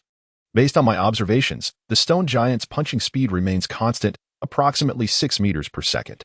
Considering the range of his punches, the time required to alter his own gravity, and the deviations induced by inertia, he conducted a force analysis. He swiftly traced his fingers over the equations, attempting to convey their essence to Chu-Yi. Yet, Chu-Yi felt overwhelmed and exclaimed, "How could I possibly comprehend what you're saying? Are you some kind of monster? Do you rely solely on mental calculations and estimations for these equations and measurements?" "Of course, there will be some discrepancies, but they shouldn't be significant," Siyu replied, scratching his nose. "The crux of the matter isn't here." Chu-Yi suppressed his urge to scoff and gritted his teeth, saying, "Just give me the conclusion. I trust you won't deceive me." "Oh." Su-Yi paused, raising an eyebrow with a smile. "Excellent. Then you only need to remember 4 time markers and the direction in which you must pivot, as per my instructions." He casually crumpled the white paper in his hand and tossed it behind him, his eyes brimming with confidence. "I will ensure your success in navigating through this. The first time marker, dash out from the forest and, after 5 seconds, alter your gravity downward." Chu-Yi silently calculated the time in his mind, repeating Su Ye's words. A colossal stone arm soared above his head, crashing against the mountainside and sending a shower of debris cascading down. His body descended at an angle, gradually losing speed, only to surge forward once more. Immediately afterward, he transformed the force of gravity into forward momentum, continuing his relentless advance. A gasp erupted from the crowd behind him, astonished by Chu-Yi's audacious maneuver. He had narrowly escaped being swept from the sky by the colossal stone giant. Simultaneously, they beheld a remarkable scene. Su-Yi, who had just leapt down from the hillside as if aiming to land at the base of the mountain, now soared upward, floating gracefully from below. A long rope was fastened around his waist, tethered to a tree, which pulled his descending body back. However, the students trailing behind were bewildered. How could this tree remain unscathed when the stone giant had obliterated all the others in the vicinity? Like Tarzan swinging through the jungle, Su-Yi soared from the mountainside. Just before reaching the apex of his swing, he swiftly untied the rope around his waist, rolling back onto the path and charging forward. On this lengthy mountain road, he and Chu-Yi mirrored each other's movements, one to the left and the other to the right, ascending and descending in a fervent rush towards the stone giant's formidable frame. Through the momentum of the rope, Siyu leaped a considerable distance, matching Chu-Yi's forward trajectory. The stone giant swung its left fist in vain, watching as Chu-Yi was about to dart beneath its arm. In a fit of rage, the giant swung its right arm, which had previously wreaked havoc upon the forest, aiming to snatch Chu-Yi from the air. Just as he was about to make contact with Chu-Yi's body, her flight path shifted once more. Initially, she plunged diagonally downward for half a second, then swiftly veered to the left. At the second juncture, 3 seconds after propelling forward, she redirected gravity back downwards, only to immediately pivot with all her might to the left. The stone giant swung its right hand, grasping at nothing but the air, and crashed against its own formidable stone body, producing a resounding roar. Meanwhile, Chu-Yi was guided by the leftward gravity, burrowing close to the giant's right flank. Thud! The stone giant trembled, retracting its left arm, which had embedded itself into the mountainside. In that moment, its movement resembled that of an embrace. arms crossed to prevent anyone from passing by. Indeed, this creature possessed limited sentience, strictly adhering to the rules set by its creator. Upon witnessing this action, Su Ye's eyes sparkled with realization, reaffirming his earlier conjecture. Regardless of the circumstances, the stone giant's primary objective was to thwart any passage. In that instant, its left hand lunged swiftly toward Chu-Yi. Yet, her body once again froze, tilting downwards toward the ground. At the third juncture, after flying left for 3 seconds, she redirected gravity downwards. A bead of cold sweat formed on her forehead as the colossal hand approached within a mere 30 centimeters of her hair. Despite this, she remained resolute, diligently adhering to Su Ye's prior instructions. At the final moment, gravity was directed forward with a mere half-second to spare, propelling him into a full sprint. His gaze was fixed ahead, positioned precisely near the chest of the stone giant. If he continued his charge, he would collide directly with the colossal figure. Should he alter the gravity upwards, perhaps a little higher?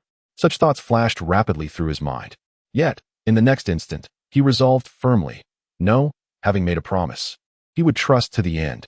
Ignoring all hesitation, he directed his gravity forward with all his might, racing ahead at breakneck speed. The stone giant, arms crossed over its chest, could only watch helplessly as he approached, unable to raise its hands in defense. At that moment, however, it suddenly lowered its head and noticed another figure. Su-Yi, taking advantage of Chu-Yi's cover, swiftly darted beneath the giant's legs, aiming to slip through the gap and reach the rear.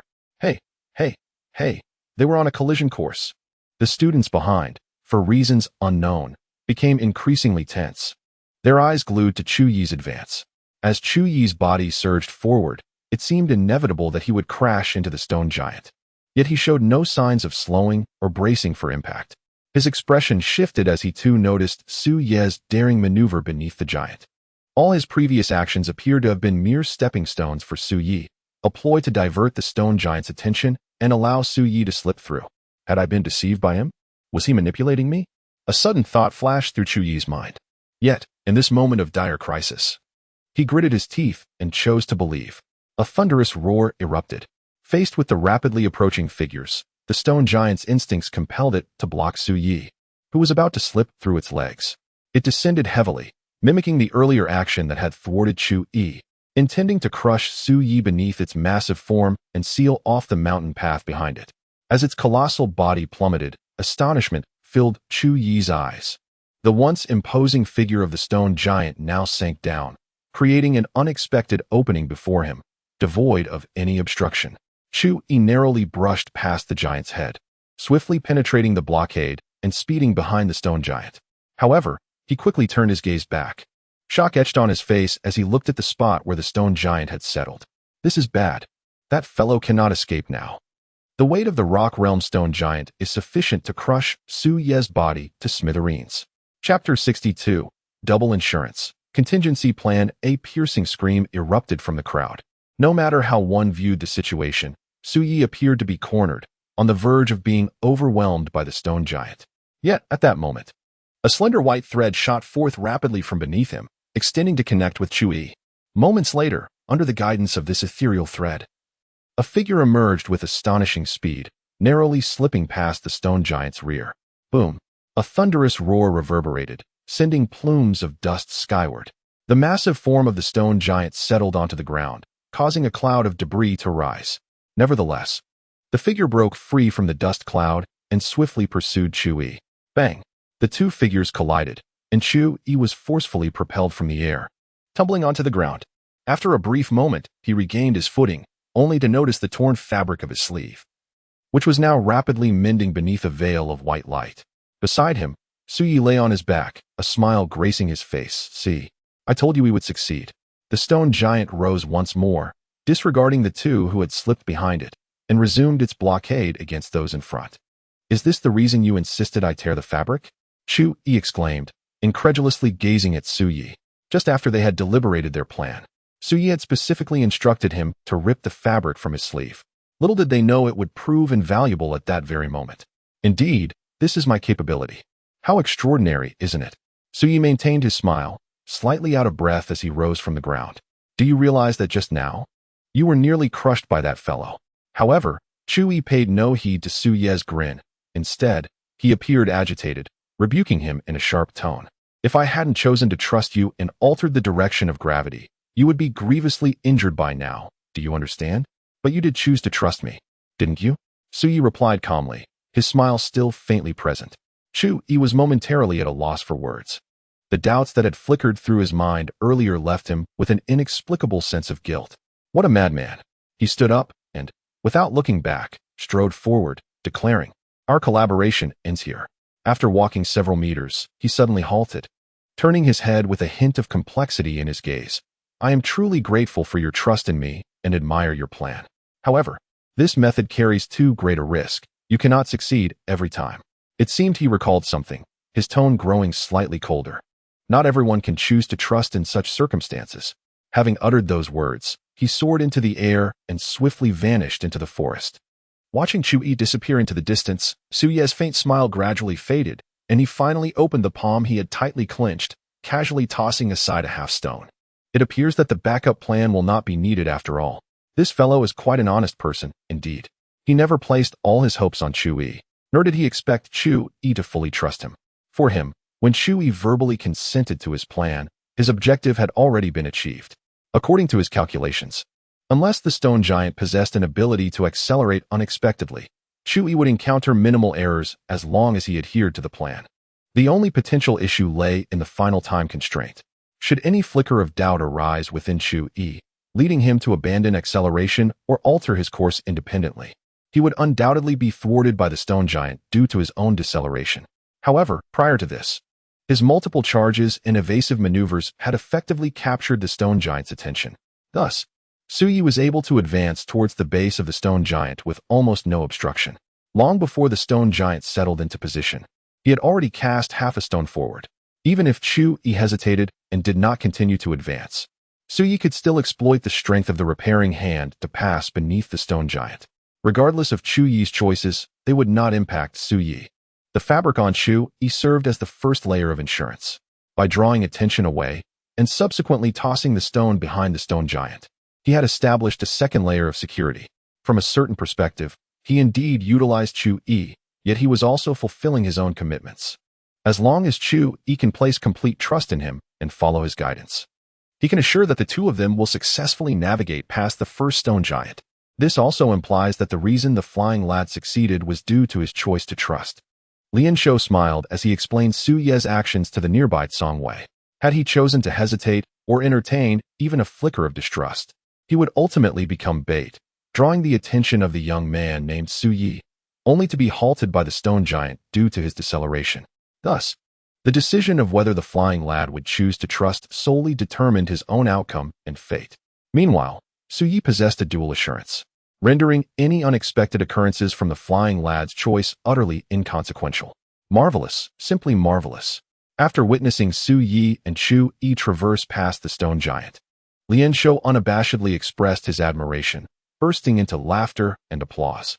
With his prowess, he could perceive everything happening on the mountain even from a great distance.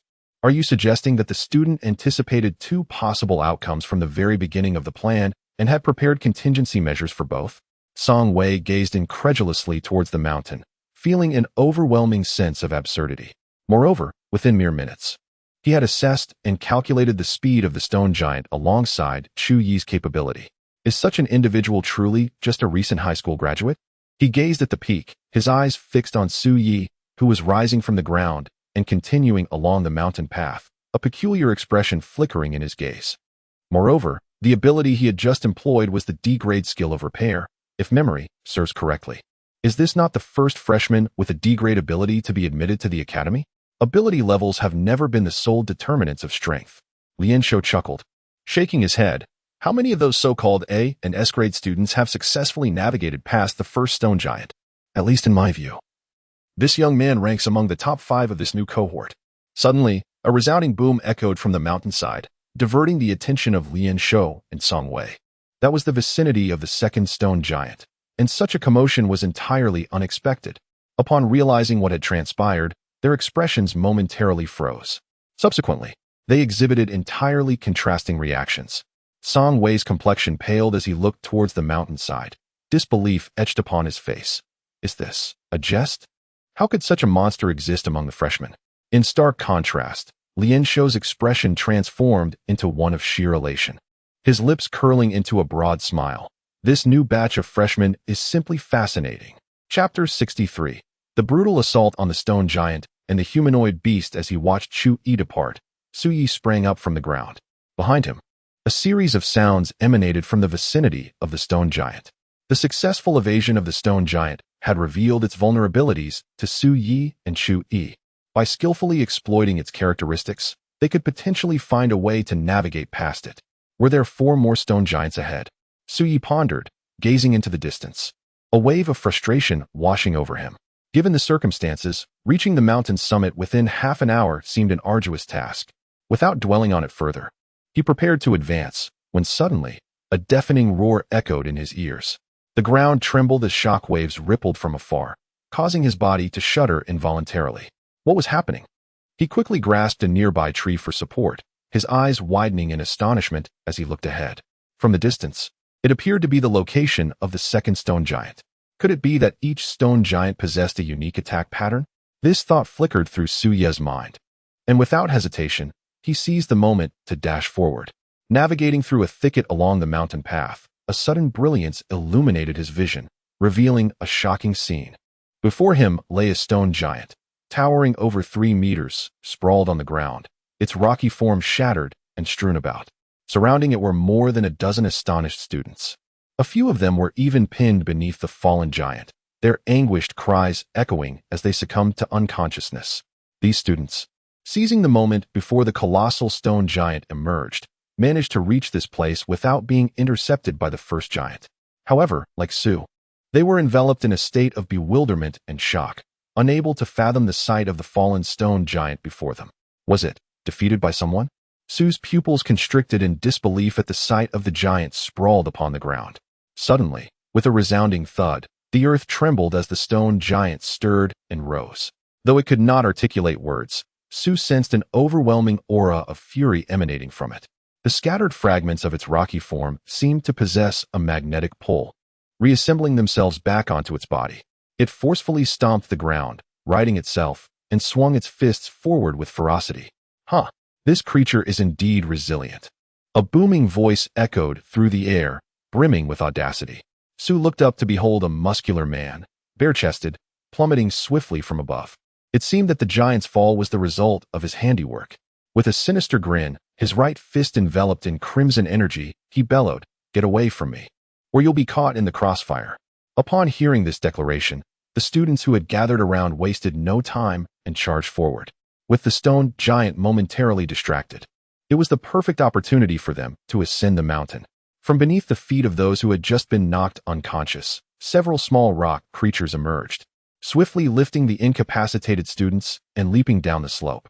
As the injured were being transported away, several students preparing to assist exhaled in relief and hurried forward. Su, however, did not catch sight of Chu Yi among them. It seemed that he had already slipped past the second stone giant and ascended towards the summit. Without hesitation, Su blended into the crowd and raced up the mountain. Simultaneously, he slightly turned his head to glance back. The burly student plummeted rapidly, his right fist crashing thunderously into the chest of the stone giant. Just as it had regained its footing, the giant toppled once more, its chest resembling shattered stone, scattered debris across the ground. Who was this formidable figure? Su's heart raced as he witnessed this astonishing scene, filled with disbelief. The energy emanating from the robust student was unmistakably of the same realm as theirs, yet when confronted with the rocky giant, the battle tilted overwhelmingly in his favor, completely overpowering the creature. The sturdy student bent his legs, akin to a martial stance, as he struck the ground, leaving a web-like fracture beneath his feet. With a menacing grin, he gazed at the struggling stone giant, seizing its leg with his powerful arms and swinging the colossal form against the mountainside. With a resounding crash, rocks cascaded down, and the mountainside shattered. The stone giant's body was embedded into the wall, and the burly student laughed heartily, exclaiming, "Is that all there is to it? To think this monstrous heap of stone could indeed experience fear." He turned without a glance, shaking his neck as he strode forward. If this is the entrance examination, then it is indeed far too simplistic. With a swift motion, he planted his feet, causing the ground beneath him to instantly sink. propelling himself like a cannonball into the air. In mere seconds, he soared above the crowd ahead, flying up to the summit of a towering cliff. Grasping a rock at the edge, he found it rather mundane and decided that reaching the peak would be far more intriguing. Su also lifted his gaze, witnessing the sheer force of the man's arms as he propelled himself upward towards the summit. As his speed began to wane, he casually struck the cliffside, generating another surge of energy to leap even higher. The audacity of such a climbing technique was nothing short of astonishing.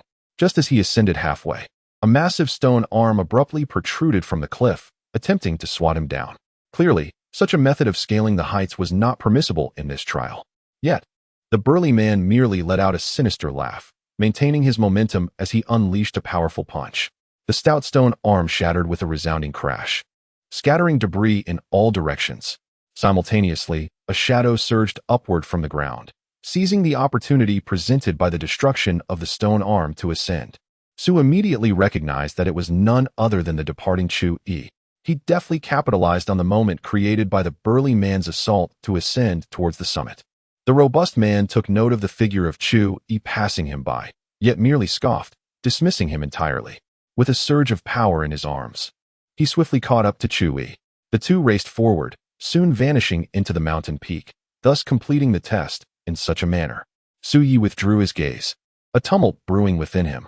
Could it be that Longxia Academy harbors numerous such extraordinary beings? The formidable strength and presence exhibited by the robust man had indeed been overwhelming, leaving Su Yi feeling somewhat humiliated. He tempered his disdain, his focus sharpening. The pressing matter at hand remained the completion of this test. Having navigated past the two stone giants had already consumed 15 minutes. With less than half of the allotted 30 minutes remaining, 3 stone giants still stood in his path. A rumble and tremor echoed from ahead. From a considerable distance, Su Yi discerned the outline of the third stone giant. It was entangled with several students, swinging its massive arms to block their passage. At this moment, along with the students rushing from the second stone giant, the gathering had swelled to over 30 individuals. After 15 minutes of engagement, most had gained a reasonable understanding of the stone giants. Faced with the third stone giant, there was no hesitation. They swiftly dispersed and charged forward. The attention of the stone giant was entirely fixated on the few individuals before him, leaving him no time to regard the newly arrived students. Su was just about to blend into the crowd when, out of the corner of his eye, he suddenly noticed someone at the feet of the stone giant. A familiar face he had recognized since arriving at Longxia Academy. She was astonishingly here. Chapter 64. The Falling Colossus, a Desperate Rescue. Beneath the colossal stone giant stood 4 individuals, 3 men and 1 woman. Su Ye's gaze lingered upon the girl, momentarily frozen in place. She was none other than Tang Xiaowan, the belle of their former school. At this moment, her expression radiated determination. She no longer appeared helpless as she had during their encounter with the ferocious wolves. It was evident that she had mastered the techniques and methods required to wield her own abilities. The quartet was perilously close to the stone giant, striving to navigate through the gaps beneath its feet to ascend the mountain. Yet, the giant swung its massive arms in a frenzied attempt to thwart their advance.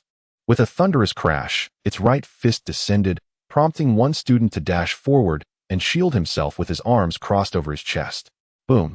The giant's formidable punch seemed to be deflected, sending the student staggering backward. His fist appeared to have encountered some unseen force, causing the stone at its tip to shatter into fragments that scattered across the ground. Success! The student exclaimed, his face pale yet exhilarated.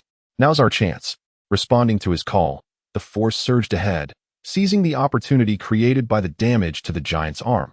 Their chances of breaking through seemed promising.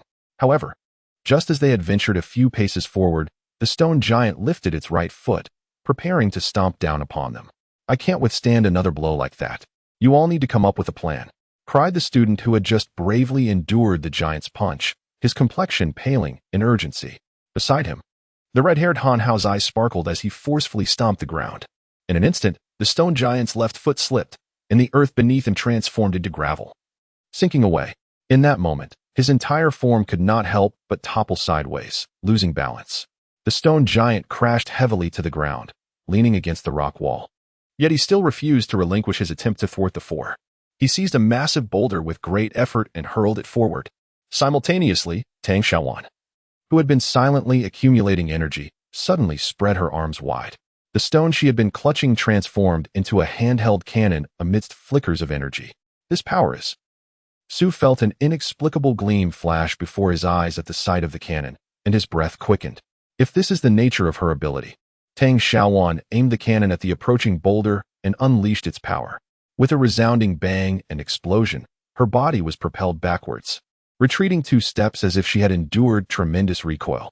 Yet, the boulder was reduced to dust under the force of the impact. After firing, the cannon in her hands reverted back to its original stone form, which she discarded onto the ground. "Quick, quick, let us rush forward," shouted a small-statured student urgently as he sprinted ahead, his hands flailing in excitement. The colossal stone giant seemed to be struck by an air cannon, momentarily pausing before it attempted to rise, only to crash back against the mountainside. The 4 companions, faces alight with excitement, surged forward without a backward glance. At that very moment, however, the mountainside trembled, and a dark shadow plummeted swiftly downward. "Wait, that is..." The student who had initially braved the giant's assault looked up, his expression transforming in alarm. The impact endured by the stone giant had shattered the mountainside, causing a massive boulder over 2 meters wide to break free and fall. The others, too, were taken aback, their faces pale as they desperately sprinted ahead. Having just exerted their abilities against the giant, they found themselves utterly devoid of the strength or time necessary to defend against the impending boulder. The 4 raced forward, striving to escape the danger zone before the stone fell. Ouch! The petite student, overwhelmed by anxiety, stumbled and fell to the ground. The 2 closest companions hesitated briefly, their expressions faltering, yet they did not halt their flight. To stop here would surely result in grievous injuries. However, Tang Xiaowan, closest to the fallen student, did not hesitate. Her face etched with urgency, she extended her hand. "Quick, get up." The petite student, feeling as though he had been granted a second chance, grasped Tang Xiaowan's hand. Yet at that moment, the massive boulder was but 5 meters above them, casting a shadow that enveloped them completely. The rush of wind roared in their ears, and as they beheld the rapidly descending boulder, a wave of terror surged through the petite student's heart. He let out a scream, fiercely grasping Tang Xiaowan's hand before leaping forward, charging ahead. Tang Xiaowan's eyes widened in disbelief as she was unexpectedly pulled forward by the diminutive figure. Without a backward glance, the small individual surged ahead, utterly indifferent to Tang Xiaowan's fate. He muttered anxiously to himself, "Father spent a fortune, along with a favor, to acquire this piece of dragon jade. I have fought tooth and nail to pass the combat test. I cannot possibly fall here." In his mind, a singular thought consumed him: to escape the boulder's perilous shadow and race toward the mountain's peak to complete the test. "Hey, Xiaowan!" Han Hao, leading the charge, caught sight of Tang Xiaowan, who had fallen to the ground, and his expression shifted. He yearned to play the hero and turned back to rescue her. Yet, as he beheld the swiftly descending boulder, he recognized that turning back now could very well mean being crushed beneath it. Torn between hesitation, he ultimately chose self-preservation, propelling himself beyond the boulder's reach. It was over. That girl was destined to be overwhelmed. The students behind them noticed Tang Xiaowan, their expressions shifting as they gasped in alarm. Tang Xiaowan, sprawled on the ground, found herself precisely in the boulder's path, unable to rise in time to escape. It seemed she had never anticipated that in her effort to save another, she would find herself ensnared in such peril. In that fleeting moment between life and death, countless images flashed through her mind. The most vivid image that emerged was of Su Yi, back then on the playground, pulling her and Nie Xiaoyu up against the tide of the crowd. Was it truly necessary to expend such immense courage and pay such a hefty price to save a life? At this moment, several individuals were desperately sprinting forward, attempting to rescue Tang Xiaowan, who was on the verge of being crushed beneath a falling boulder. They had joined Longxiao Academy to express the justice burning within their hearts, to become hunters of the void, and naturally, they were loath to witness anyone face peril before their eyes. Yet, a figure darted out with a swiftness that surpassed theirs. It was a silhouette shrouded in crimson light, moving with such speed that it swiftly passed by the crowd, unhesitatingly plunging into the path of the descending giant stone. Su Yi's gaze remained composed. Suddenly, he leaped to the left, delivering a powerful kick to the rock wall, using the recoil to lift Tang Xiaowan and dash to the side. Fueled by the fervor coursing through his veins, his velocity surged. Simultaneously, the rapidly descending rock crashed down with a thunderous roar. The billowing dust caused those preparing to assist to halt abruptly, their expressions shifting dramatically. Yet, a sharp-eyed student brightened up and shouted, "Look!" Amidst the swirling dust, two figures shot forth. Su Yi had miraculously embraced Tang Xiaowan, narrowly escaping from beneath the rubble. However, the direction of their escape led them perilously close to the empty precipice of the mountain path. At this rate of descent, both he and Tang Xiaowan would inevitably plummet to the base of the mountain, having fallen from halfway down. A student, quick to react, swiftly unleashed his abilities. A rapidly extending vine shot forth from his hand, cascading down the cliff in an attempt to grasp Su Yi and Tang Xiaowan. However, as the vine reached out, it was unexpectedly repelled, soaring upward with force. He was utterly perplexed, sensing that his power seemed to have been actively deflected by an unseen force. What is happening? Confounded, he gazed at the vine that had been thrust back from his palm, casting a bewildered glance ahead. By the way, why did that individual not rescue them forward, but rather choose to save them sideways off the cliff? At this rate of descent, even if they survived, they would be utterly incapable of climbing back to the summit in time. Chapter 65. You should know my sister beneath the precipice. Su Yi clutched Tang Xiaowan as they plummeted rapidly. In the midst of their descent, he had already quelled his fervor, his eyes reflecting a serene detachment. The scenery on either side surged upward as he reached into his bosom, retrieving a length of rope, which he hurled forcefully to the side. The noose ensnared a tree that grew horizontally from the mountainside, abruptly arresting their fall. With a deft flick of the rope, he swung gently, spiriting both himself and Tang Xiaowan back to the mountainside below. They found themselves nestled between the first and second stone giants. After Su Yi and Chu Yi successfully navigated past the first stone giant, the other students emulated their feat, each attempting to follow suit. A few were eliminated, yet the majority overcame the stone giant's obstruction and pressed onward up the mountain path.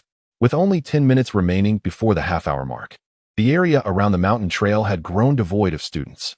Huff! Su Yi righted himself, releasing Tang Xiaowan as they touched down. Tang Xiaowan, momentarily dazed, sat on the ground for several seconds before rising with a complex expression. Su Yi, you saved me once more. Do not mistake it. I am not saving you.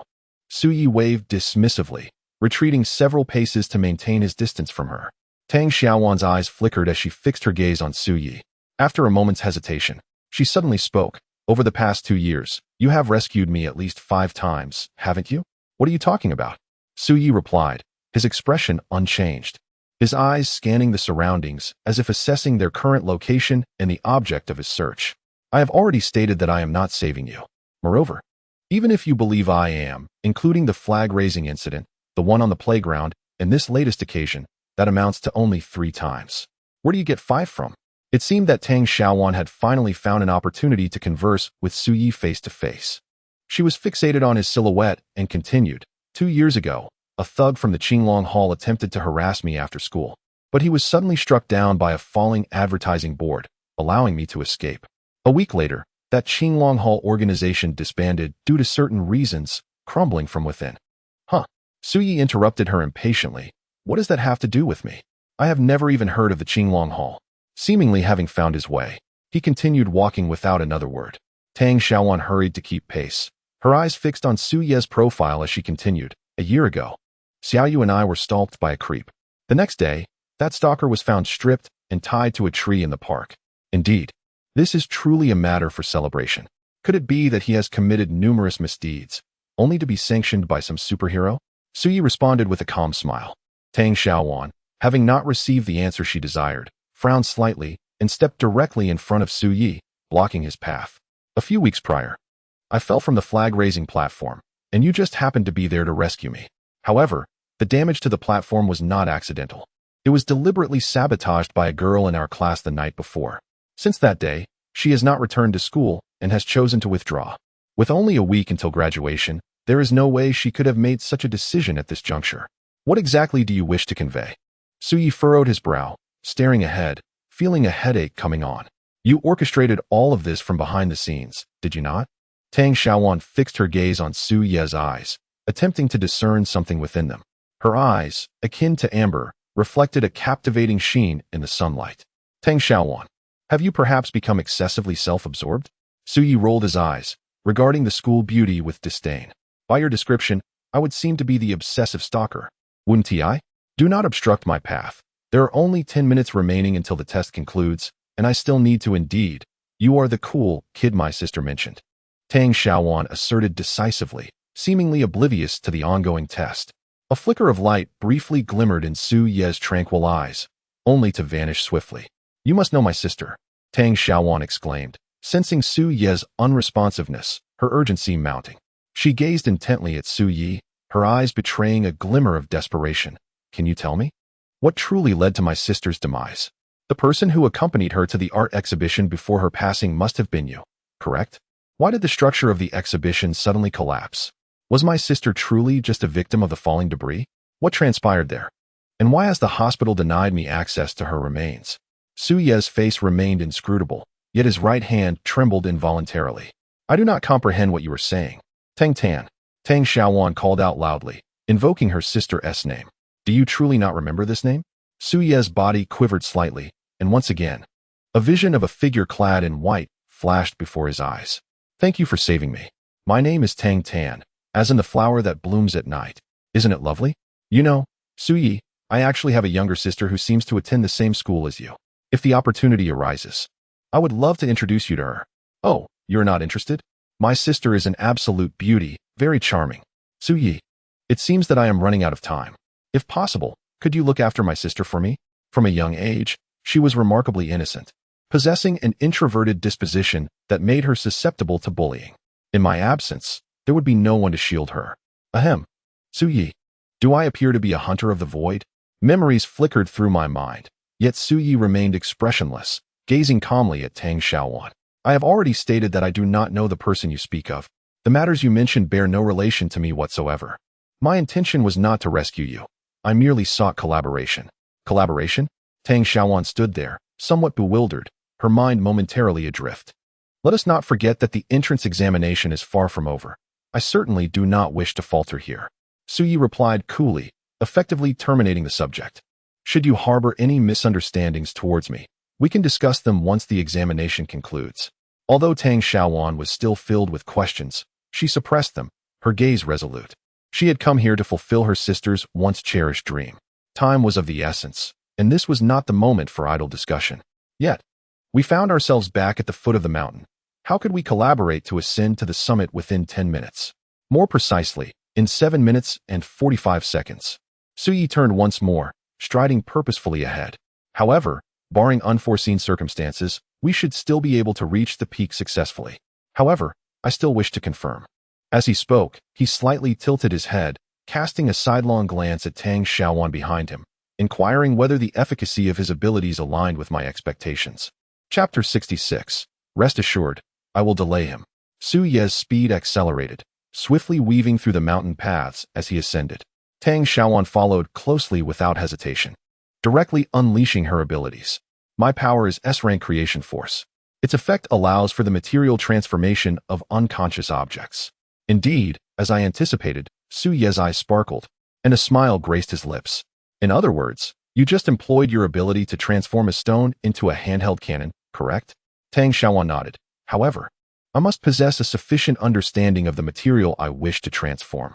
For instance, to convert a stone into a handheld cannon, I need to be familiar with the cannon's specific structure beforehand. Otherwise, I would merely produce a useless shell. If I were to attempt transforming a stone into diamond or pearl, I would require a comprehensive grasp of their molecular structures.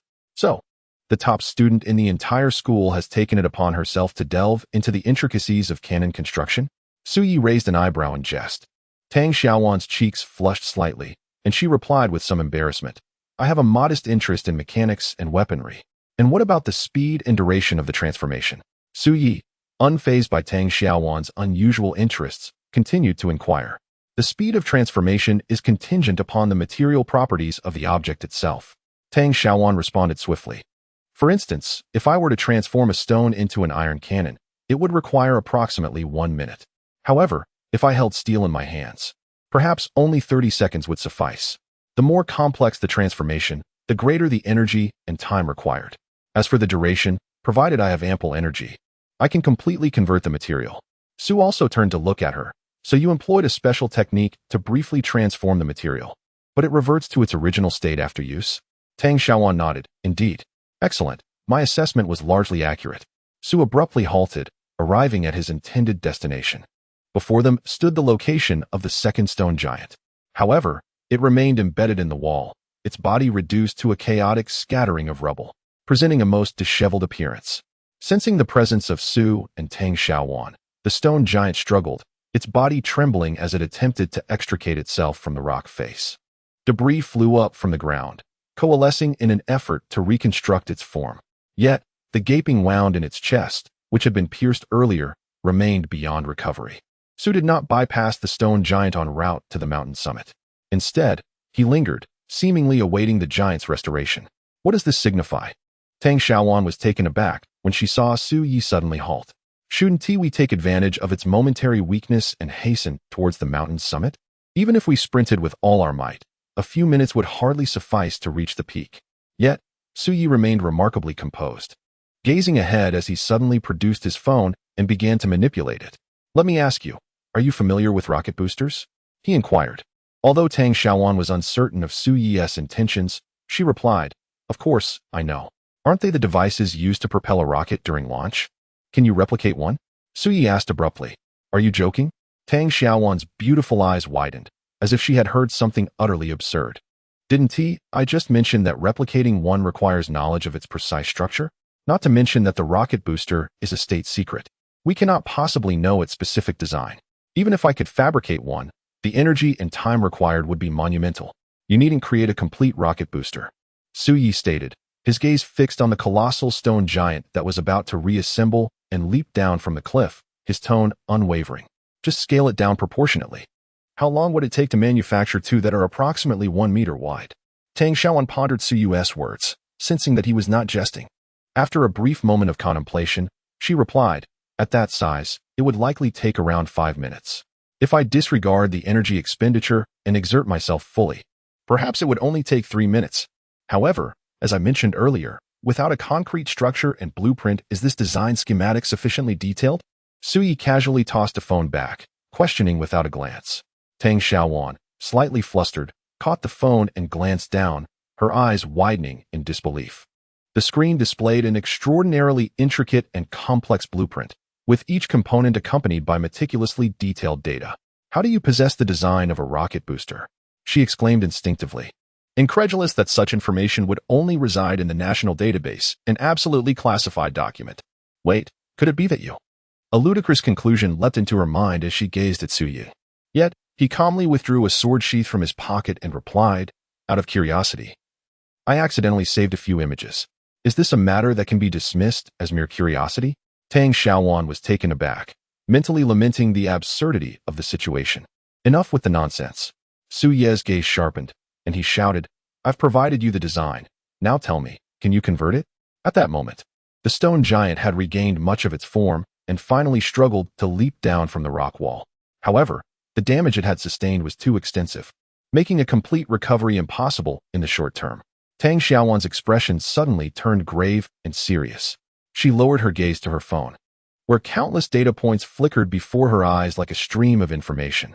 Simultaneously, in her mind, these components seemed to materialize, swiftly assembling themselves. Moments later, she opened her eyes and responded with utmost sincerity, It will be a piece of cake. Give me 3 minutes, and I shall surely transform it. An air of confidence enveloped her. Very well, Su Yi declared, his form shrouded in a crimson mist as he swiftly seized Tang Xiaowan and surged forward without a backward glance. In a mere 3 seconds, they reached the stone giant, which had regained much of its form. Without pausing, he propelled himself upward. As he climbed the giant's massive body, he drew the ancient sword, Gu Shao, from its sheath, its radiant light illuminating the broken blade. With a thunderous roar, the stone giant seemed to sense the provocation and, in a fit of rage, swung its newly reformed right arm towards Su Yi. Su Yi positioned Tang Xiaowan behind him and raised his sword forward. This time, he did not evade. Instead, he swung Gu Shao with determination. The formidable stone arm shattered upon impact, severed cleanly in two, scattering debris like confetti. Su Yi's garments billowed backward from the force of the giant's wind, yet he remained unfazed, his gaze unwavering amidst the flying fragments. There are merely 5 minutes remaining until the conclusion of the test. I shall exert every effort to delay it for an additional 3 minutes. Transform this fellow's 2 legs into rocket thrusters. Rest assured, I shall ensure your safety until the transformation is complete. Chapter 67. What is this? As time inexorably flowed by, the students gradually comprehended the characteristics and attack patterns of the stone giants after an initial period of bewilderment. Although these stone giants were classified as beings of the rock realm in terms of energy levels, their methods of attack were remarkably simplistic, lacking any extraordinary abilities. They merely swung their massive fists and feet to obstruct. Overall, they were only marginally superior to the awakened beings of the stone realm, possessing strength that merely met the standards of the rock realm. The students who had obtained the Dragon Jade and arrived at Longxiao Academy had all undergone combat assessments. As they gradually regained their composure, they began to leverage their strengths through careful observation of the stone giants, successfully navigating past the obstacles on their way to the summit. With the countdown of half an hour drawing ever closer, the number of students reaching the peak steadily increased. Each bore varying degrees of injury, yet their faces radiated excitement, buoyed by the triumph of overcoming the 5 stone giants that had barred their path to this point. Do you see, Teacher Sangwei? Lianshou remarked with a smile, gesturing towards the summit. I told you, these children are prodigies. They will not be hindered here. Sangwei twitched the corner of his mouth, silently reflecting. In just half an hour, the number of eliminated students had already surpassed 30, including even those with S-class abilities. 5 students were gravely injured. Had I not reacted in time, they might have perished on the mountain. You dare to dismiss this as mere trial? The number of students eliminated in the past 5 years combined pales in comparison to the casualties of today's test. Of course, he only dared to silently grumble these thoughts, his face contorting into a strained smile as he chuckled awkwardly. It seems the time is drawing near. Indeed, Lianshou replied, retracting his gaze. He rose from his seat and suggested, let us ascend to the summit and welcome the children who have passed the test. Sangwei stood as well, closely following Lianshou. The next moment, a gentle breeze swept through the spot where they had been standing, and their figures vanished without a trace. Simultaneously, at the mountain's peak, whoosh, Lianshou and Sangwei lightly tapped the ground with their toes, appearing as if by teleportation. Their sudden arrival captured the attention of the students resting nearby. Faces turned anxious, and some, still adhering to the habits of their school days, hurriedly stood up, greeting, hello, instructors. The extraordinary method of instantaneous movement by the 2 instructors astonished them. Among the students, one with blue hair and glasses raised an eyebrow and murmured to himself, is that the flying shadow technique among the 5 arts? To traverse such a distance, Dragon Summer Academy truly lives up to its reputation. Lianshou smiled and nodded, his gaze sweeping over the crowd present. After a moment, he calculated the number of participants, 78. It seemed there were still 2 slots available. He once again retrieved his pocket watch from his bosom and glanced down. Only 5 minutes remained until the half-hour limit for the test. Approximately 30 seconds later, a figure breathlessly ascended the mountain, collapsing onto the ground with an expression of exhilaration. I made it. This individual was none other than the short student who had previously pulled Tang Xiaowan down. After successfully navigating past the 3rd stone giant, his former companions had recoiled in disgust, distancing themselves from him. No one was willing to collaborate with someone who abandoned their allies in such a critical moment. Though he felt a twinge of resentment, he managed to rely on his own capabilities to narrowly slip past the last 2 stone giants and reach the summit. Upon witnessing the short student's arrival, a dozen or so individuals in the crowd furrowed their brows, casting him disapproving glances. They had witnessed his earlier act of dragging Tang Xiaowan down in a moment of crisis to save himself. In their eyes, such a person was utterly detestable. The short student naturally sensed the scrutiny around him. He shrank back slightly, feeling somewhat embarrassed, yet he dusted himself off and stood up. I didn't mean to harm her. In that situation, who could think so much? The opportunity to join Longxiao Academy is indeed rare. How could I possibly falter in such a place? Moreover, she was not crushed by the stone and was successfully rescued. Surely that is a cause for celebration. Countless thoughts flickered through his mind as he continually sought to justify and rationalize his recent actions. Before long, the guilt within him gradually dissipated, and he silently vowed, as long as I can successfully join Longxiao Academy, I shall never engage in such behavior again. Under this veil of self-deception, he allowed a smile to return, feeling a sense of secret pleasure at having passed the first trial. The only source of anxiety was whether the two instructors had witnessed his recent conduct. "Instructor, when I arrived just now, there was no one behind me," he cautiously ventured, glancing towards Lianshou. "We should have passed this first test, shouldn't we?" At that moment, all he wished for was to quickly confirm his qualification for passing the test. In order to ensure his successful admission to Longxia Academy, Lianshou lifted his gaze to look at him, replying with an air of indifference, "Rules are rules. Since the time has not yet elapsed, the test is not concluded." The small figure shrank his neck in slight embarrassment and reseated himself. Yet, he felt a sense of relief in his heart. The instructor did not question or admonish him. After all, with so many students present, how could the instructors possibly oversee everything? Moreover, he had not contravened any rules. In a moment of desperation, he had no choice but to abandon his companions. He continually reassured himself, opting not to approach the crowd with a sheepish demeanor, but instead chose to sit alone in a corner. Regardless, he had passed the test and became one of the top 80. With merely a few minutes remaining until the conclusion of the assessment, he decided to wait it out. At worst, he could apologize to Tang Xiaowan afterward. She would surely understand his predicament. He rested his chin in contemplation, envisioning the life he would lead upon successfully joining Longxia Academy, a smile involuntarily gracing his face. The seconds ticked away, and the end drew ever closer. With less than 2 minutes remaining, as the diminutive one had stated, no other students remained behind him. Apart from the 30 or so who had been eliminated, only a handful were left, attempting to overcome the fourth stone giant. It was impossible for them to reach the summit within the remaining 2 minutes. A sense of regret washed over him as he silently mused. It seems that only 79 will pass this first test. In his perception, the few students ensnared by the fourth stone giant appeared utterly exhausted, on the brink of surrender. Meanwhile, at the second stone giant's location, the 2 students who had fallen from the cliff inexplicably engaged in combat with the giant. Choosing to fight rather than ascend the mountain was an exercise in futility. He withdrew his awareness, gazing ahead, and sighed silently. At that moment, a deafening roar suddenly erupted from the vicinity of the mountain's base. The shockwave surged towards the summit, reminiscent of an earthquake, causing all those resting to tremble uncontrollably. What on earth was happening? A small figure in the corner was knocked to the ground by the tremor, staring around in bewilderment. Meanwhile, Lianshou, who had been holding a stopwatch with a stoic expression, could not contain the smile that crept across his face. That fellow had truly accomplished it. The thunderous roar approached rapidly, as if it had surged up from the foot of the mountain in an instant. Following this, a colossal shadow shot into the sky, casting a pall over half the mountaintop.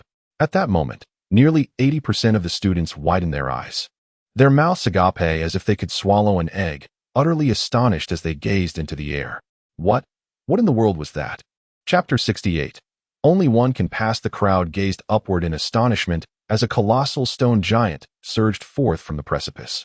Debris rained down as it ascended into the sky. The giant's chest bore a gaping wound, its arms utterly shattered, and its once stone-formed legs were now inexplicably equipped with 2 fiery thrusters, continuously belching flames. These thrusters appeared to have sprouted from its very being, their connections seamless, as flames erupted skyward accompanied by a thunderous roar. Why had the stone giant manifested here? What had transpired? Could the stone giant truly soar? Amidst the crowd, a cacophony of disbelief erupted as they marveled at the spectacle above. Under the thrust of the propulsion, the giant continued its ascent. Yet, 2 figures leapt from its apex, landing forcefully upon the mountain's summit. Boom! The stone giant soared several meters higher before it suddenly detonated in midair, resembling a magnificent display of stone fireworks. Fragments of rock scattered in all directions, raising a tumult of dust and debris. From the swirling haze, a weary voice emerged. "Behold, I told you we could reach the summit." Su Yi and Tang Xiaowan stepped forth from the shroud of smoke. Their garments were tattered and torn, visibly bearing the marks of considerable strife. However, Tang Xiaowan, who stood behind him, remained unscathed, her beautiful eyes shimmering as if still lost in the shock of the moment. After engaging in battle with the ancient giant for a minute, Su Yi remarkably managed to stall the stone giant for an additional 2 minutes, granting her precious time to harness her abilities. With all her might, she successfully transformed the stone giant's legs into propulsion devices, enabling them to fly to the mountaintop. Upon their arrival, the expressions of the students in the crowd varied considerably. They fixated on Su Yi, as if his every appearance was accompanied by such grandiosity. Chu Yi and Bai Tao, also within the crowd, smiled upon seeing Su Yi. Han Hao, noticing Tang Xiaowan's presence, felt a surge of joy, sensing an opportunity for further interaction with the stunning beauty. Meanwhile, a small figure on the edge of the crowd exhibited an expression of sheer disbelief, unable to fathom that Tang Xiaowan had managed to ascend the mountain as well.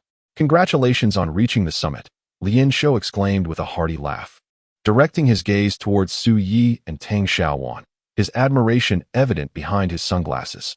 However, his smile quickly faded as he displayed the pocket watch in his hand. Unfortunately, the number of individuals atop the mountain has now reached 79, with 1 minute and 47 seconds remaining until the conclusion of the test. This implies that only one of you may pass. At this pronouncement, a wave of astonishment rippled through the crowd. The two individuals ascended the mountain peak in such a splendid manner, yet only one could remain. Regardless of the circumstances, it seems rather unfortunate. Beside them, Song Wei wore a look of astonishment. He turned to Lian Shou, pleading, "Instructor Lian, these two children have managed to reach the summit within the time limit. One more spot is inconsequential. Why not allow them both to pass?" "That is not permissible," Lian Shou replied, his expression unwavering as he gazed ahead. "Rules are rules." Holding his pocket watch, he remained steadfast in his conviction, yet his gaze lingered on Su Yi. "In such a predicament, what would you do? Only one may advance." Tang Xiaowan's initial joy evaporated as if doused with cold water. After all their efforts to reach the summit, only one could proceed? A glimmer of reluctance and disappointment flickered in her eyes, yet she quickly forced a smile and took a step back, saying, "I concede. If not for you, I would have been eliminated long ago. This opportunity rightfully belongs to you." Su Yi furrowed his brow, casting a glance at Tang Xiaowan. After all the hard work to arrive here, could she truly bear to withdraw? Without her prowess, they would not have reached the peak. Shouldn't she fight for another chance? Perhaps by engaging in a game of rock, paper, scissors with me? After making her decision, Tang Xiaowan no longer hesitated and softly remarked, "My sister once taught me that we must always be grateful to those who have aided us. It was my intention to fulfill her wishes that brought me here. However, you are far more suited to be the hunter of shadows than I am. Both in sentiment and reason, the qualification for this challenge should rightfully belong to you." "Oh, indeed, the theory of the fool," Su Yi scoffed lightly, turning his gaze away. "Have you made up your mind? There is only 1 minute left." Lian Shou glanced over, inquiring, "Which of you will claim this final spot?" Su Yi strode forward with unwavering resolve, responding nonchalantly, "Yes, I have made my decision." Observing his actions, the crowd displayed a myriad of expressions. They had not anticipated that Tang Xiaowan would so decisively relinquish her opportunity to advance. Had it been them, they would never have so readily forsaken such a hard-won chance. Su Yi continued his path, not mingling with the crowd, but instead heading toward a secluded corner. "So, it is you who will claim this last spot?" Lian Shou's gaze followed Su Yi as he inquired. "No," Su Yi replied, halting before the diminutive figure before him. "Both of us shall pass this test." What do you intend to do?" The small figure sprang to his feet, eyes betraying a wary glimmer upon Su Yi's sudden appearance. A wave of inexplicable unease surged within him as he exclaimed urgently, "There are already 79 people here. You two can have only one pass the test at most. Do you intend to defy the rules?" "Rule 1, Su Yi replied with an air of indifference, his gaze fixed on the diminutive figure before him. "You must reach the summit within 30 minutes. Rule 2 states that only 80 individuals may ultimately complete the test. Should you reach the summit and find 80 already present, regrettably, you will not pass this initial assessment." He reiterated the rules he had previously stated to Lian Shou at the foot of the mountain, a cold smirk gradually curling his lips. In a flash, Su Yi's right hand shot out like lightning, seizing the small one's neck and lifting him effortlessly into the air. Positioned in a corner, he carried the diminutive figure to the precipice of the mountain top in just a few steps. What are you doing?" The small one gasped for breath, panic evident as he flailed his arms. Energy coalesced in his palms, and an invisible shockwave surged towards Su Yi.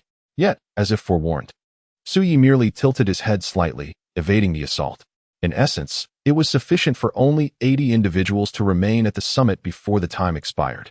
His hair danced in the wind, his eyes filled with a chilling detachment, while a dangerously alluring smile graced his lips.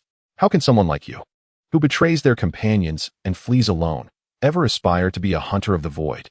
In the next moment, He released his grip with his right hand. The diminutive figure plummeted uncontrollably downward. Terror gripped his face as he desperately flailed his limbs, clutching the rock face with both hands. His eyes filled with indignation as he screamed, "This is murder. Instructor, intervene." Su, with a stoic expression, raised his right foot and brought it down with force. The small man let out a wail, his hands slipping from the pain, and he fell helplessly into the abyss. Meanwhile, Lian Shou appeared oblivious to the unfolding scene, firmly closing the pocket watch in his hand. Time's up. The count of individuals on the mountain was precisely 80. Congratulations, you have completed the first test. Chapter 69. Justice or Injustice. A profound silence enveloped the crowd, their astonishment palpable as they gazed ahead. Su Ye's utterly indifferent actions sent a shiver through their hearts.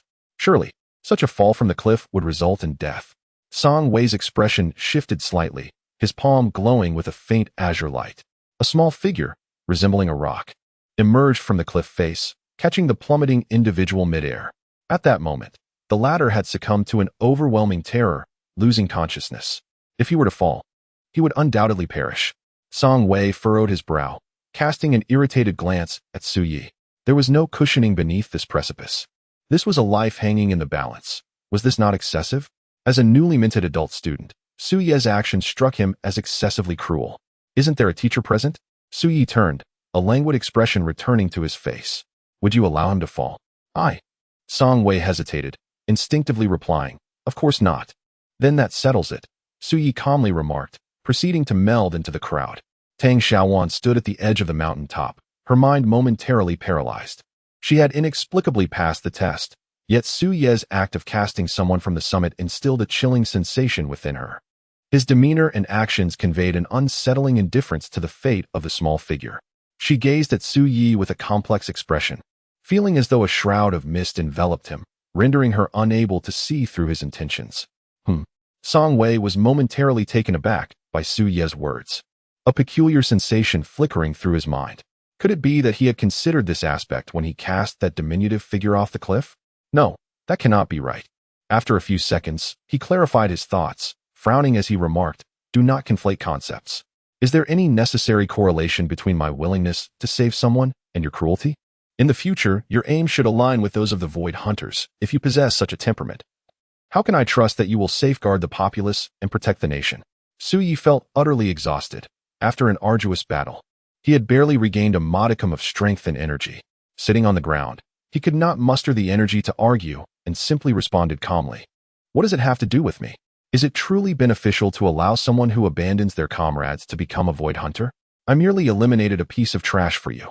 Song Wei was taken aback by the rudeness of this newcomer, who spoke with such twisted reasoning. Just as he furrowed his brow, preparing to erupt, Lian Shou interjected, preventing him from doing so. Well said. Lian Shou smiled, seemingly unfazed by Su Ye's demeanor, and instead openly expressed his admiration. After a moment, he turned to the somewhat displeased Song Wei and remarked nonchalantly, "Teacher Song Wei, you are being overly rigid." "What do you mean?" Song Wei did not expect Lian Shou to intervene, and he could not help but frown. Why did he ultimately appear? Lian Shou inquired, gesturing towards Su Yi. "Because he went to rescue that girl," Song Wei replied, having witnessed Su Ye's heroic act, which left a profound impression on him. What about the student he kicked off the cliff? What did he do? He pulled down the one who saved him and fled for his life. Song Wei echoed Lian Shou's words, yet his brow furrowed deeper. Such instinctive behavior for survival, while misguided, can still be guided and educated to cultivate a competent hunter. However, his ruthless treatment of a classmate seems excessively brutal. That student did not deserve death. This is why I detest you idealists. Lian Shou chuckled softly, shaking his head. You always believe people can change. That boy chose to abandon his comrade in dire circumstances. What makes you think he would choose to protect the populace rather than save himself in a crisis? Song Wei momentarily paused, his eyes reflecting deep confusion. In his mind, he believed in the possibility of change. The role of a hunter was sacred and should not embody the cruelty exhibited by Su Yi. Yet, upon reflection, it seems Su Ye's actions were not entirely unjustifiable. When facing the first stone giant, it appeared he utilized the curved wing. Yet, if the curved wing trusted him, he would ensure their passage together. As Tang Xiaowan was on the verge of being struck by a falling stone, facing imminent peril, it was he who first sprang forth. disregarding his own safety to rescue her. Yet, the diminutive figure he had abandoned possessed questionable character traits. Although Su Ye's actions were exceedingly ruthless, as if intent on extinguishing his opponent's life without mercy, he seemed to have already resolved that he would intervene to save her. In retrospect, every action he took was not only devoid of error, but also replete with a sense of righteousness.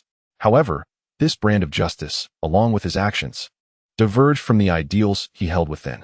The justice that Song Wei upheld and adhered to was a selfless one, whereas Su Ye's interpretation of justice stood in stark contrast.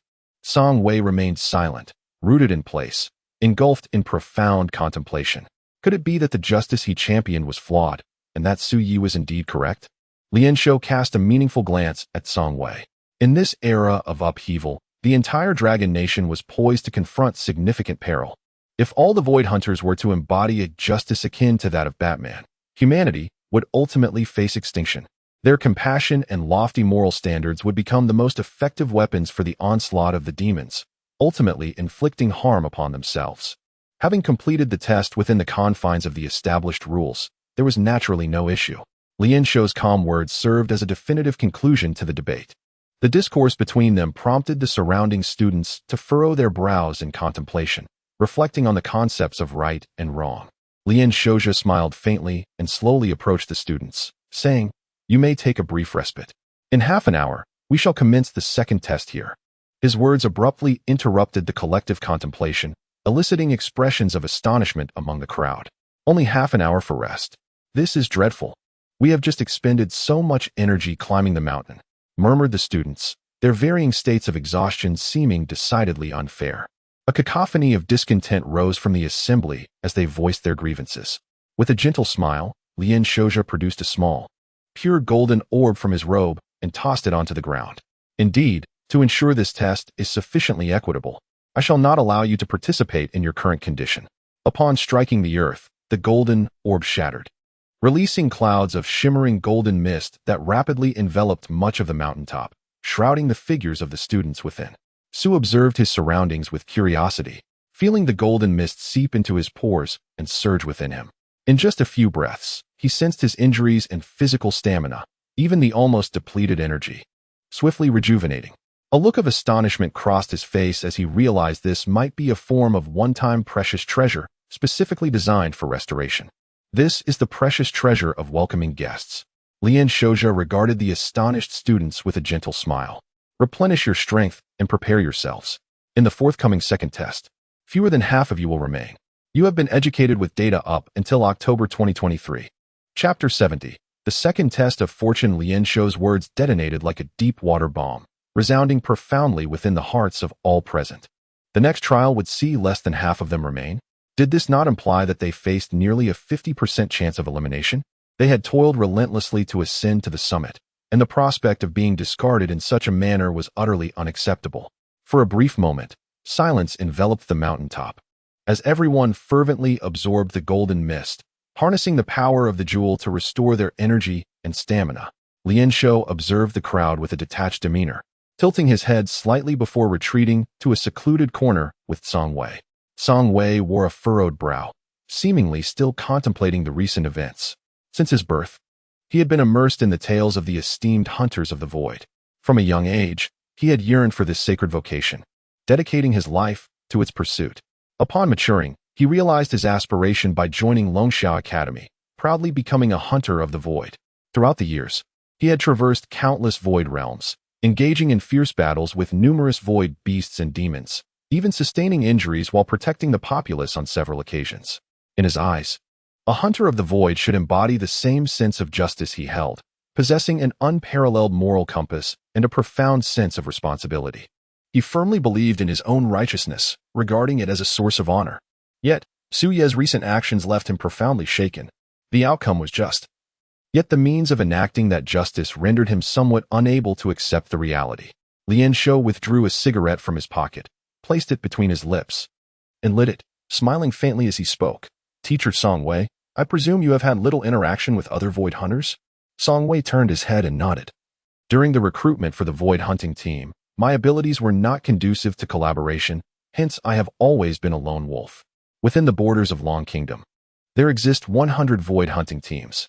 However, not all void hunters join these teams. Those with unique abilities, which make cooperation challenging, often choose to operate independently, hunting void beasts alone.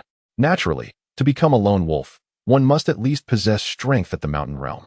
Furthermore, those above the mountain realm have no need to join a hunting team. The existence of such teams often restricts their actions and wastes manpower. For instance, individuals like Ruan Rue typically operate solo, only collaborating with other lone hunters when faced with exceptionally perilous void realms. I suppose that is the case. Lian Shou exhaled a ring of smoke, chuckling softly. You have never encountered other void hunters, nor collaborated with them. It is no wonder you are so naive. Although Tsang Wei held the title of teacher, he was merely 26 years old. He graduated from Longxia Academy 2 years prior, and, through his prowess and theoretical knowledge, ascended to the position of instructor. Consequently, the only void hunters he has interacted with are fellow teachers and students of the academy. Instructor Lian Shou, what are you trying to convey? Tsang Wei furrowed his brow, gazing at Lian Shou with confusion. Justice is not confined to a singular form. Lian Shou, with profound insight, remarked that as hunters of the void, each of us possesses a unique sense of justice. Yet, despite our divergent paths, we all strive to fight for the justice that resides within our hearts. Naturally, we must always adhere to the most fundamental principles. If we were to adopt a purely consequentialist perspective, justice would merely become a guise for selfishness. Conversely, an excessive emphasis on the process may lead to flawed judgments. At times, one cannot assess a person solely by their actions, but must discern their essence. Reflect for a moment. What is the true nature of that child? Is it justice or chaos? Does he possess his own set of principles?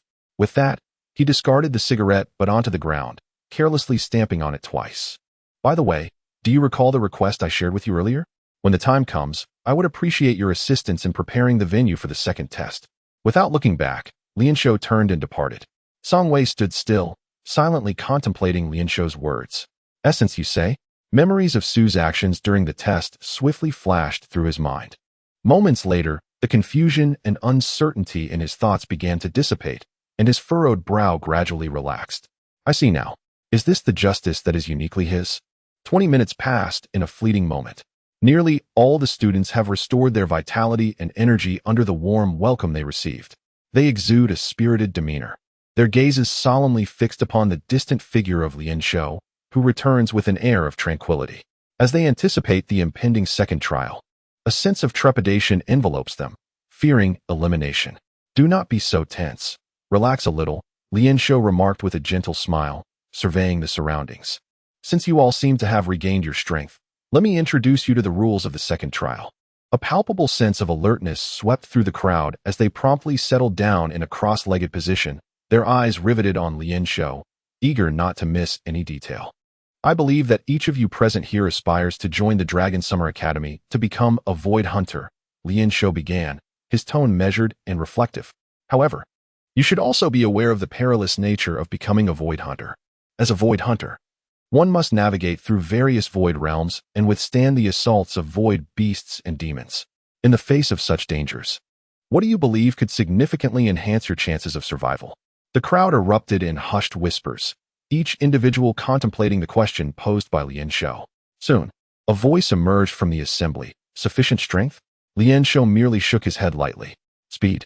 If one can run fast enough, they can evade danger. Another suggestion followed. But Lian Shou continued to shake his head. Before long, the students began to proffer a myriad of answers. Energy, wisdom, powerful treasures. Various answers flowed forth. Yet Lian Shou merely shook his head gently. After a moment, a cautious voice emerged from the crowd. Luck? The onlookers turned toward the source and beheld a youthful, albeit rather unsavory-looking young man, who cautiously spoke. Su immediately recognized him as Bai Tao, who had mysteriously vanished since the commencement of the first test. Remarkably, he appeared unscathed, as though he had not endured any battle at all. Indeed, it was luck. Upon hearing this response, Lian Shou's lips curled into a smile as he spoke aloud. In the face of similar peril, it is not solely the strong who survive. Often, it is the one favored by fortune. No sooner had he finished speaking than the peak beneath their feet began to tremble violently. In the next instant, the entire mountain began to descend inch by inch. The crowd, in a state of panic, looked around in confusion, unable to comprehend what was transpiring. Half a minute later, the once towering mountain steadily shrank in height. The uneven summit gradually became level, as if the entire mountain were a bulging sheet of paper being pressed flat. The trees that had previously been scattered along the mountainside were now compressed onto a single plain. This place had transformed from a mountain peak into a sprawling forest. The forest stretches approximately 200 meters in width and length, vast and expansive, obscured by countless trees. The gently rising stone walls on either side encompass the entire forest, forming four distinct boundaries. Lien Shou stood in place with his hands clasped behind his back, an enigmatic smile gracing his face. This is the second test I present to you, a true trial of your fortune. It is called The Game of Ghost Tag. Chapter 71. The Ghost is Coming to Catch You. Ghost Catching People? Upon hearing the name of this test, many individuals displayed expressions of astonishment. Isn't this a game often played by children? Why is it being presented as a testing content here? Moreover, what connection does this game have with luck? Lien Shou observed the crowd with a smile, his eyes glimmering with an unusual light beneath his sunglasses. After a brief moment, he continued, "The rules of this test are remarkably simple. In the upcoming challenge, I shall assume the role of the ghost in the game of ghost catching. You, on the other hand, will be the people scattering and hiding. I will grant you 5 minutes to evade me. No matter where you choose to conceal yourselves within this forest, or how you choose to do so, is entirely up to you. After 5 minutes, I will commence the catching." A peculiar smile curled at the corners of his mouth, sending an inexplicable chill down the spines of the students present. Anyone whom I catch and who loses consciousness will be eliminated, forfeiting their qualification for admission. At these words, the crowd erupted in an uproar. Their expressions shifted, eyes widening in astonishment as they gazed forward. They all vividly recalled how that latecomer student had been sent flying. This instructor Lien Shou was unfathomable, his movements almost imperceptible to the naked eye. And now, they were expected to evade and survive in the presence of such an entity? Lien Shou sensed the student's unease and immediately offered a gentle smile, emanating a wave of energy. This energy radiated from weak to strong before settling around him. Upon perceiving the intensity of this energy, the expressions of those present varied, each feeling a subtle pressure. "I can assure you that during our engagement, I will confine my energy fluctuations to the realm of the rock," Lien Shou spoke calmly. After sensing this wave, the group of students exhaled in relief. If it is merely the realm of the rock, then it is not insurmountable. Although everyone present was an awakened being of the stone realm, their abilities differed, and each possessed extraordinary combat talent. Even if they could not defeat the rock realm, the likelihood of survival remained quite high. Confidence returned to their faces, and some students began to exhibit eagerness. Lien Shou noticed their expressions, and his smile deepened as he dissipated the energy wave. "This test will last a total of 10 minutes. As long as you can endure without being caught by me for that duration, you will pass," he concluded, standing with his hands clasped behind him, exuding an air of tranquility. "Time is money. I hope fortune favors you in this test." He retrieved his pocket watch and quietly awaited the ticking of the second hand. As the clock approached the hour, he called out loudly, "Instructor Songwei, I beg your pardon." Just as his voice faded, four rock walls erupted beneath his feet, forming a closed rectangular prism that enveloped him entirely. Simultaneously, the hands of the clock struck the hour, and Lien Shou's voice resonated heavily from within the stone walls. "Now, the test begins." The moment the announcement echoed, the students, who had been poised and ready, surged forth with unparalleled speed, racing towards the fringes of the forest without a backward glance. Thanks to the invigorating effects of the earlier ritual, they had all regained their peak condition. Their strategy was straightforward. With the game being a variation of tag, Lien Shou would commence his search from his current position. As he stood at the heart of the forest, their best chance of evasion lay in hiding at the edges, thereby minimizing the likelihood of being captured. Within mere seconds, the center of the forest became sparsely populated, with a significant portion of the 80 students vanishing from sight. Suyi furrowed his brow, gazing intently at the stone wall at the center, narrowing his eyes slightly. His tattered garments had long since been restored to their original state by his repair skills. At this moment, he pondered the rules of the test. Although the guidelines appeared simple and Lien Shou had limited his energy level, something felt amiss. If the rules were confined solely to this structure, then hiding at the forest's edge would indeed decrease their chances of capture. In such a case, Lien Shou need not mention the term luck at all. It is entirely unrelated. He contemplated swiftly, not lingering any longer, but instead sprinted decisively in a particular direction. At this moment, few remained in the forest. The other students had scattered, dispersed throughout various locations within the woods. They sought to distance themselves from one another, fearing that Lian Shou might find them, taking them down along with themselves. Su Yi quietly observed the footprints on the ground, along with the traces and energy fluctuations around him, deducing where the other students had ventured. 2 minutes later, he paused beside a tree, murmuring to himself, "This shall suffice." This spot was situated between the edge of the forest and Lian Shou. He neither hid away in a corner like most nor ventured too close to Lian Shou. In Su Ye's estimation, this position was just perfect. He casually picked up a branch from the ground and activated his repair skill. In the next moment, drawn by a beam of white light, he soared upwards, astonishingly ascending to perch upon the tree trunk. The ancient tree, lush with foliage, provided ample cover for his entire form. However, to his surprise, as soon as he flew onto the tree, the leaves behind him trembled, accompanied by an eerie cry. "What the hell?" Su Yi whirled around abruptly, only to behold a figure awkwardly climbing the trunk, their expression tense, poised to leap down from the tree. His movements were remarkably fluid, as though he had practiced this escape countless times. "Bai Tao," Su Yi exclaimed, a strange expression crossing his face as he recognized the individual preparing to flee. "Huh." Upon hearing his name, Bai Tao halted his descent from the tree trunk. Turning his head to see Su Yi, his younger brother, he maintained a posture ready for flight, cautiously watching Su Yi from a distance, offering an awkward smile. "I didn't expect it to be you. What brings you here?" Su Yi furrowed his brow in confusion, glancing at Bai Tao, as there were no signs of anyone having passed through this area. He had thoroughly examined the surroundings before choosing this spot and found no evidence of recent visitors. "My abilities are rather unique." "Hee," Bai Tao replied, scratching the back of his head with a grin, revealing little information. Su Yi scrutinized him with skepticism. "Why aren't you hiding at the edge of the forest? There are too many people at the forest's edge. Although it is the furthest from the instructor, I still feel it is not safe," Bai Tao said, squatting on a tree branch while chuckling foolishly. "Based on my years of experience, to evade pursuit, one must avoid the obvious. The more unexpected, the better. Whatever we can conceive, that instructor can certainly think of as well." Experience, pursuit? Su Yi found the two terms spoken by Bai Tao quite intriguing. Just as he was about to inquire further, a thunderous roar resonated in his ears. The sound of shattering rocks, accompanied by Lian Shou's boisterous laughter, echoing in all directions. "Time's up. The specter is coming to claim souls." Chapter 72. I prefer to control my own destiny. Su Yi and Bai Tao simultaneously ceased their conversation. They exchanged a glance, silently retreating into the foliage, their tension palpable as they awaited further developments. Was the so-called game of tag truly so simplistic? Yet, scarcely half a second later, their expressions shifted dramatically, both raising their heads in unison. A violent surge of energy rippled above them. They beheld Lian Shou's form soaring through the air at an astonishing speed, his energy fluctuations unabashedly evident as he barreled towards the forest's edge. In the next instant, a thunderous explosion reverberated through the air.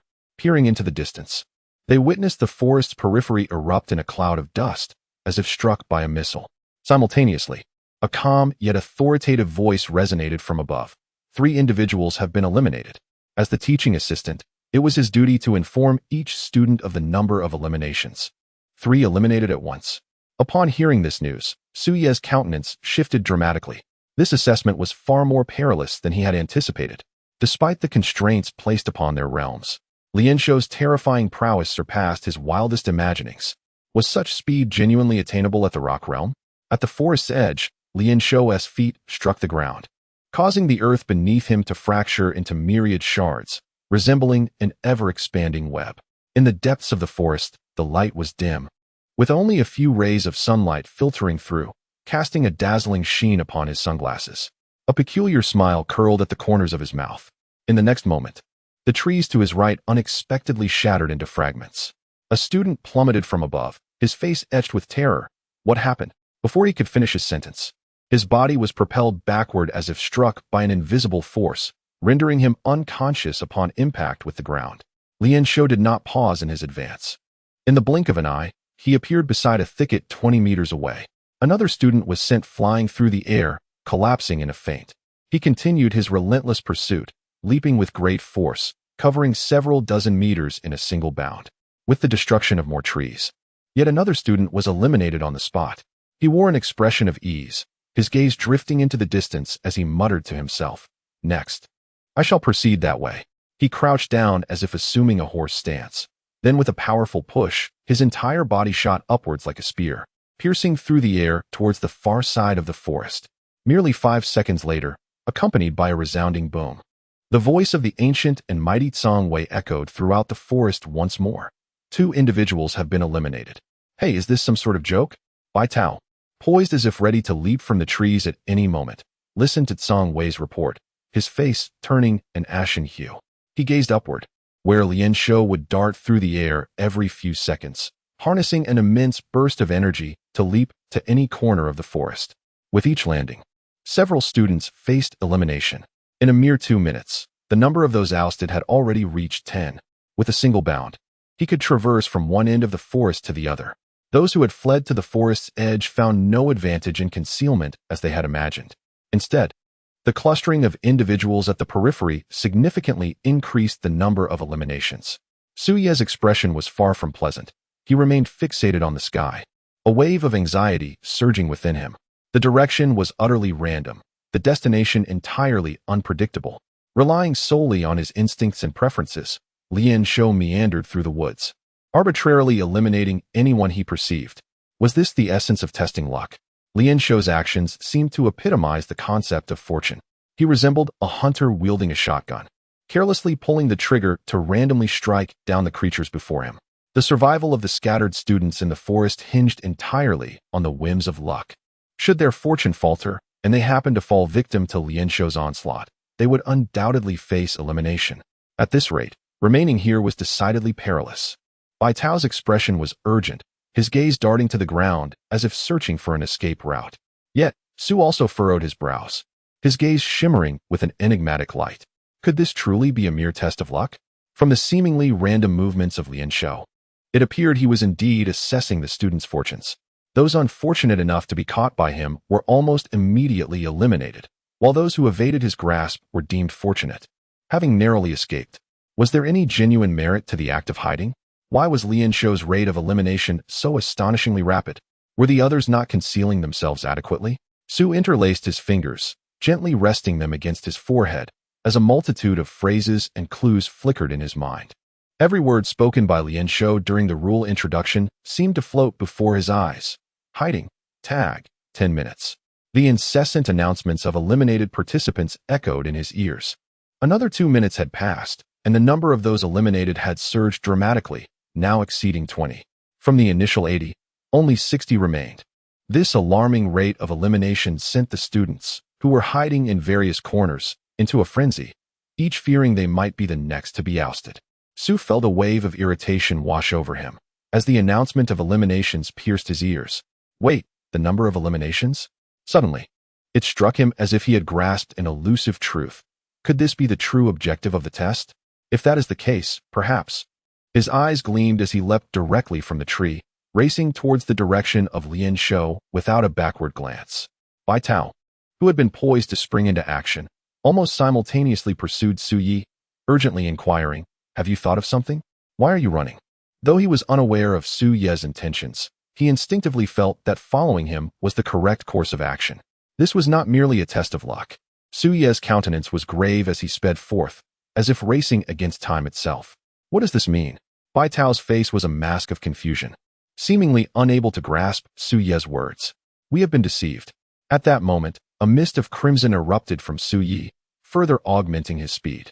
Astonishingly, despite his accelerated pace, Bai Tao managed to keep up with him effortlessly, without any signs of strain. Su Yi paid no heed to Bai Tao. Instead, his gaze remained fixed ahead as he articulated the conclusion he had drawn.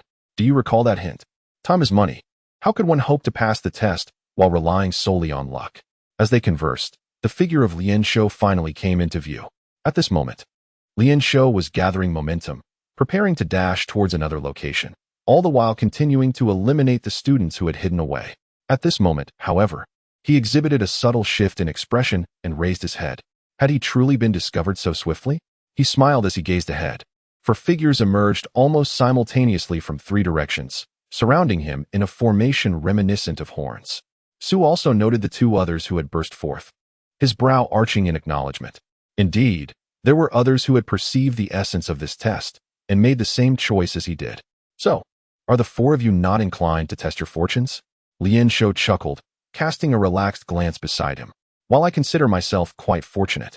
Su reined in his boiling blood, his chest slightly heaving, yet the corners of his mouth lifted ever so slightly. However, I have no desire to entrust the outcome of this test to the capricious notion of luck. When faced with choices, I invariably opt for the answer with the highest probability of success. For me, it is paramount to seize control of my own destiny. He kicked aside the rubble before him and looked ahead. Would you not agree, Instructor Lien Shou?